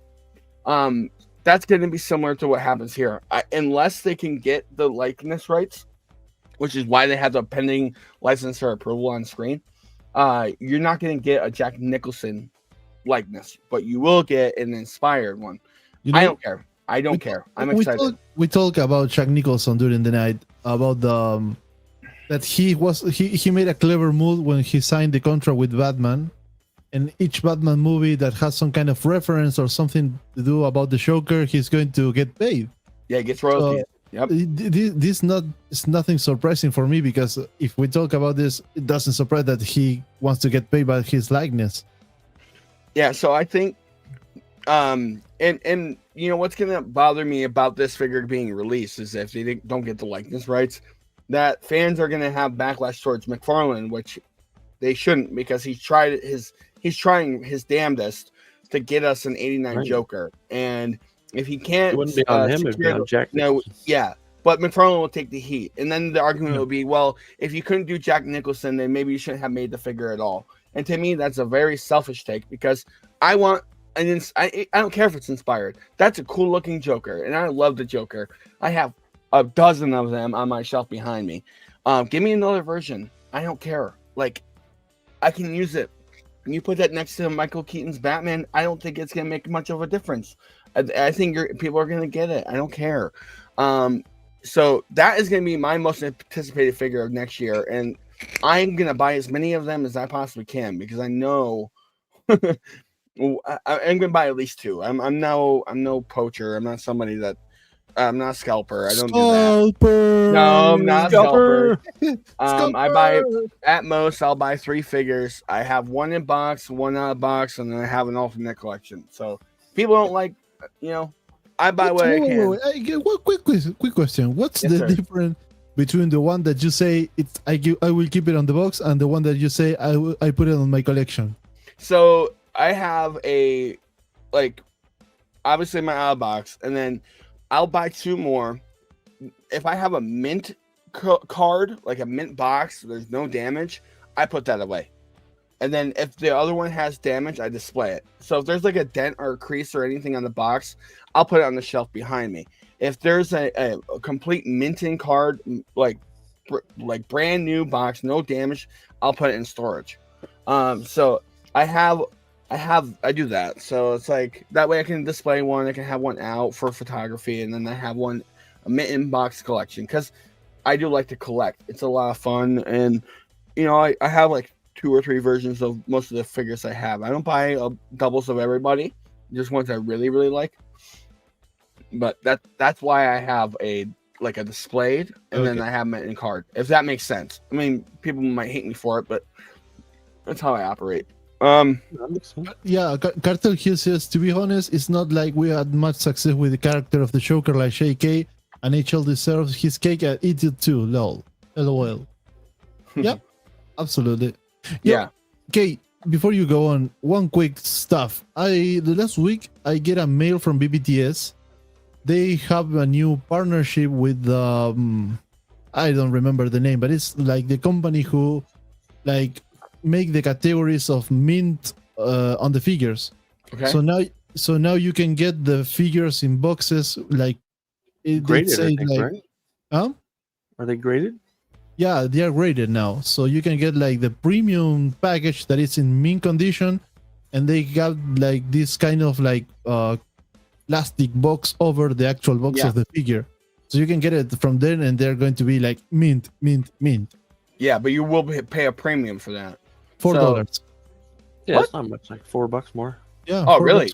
Yep. Usually to get anything graded, especially with cards, or it costs you $20 to get it graded. So it's right. That's not including shipping there. Too. Yeah, not including shipping. Yeah, and your figure is gone for several days. So the grading, if not longer, the grading process takes a long time, and the amount of anxiety that I would have to try to get a figure graded would drive me nuts, because any damage to that thing is gonna tank that grade. But I do see the appeal. If I can get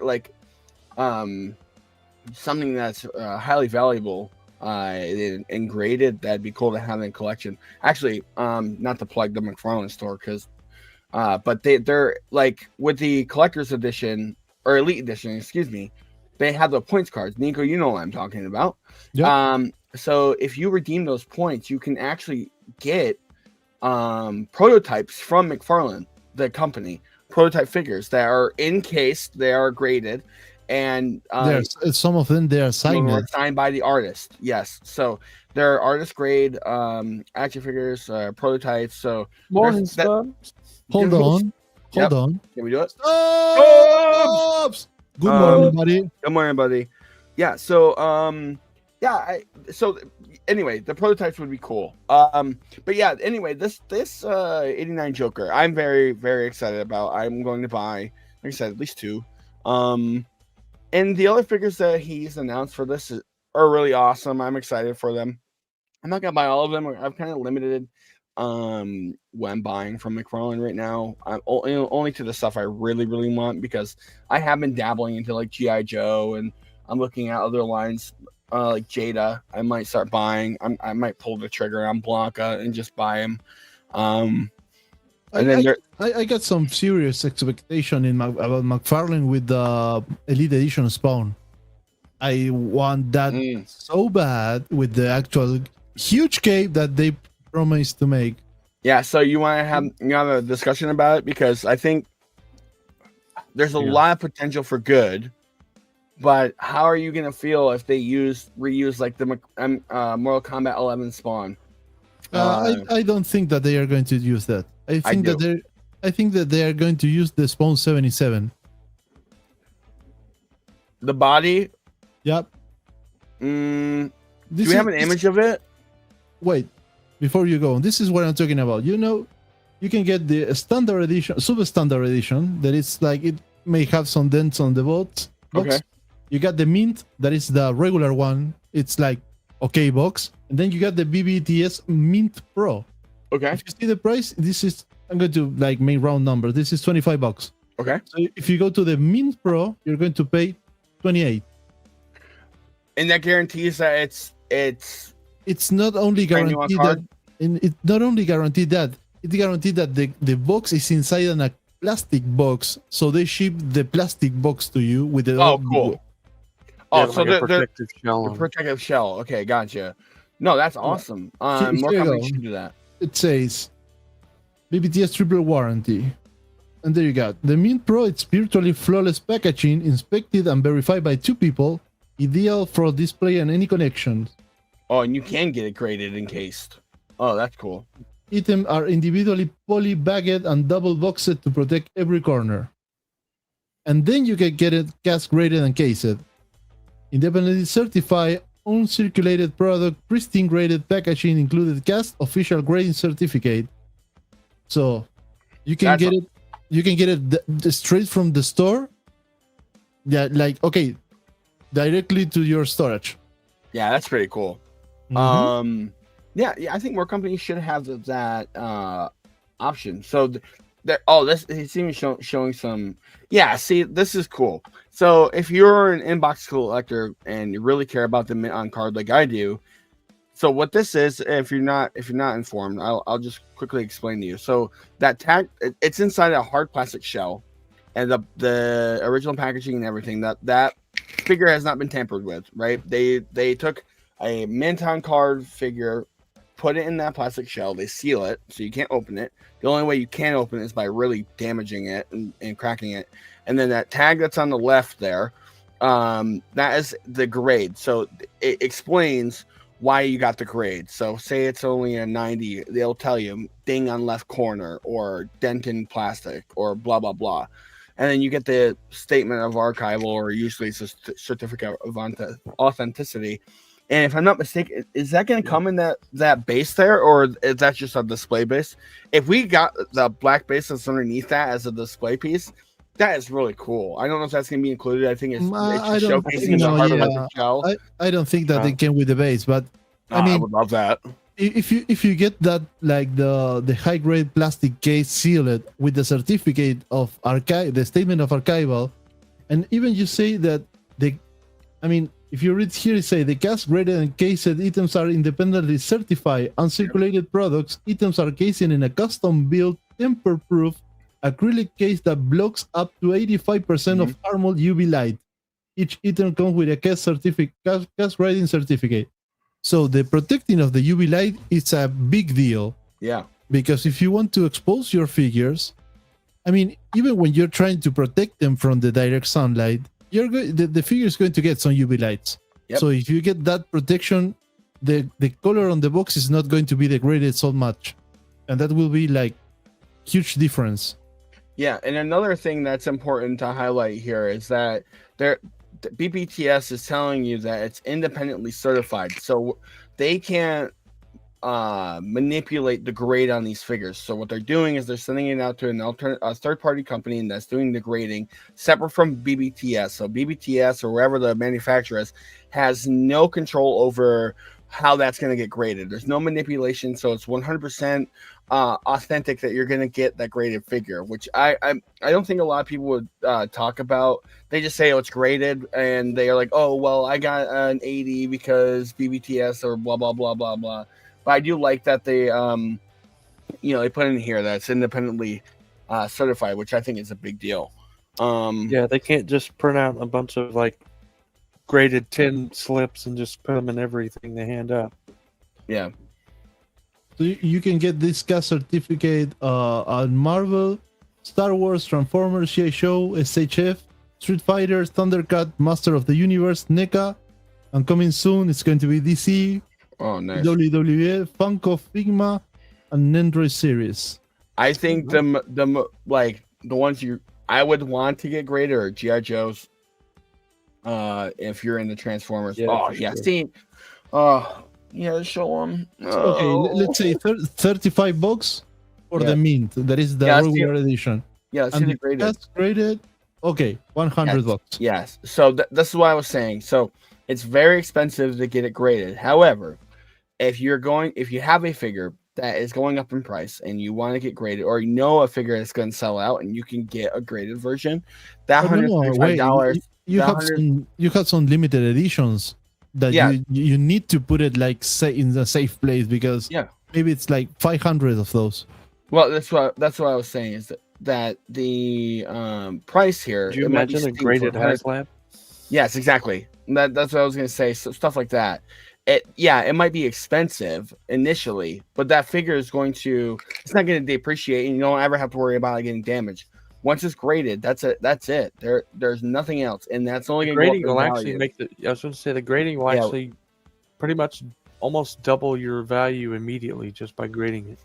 On some figures, if you do something that's super common and it was a peg warmer and you get graded, like if you did Kalnaka, which is on every freaking shelf everywhere, if you graded a Kalnaka, that's not going to be worth much.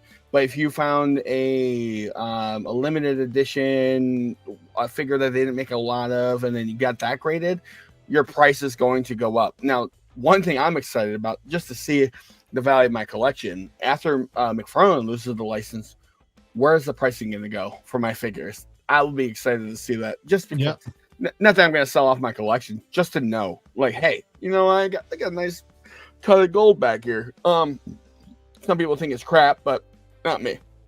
Yeah, we got some people on the chat here. Carto says, "Yep, collector grades was always been a thing, but they are basically giving you a graded case of authenticity. I feel like they will also buy ungraded mint condition like GameStop." Yes. And he also says GameStop is doing the same with these trading cards, but they can ship straight from facility to the graded office and straight out of the box. Yep. Yeah, and I think that's what's going to be good. I think you're going to this. I believe is going to be the way of the future. And in my opinion, this is for the hardcore collector. This is for people that maybe don't open up their action figures or even do photography, but these are just for hardcore collectors. And there's going to be people that buy.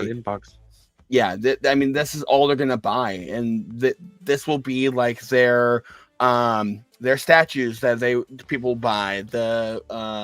I'm trying to think of the studios. Yeah, graded comics, stuff like that. So there's going to be a huge market for this, I think. And who said it? Was it Cartrell? He talked about how you're going to be able to start selling and buying them from stores. Yeah, I think that's definitely going to happen. Just be careful with stuff like GameStop, because they try to screw you over. Hey, you want some store credit? No, I don't. I want the be right back, because I got something to show you, but I can show you what it is. Okay. Oh no.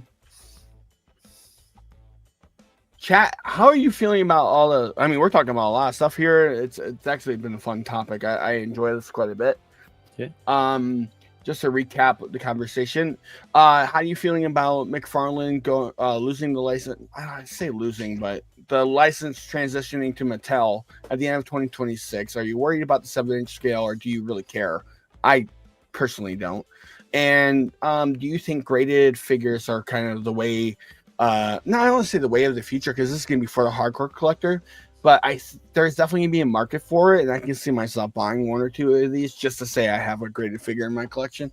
I do like that, BBTS is making it a point for you to, hey, if I do BBTS Mint Pro, I'm guaranteed to have a card, an undamaged figure, which I value that, because I like to display my figures. Cottrell says all McFarlane figs will triple in price, especially anything like that Rainbow Batman. Yes, so I have that Rainbow Batman. And like I said, not that I wanted to sell off my collection, but just to know that I'll have a figure that figure could be $500 when I spent $20 on it or $25 on it. That's pretty cool. Kind of, like I seen maybe that thing in the wild and I didn't buy it. you didn't buy him. Oh, No. Now I'm So- kicking myself in the ass. so this guy right here he is. Now, what drives me nuts is people went ballistic when McFarlane did this for other reasons. If you know, I don't want to get into the Political topic. reasons. Yes, political reasons, political heat. I don't want to broach that conversation. That's the only thing I'm going to mention about it. But this is actually comic accurate. So just she can go on this tangent. Real quick, Robin gets kidnapped and Batman goes on this wild tirade where he wears a bunch of different costumes each night to try to find Batman. He's trying to get all the attention drawn on him. He does not care at what cost. He's trying to save Robin. The last night that he goes out, he wears this costume, which is he did not care about color. He wants every villain to come after him so he can figure out where Robin's at. And he takes out everybody. And that's why this rainbow Batman is actually really important because it matters to the comic. And Batman said, basically forget all of the stealth and forget all of the intimidation factor and fear factor. I just want to go out there like this and get everybody's attention so I can find Robin. And to me, that's really cool. But yeah, this is gonna be one of those figures that will go up in price like exponentially because it's this red platinum figure, so you can't buy it online unless you buy a third party. And so this will be a highly sought after figure, especially after the line gets transitioned over to Mattel. Guys, I appreciate you letting me nerd out. Yep. So, Stubbs, for you to know, we are at this moment in the beautiful amount of $748. We are 75% of our goal complete. So, keep on. Then we have Evan Diaz say good morning, most impressive. Good morning, Evan. Good morning. And Good finally, morning. I'm going to show off something. Yes. Evan is C-Box scenes, by the way. This is one of the things that I'm proud of having. This is V for Vendetta. Oh. And this is freaking signed by Alan Moore. Oh, that's awesome, Nico. Fantastic. Yes. That's awesome. It's one of my my shoes. You need to have it graded. Yeah, you do. Subs, to your point, we still got plenty of time left. Absolutely, to reach our goal for the donation. So we're gonna be going.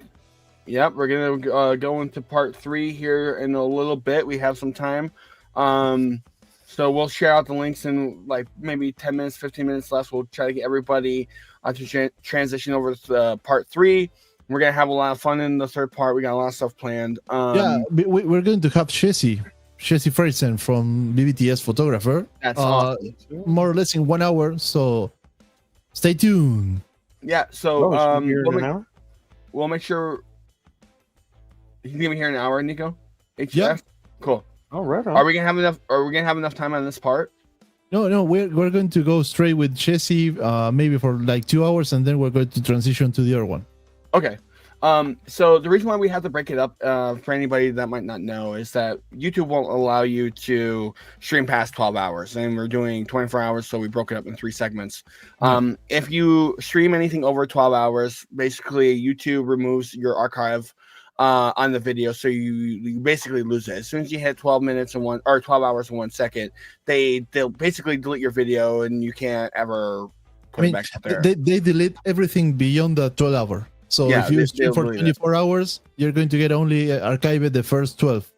Yeah, so you lose the live play. I Mhm. mean, you could essentially you could cut up the video and then post it under that 12 hours, but it gets rid of it, which is not fair. So we have to break it up into 3 parts, which is unfortunate, and hopefully we can get everybody to transition over easily, but that's why we had to do it. We wanted to do a straight up 24-hour stream, but YouTube doesn't give us the capacity to do that. So bear with us as we go through our transition in a little while. We do appreciate everybody being here, and shout out to H and Nico for being up. I'm gonna give them a round of applause. Nico, I can't hit the switch, but you can hit the button there. This is for you guys. Chat, please give these guys a round of applause because they have been up the whole time. And guys like me, I had to catch some Z's, and Nico's and H have been up the whole time. So I've been up since 5 a.m. yesterday. Yeah, so I was too, and I couldn't do it. So okay, K and H, I'm going to give you like 2 minutes. Be right back. Yes, sir. Yeah, so thank you everybody for give them the round of applause. They deserve it. It's been a lot of fun. H, how you feeling, man? I'm surprisingly not that tired. Good for you, dude. I drank 2 Red Bulls. My wife went and bought me more. Yeah, I might make the full 24 hours. Good for you. I couldn't do it. I might crash out immediately at the 24-hour mark. Yeah, so Stubbs, I'm gonna show this comment. So he says they must have changed that. I remember a YouTuber that tested how long a live could go, and he got to 23 hours and 59 minutes and 59 seconds.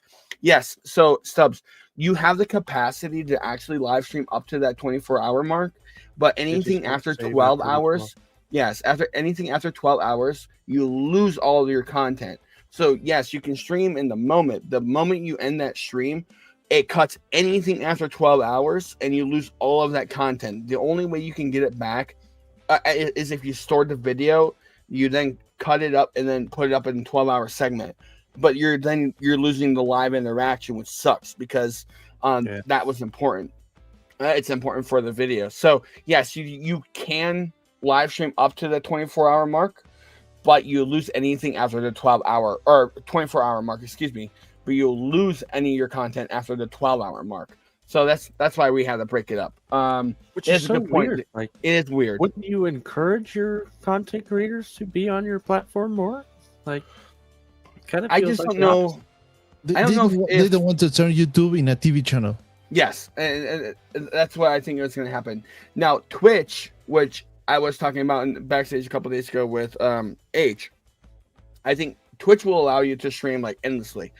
So maybe it's something that the guys and I would have to talk about. We just as a thought, maybe Twitch could be an option for next year's stream, especially if we were going to talk about going longer, because then you can stream the whole time without any breaks, and everybody can stay put. You get your seat, and then you stay there, and you don't have to worry about, hey, I finished the first half of the movie, and then now I have to go to a different theater.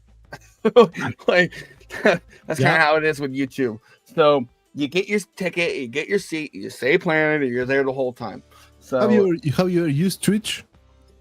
I haven't used Twitch as a creator. I have like gone through Twitch and watched people on Twitch, but for using Twitch, you need to have like an account. No, you can watch Twitch without signing up, but you're gonna get destroyed with ads. I mean, there's like 7 ads an hour, 7 or 8 ads an hour. Some content creators. That was my point. 15. I mean, in YouTube, I think that they may put like 1 ad per hour, maybe on the live stream, but you don't have to sign in onto YouTube to see a video. So I don't know how it works with new accounts, but I think with I don't want to misspeak. I don't know how it works with new accounts. That's all I'm saying. My thought it was that maybe with a new account, like if we had a new creator account, that the ads wouldn't play because we're not a monetized channel, so it wouldn't be worth it for them to run ads. But that's just a thought. I have no real. Do you know what? Let's ask the chat. How many of you guys have Twitch? Do you guys watch Twitch a lot? Yeah, that's a good question. Let us know in the comments. Well, chat, while you're doing that, yeah, Kick is another streaming service. Yep, similar Stubbs. Yeah, that's a good point. You guys hold down for a second. I'm gonna disappear for a minute. I'll be back in a couple. All right.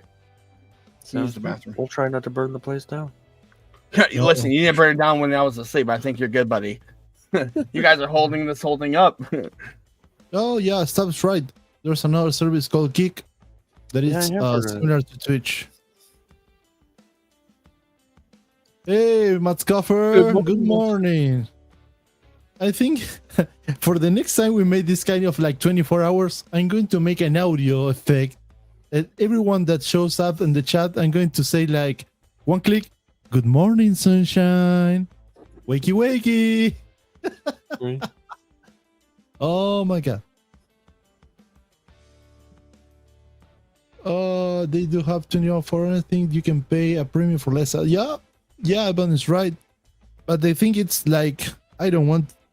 I'm not saying I will say we don't want the people pay for watching us. If we're trying to get some money, I prefer that money goes to the fundraising that we're making for the kiddos. Yep. That's my thinking at least. Yeah, But yeah,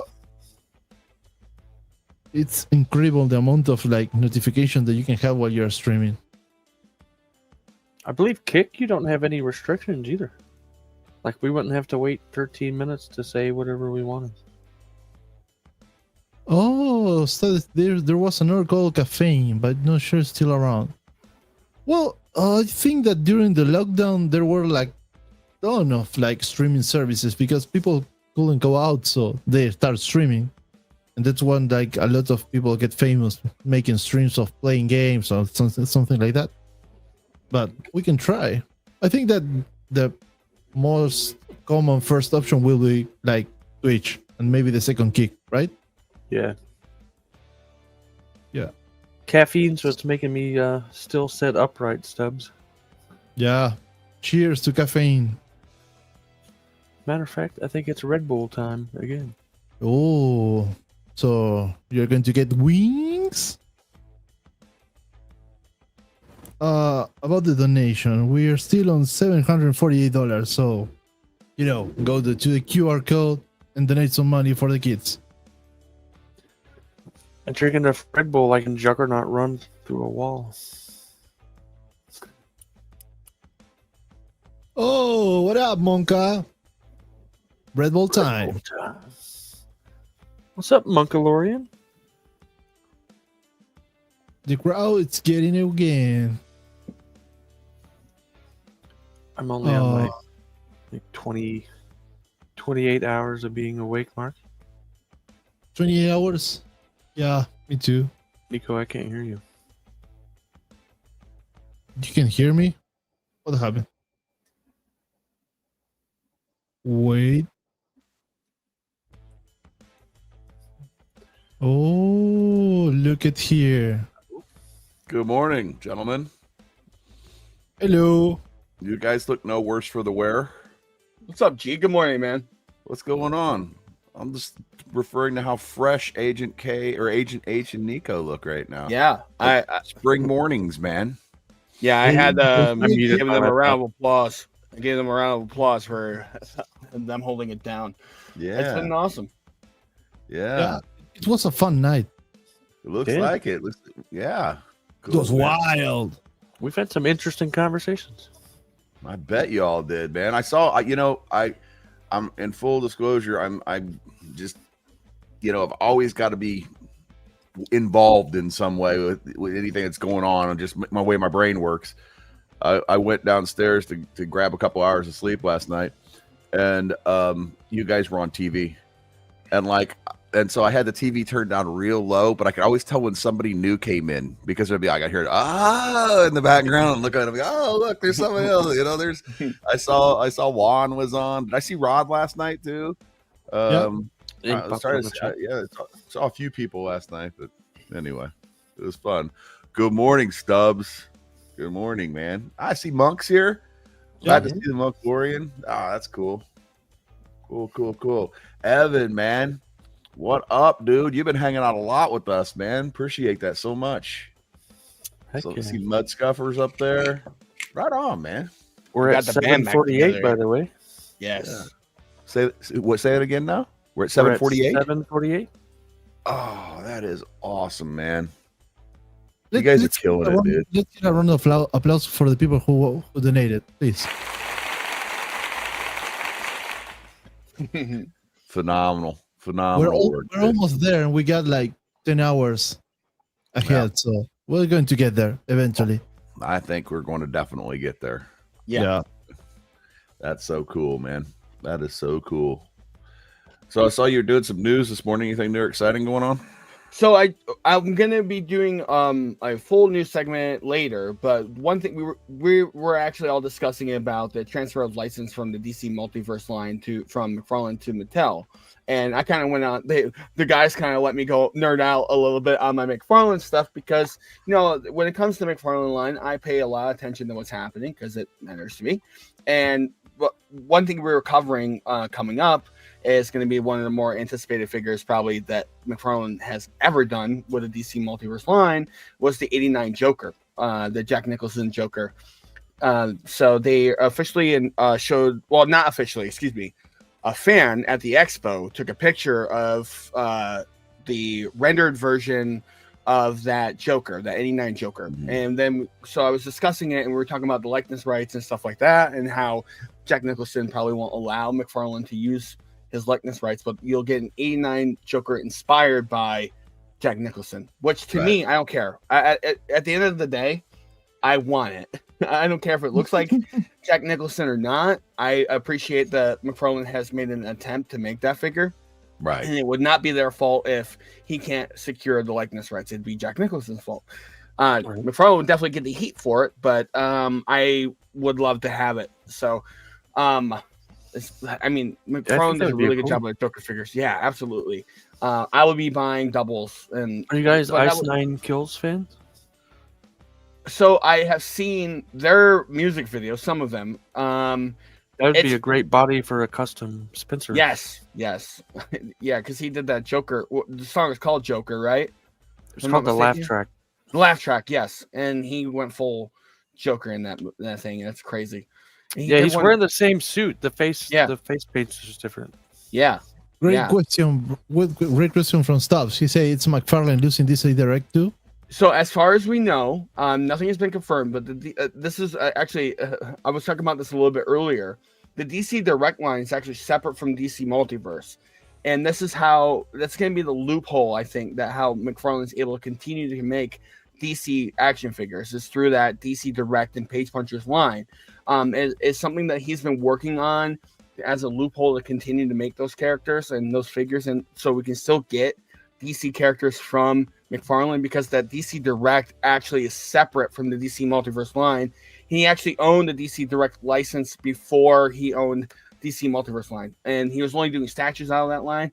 Then he transitioned into the Page Punchers, and then you can actually get a 3-inch Page Punchers also. So nice. My hope is that McFarlane, if they're going to completely move away from DC Multiverse, that they're still able to make the 7-inch comic book characters in the Page Punchers line, which, yes, please, more of that. I'll be okay with it.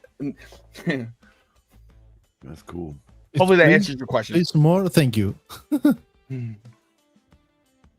Yeah. Again, that's just speculation, though. I have no concrete evidence that that's going to happen, but there's been rumors about that. Yeah. 4 Musketeers together last. Yes. We have made it. Well, I got a couple hours of sleep, so I'm sure at some point, Nico, if you guys need me to take over control or whatever you need me to do, if you guys want sleep or if you guys want to just stay up, whatever, I'm good. I'm down. You just let me know. My intention is to get up, be up here.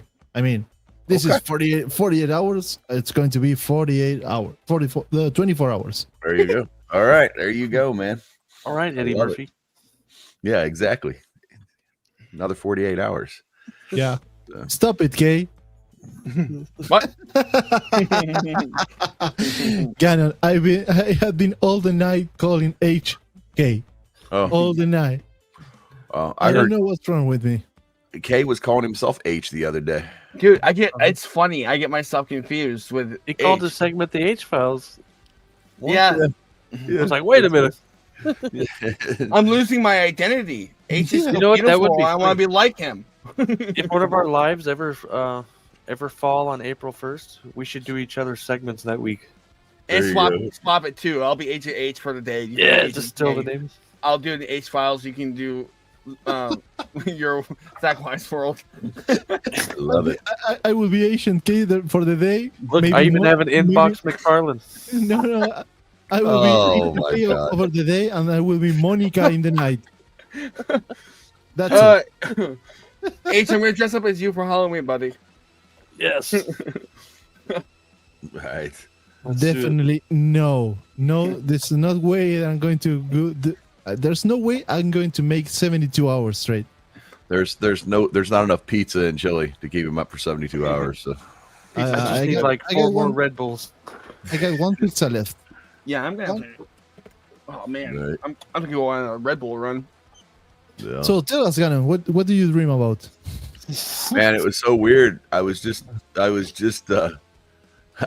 telling my wife I had the weirdest dreams last night, man. Or like in the past few hours, weird dreams. But it was something about some road trip we were all on, and it was like Eastbound and Down was playing in the background, the song. Yes. Eastbound and Down, Load it up, And then all of a sudden, like I was waiting, my cell phone started going off, but it was like a ringer I'd never heard before. It turns out that was the alarm waking me up. It was wild, man. So, Amanda had a hold of my foot. She's like, "Get up!" I was like, "All right." If you dream, landed in earlier for a bit. That's absolutely right. He was here. Thanos Copter was here. We love it. We love it. We have and we say to him, "We are fan of your work," and he was like, "Oh, thank you." Yeah. I was like, "You're a legend, my guy." He's a legend. He is a legend, man. That's awesome. Yeah. Awesome. Yeah. He was over on Jurassic Jesse's show the other night. Look at this. Here it is. Yeah. It was here at my 9:20 in the morning, so my 9:20 in the morning will be your 6 a.m. Yeah. Yeah. Well, that's cool. That's cool. Oh man. If you it was a lot of fun last night. I enjoyed hanging with you guys. That was a blast, man. There was a couple of moments of belly laughing in there that my stomach hurt this morning when I was like, my muscles in my stomach hurt from laughing so hard. Dude, Gold member is hilarious. Oh yeah. Dude, cheers to Gold. Yeah, cheers to Gold, man. Yeah, he made it. Cheers to Gold. Yeah. Can tell the chat what was going on last night, all the shenanigans and hoopla, because we did have a lot of fun rounding out part one. Part one was great. So, we started off with Jared, which was a lot of fun. What a great dude, man. Yeah. Lenny the Samurai came on secondly, and then we had Trevor, who was an absolute wealth of knowledge. When I learned so much from him last night. Oh man, that dude, I could sit and listen to him talk about photos all day long. Like seriously. Yeah. So we were doing the top 100 and we were about, 150 photos in when we realized that we weren't just doing the top 100 anymore. We were critiquing photos, and it got kind of funny and we got to laughing and we were all punch drunk. And so he said, hey, before we make somebody upset because we're critiquing their photo, let's critique our own photos. And so we opened up, I think it was Gold member started, and he had Austin. Austin started. Lights Camera AF started. So we started reviewing his photos first, and we went back to the very beginning. And Deadman from the Mercs had come over and had joined us live also, and we were just because we were talking about our friends and close group of people's photos. We were just relentless with each other. I mean, we found everything we possibly could to make fun of every photo. And I'm telling you, like, we scrolled back to the beginning of our streams, like when we first started. And I mean, there's some awful photos out there that just bad photos, of us learning how to do things. And it's funny because we say awful photos. They're awful by our current standards. Yeah. Like we wouldn't consider, if that was somebody that was new doing the photos, it's just new.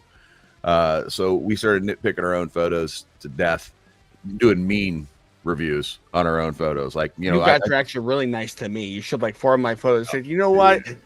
Get the hell out of here. We can't critique your stuff. Man. Your photos were so good from jump. Same thing with H. H had a bunch of good photos. Me, I had a bunch of crap. So I had some shit ones. But Gold members was probably the funniest of all. Oh my god! Yeah, Literally the funniest part about it is you'd go through 3 or 4 Gold's picture or photos of his toys, and then all of a sudden there'd be a hat on. It would be Gold, a picture of face, like a selfie of Gold through the years. Oh my, we were relentless, dude. We're like, this is the ugliest toy I've ever seen in my entire life. Oh, hey, what's up? It's no, that's not a toy. That's a terrible head sculpt, you know? Yeah, Dubstep era yellow- gold was my his yellow favorite. elephant. it was a prototype. Yeah, this is a prototype, right? So, I get a really good question here. Where is Ben? Still sleeping, Ben? Yeah, it'd We be miss like you, buddy. 7:30 for him. yeah. Oh, I right. summoned Ben. Mighty I Ben. summoned- He Ben did was stay up pretty late with late. us. Yeah. I imagine Yeah. he's sleeping in. Yeah, He's sleeping Mighty in. Ben is recharging because I'm sure we'll see him again real soon. Oh, okay, quick warning to Nova. If you do that, it's by your own responsibility. Don't blame on You've us. been warned.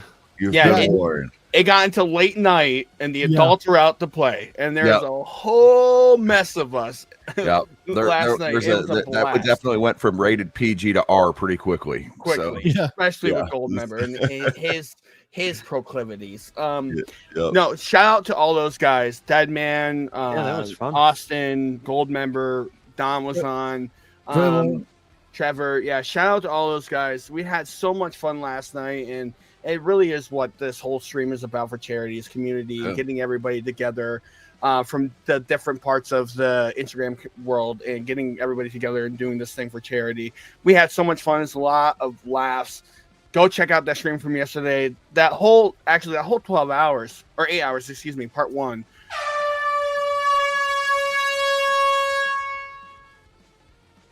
New donation. go.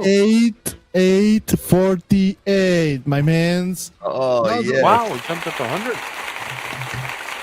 Let's go. Woot woot. Yeah, Yeah. but go back and watch that stream from yesterday. It's fantastic. That's By your cool. own responsibility. Yes. Don't blame on us. Yes. You have to sign a waiver first. right? Right. There's a folder of documents you need to sign first. Right. Yeah. We An will not be NDA, if sued you or will. canceled. Yeah. NDA, if you will, per chance. Perchance. I don't have a Dr. Pepper, so I can't say it at the moment. Oh, but you had it last night. The first drink you had last night was a Dr. Was Pepper. Dr. So, Mhm. and in these 24 hours, we never go or went and not going to go to Denny's. Never again. Never again. That's awesome. So I don't know so what are we kind of doing? Like, are we just free flowing right now, or because I got an idea. Who's out in the crowd right now? Let's pick somebody and let's go look at their. Let's just go through their, feed and look at some photos. You know what? Let's start with honorary member Stubbs. Okay, yeah. I say wanna do that? honorary, but he's family. Well, Start with Stubbs. Stubbs is an admin, man. He's Yeah, one of the gang. So Yeah. yeah. Okay, so you want to go through Stubbs? Yeah, Let's start do with like 4 or 5 photos of Stubbs, and then we'll just start going through people in the chats. If that's okay, is that okay with everybody in the chat if we do that? Okay, be aware. In any moment, Jesse should jump in, like in the next couple of minutes. Okay, yeah. Sounds good. So there we go. Stubbs. Stubbs. Stubbs. All right, let's see what we got going on here. Stubbs been working hard on his photography, man. He does such a good job. Yep. Yeah. Love the post here with Spider-Man. He Fantastic. uses a cell phone, right? Yep. Mhm. Yep. Maximum Series Spidey. Yep. Yep. It's Maximum Series Spidey, and yeah, man, I like what he's doing here with background, and Yeah, that background really blends in. yeah, it's cool. It fits the scene for sure. I like his little the brick wall dial there. Yeah. Yeah. Dial piece. That's cool. So I wonder where he got that. Is it foam? Is it 3D print? What is it? Where'd you Regular get it, Stubbs? delivery. Yeah. For me, it's a foam because the curves on the bricks, they don't look like they are like sharp edges. They look like dents inside. So maybe it's foam. Yeah. Looks Just good. guessing. Yeah. Kay, you look like the Stone Cold Steve Austin of Red Bull over there with your 3 Yeah. cans. Throw me I'm another just waiting for you to crack Throw me them and another just one. pour them all Yeah. over yourself. Yeah, smash and ruin my whole collection. yeah. I had one Red Bull. What? What? What? Two Red Bull. What? Can I get a hell yeah? Hell yeah! It's a great shot too, Stubbs. I love the atmosphere in this, man. Yeah. Love the atmosphere and the light coming from the left side over there. Yeah, Looks Kratos looks so imposing here. I know he's just standing there, but like it's the way he did the lighting makes him look really like powerful. Yeah. Anyone that walks through the woods like that in the middle of the night is brave.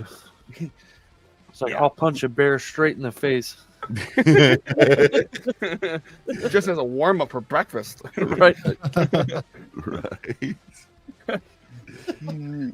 Yes, that guy does not use shave gel when he shaves his head. Let's put it like that. He just dry shaves. So, Yeah, well, he tries to, I'm so jealous. Imagine I what wanted to speak.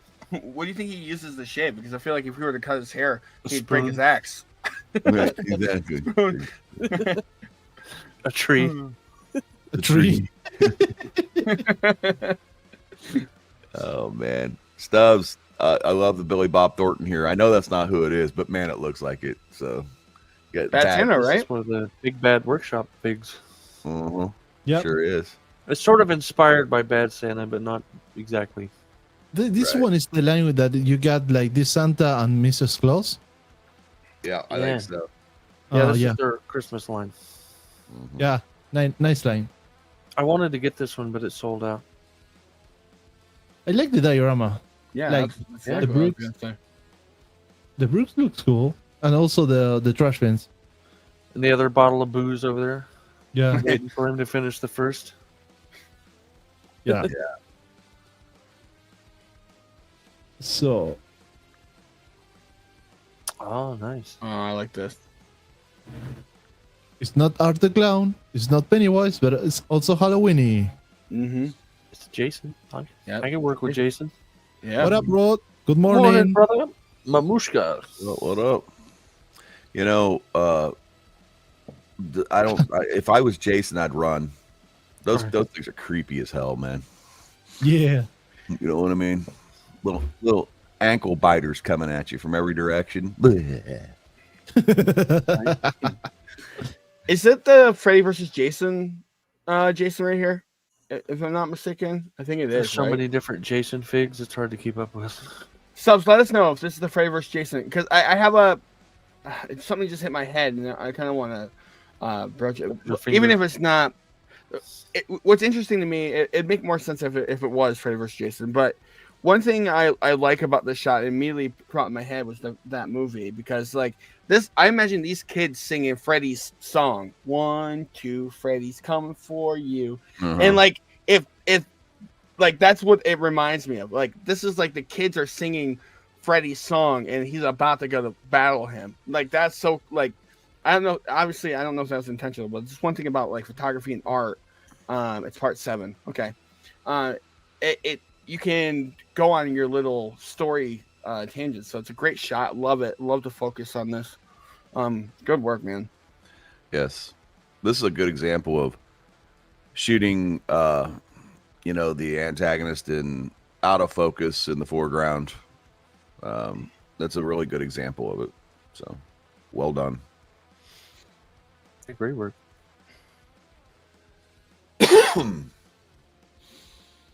Yeah. We need some turds in here. Turds. That's right. Yeah, this is a cool turret too. I like this, the Frankenstein looking, and the little chain around the waist, all that just looked good. I had the old school Playmates version of this. Oh yeah, right on. Yeah, I love the background. Mm-hmm. I mean, it's looked like a creepy dungeon or like a old house. Yeah. Yeah. Yeah. It's tiny, Captain America. We got that weird Texas cold going right now where it's like kind of getting cold at nighttime, but then it warms up the daytime, but the heater from the house is still on in the morning time. I woke up, it's like 9,000 degrees in here. I'm like, good grief, man.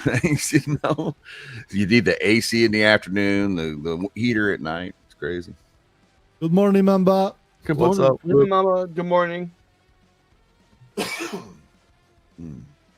What do you think about this, Big G?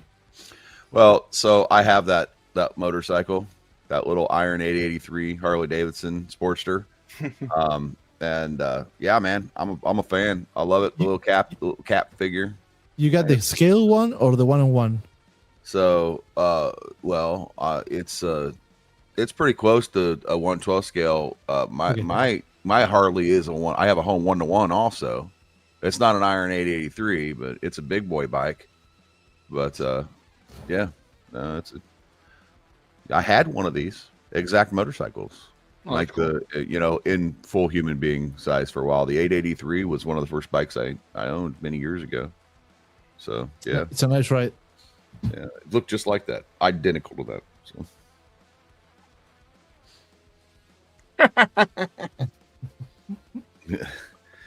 This is great.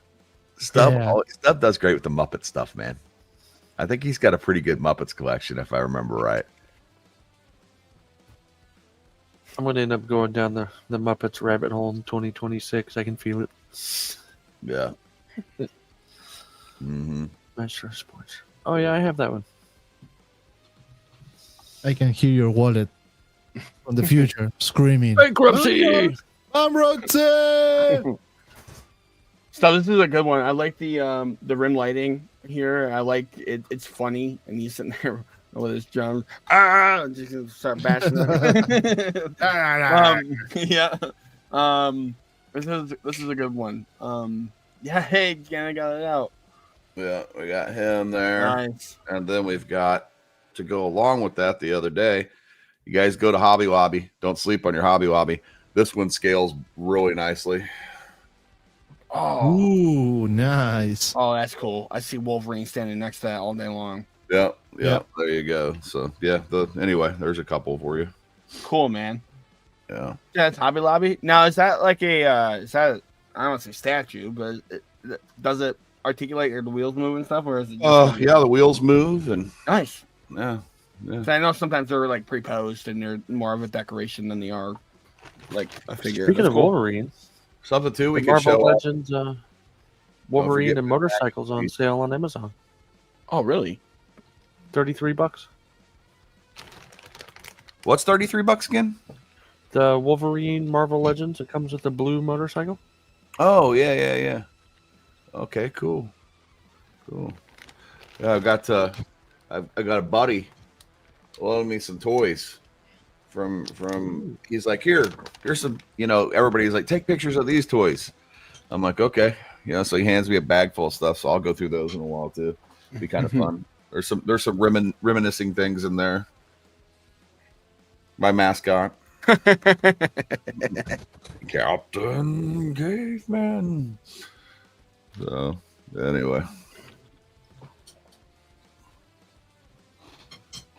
Yeah, like speaking of like crazy, like we were all trying to figure out who the heck is this? Yeah. Let me see if I can put myself up there. Trying to figure it out here real quick. Stop! Nico comes back to full. Yeah. We were trying to figure this out the other day. It's a cool civilian figure, if nothing else, but I have no idea who this is. So if anyone knows who this is, it has like a brand on the foot.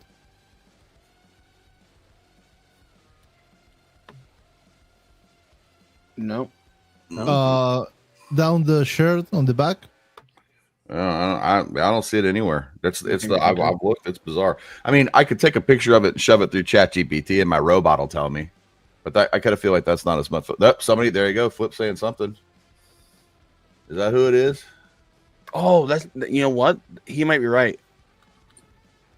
Yeah, let's check it. And what is in her hands? Are those chopsticks? Looks like a wishbone. Yeah, I mean, that's what I thought too. Because they're bent, but I don't know if they're just bent because it's old or whatever. Right. And why would you be holding your chopsticks that close? But anyhow. Yeah. Yeah, interesting. Yeah. What happens when your buddy brings you a bag, though? But your buddy brings you a bag. Well, that used to mean something completely different when I was young. But anyway, this is. I think it was makes it for a good civilian character, though, if nothing else. So anyway, sure. Mystery box. They need to do more of those civilian characters. I don't care what company does it. They need to make them. Yeah. We got 2 different companies doing it, working on it. Yeah, we need more. So action. Yes. Nova says it looks like RE. RE. Yeah, Resident Evil. Oh, Resident it's, Evil. It's Okay. from Resident Evil. Oh, okay.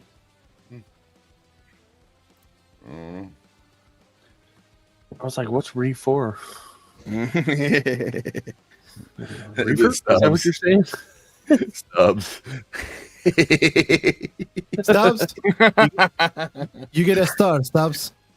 I love it. Go MacGyver. Go MacGyver. Full MacGyver. Flip. She's the president's daughter. How dare you? Apparently that figure.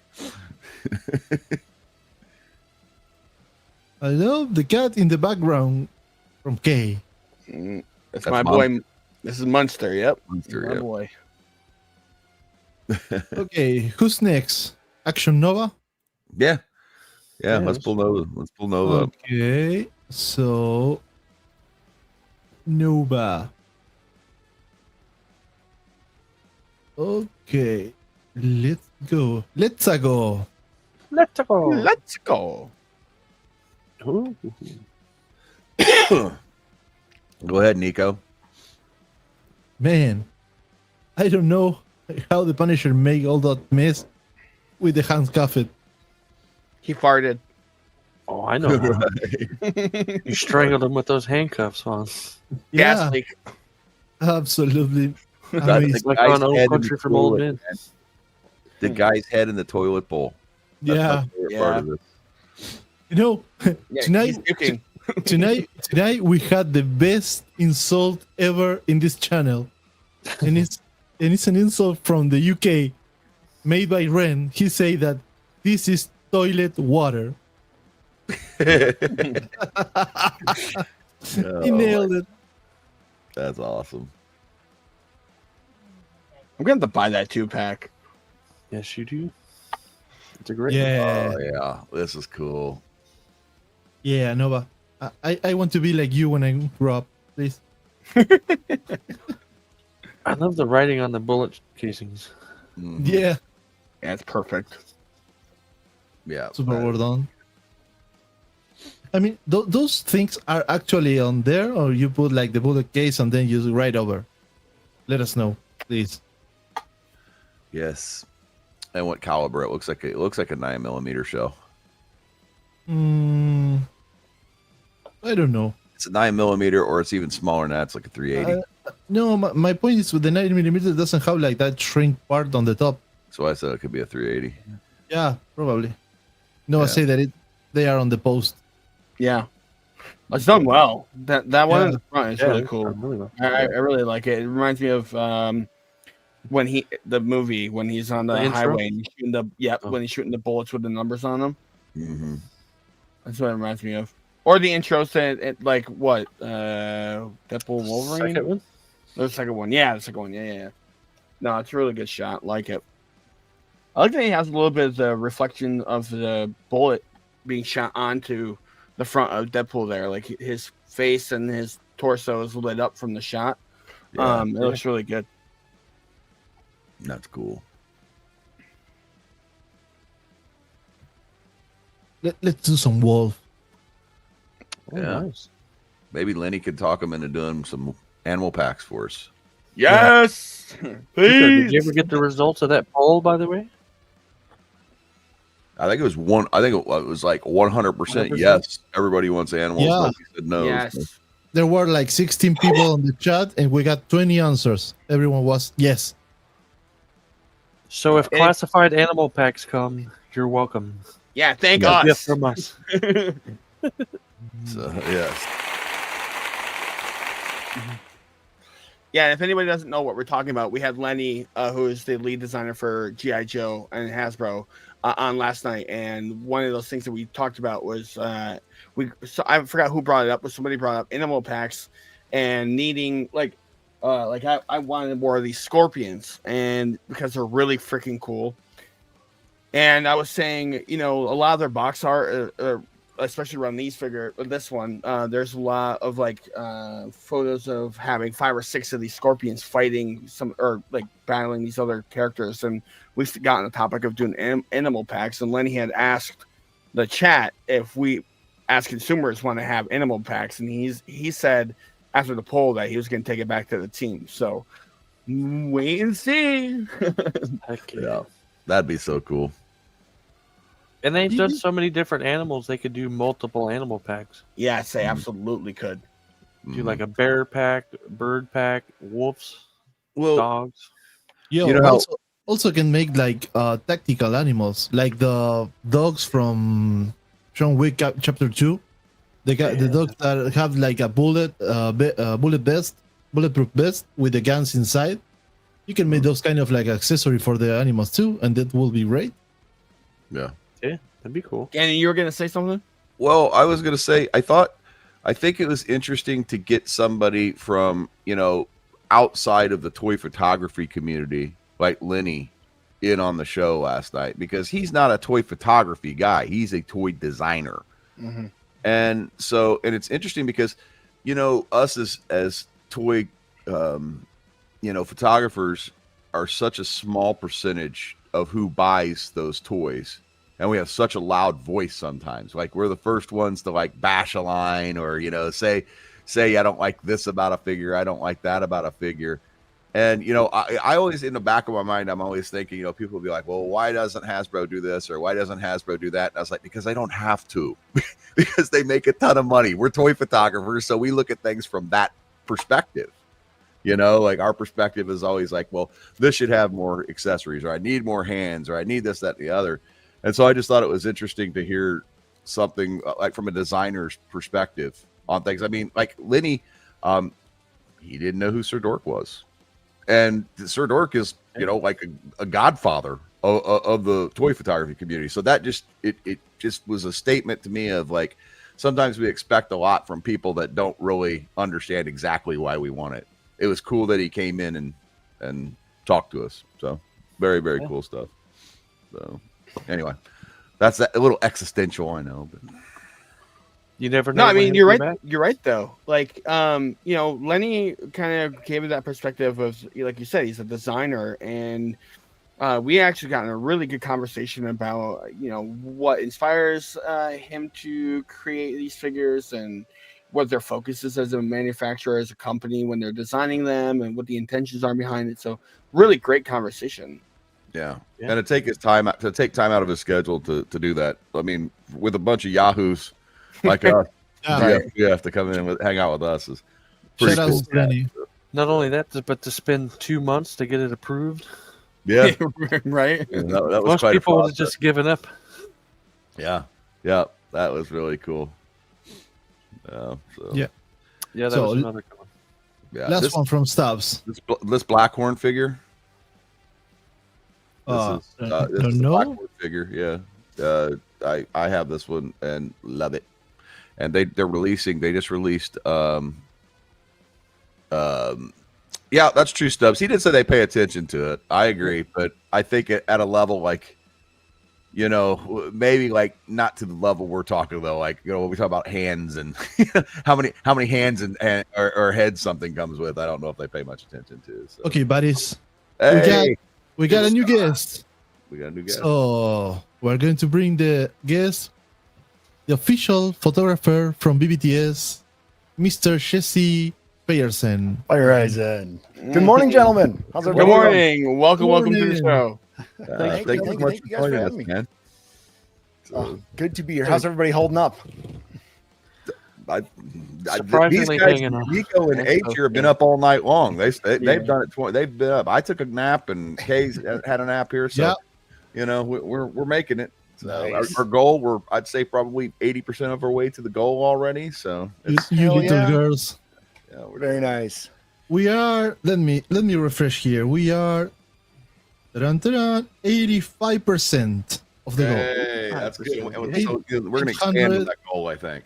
$848. Nice. Absolutely. Man, that's amazing. Thank you very much to everyone who's donated. Yep. Yeah. And Thank by you the guys way, for putting this together too. oh yeah, man. Yeah. Big Bad was our very first gave us our first good. donation. Good. Yeah, I've got to go donate those in a little bit, actually. Very nice. Yeah. They gave us like $100 on credit, so we like make a full box of stuff that Oh yeah. Put each together a made whole big like box for Took the kids. advantage of the deals. yeah, each made like damn good deals. Yep. You get a full box. I think I got There's like a lot of 30, them going on right now too. 30 yeah. figures, I think. 30 different things. Dang. Yeah. Oh, awesome. That's gonna make a lot of kids really happy. That's really cool. Mhm. Yeah, man. That's Yes, the yeah. whole point. I was going to say I'm a huge fan of your work. I follow. Oh, I've thank been you. following you on Instagram for a while now, man. Oh, thank you, sir. Yeah. Love what you do. And- How did you get into the taking shots for BBTS? How'd that happen? So the BBTS route I kind of stumbled into on accident. Long story short, I ended up getting a figure that had a broken knee out of the box. And I contacted the manufacturer, didn't hear back from them. And then I contacted Big Bad Toy Store, who I actually purchased it from, and said, hey, reached out to customer support and said, hey, I got this figure, it broke. Is there anything we can do? Oh, hey, by the way, as long as I have your attention, here's a link to my website and my socials, and if you ever want to work together, let's do something. And fortunately, I actually my wife and I just moved to this little town in Richmond, Wisconsin here, and I'm just down the road from their headquarters. So I'm Oh, cool. less than 15 minutes away. So it all worked out weirdly, magically perfect. It was quite a coincidence. So they called me up pretty quickly and said, hey, yeah, we'd love to, have some creative in-house, let's That's talk. incredible. That's incredible. So, what took you to Wisconsin? That's what I'm curious about. Are you from that area of the world, or? Yeah, I am. Yeah, I grew up here in Wisconsin. I mean, I grew up half hour south here, so Gotcha. we're on the extreme kind of west central Wisconsin, like 45 minutes outside of the Minneapolis-St. Paul area. We're right on the Minnesota-Wisconsin border. So then the question becomes Packers or Vikings. well, I would have to say Packers because I'm from Wisconsin, but with the asterisk that I don't actually really watch football. So There you go. All right, yeah. That's cool. my wife and I are wrestling fans. We watch. I'm with you with the Packers. All right. The wrestling fan, the wrestlers. All right, I like that. Yep. We were just talking about Stone Cold earlier. So. Oh, nice. Yeah, we've been slipping a little bit on our WWE watching this year, but still watching AEW, and I mean WWE's been a whole mess kind of this year anyway with creative and what they're the whole TKO purchase and going to ESPN and anyway. Strange. Not to that whole take us off the subject, but yeah. Well, I mean, but it is interesting. I mean, like, I grew up during the Attitude Era. That was in my opinion, the golden age. I mean, I guess that you could go all the way back to like when Hulk and all those guys, King like Kong Bundy and all those guys were big. But to me, it's always going to be Triple H and Stone Cold and The Rock and My buddies and I watched wrestling kind of in the tail end of high school, so this would have been kind of around the 2000 era, and then we just all sort of fell off of it. Life happens, and then in the it must have been 2017, 18, whatever. My wife started watching either Divas or the Bella, their shows. They're on reality TV, and then she came back to me and was like, "Hey, you and your buddies used to watch wrestling. Do you want to start watching wrestling?" And like, sure, let's give it a try. Boom, we got right back into it and going to shows and buying T-shirts and sucked right into it.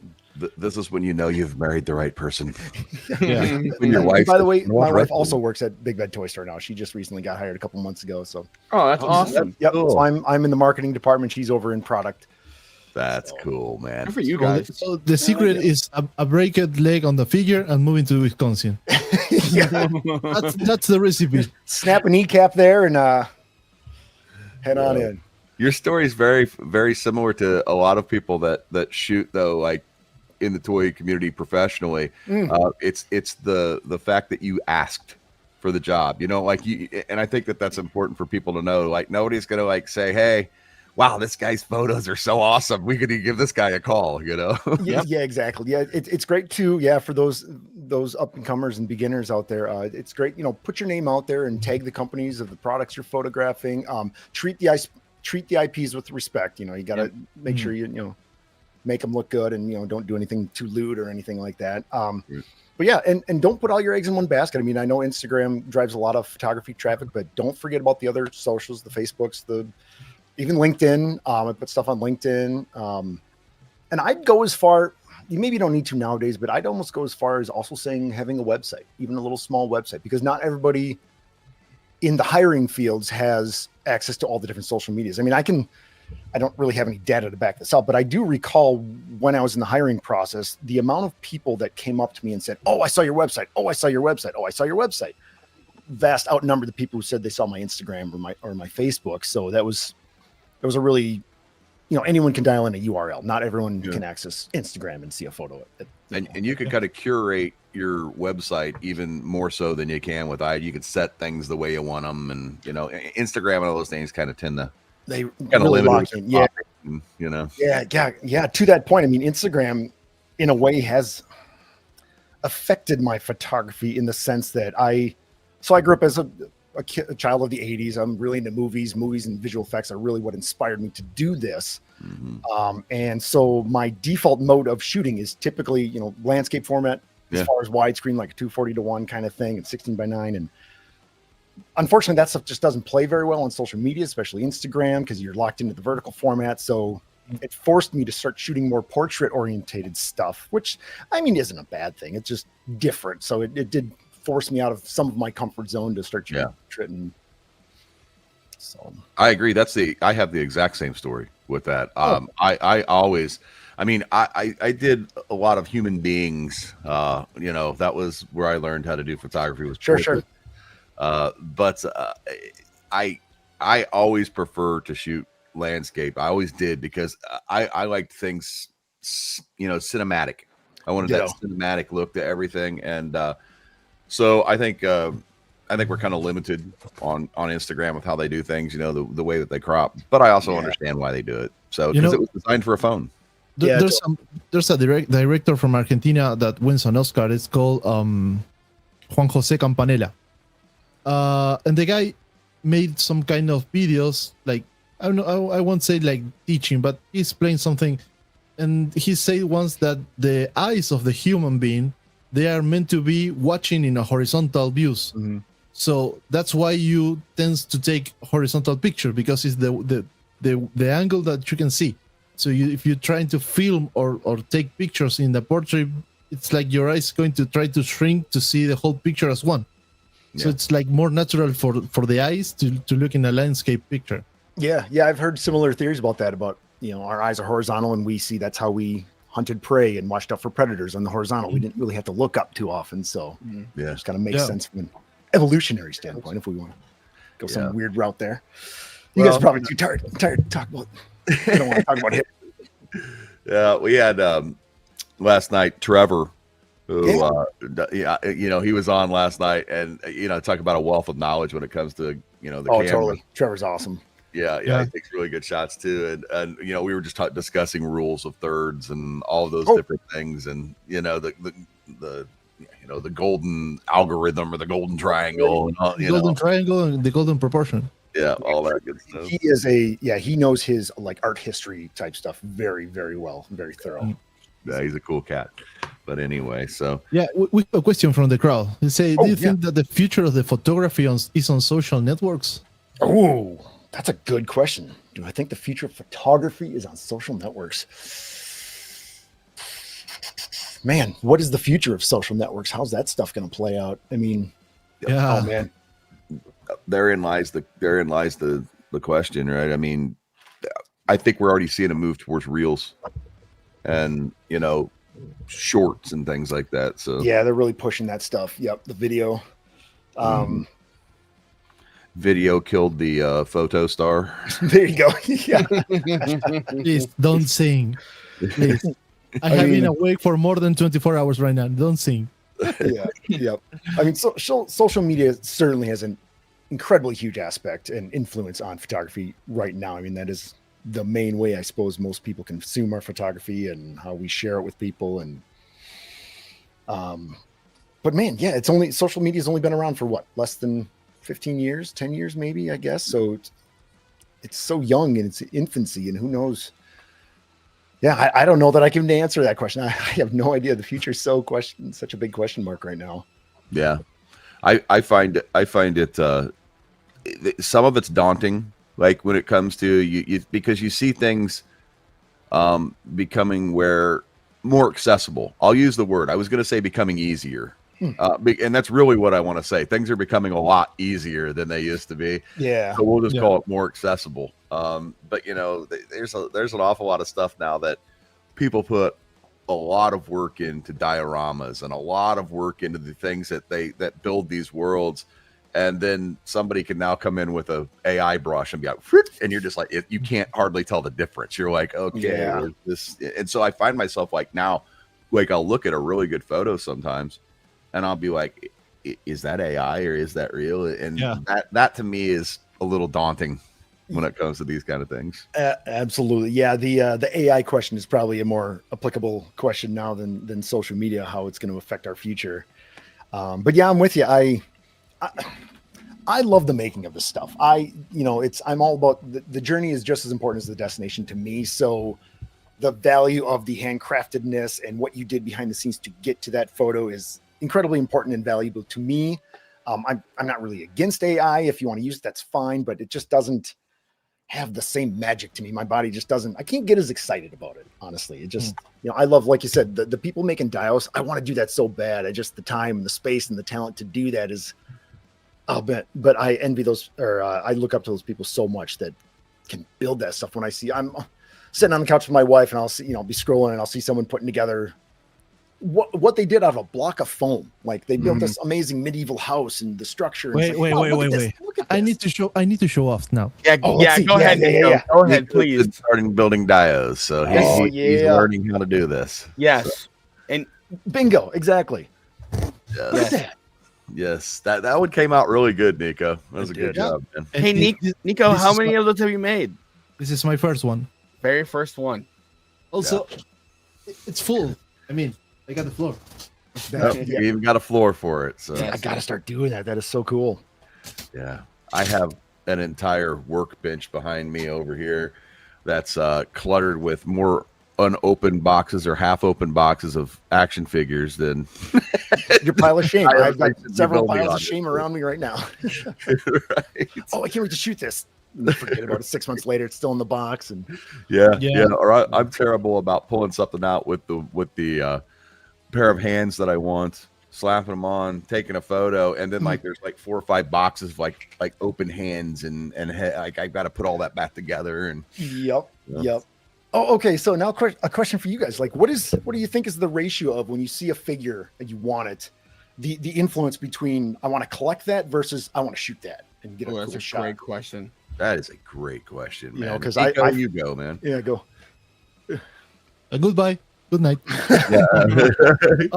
That's a hard one. I mean, I mostly get figures for both purposes. I mean, I collect the figures that I like to shoot, and I shoot the figures that I collect. And my way of collecting is like the figures that represent something about my childhood or bringing me some nostalgia. Like, for example, absolutely, I was a freaking fan of the Ninja Turtles.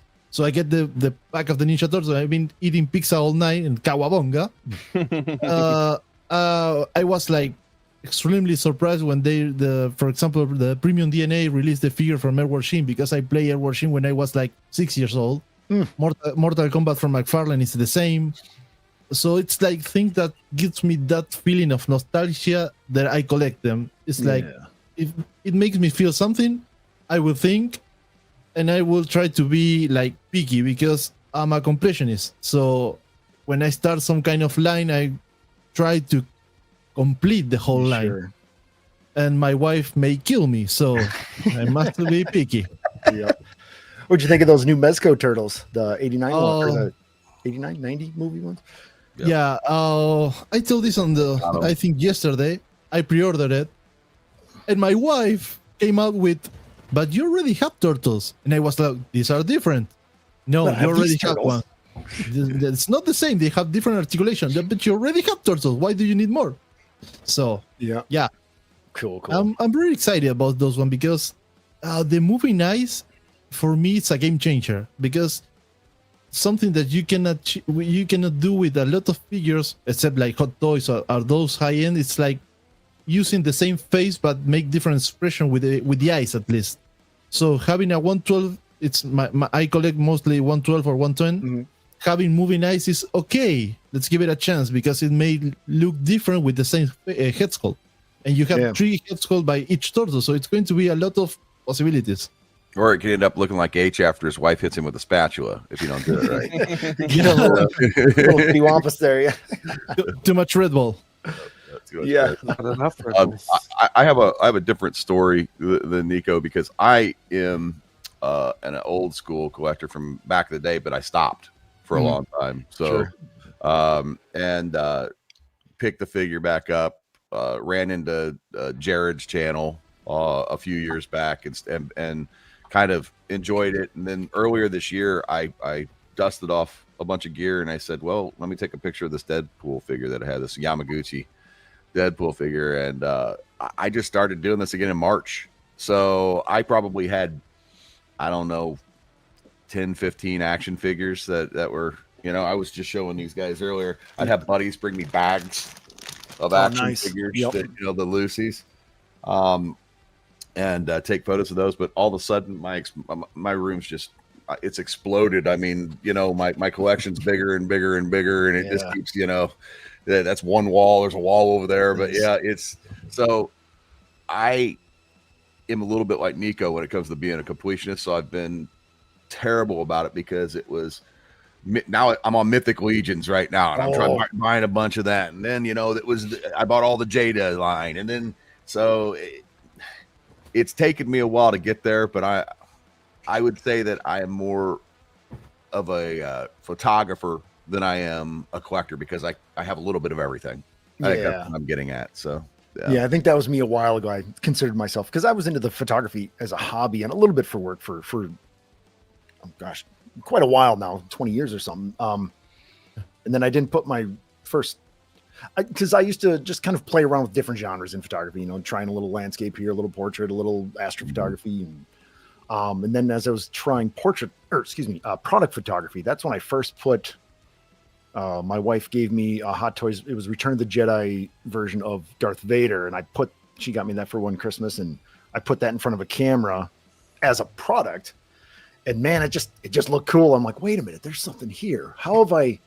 With this collection and my camera, how have I not put these two worlds together a long time ago? It's like, what was I thinking this whole time? And it just exploded. It's like, it's now my favorite genre and I can't get enough of it. That's awesome, man. Yeah. That is awesome. So you would you say Star Wars is your jam? Oh yeah. Yeah. Star Wars is probably one of my favorite IPs. I haven't shot Star Wars stuff in a little while yet, but it was, like I said, growing up in the 80s, the original trilogy was one of my favorite things. And that sparked not only like a creative interest, just the whole behind the scenes making of it at the movie industry, all that Star Wars and George Lucas did for the industry and changing it.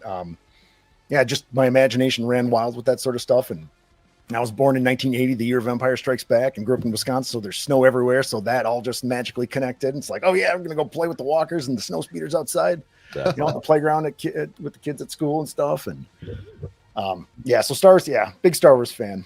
That's as far as like the old stuff. I don't mind the new stuff. The prequels are okay. I didn't really care for the sequel trilogy. The Disney stuff has been pretty hit or miss, mostly miss, I think, for me at least. Yeah. What they did to Luke Skywalker. In the movies, you know what? I don't even think of the sequel trilogy in my head. I kind of just erased when it. You said Luke Skywalker, the first thing I thought of was Mandalorian, and I'm like, oh yeah, I thought he was pretty rad in Mando, but in the sequel trilogy.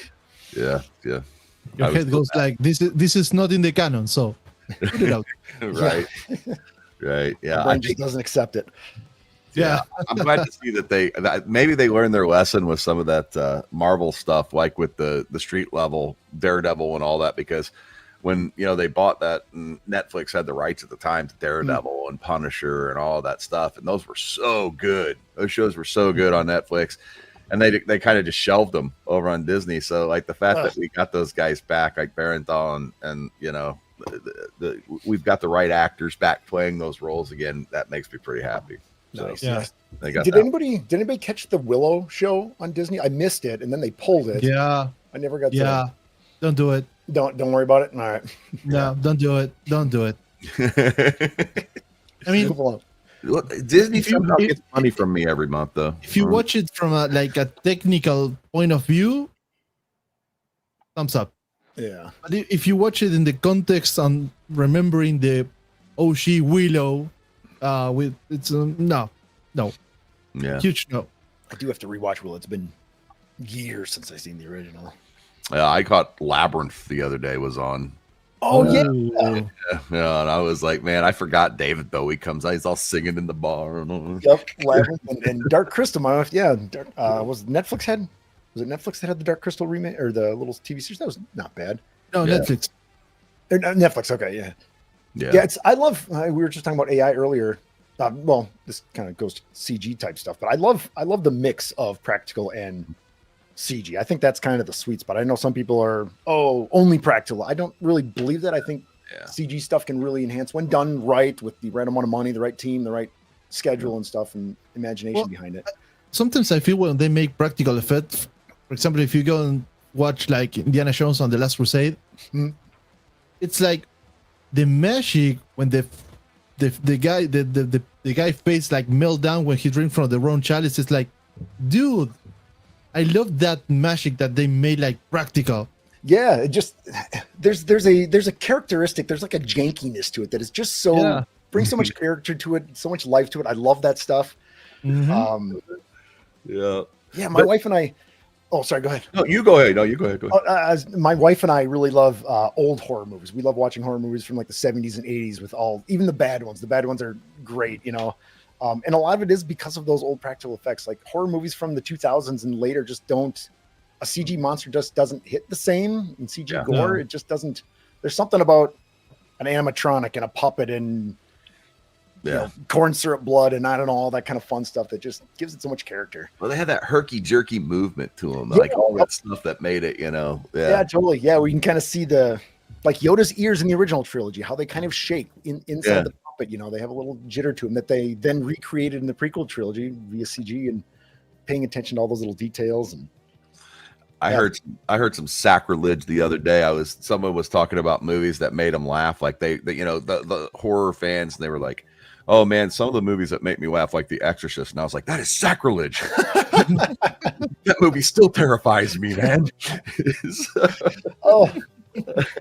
What am I thinking of? I was thinking of Beetlejuice line where I've seen The Exorcist 137 times and it's funnier every time. Okay. But back to your, you know, when you said mixing practical and you know, CG effects, if you will, or whatever. I 100% agree. I think that, like, especially if you're limited in space and where you can shoot, and you see behind me back there, there's the Windows logo spinning back there. You know, I use a digital background a lot and often. But I love to mix in the diorama into that mix. That's the sweet spot. Exactly. Yeah, mixing, you know, doing your foreground and middle ground is a practical type dio stuff, and then if you need a set extension or something, put that TV back there to get a nice horizon line or a nice sky. Yeah, I do that too. I really love that combination. Yeah. Well, and you know, I mean, most people don't have 15 feet to set a table up, you know, long ways and shoot down, you know, with an entire diorama between you and the totally drop on the end of it, you know. So. Yeah. I mean, you know what? If you're out there just getting shooting and you don't have a lot of space, you can use a laptop screen. You can use an iPad if you really want. Do like a close up, kind of a portrait. You know, pull the iPad or the screen back a little bit and make sure it's slightly out of focus so you don't see the moire pattern of the pixels and things.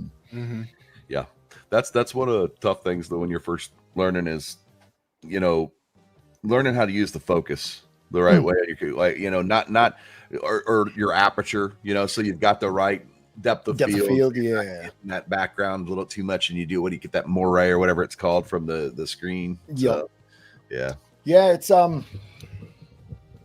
we could talk. I mean, I can go down a route of technical jibber jabber too. I mean, it's fun to. I think one of the great experiences of being a new photographer is discovering your first like 2.8 or 1.8 lens, like the Nifty 50. I know a lot of photographers get that. Once you get that lens and you get that creamy bokeh background, like, oh man, now you're on the right track. Now you're locked in. It's like, oh, this is great. I'm going to do this all the time. And then over time, I've certainly backed off. I probably shoot f8 to f16 a lot more nowadays to get a deeper depth of field, especially with smaller objects. When I want to make them look larger, I want a large depth of field. I want everything to be in focus. So I'll use, I might do a f18, 22, f32 if it's a macro lens and things, and then start focus stacking to get a really deep depth of field. Yeah, but it's all subjective. What brand are you using? What do you shoot with? I shoot with a Canon. I've been a Canon guy pretty much my entire life, and not for any particular brand reason. Canon's not, all cameras are pretty much awesome these days. You can't really find a bad camera. But it just happened because when I was in high school in the mid 90s, I had a photography class in high school, and I had to borrow a camera. My grandfather at the time loaned me a Canon AE1, I think it was. Okay. I can't remember exactly what the model number was, but it was a film camera. So I just stuck with that. And then so to me, for a while, Canon was my camera brand. Yeah. So then in my 20s, I had a Sony Mavica. That was one of the early digital cameras, and it actually shot on 3.5-inch floppy disks. It was maybe a 1.2 megapixel. Yeah, the 3.5-inch floppies that are most young people might notice as a save icon these days, and they were like 1.2 megapixel pictures or something. But it was amazing that you could take a picture and just see it right there. You didn't have to worry about film and stuff. And man, so then I think I got into the Canon Rebel series when I was kind of getting back serious into photography, and those were great cameras, great starter cameras. And now I shoot with an R5, a Canon R5, great which camera. It might be a little too much megapixels for me though. I don't know if I'm in love with the 45. Those files get pretty weighty. Oh yeah, they're big when you bring them into Photoshop and start adding layers and things. It all becomes about your processor and your RAM, and then you got a whole new bunch. And then stuff. you might start running into Photoshop files can only get up to 2 gigabits, and then they have to be PSB. Oh, what is it? There's a large format Photoshop file, and I can't remember what is the extension. PS. It doesn't matter, but and I try to avoid getting that large in my files, because then Lightroom, I use Lightroom as well. The Lightroom syncing won't accept those PSB files, if I remember right. Anyway, that's kind of deep inside baseball stuff, but I think if I were to do it again right now, I'd probably get like the R6. That R6 Mark III is a pretty sweet camera, and I don't remember if it's 24 or 30 megapixels, but that's kind of the sweet spot, I think. Yeah. As far as file size and quality. And I mean, you don't really need megapixels are kind of a myth. You don't need that many. We're all sitting here shooting and posting on social media. Right. And if you do the math, billboards or anything. Yeah, exactly. And even billboards aren't that high resolution, because it's a combination of the screen size and the viewing distance. Yep. So, I mean, billboards are actually kind of surprisingly low res. I think they're only like 12 DPI or something like that. If you got up close to them. There's an optical thing called like the circle of confusion or something like that. And when to your eyes, the thing that you're seeing is less than 0.25 centimeters, you're going to see it in focus, even when it's not. Oh, interesting. Very interesting. Yeah. When you're talking about being a Canon guy, I think so. I'm a Nikon holdover. Okay. But the only reason I'm a Nikon holdover is because that's the first camera I got my hands on. Like exactly. Digital camera, and once I had all the glass, so I bought all the glass, and I've got I had the Holy Trinity and all of that good stuff, and then sure as the world, everybody starts shooting Sony. So I'm like, okay. Sony, Sony blew up there, and so I went down to the local camera store. And I had all my gear, and I put it on the counter. I said, I think I'm going to trade all this in and go to Sony. And the guy looks at me and he goes, why? I'll never forget, like the guy at the camera store was literally, he's like, dude, you've got thousands and thousands of dollars worth of stuff here. I'm going to give you hundreds and hundreds of dollars for. He's like, or you could just use this. And he hands me a mirrorless Z camera with an adapter or something. And so I got it. And when Nikon first started doing their mirrorless, it was like, meh.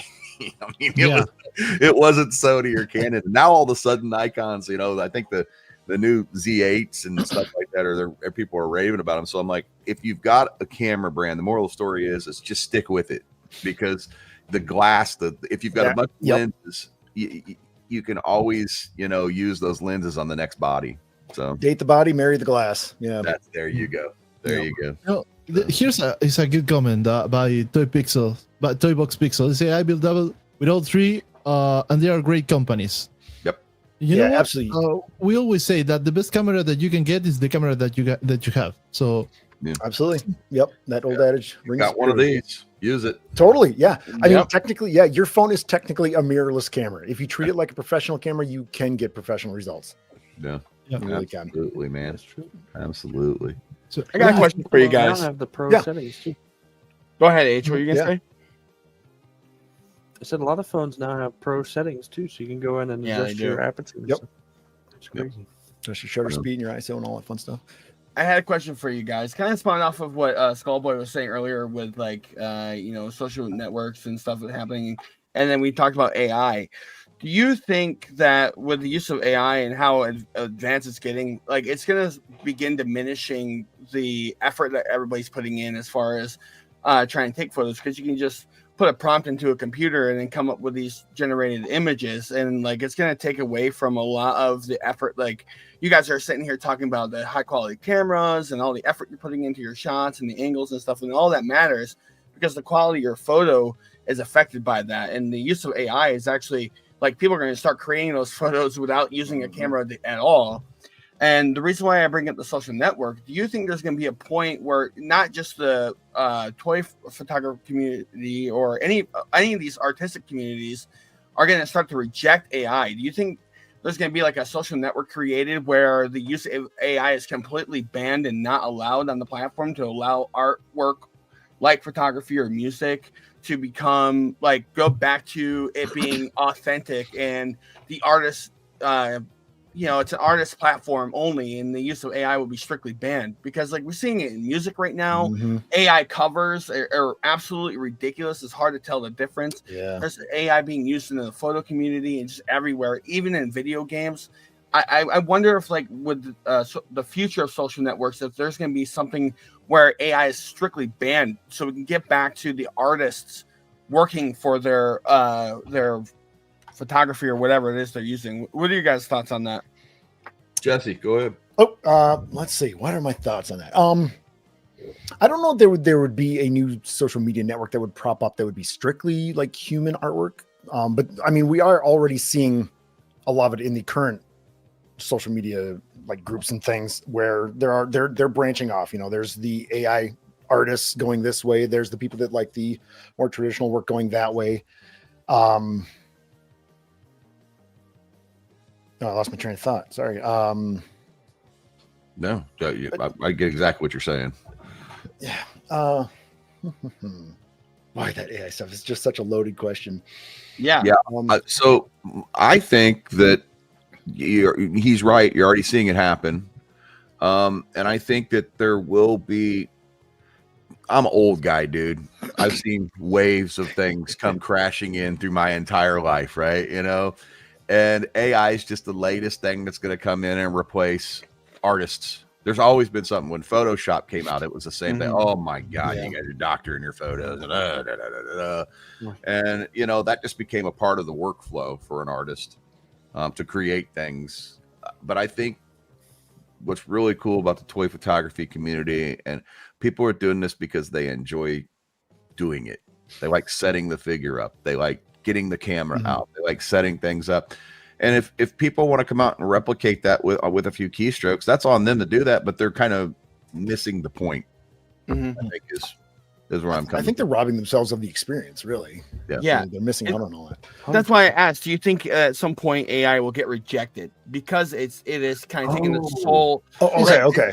Because it's taking the soul out of the art. So that's why it was basically a long-winded way of asking. Do you think because of AI is actually taking over media, that there will be a point where it's absolutely rejected, and we're going to get back to the artists being able to create their art without the worry of AI, a couple keystrokes diminishing their work.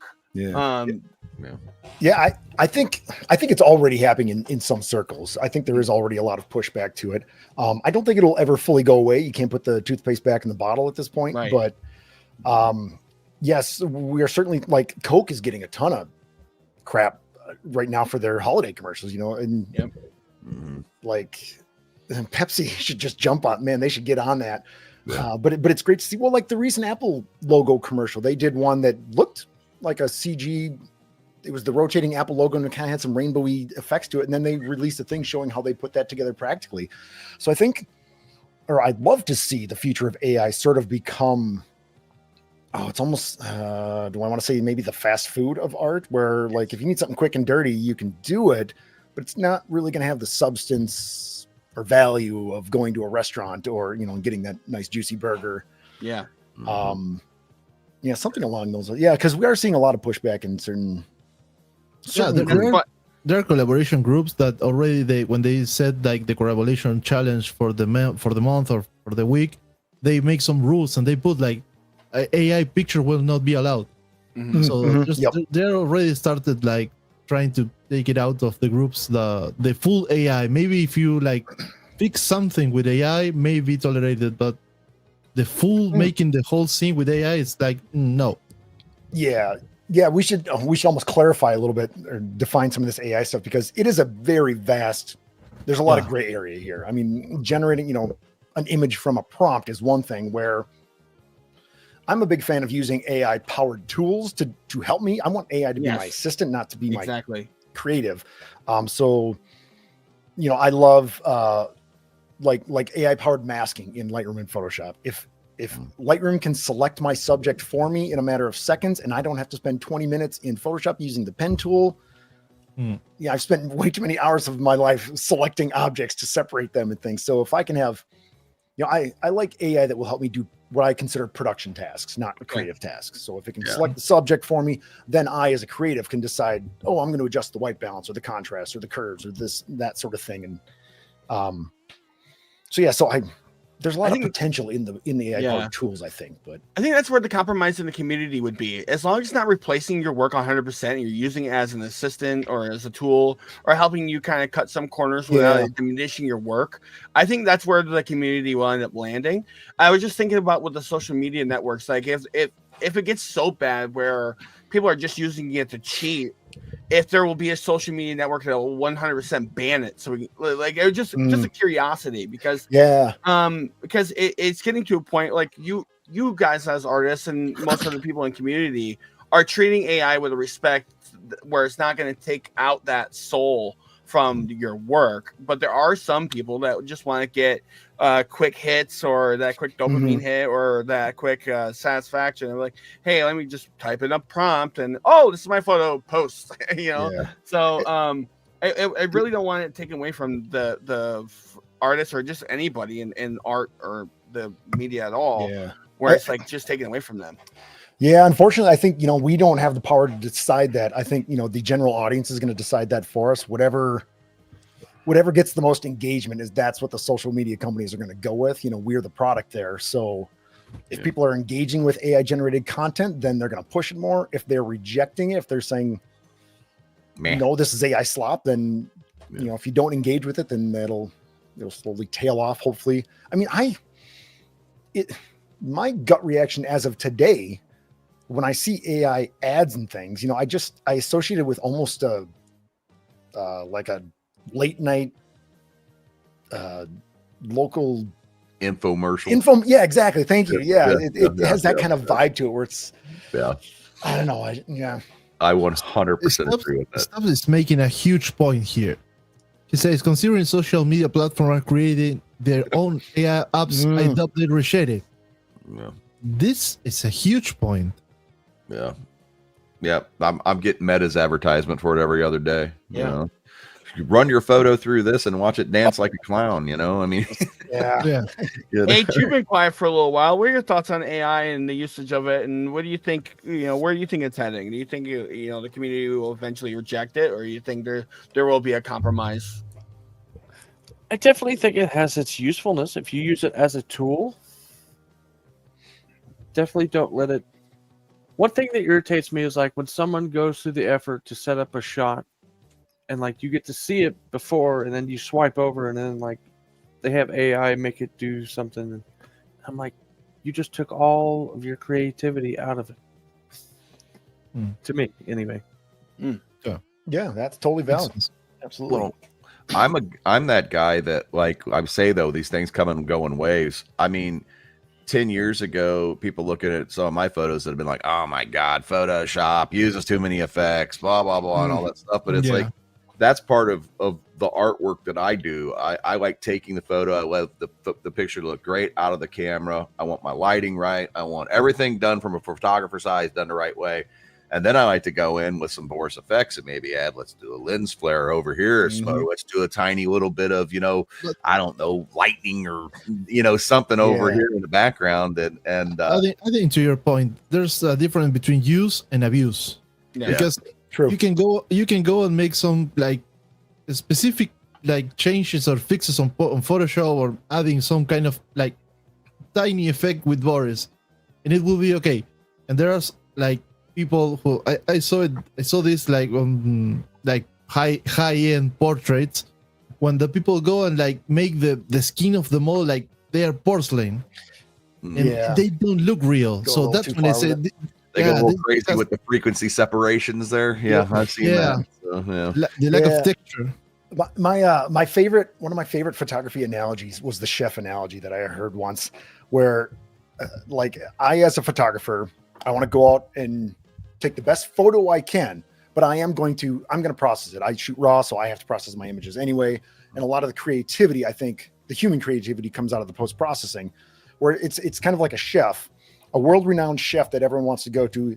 They're going to go to the farmer's market or the fish market in the morning. They're going to go out like a photographer going out on a shoot. They're going to get the best ingredients they can. Then they're going to take it back to the kitchen and they're going to cook it. They're going to season it. They're going to put their spin on it. And that's what people come to the restaurant for. So I think that's a great analogy to what I like to do as a photographer. Yes. I don't feel you can get it right in camera. I don't really like that saying. I want to get it as best I can out of camera. Right. And then, season it to taste in Photoshop and Boris and all those kind of fun and Lightroom and stuff. Speaking of photography, why don't we look at let's look at some of Jesse's photos, man. Oh yeah, let's do it. Yes, please. Look at some of these, man. Talk about Michelin star quality right here. Look at that Godzilla, dude. Now this is the point where I get lost because I don't know which to choose. So. Godzilla, man. Oh, that one? Oh, okay. Yep. Yes. So that is I believe that's one of the high Godzillas, King of the Monster, possibly. And a bunch of 3D printed buildings that I printed here.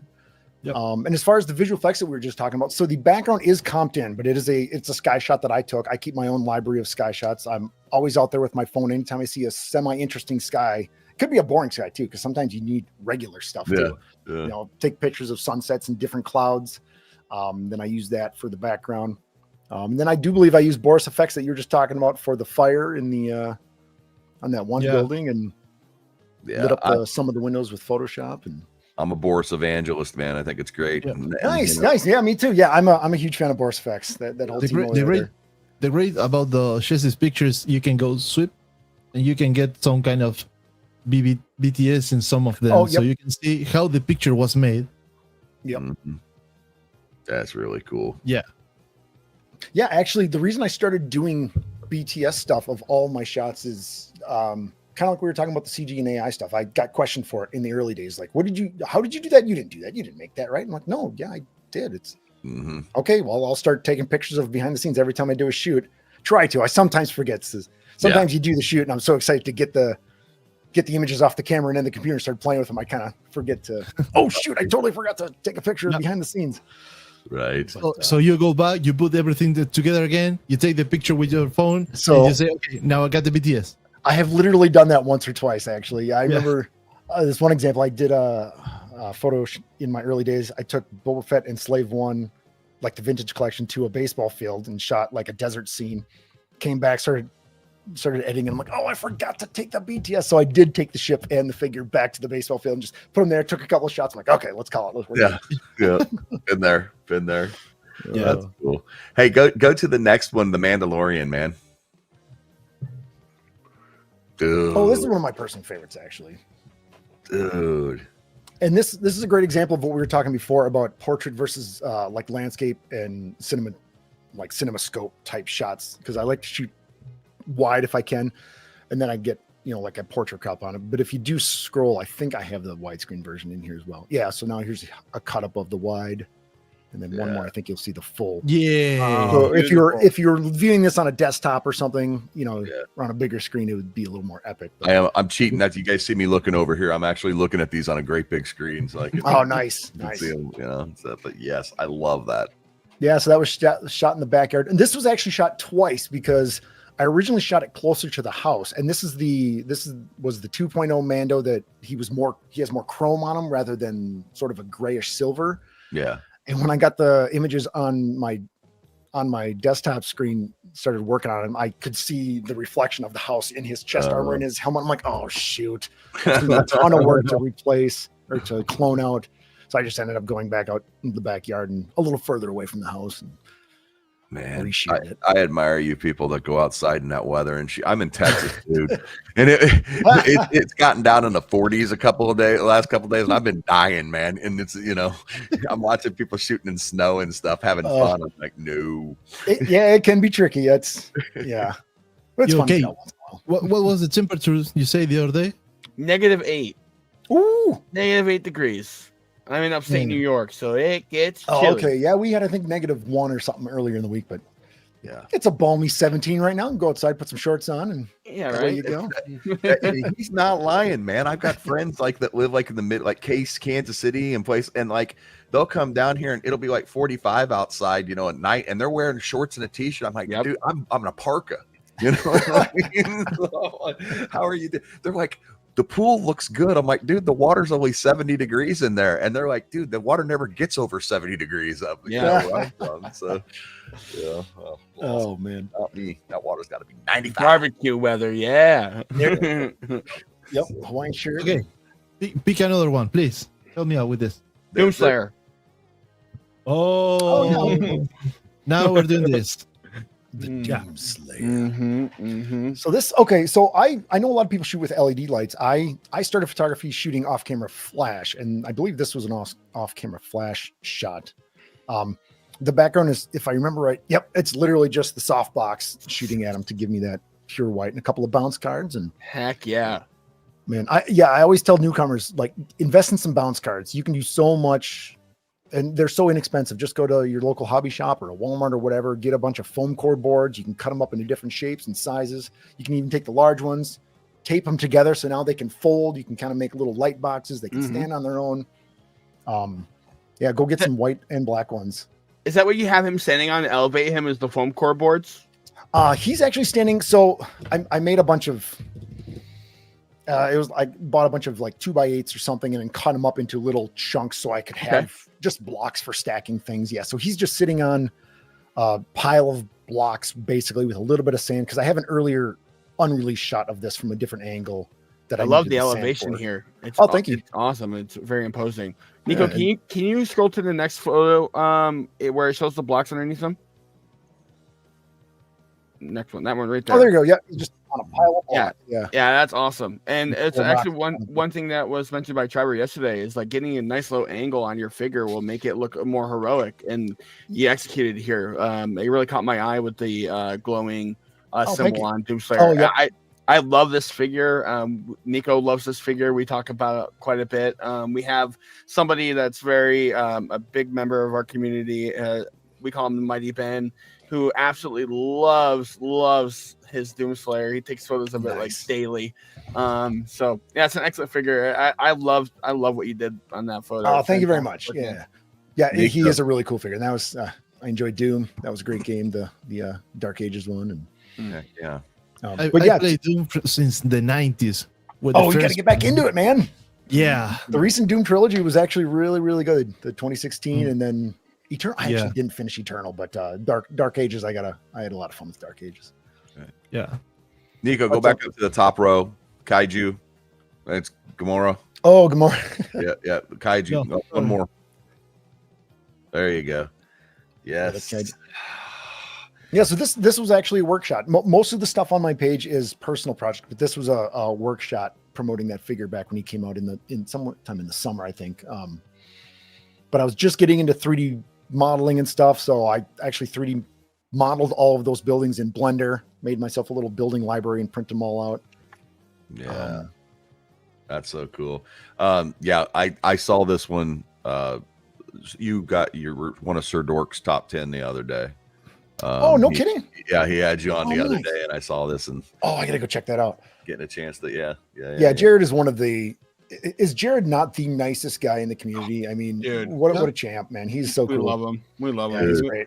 Every time I always say, like, trying to, having the GFPF community and trying to have like a photo feature page, and we love being with the community. There are people, and as you get more involved in the community, there's that little small part of the community that's pretty toxic that exists out there. And I always ask myself when I have those brushes with that what would Jared do?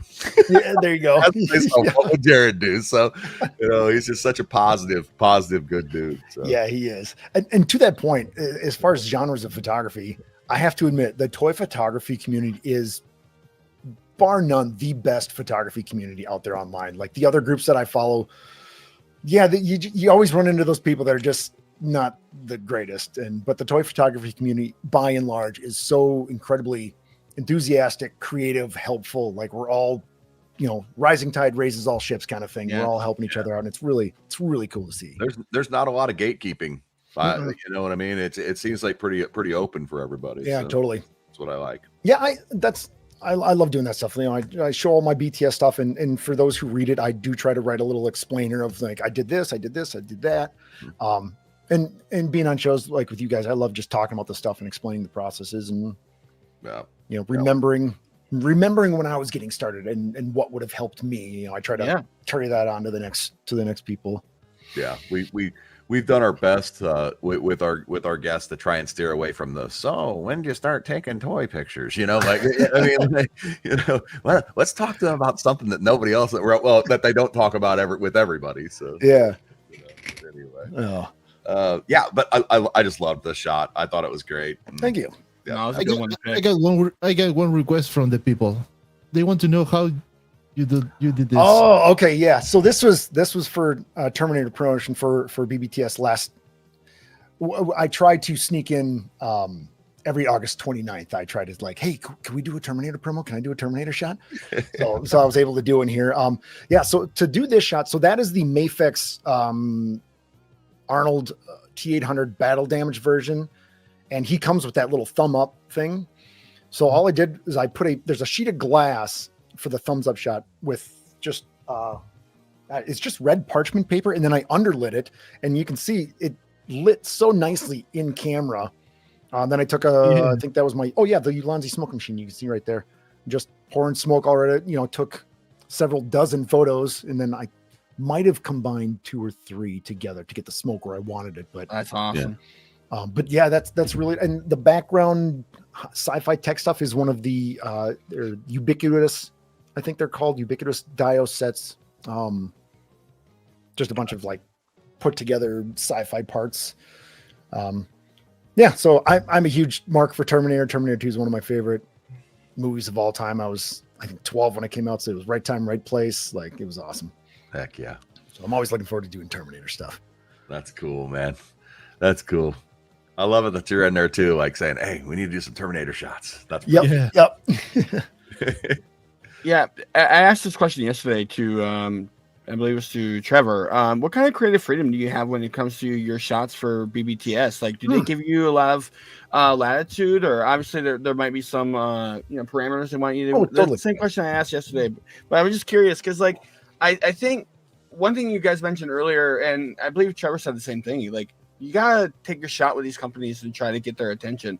So the only shots you miss are the ones you don't take, right? So I was just curious because I'm in my path where I'm trying to get the attention of McFarlane, and I've been really probing at them to try to get their attention on my photos, because it's something I would like to do at some point is to take photos professionally for a company. So back to my question, what kind of creative attitude do you have with BBTS, and do you find that it can be challenging at times to get what they want for your photos? Yeah. Actually, I'm very lucky where they really do trust me. They brought me in partially for my creative eye and the things that I do. So, yeah, most of the time it is just like a figure will be coming out or something. We need to do some promo shots for it. And we will sometimes discuss some ideas like, okay, I kind of want to do, the Beetlejuice thing. That was a work shot. What was the conversation behind that? Now I'm trying to remember. But long story short, no, I usually do have pretty good creative freedom. It's all about, so the work photos are a little bit of the difference between the work stuff and the personal stuff is with the work stuff, you're kind of doing product photography. So you have to make sure you can see the full figure pretty well. It has to be light pretty evenly so you can see all the detail. Whereas opposed to a personal shot, you can do a fun close-up or a real tight, with shadow and lots of fun stuff there. But no, I'm pretty lucky. I get pretty good creative freedom. Awesome. It's usually just a verbal conversation like, oh, I have this idea. What do you think if I boom? Oh yeah, that's great. Let's do it. Oh, great.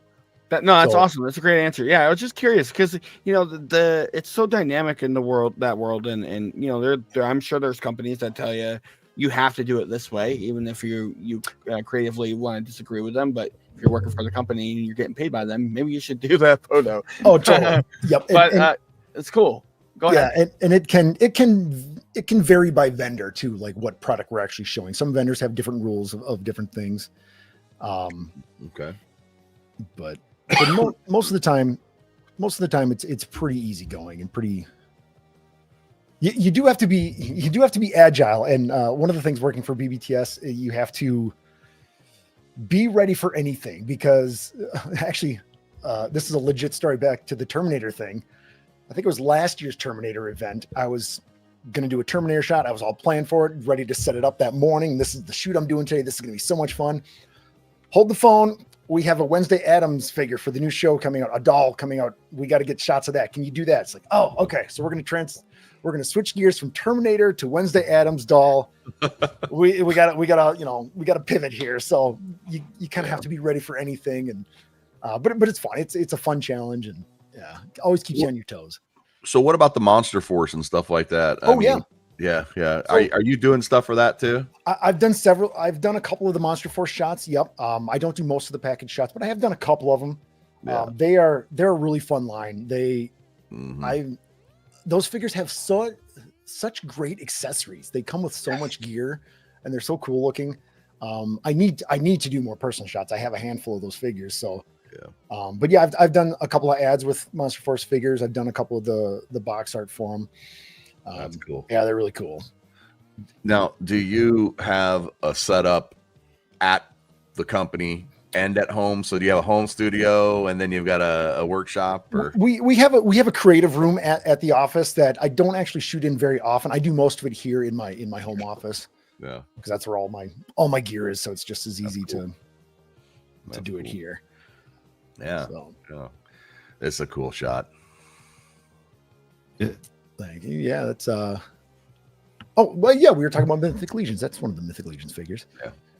That's very cool. And again, to your point we were talking about earlier, the background sky is a sky I shot, but it's on a TV in the background. Oh, and then cool. you have some diode pieces there to kind of fill in the midground and background. So blending of those digital and analog worlds, I think is really a fun thing to do.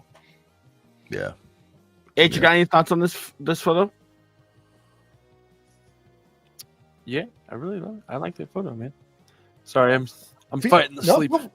Yeah, sorry. That's why I'm throwing you some questions. I'm trying to get you to wake up a little bit. Oh man, poor guys. Trucking through. Yeah, I'm open to hit me with any questions or any even go ahead, constructive criticism too. I would love to hear how people, you get such tunnel vision on your own work. It's great to hear what other people see or think that you didn't even realize in your shot. So yeah, well, I think we're our own toughest critics. People say that all the time, but like it's literally I'll take photos sometimes.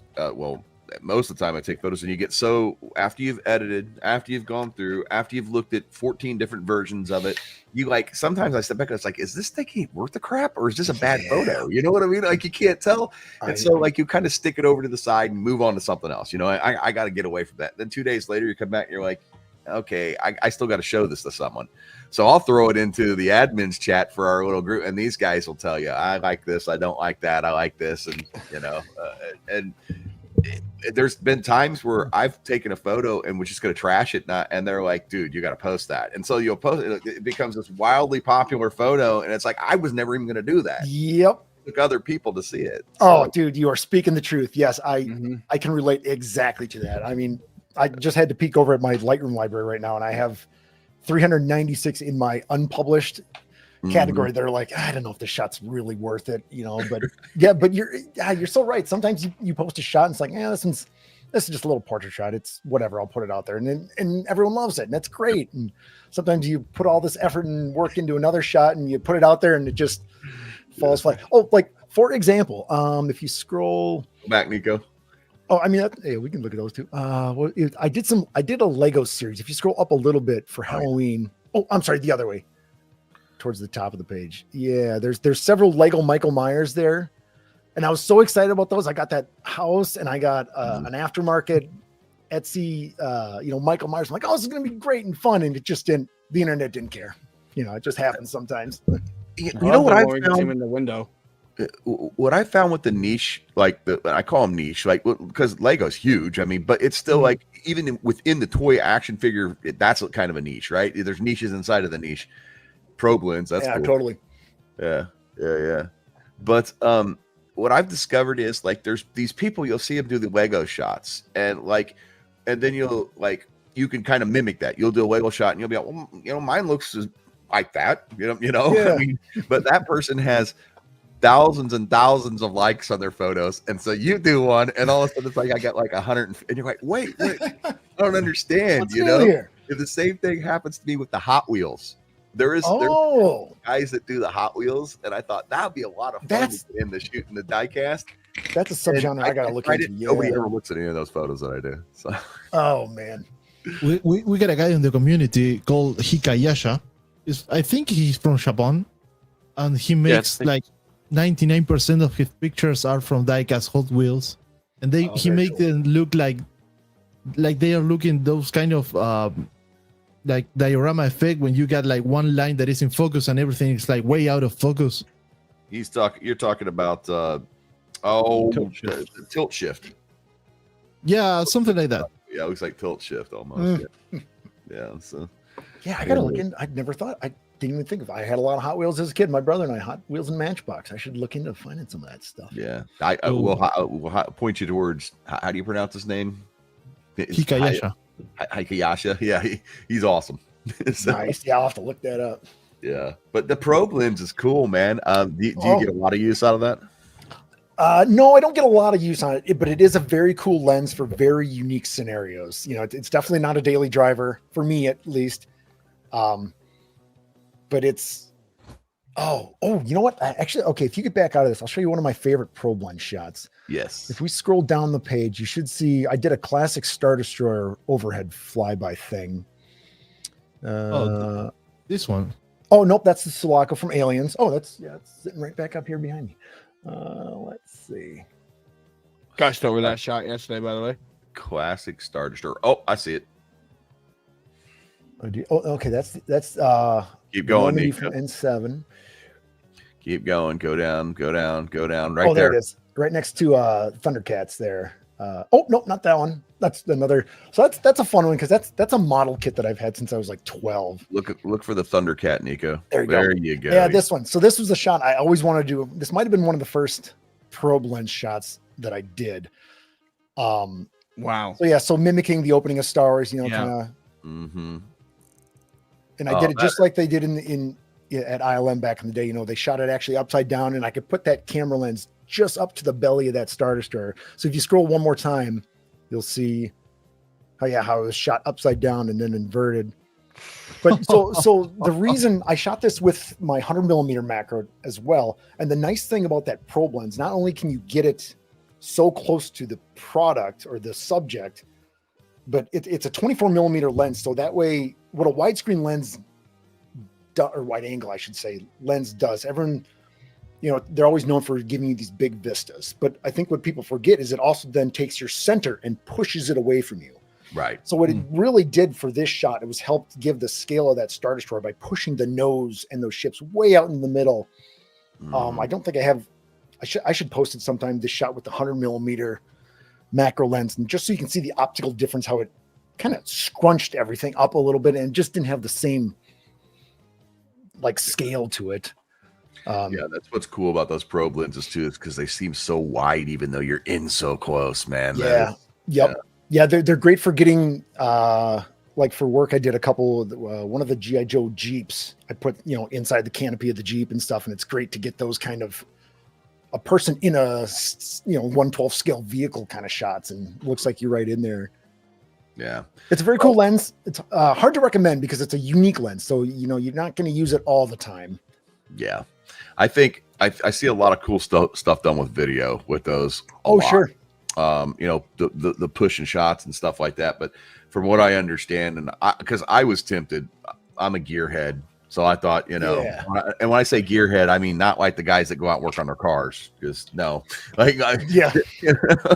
techie gearhead. Oh, totally. I'm right there with you. Yeah. So I've got to have like every toy that comes out. Like I got to try it. I got to at least try it. And the probe lens was one that I put the brakes on recently because I've heard a lot of people saying what you're saying. They're like, dude, you're gonna take 2 shots with it, and then you're back. All right, this thing's a pain. And then you'll put it away for a while, but then you'll bust it out again a couple months later. Oh, to your point about gear though, you'll love this. So my next in the box still right next to me here on my photo table, I just bought a mechanical slider. So I've been playing with green screen stuff, and I want to get more into. I do video and stuff at work as well.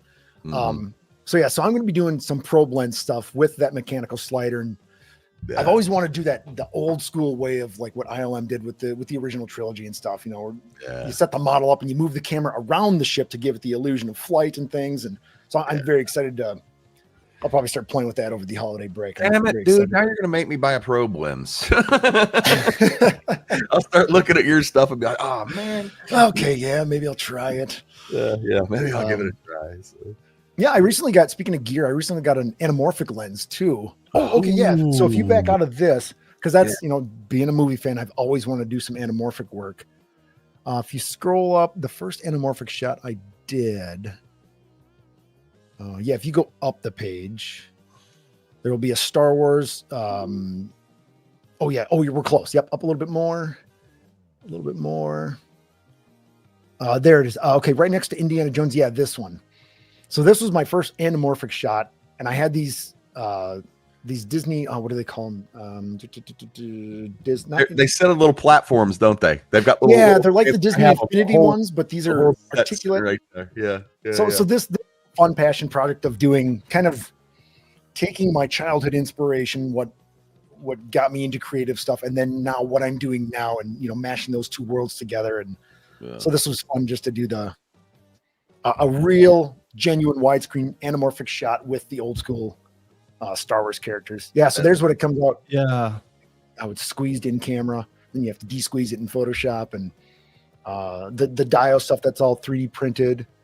And the ceiling is just a sheet of acrylic that I painted the lines on to give it that Death Star kind of look and stuff. But so anamorphic lenses are pretty fun. The only downside, though, for us toy photographers is the minimum focus distance is usually pretty far out there. I think this one is 3 feet. So you actually have to get what are called diopters, which are, I don't know, almost like a magnifying glass type of lens you put on the end of your lens to give it a little bit more, to bring that minimum focal distance in. Yeah. And those are kind of a pain to deal with, but a lot of people like the lens flares and stuff you get with anamorphics and all that good stuff. And warping too. It kind of drives me nuts now, but if you look on the left side, right behind Luke's saber, you'll see there's a bend in that column that kind of drives me nuts, but it's also it's just an artifact of the anamorphic lens. It does that. So it's kind of part of the shot. Well, you can explain that away with like the ship could be shaped that way. It doesn't look like it's like super true. Yep. So like that's something you actually could explain away. It just could be the shape of the ship. Yeah. And if you really want to, you could probably fix it with some lens correction tools and stuff. But It's not really that noticeable until you point it out. exactly, that was one of those things I never noticed until after I'd posted, and it's like, oh shoot, should I fix that? Whatever. Oh, I have photos that drive me absolutely crazy. Like there's one I'll never forget. Like, you know, the photo community is so forgiving and so kind. Like people are really kind with your photos, and every once in a while you'll get somebody that's not from the toy community that's like, yeah, but what about? And you're like, oh, damn. So I had this photo and I did all this setup and everything else, and my main character's flying in and he's got a sword and all hell's breaking loose and everything else. And like people were just, this is awesome, awesome, awesome. And one guy comes in and he goes, man, you did all that work and the sword's backwards. And the sword, what the comment was, and it just dot. And I looked at the photo. I was like, "Oh, he just ruined this photo for me, man." But like, he was so. And now I look at that photo. That's all I see. What did he mean? The sword was backwards? Was it? It was twisted the wrong way. He's coming. Oh, okay. So it did have a curve, like a samurai sword or something. Yeah, it was going the wrong way. Oh shoot! I'm like, oh no.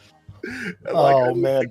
I know that guy noticed it, so that means everyone noticed it. Nobody just said anything. You know what I mean? Yeah. That's that's a hard. Yeah. That sucks. And that's a hard balance to, you know, the kind of the constructive criticism. You know, when do you? It's great to support each other and stuff, but also how do you sneak in a very nice way, kind way, and encouraging way? Like, oh, you know what? You could do something a little with the lighting here. You could do something there. That's always a delicate balance. That's what we do on our critique. We do a critique segment on our late night show on Wednesdays, and that's really how we try to handle it. It's never a bashing session. We try to highlight the good things or positive things that we see, and then maybe what our artistic twist would be on that photo, or maybe some suggestions. Because like Nico and Gannon are really good with the technical side of things, and they point out some stuff about lighting, and we have all been learning it together, kind of like. Especially myself, because we're all fairly new to the whole photography, or at least action figure photography. But when you get into like the rim lighting and and stuff like that, you're starting to kind of pick up on all those things. And that, to your point, like we try to be really delicate when it comes to criticizing a photo. You know, we do it in a way that's more positive and constructive feedback versus like, hey, your photo sucks. I would have done it this way. Unless it may have dived a little bit into that last night, but the funny part about it is we decided that we were going to critique each other's photos. So late last night, we were like, all right, we can't critique the public's photos. We have to, you know, they need to agree to say, hey, I want my photo critiqued. I don't want to just go out and pick up the photo, you know. So we all said, okay. So we all scrolled back to the very beginning of our Instagrams. And that's a great idea. Oh, it was ruthless though. We were going after each other. But I mean, I don't think I've laughed that hard in years. So it was. No. It was fun. Oh, I'm totally going to check the replay on that. Yeah. You guys are going to have a lot of great content to watch on replay. I'm going to tell you the same that I said to Nob. I think if you want to see that, it's by your own responsibility. Yeah. Don't blame on us. There might have been some whiskey at that point. Yep. Oh, that's awesome. Yeah. But, good times. Hey, you still awake over there, buddy? How you doing? Huh? My eyes are open. Yeah, you got any questions for Jesse? I got that going for me. Yeah. Oh man. Learn. Yeah.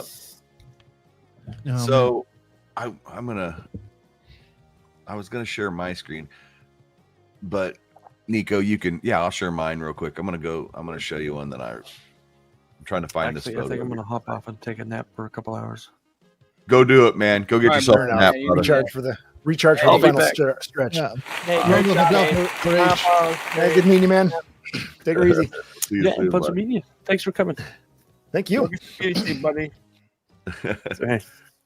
All right, so. Man, I'll take everybody. Round of applause for HE. He got it out longer than myself and Gannon. Yes, Nico's last one, Sandon. Nico, good for you, buddy. Well done. Number one. Champion. There's just so many of your photos, dude. I was just going through your feed here over on the side. Let me find it here. I'm gonna go to here.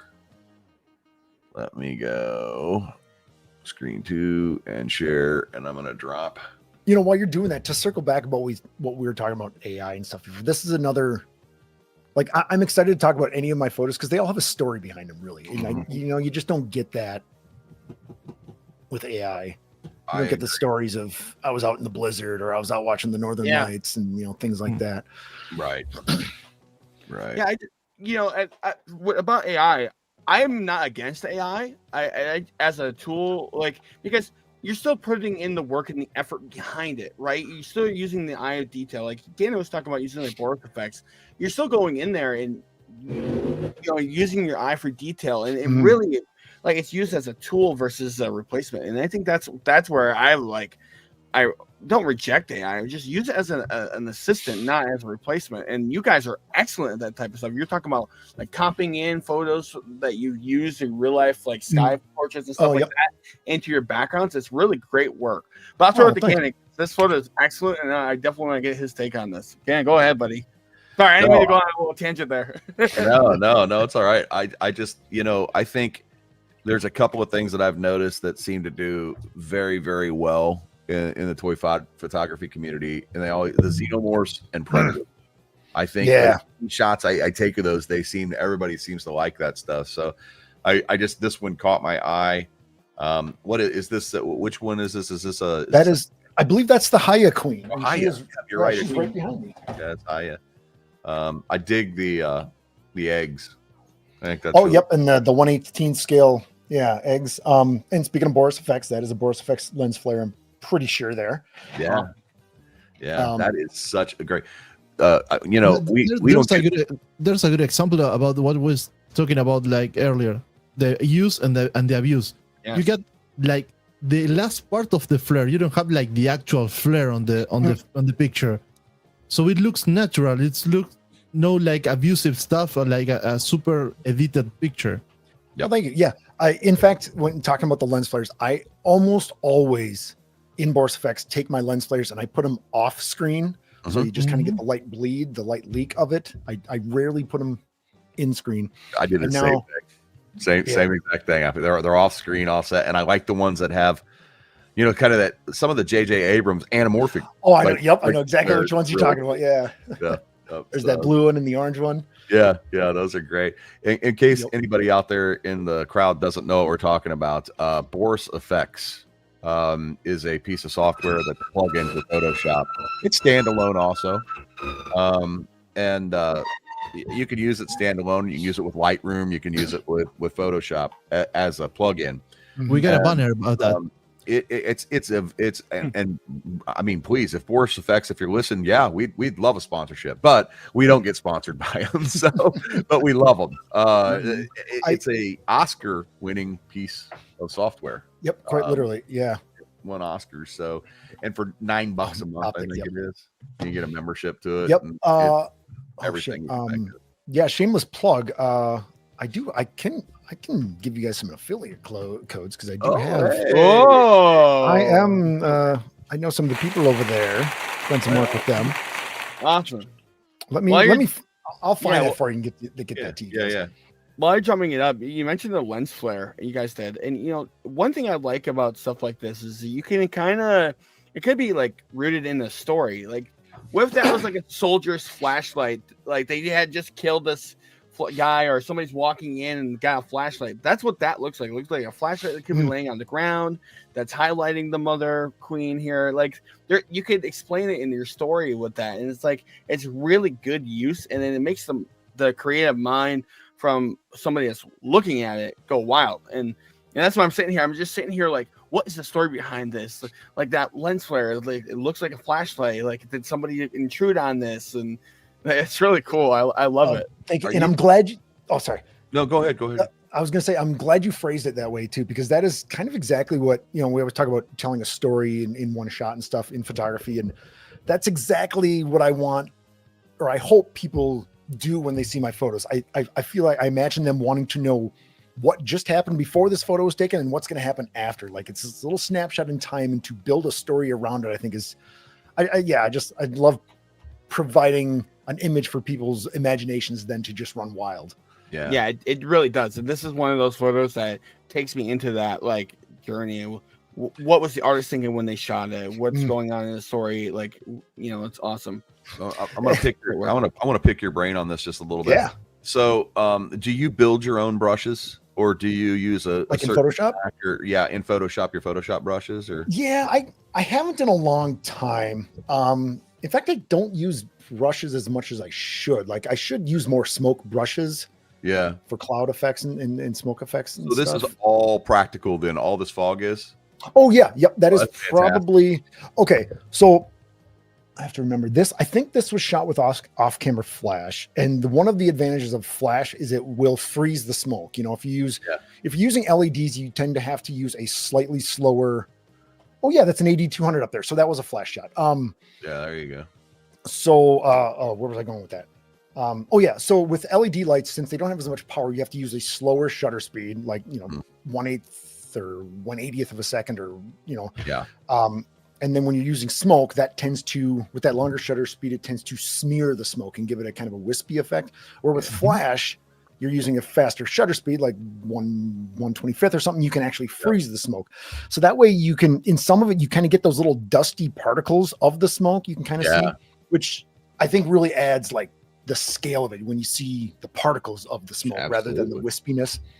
And there's no right or wrong. It's all situational and, depending on the shot and stuff, but yeah, I have with the portrait background that I have, I shot exclusively with flash and things like that in the past, like set up the hair light, set up the, the bounce, yeah, totally. Yep. And it was, flash photography came so natural to me. But what I've discovered is that I need to get the smaller flashes, the speed lights can really freeze action. So like when you're trying to get those action shots, you're throwing some dirt at it. You want all those particle effects flying all over, freezing that stuff. Yeah, it's just shutter syncing and all of that stuff sometimes can be a pain in the butt, man. So I need to get back into flash photography with the toys. Yeah, do it. Great, And man, I hope some company one day cracks the code in, because I want the power of flash, but with the RGB capability of LEDs. Yes. Like if they could combine those two worlds, and the reason I say the power of flash is it's so much more light output, which not only allows you to freeze action with a higher shutter speed, it allows, like in a shot like this, if you scroll to the BBT, to the behind the scenes shots, you'll notice that I'm working. I've got the lights on, the windows are open. I have the room is fully lit. So when you take a flash shot, you can actually, when you set up, so I usually do like 1/25th of a shutter speed. And that allows me to have a black screen when I take a test shot with no light interference from the room whatsoever. Then I start adding in light with the flash.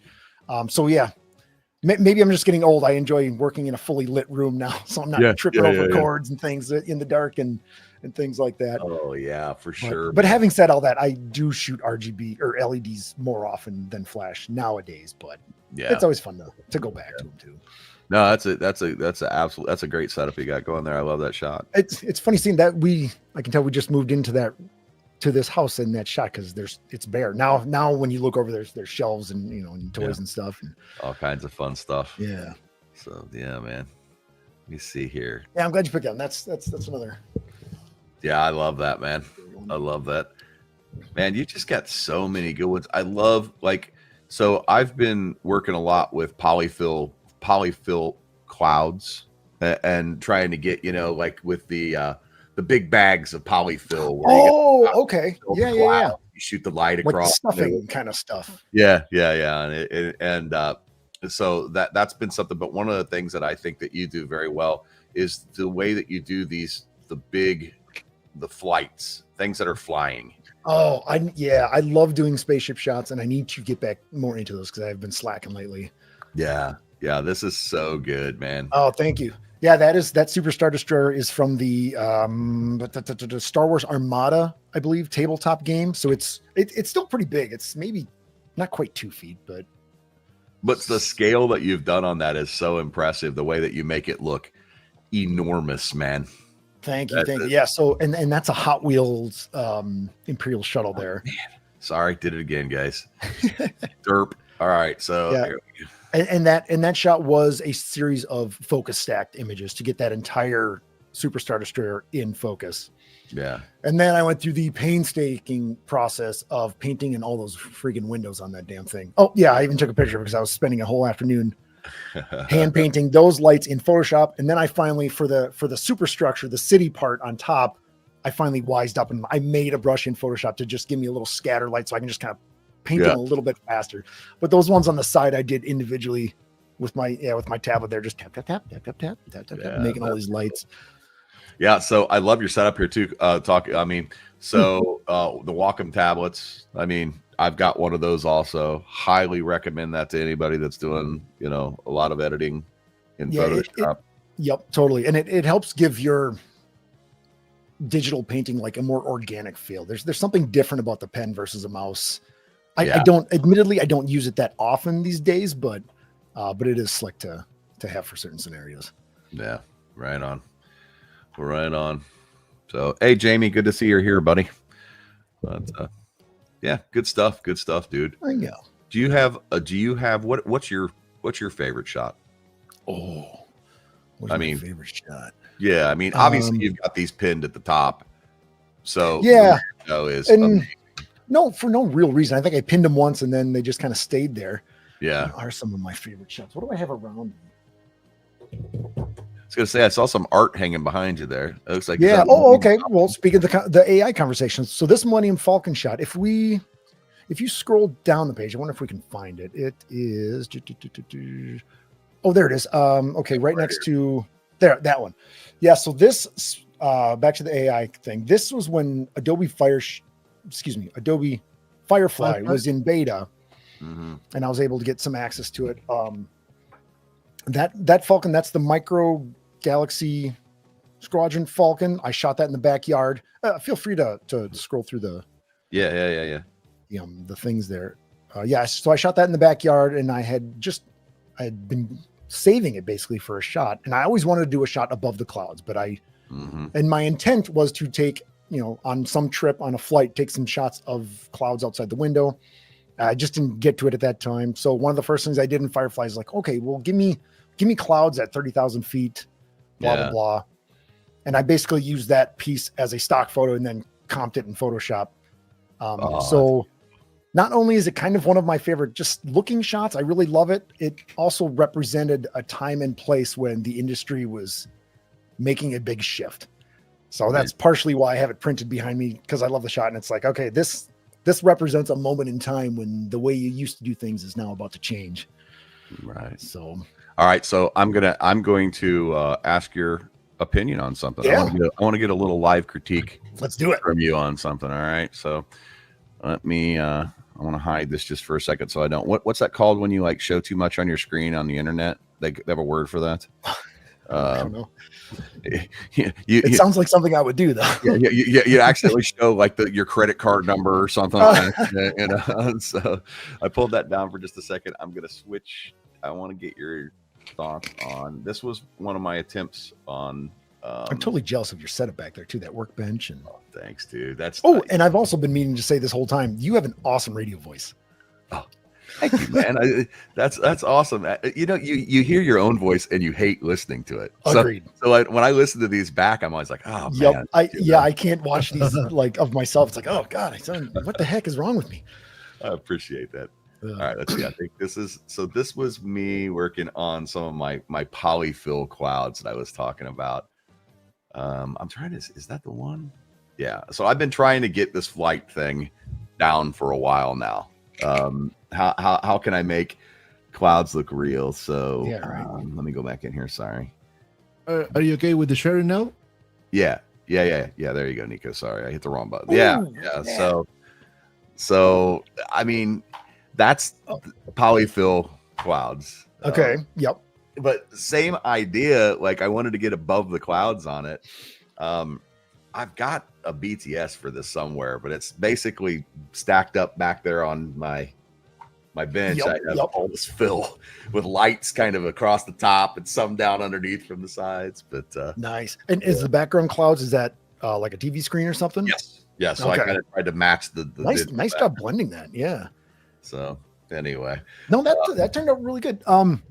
If I were to critique anything, the first thing that my eye did draw to is that it looks like the clouds are kind of, maybe it's just the resolution of the feed, but it looks like the clouds are kind of stuck to the blaster of the X-wing. Yeah, I see that too.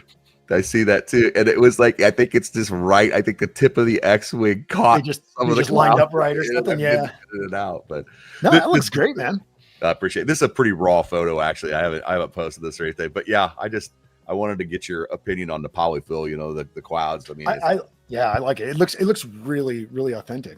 No, I appreciate it. I tried to get in here and do like a whole. You know, I was working on a whole series of these things, but. Let's see. The other one did some stuff with the polyfill was the Halo jumpers. Oh, sweet. Yeah. So that's polyfill back behind the Halo jumpers. So is he on wires or is he on a sheet of glass? We're looking up at him, or yeah, he's actually he's on a little. I've got a couple of stop motion rigs. I know. Yep, I have some too. That I use. Yeah. Yeah, those things are great. Yeah, that's where that came from. So, sorry, it opened on the wrong screen. Yeah, so, but yeah, and then it inspired. You know, I got into the whole. Once I started doing the polyfill, like you couldn't stop me. So nice. But anyway, looking forward to. I do want to get that guy. Yeah, he's a great one. But I just wanted to. It's good to see an expert's opinion. But yes, thank you for. Yeah, no, those look great. I think you just inspired me to go get some of that and give it a try. Dude, it's like you can get like a bag of it. Like I don't know if you can see. I think I actually have a couple bags over there for some project. Yes, there. Yeah. I did. Okay. Yep. For one of my work projects last summer, I think it was a rainbow bright cloud character or something. I did get polyfill and did a little cloud scene. I totally forgot about that until just now. Oh, that's funny. The practical effects, man, they're a lot of fun. They are a lot of fun. So yeah, man. No, go ahead. I was just gonna say, and at the end of the day, when you're using practical effects, you know, you've got a cool figure you can put up on your shelf, and that's exactly right. You don't get with AI. That is exactly right. I'm gonna go back in here to your feed here again. Oh, actually, that airplane shot, I do have a Falcon shot superimposed on a shot from a plane that we could maybe find too quick just to see the difference of. Nico, can you add me back to the screen here on my feed? I for whatever reason it's not letting me do it. There we go. Yeah. Oh, there it is. It's right up by Optimus Prime and Bumblebee. Yes. That one. So that one I did. I ended up going on a trip with my wife. So that is a shot outside the window of our plane. And then it's the same Micro Galaxy Falcon. What an insane shot from the plane, man. That is crazy. Oh, and there are stars up there. The stars are photoshopped in too from a different astrophotography shot. That's cool, man. That's fine with me. It looks like he's breaking the atmosphere. That's awesome. Look at this thing, man. So yeah, I just shot out in the backyard. I ended up, I think during that I shot a whole series of them just so I have them in the archive. Like, if the weather's not nice, I've got this shot of the Falcon I can still pull from. And that's pretty much the base Falcon. I think I hit it with, I don't know if I weathered it, but I did hit it. A lot of my toys, or especially the ships, I'll hit them with like a matte coat just to dull that kind of plastic sheen, make them look a little bit more authentic. I've got I bought some of that. It was a Krylon or whatever. This little matte spray. So I have several matte. Oh, sorry. No, go ahead. I was just gonna say, I've tried several matte sprays. And I don't think I found the one yet. They all seem to have little. Yeah, that's a cool little. I like your clamp here. Oh, thank you. So so I do stuff with a company called Platypod very often. They started with this little base called the Platypod Ultra. It's great for toy photographers because so that's the Platypod Extreme. It is a great tool. You put that in your bag with a ball head, and it is it's the perfect height for going to the park and doing action figure photography. That's cool, man. Yeah, and so it also has the Platypod handle there, which I put on my tripod, and then the gooseneck clamps and the goosenecks and the little clamps that they have. So yeah, super cool. So that's what's it's just clamped onto the landing gear, the thing holding it up. Heck yeah, man. Yeah, see, I'll try stuff. Ugh. Yeah, so good. Go ahead. Yeah, no, I love looking at the behind the scenes stuff so much, man. Like I love that you put this on all your photos. Thank you. Yeah, I love that stuff too. I mean, that's like I mentioned, I grew up like loving, like when DVDs came out, man, I would watch the movie and then I'd dig through all the the documentaries and the behind the scenes stuff, go through all that and check it out. And heck yeah, the making of it is just as fun, I think. When I was a kid, I think going backstage at ILM would have been like the dream for me. Yes. My dream job would probably be working for ILM kind of in the late 80s, early 90s. Yes. I think. Yeah. Didn't Weta, like when Weta was doing all that stuff for like Lord of the Rings? So like Lord of the Rings? Yep. Yeah. Yep. Crazy time too. They invented that. Is it Massive? Isn't that the name of the software? Is that their crowd? Crowd the control kind of stuff for the big crowds. Yeah. That stuff's so cool. Yeah. This is another great shot, man. I love you made this foliage look like he belongs in it. It looks like a bamboo forest. Yeah, totally. I just happened to see that stuff out in the backyard. So if you swipe through, you'll see it was shot outside. Oh, in the same area that Mando in the Snow actually was. Yeah. So yeah, the background brush in our backyard just happened to be just so. That is cool. It looks like bamboo. Yeah, totally did. And doing the little arm, because I don't know if you guys ever do this when you're posing figures, you kind of mime the action sometimes to yourself. It's like, okay, what would I do? I'm carrying a gun and I'm doing this. Yeah. So if you keep going, you'll see the behind the scenes. Oh, there's this is a sick shot. The full so good. To your point, I'll often Google like with this Budo Samurai Jesse from G.I. Joe. I will like Google samurais. Yeah, totally. And just poses and see if I can get the figures in those poses. It sounds like you want to search. Or I'll copy, like you said, I'll mimic it myself. It's a really useful tool to do. Heck yeah. Yep. It looks like you did like a little take some scissors out there with you, maybe. I think it was. Yes. I did probably mat some of it down and pull some certain weeds out, but yeah, it was right on the edge of where the brush was. I'm like, oh yeah, this will work perfect. That is freaking-tastic, dude. Love it. Oh yeah. So yeah, I guess that's an example of, on one end, I love using Photoshop and doing all these comps and things like that. But on the other hand, sometimes it's nice just bring the camera out, and I think it looks like they're smoking that. I probably did have a can of like atmosphere aerosol. Like bingo. Yep, right there. Yep. Spray, give it a little bit of that like humid kind of mist look. Oh, and there's what I was just talking about. So that's the Platypod Extreme base with their Platyball ball head, but you could put any ball head on there, but it's the perfect height to just throw in a backpack. It's such a small, it's like a tripod replacement basically. It gets right down there, eye level with the figures. And that is I'm putting that in the cart. Where can I get one of those at? If you go to platypod.com would kind of get you started. I think you can get some of their stuff on Amazon as well, but okay. Platypod. All right, cool. Yeah, check out Platypod.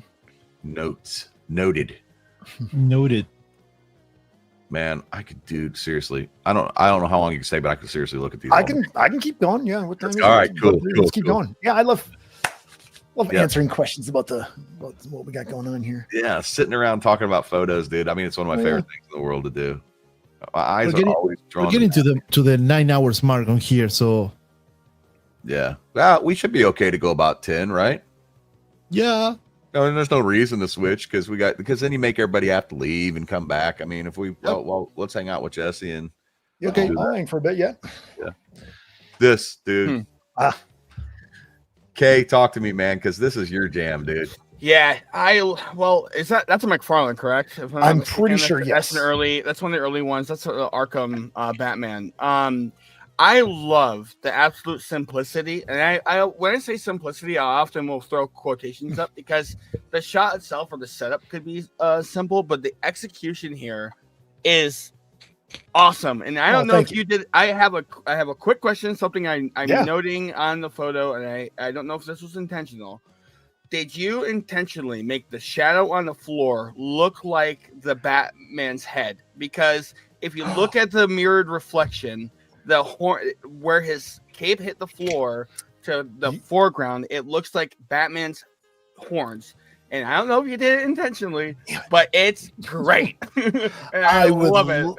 Oh man, well thank you. I would love to tell you that I did that on purpose, But no, I didn't Oh. even notice it until now. You pointing it out, and that is. You saw what I actually was talking cool. about, though. I right? did, yeah. Where it did I kind of mean, look like okay. the inverse of Batman's. Yeah. Yeah, it looked like his ears and his cowl. Yeah. Yeah. But I it's an see it. I excellent never saw shot. it before. That's amazing. I love the That's so stoic cool. nature of this. Batman's very imposing here, but yeah, I see that like the reflection at the bottom there. It cuts out what looks like Batman's horn ears. So it's an awesome. I love it. I love Oh, it. thank you. That's funny, man. I wish I could. Yeah, I wish I could take credit for that. Now you can.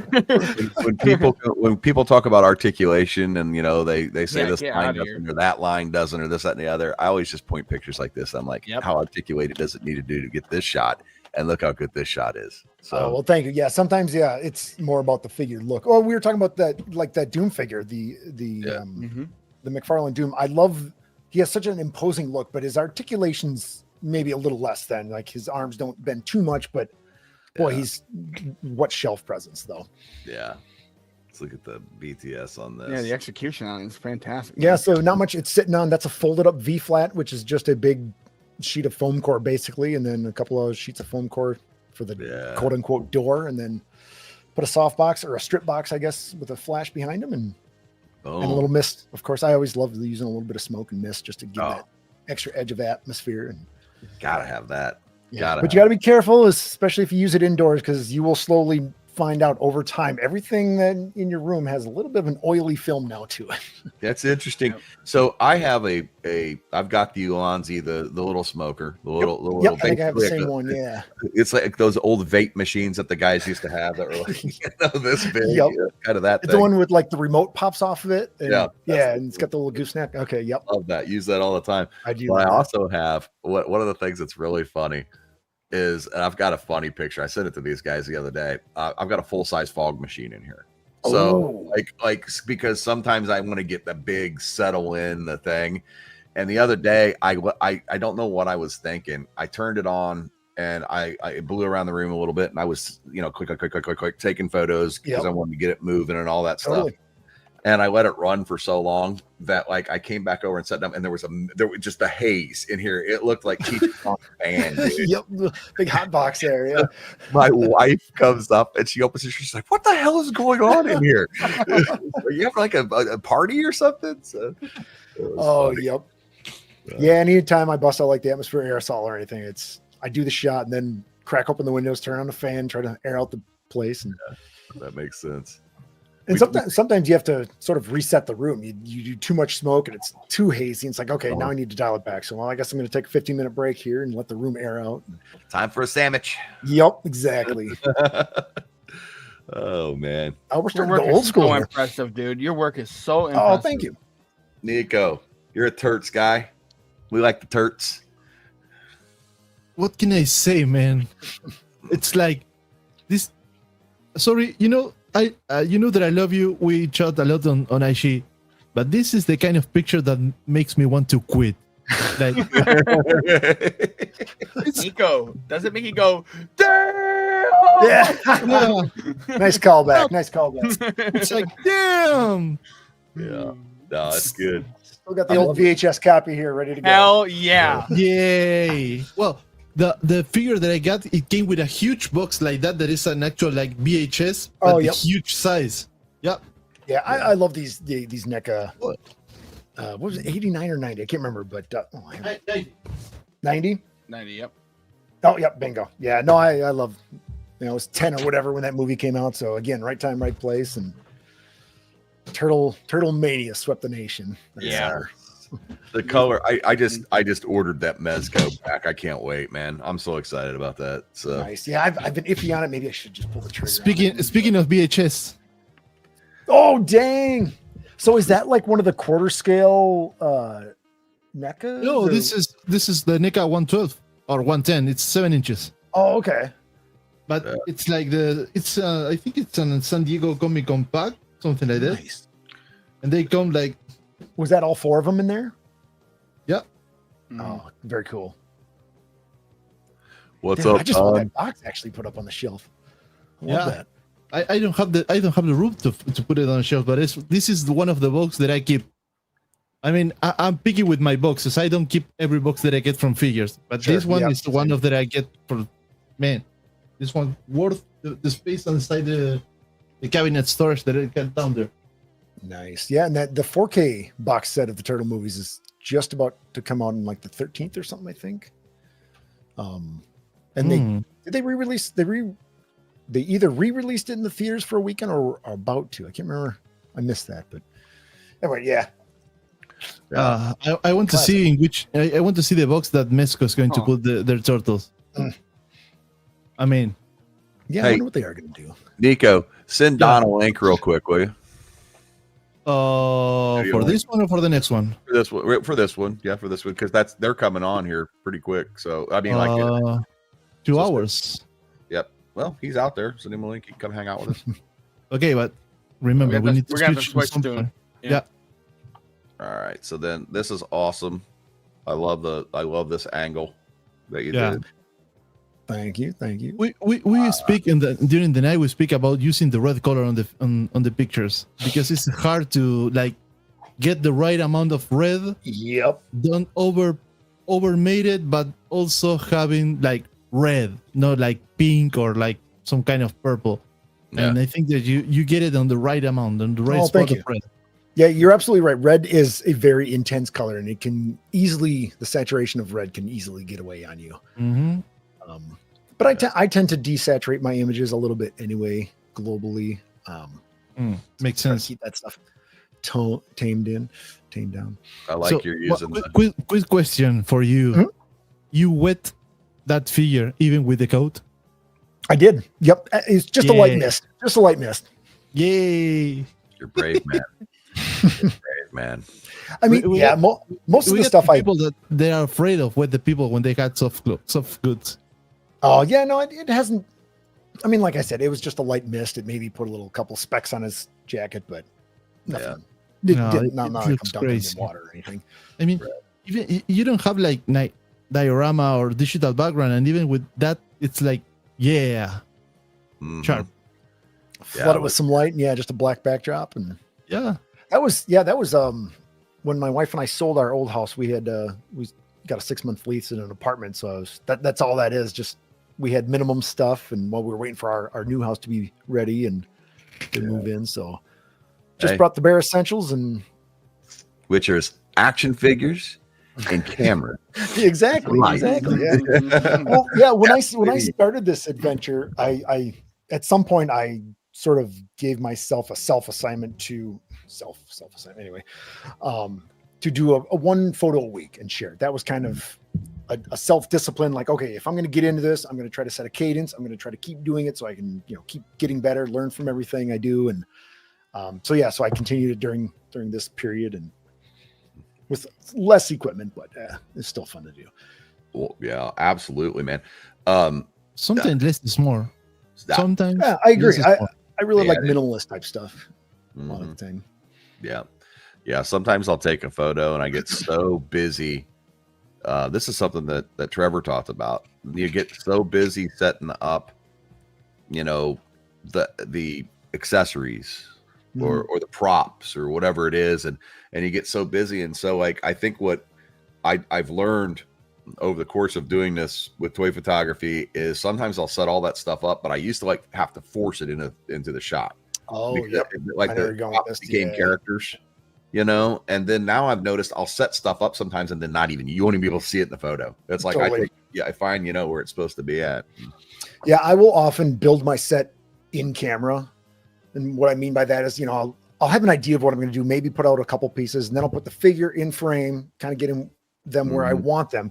Then I'll start moving in, like, okay, I kind of want a tree right here, so let's put it about there. I want a broken down wall, let's put it here, move it forward, move it back. So I'll kind of build the set in the frame rather than on the table. Yeah, that's a smart way to do it, because I always do it like a dummy. And like I'll set here's my trees, here's my this, here's my that. And then I'll get my fig, I'll put my fig in there, and then I'm like, oh man, then I got to move everything around anyway. So it's like, oh man. Sometimes you need to go somewhere in between. Maybe you got set the basics on the scene. Totally. Put the camera, frame it, and then you start moving in small portions to get to the point you want to put on the picture. Yep. Yeah. Oh, yeah. I love that you picked this. Yeah, you're actually picking bring back a lot of memories here on the ones you're picking. So this walker, this is a Bandai. Actually, he's right behind you. He's a little. You can't see him up there. This is one of the Bandai snap together kits. Oh yeah. Yeah, these great models for if you want to start. Oh, there we go. There you go. Yeah, that's cool. Yeah, if you want to start getting into modeling and dial building, the Star Wars series of Bandai kits are great because they're all snapped together and they're all basic gray ships. So you can just practice the basics of painting and weathering and things like that. Yes. But yeah, so this was at my wife at our old house. There was a park a couple miles away that we would go walking the trails, and we were walking the trail one day, and I noticed the city or the parks department came and they cut down a whole bunch of brush. So as we're walking the trail, I'm seeing all this brush next to the trail. I'm like, man, that kind of looks like, little logs and things like that. So sure enough, the next day I grabbed the walker and I brought it down there and found a little spot in the brush, and it just looked like this cold, broken down forest of logs and things. And it's like y'all just had some ice. Yeah, like some misty, rainy ice kind of. Yeah. It looks so good, man. Thank you. Yeah, if you scroll, you'll see. Oh, I often try to do a widescreen version as my base, and then I pick a crop for the. If you go one more, you'll see the full shot, I think. Yes. There you go. So there would be my original intended frame. That is really cool. Then if you keep going, you should see the behind the scenes, I think. Yeah. Yep. So there's that Platypod Extreme without the ball head, just camera attached right to the thing, so it's right on the ground, about as low as you can get. Yes, that is sweet, man. Love the angle. Absolutely love the angle. Yeah, like we were saying before, like you were saying, Trevor was saying, I almost always try to shoot at the figure's eye level or below to kind of give it that larger than life kind of Yeah, feeling. I see what you did there. I mean, like, because you're shooting uphill, so you've got him up. Exactly. Yeah. That's beautiful.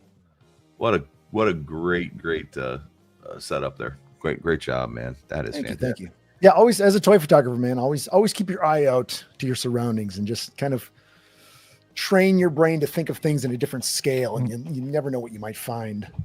Yeah. Don says he started planning out shots that would all use the same types of backgrounds and props to save time. So they just move things around. So I get what you're saying. Like I do that a little bit too. Like I set up some snow and stuff the other day, and I took several shots that had snow on the ground. So, put a couple in the bank there for you for future. Yep, exactly. So that's a great idea. Heck yeah. That's cool. The home studio, man. You gotta use your time wisely. Oh, click on that TIE Fighter once. This one so right here. This was just out in the parking lot of that apartment, that same apartment when we were out there. I don't remember the reasoning why I was out there, but I just took that's another Micro Galaxy Squadron TIE Fighter, put it on. Yep. Just put it on, use some sticky tack to put it on what am I trying to say? Like a skewer, like a cooking skewer. Yeah. Just went out in the parking lot and kind of moved it around until I liked the shadows and the way they were hitting the thing, and just took a couple of handheld shots and then comped in, an iPhone shot of the clouds from a different day or something. And yeah, I love the fact that you do that, man. This guy has a can of sky shots that he. I have a whole library: sunrise, sunsets, clouds, no clouds, all that kind of stuff. That's really cool because it would be just as easy to go out and say, generative fill, give me a background with some clouds in it. You certainly could, yeah. But that's cool that you don't do that. You do this because I love it. It's just one of those little things that it's for me. When I look at it, it's like, oh yeah, I was there that day. I did that. And yeah, no, that's cool. One thing that Texas is famous for is our big skies. We have big, pretty sunsets and all that stuff. That's kind of inspired me a little bit to go out and go do that. I mean, and you don't even really have to worry about quality with your iPhone. Phones shoot really great shots these days, and plus half the time I'm blurring it in the background anyway. So this was fun. I like the speed, how fast everything looks like it's going on this. Oh, thank you. Yeah, this is the same Micro Galaxy shots or ships that we've been kind of talking about, the Falcon and a bunch of TIE fighters, and just set them up on pins in the backyard of that apartment we were at for a little while. And that's great, man. Love it. You got the one breaking apart. The one is broke. Yep. Yeah, and they're all stuck to, I think, a little like alligator clip skewer kind of thing stuck into the sand and hold them up. And yeah, I like how you got the Millennium propped up there, just sitting on a box. I think a small box of whatever, I don't even know. And look at the angle the camera's at for this shot too. Like that's cool. You got the I mean, things are angled in Really, there. yeah. Just trying to, when you angle, use like a Dutch angle or something, you're really starting to convey a psychological sort of sense of chaos and disruption and tension and things like that. So it's Yeah. If you guys want to learn how to take photos out in the crowd, just go look at his shot and then look at the behind the scenes stuff. There's no gatekeeping here. He's showing you. Oh no, and yeah, if anyone, even in chat, if you ever have questions about any of my work, just feel free to ping me on Instagram or something. I'll do best I can to try to remember what I did and help you out. And yeah, you're a very accessible dude, man. Like you probably don't even remember me, but like we talked a couple of 2 or 3 months ago. I hit you in the background and oh, no kidding. Photos. Yeah, it was a lot. I was a noob, man. So. I probably would be embarrassed to reach out to you now. I'd be like, oh, dude, no, please do. Let's keep the conversation going offline. No, absolutely, absolutely, man. So, but yeah, man. Oh, God, yeah. I love this shot. Yeah, me too. Yeah. Thank you. Yeah, here's another mix of practical and digital effects. So this was shot in a volleyball court, sand, and I meant to. I think this is the shot where I used to have a plunger type device that you kind of pump it up and you pull the trigger and poof, it does that sort of thing. Yeah. And I meant to bring that here, but if this is the shot I'm thinking of, I think I forgot it. So I'm actually back there behind Master Chief kicking sand with my boot to get all that to happen. And then, gosh, there might even be a video if you go one more. Did I shoot video of this one?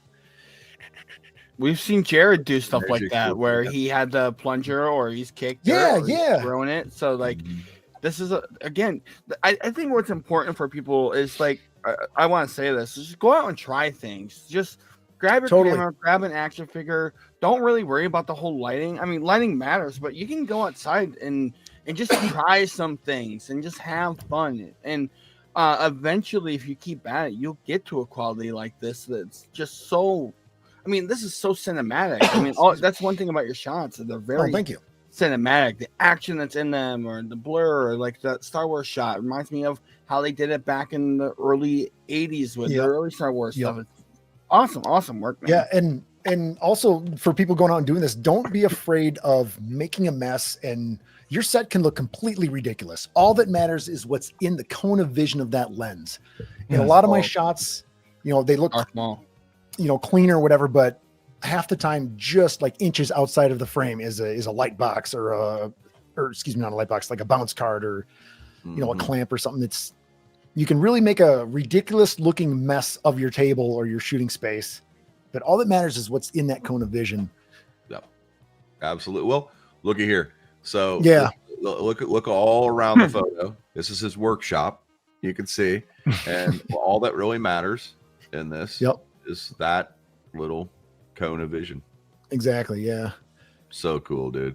I love how striking Darth Maul looks. That's like promotional material right there. That's like Phantom Menace, Darth Maul's reveal. Like that is the promotional shot after the movie comes out in theaters and it's going to VHS. Like that's what thank you, man. Like it's so good. He's telling you his camera. He's telling you what he shot, the lens he shot with. He's giving you his shutter speed. Yep. I usually put in my settings if I remember them. Yep. I can't give you the settings for the probe lens because that's a fully manual lens. Right. And it doesn't. Half the time I don't know what aperture and it has a really weird aperture range. It's like f/16 to f/40 something or something crazy those like are that. Bizarre, man. They do have bizarre. I mean, but man, I can't wait to see what you do with the mechanic or the electric. Oh, with the slider, yeah. I'm gonna plan to do some just basic slow flyby type shots with the green screen and start putting that stuff together and see how it works. And I do product videos and stuff for Big Bad Work Toy Store as well. So sometimes when you see videos of our products that are doing like a 360 table or little product promos, sometimes I'm doing that stuff. So the slide will get used there as well. Right. Oh, we are going old school. Look at this. Yeah. We're back here, man. Let's go. Yeah, we are. I love this stuff though. So what was going on with this, dude? What okay, so this was a big game-changing moment. So I've been a member of the so there's this online educational platform called Kelby One. Right. And I've been following them for many, many years. They have taught me most of what I know about photography. And they do workshops throughout the year, and they do an annual one in September called Photoshop World. Yeah, where everyone comes together, and there's classes it's like a 3-day or 4-day seminar of classes and workshops and things. And it used to be, like live convention events. You'd go to places like Vegas or whatnot, and they do it online nowadays after COVID. And this was 2021, I think. It was the first or second one where they had to do it remote. But anyway, they take submissions for what they call the Guru Awards, all different categories of things. And I submitted a couple of photos in macro and Photoshop and different categories. And sure enough, lo and behold, I ended up placing in the macro category. And with this Mando shot, I ended up winning Best in Show. And to this day, I still am I still can't believe that it happened. It doesn't seem real, but I was very fortunate to win that, and to get the recognition of people outside of the toy photography community was really, really incredible. And that really steered, right? Yeah, man, it really boosted my confidence and let me know that, hey, okay, we're doing this. We can put this in front of people outside of our community, and they can take it seriously and enjoy it. So that was a big pivotal thing to me, to be like, okay, I've been doing this for fun for a couple of years now. Let's get serious and let's really go for it. Actually, I have that shot's right over here, framed on my wall, and the awards behind me. So as well, it should be, sir. Oh, thank you. Yeah. I was gonna say a point you're making there that can resonate with the community. You're already putting your shots on Instagram, right? You've already got your shots out there. You're showing them to people. All right, there's nothing wrong with, like, when you see these things to enter your photos into, do it. Put your photos out there. Go outside of Instagram, because you never know who's going to see that and be like, oh, I'm not an Instagram guy, but I go to the website. I think we talked about this earlier. You make a website, man, or just participate in other things besides IG with your photography. I think it'll open doors that you didn't know were there. So yeah, man, that's really cool, dude. Yeah, thank you. That was also a very special one to me. A lot of moments in time looking back there. Super cool. All right, let's see here. This one. But we need to switch the studios so we can go in the run. Yeah, so we can go in the long run. But Shizzy, if you want, I can share the link so you can hang with us for a little bit more. Oh, sure. Yeah, I can. I might have to hit the little boys' room here quick. But so I'm going to send here the link for the next live stream we're going to run. But also, if you're subscribed to our channel, you're going to get the notification about the new stream. This is because YouTube deletes every stream longer than 12 hours. So we want to keep the stream in the channel. Yep. Yeah, this is a rule YouTube has where we have to stop the stream and start it again, or they delete it. So it's like, I'm going to paste that link in the chat so everyone can copy and paste it on the browser. Yeah, chat. Thank you for cooperating with us and working through these kind of hiccups with YouTube. It means a lot to us. We hope we can see everybody back over there. Good news is this is the last time we're doing this. Yeah, it's the last we're in the home stretch. Yep, home stretch. We got about 7 hours to go, maybe a little longer, depending on how we're all feeling. It's been an awesome stream. Great guest, Jesse. It's been a pleasure to be talking to you. And excited to talk. Thank you guys. Onto you some more and go through some photos. And we'll be Don will be joining us from the Ravens crew on the other side when we switch over, which will be awesome. And we'll be getting some more of those guys coming in. And, we're going to have a net blast. Part 3 is going to be a hell of a time, and we hope to see everybody over there. All right. We'll see you guys in just a minute. Cool. All right. Bye-bye. Bye-bye.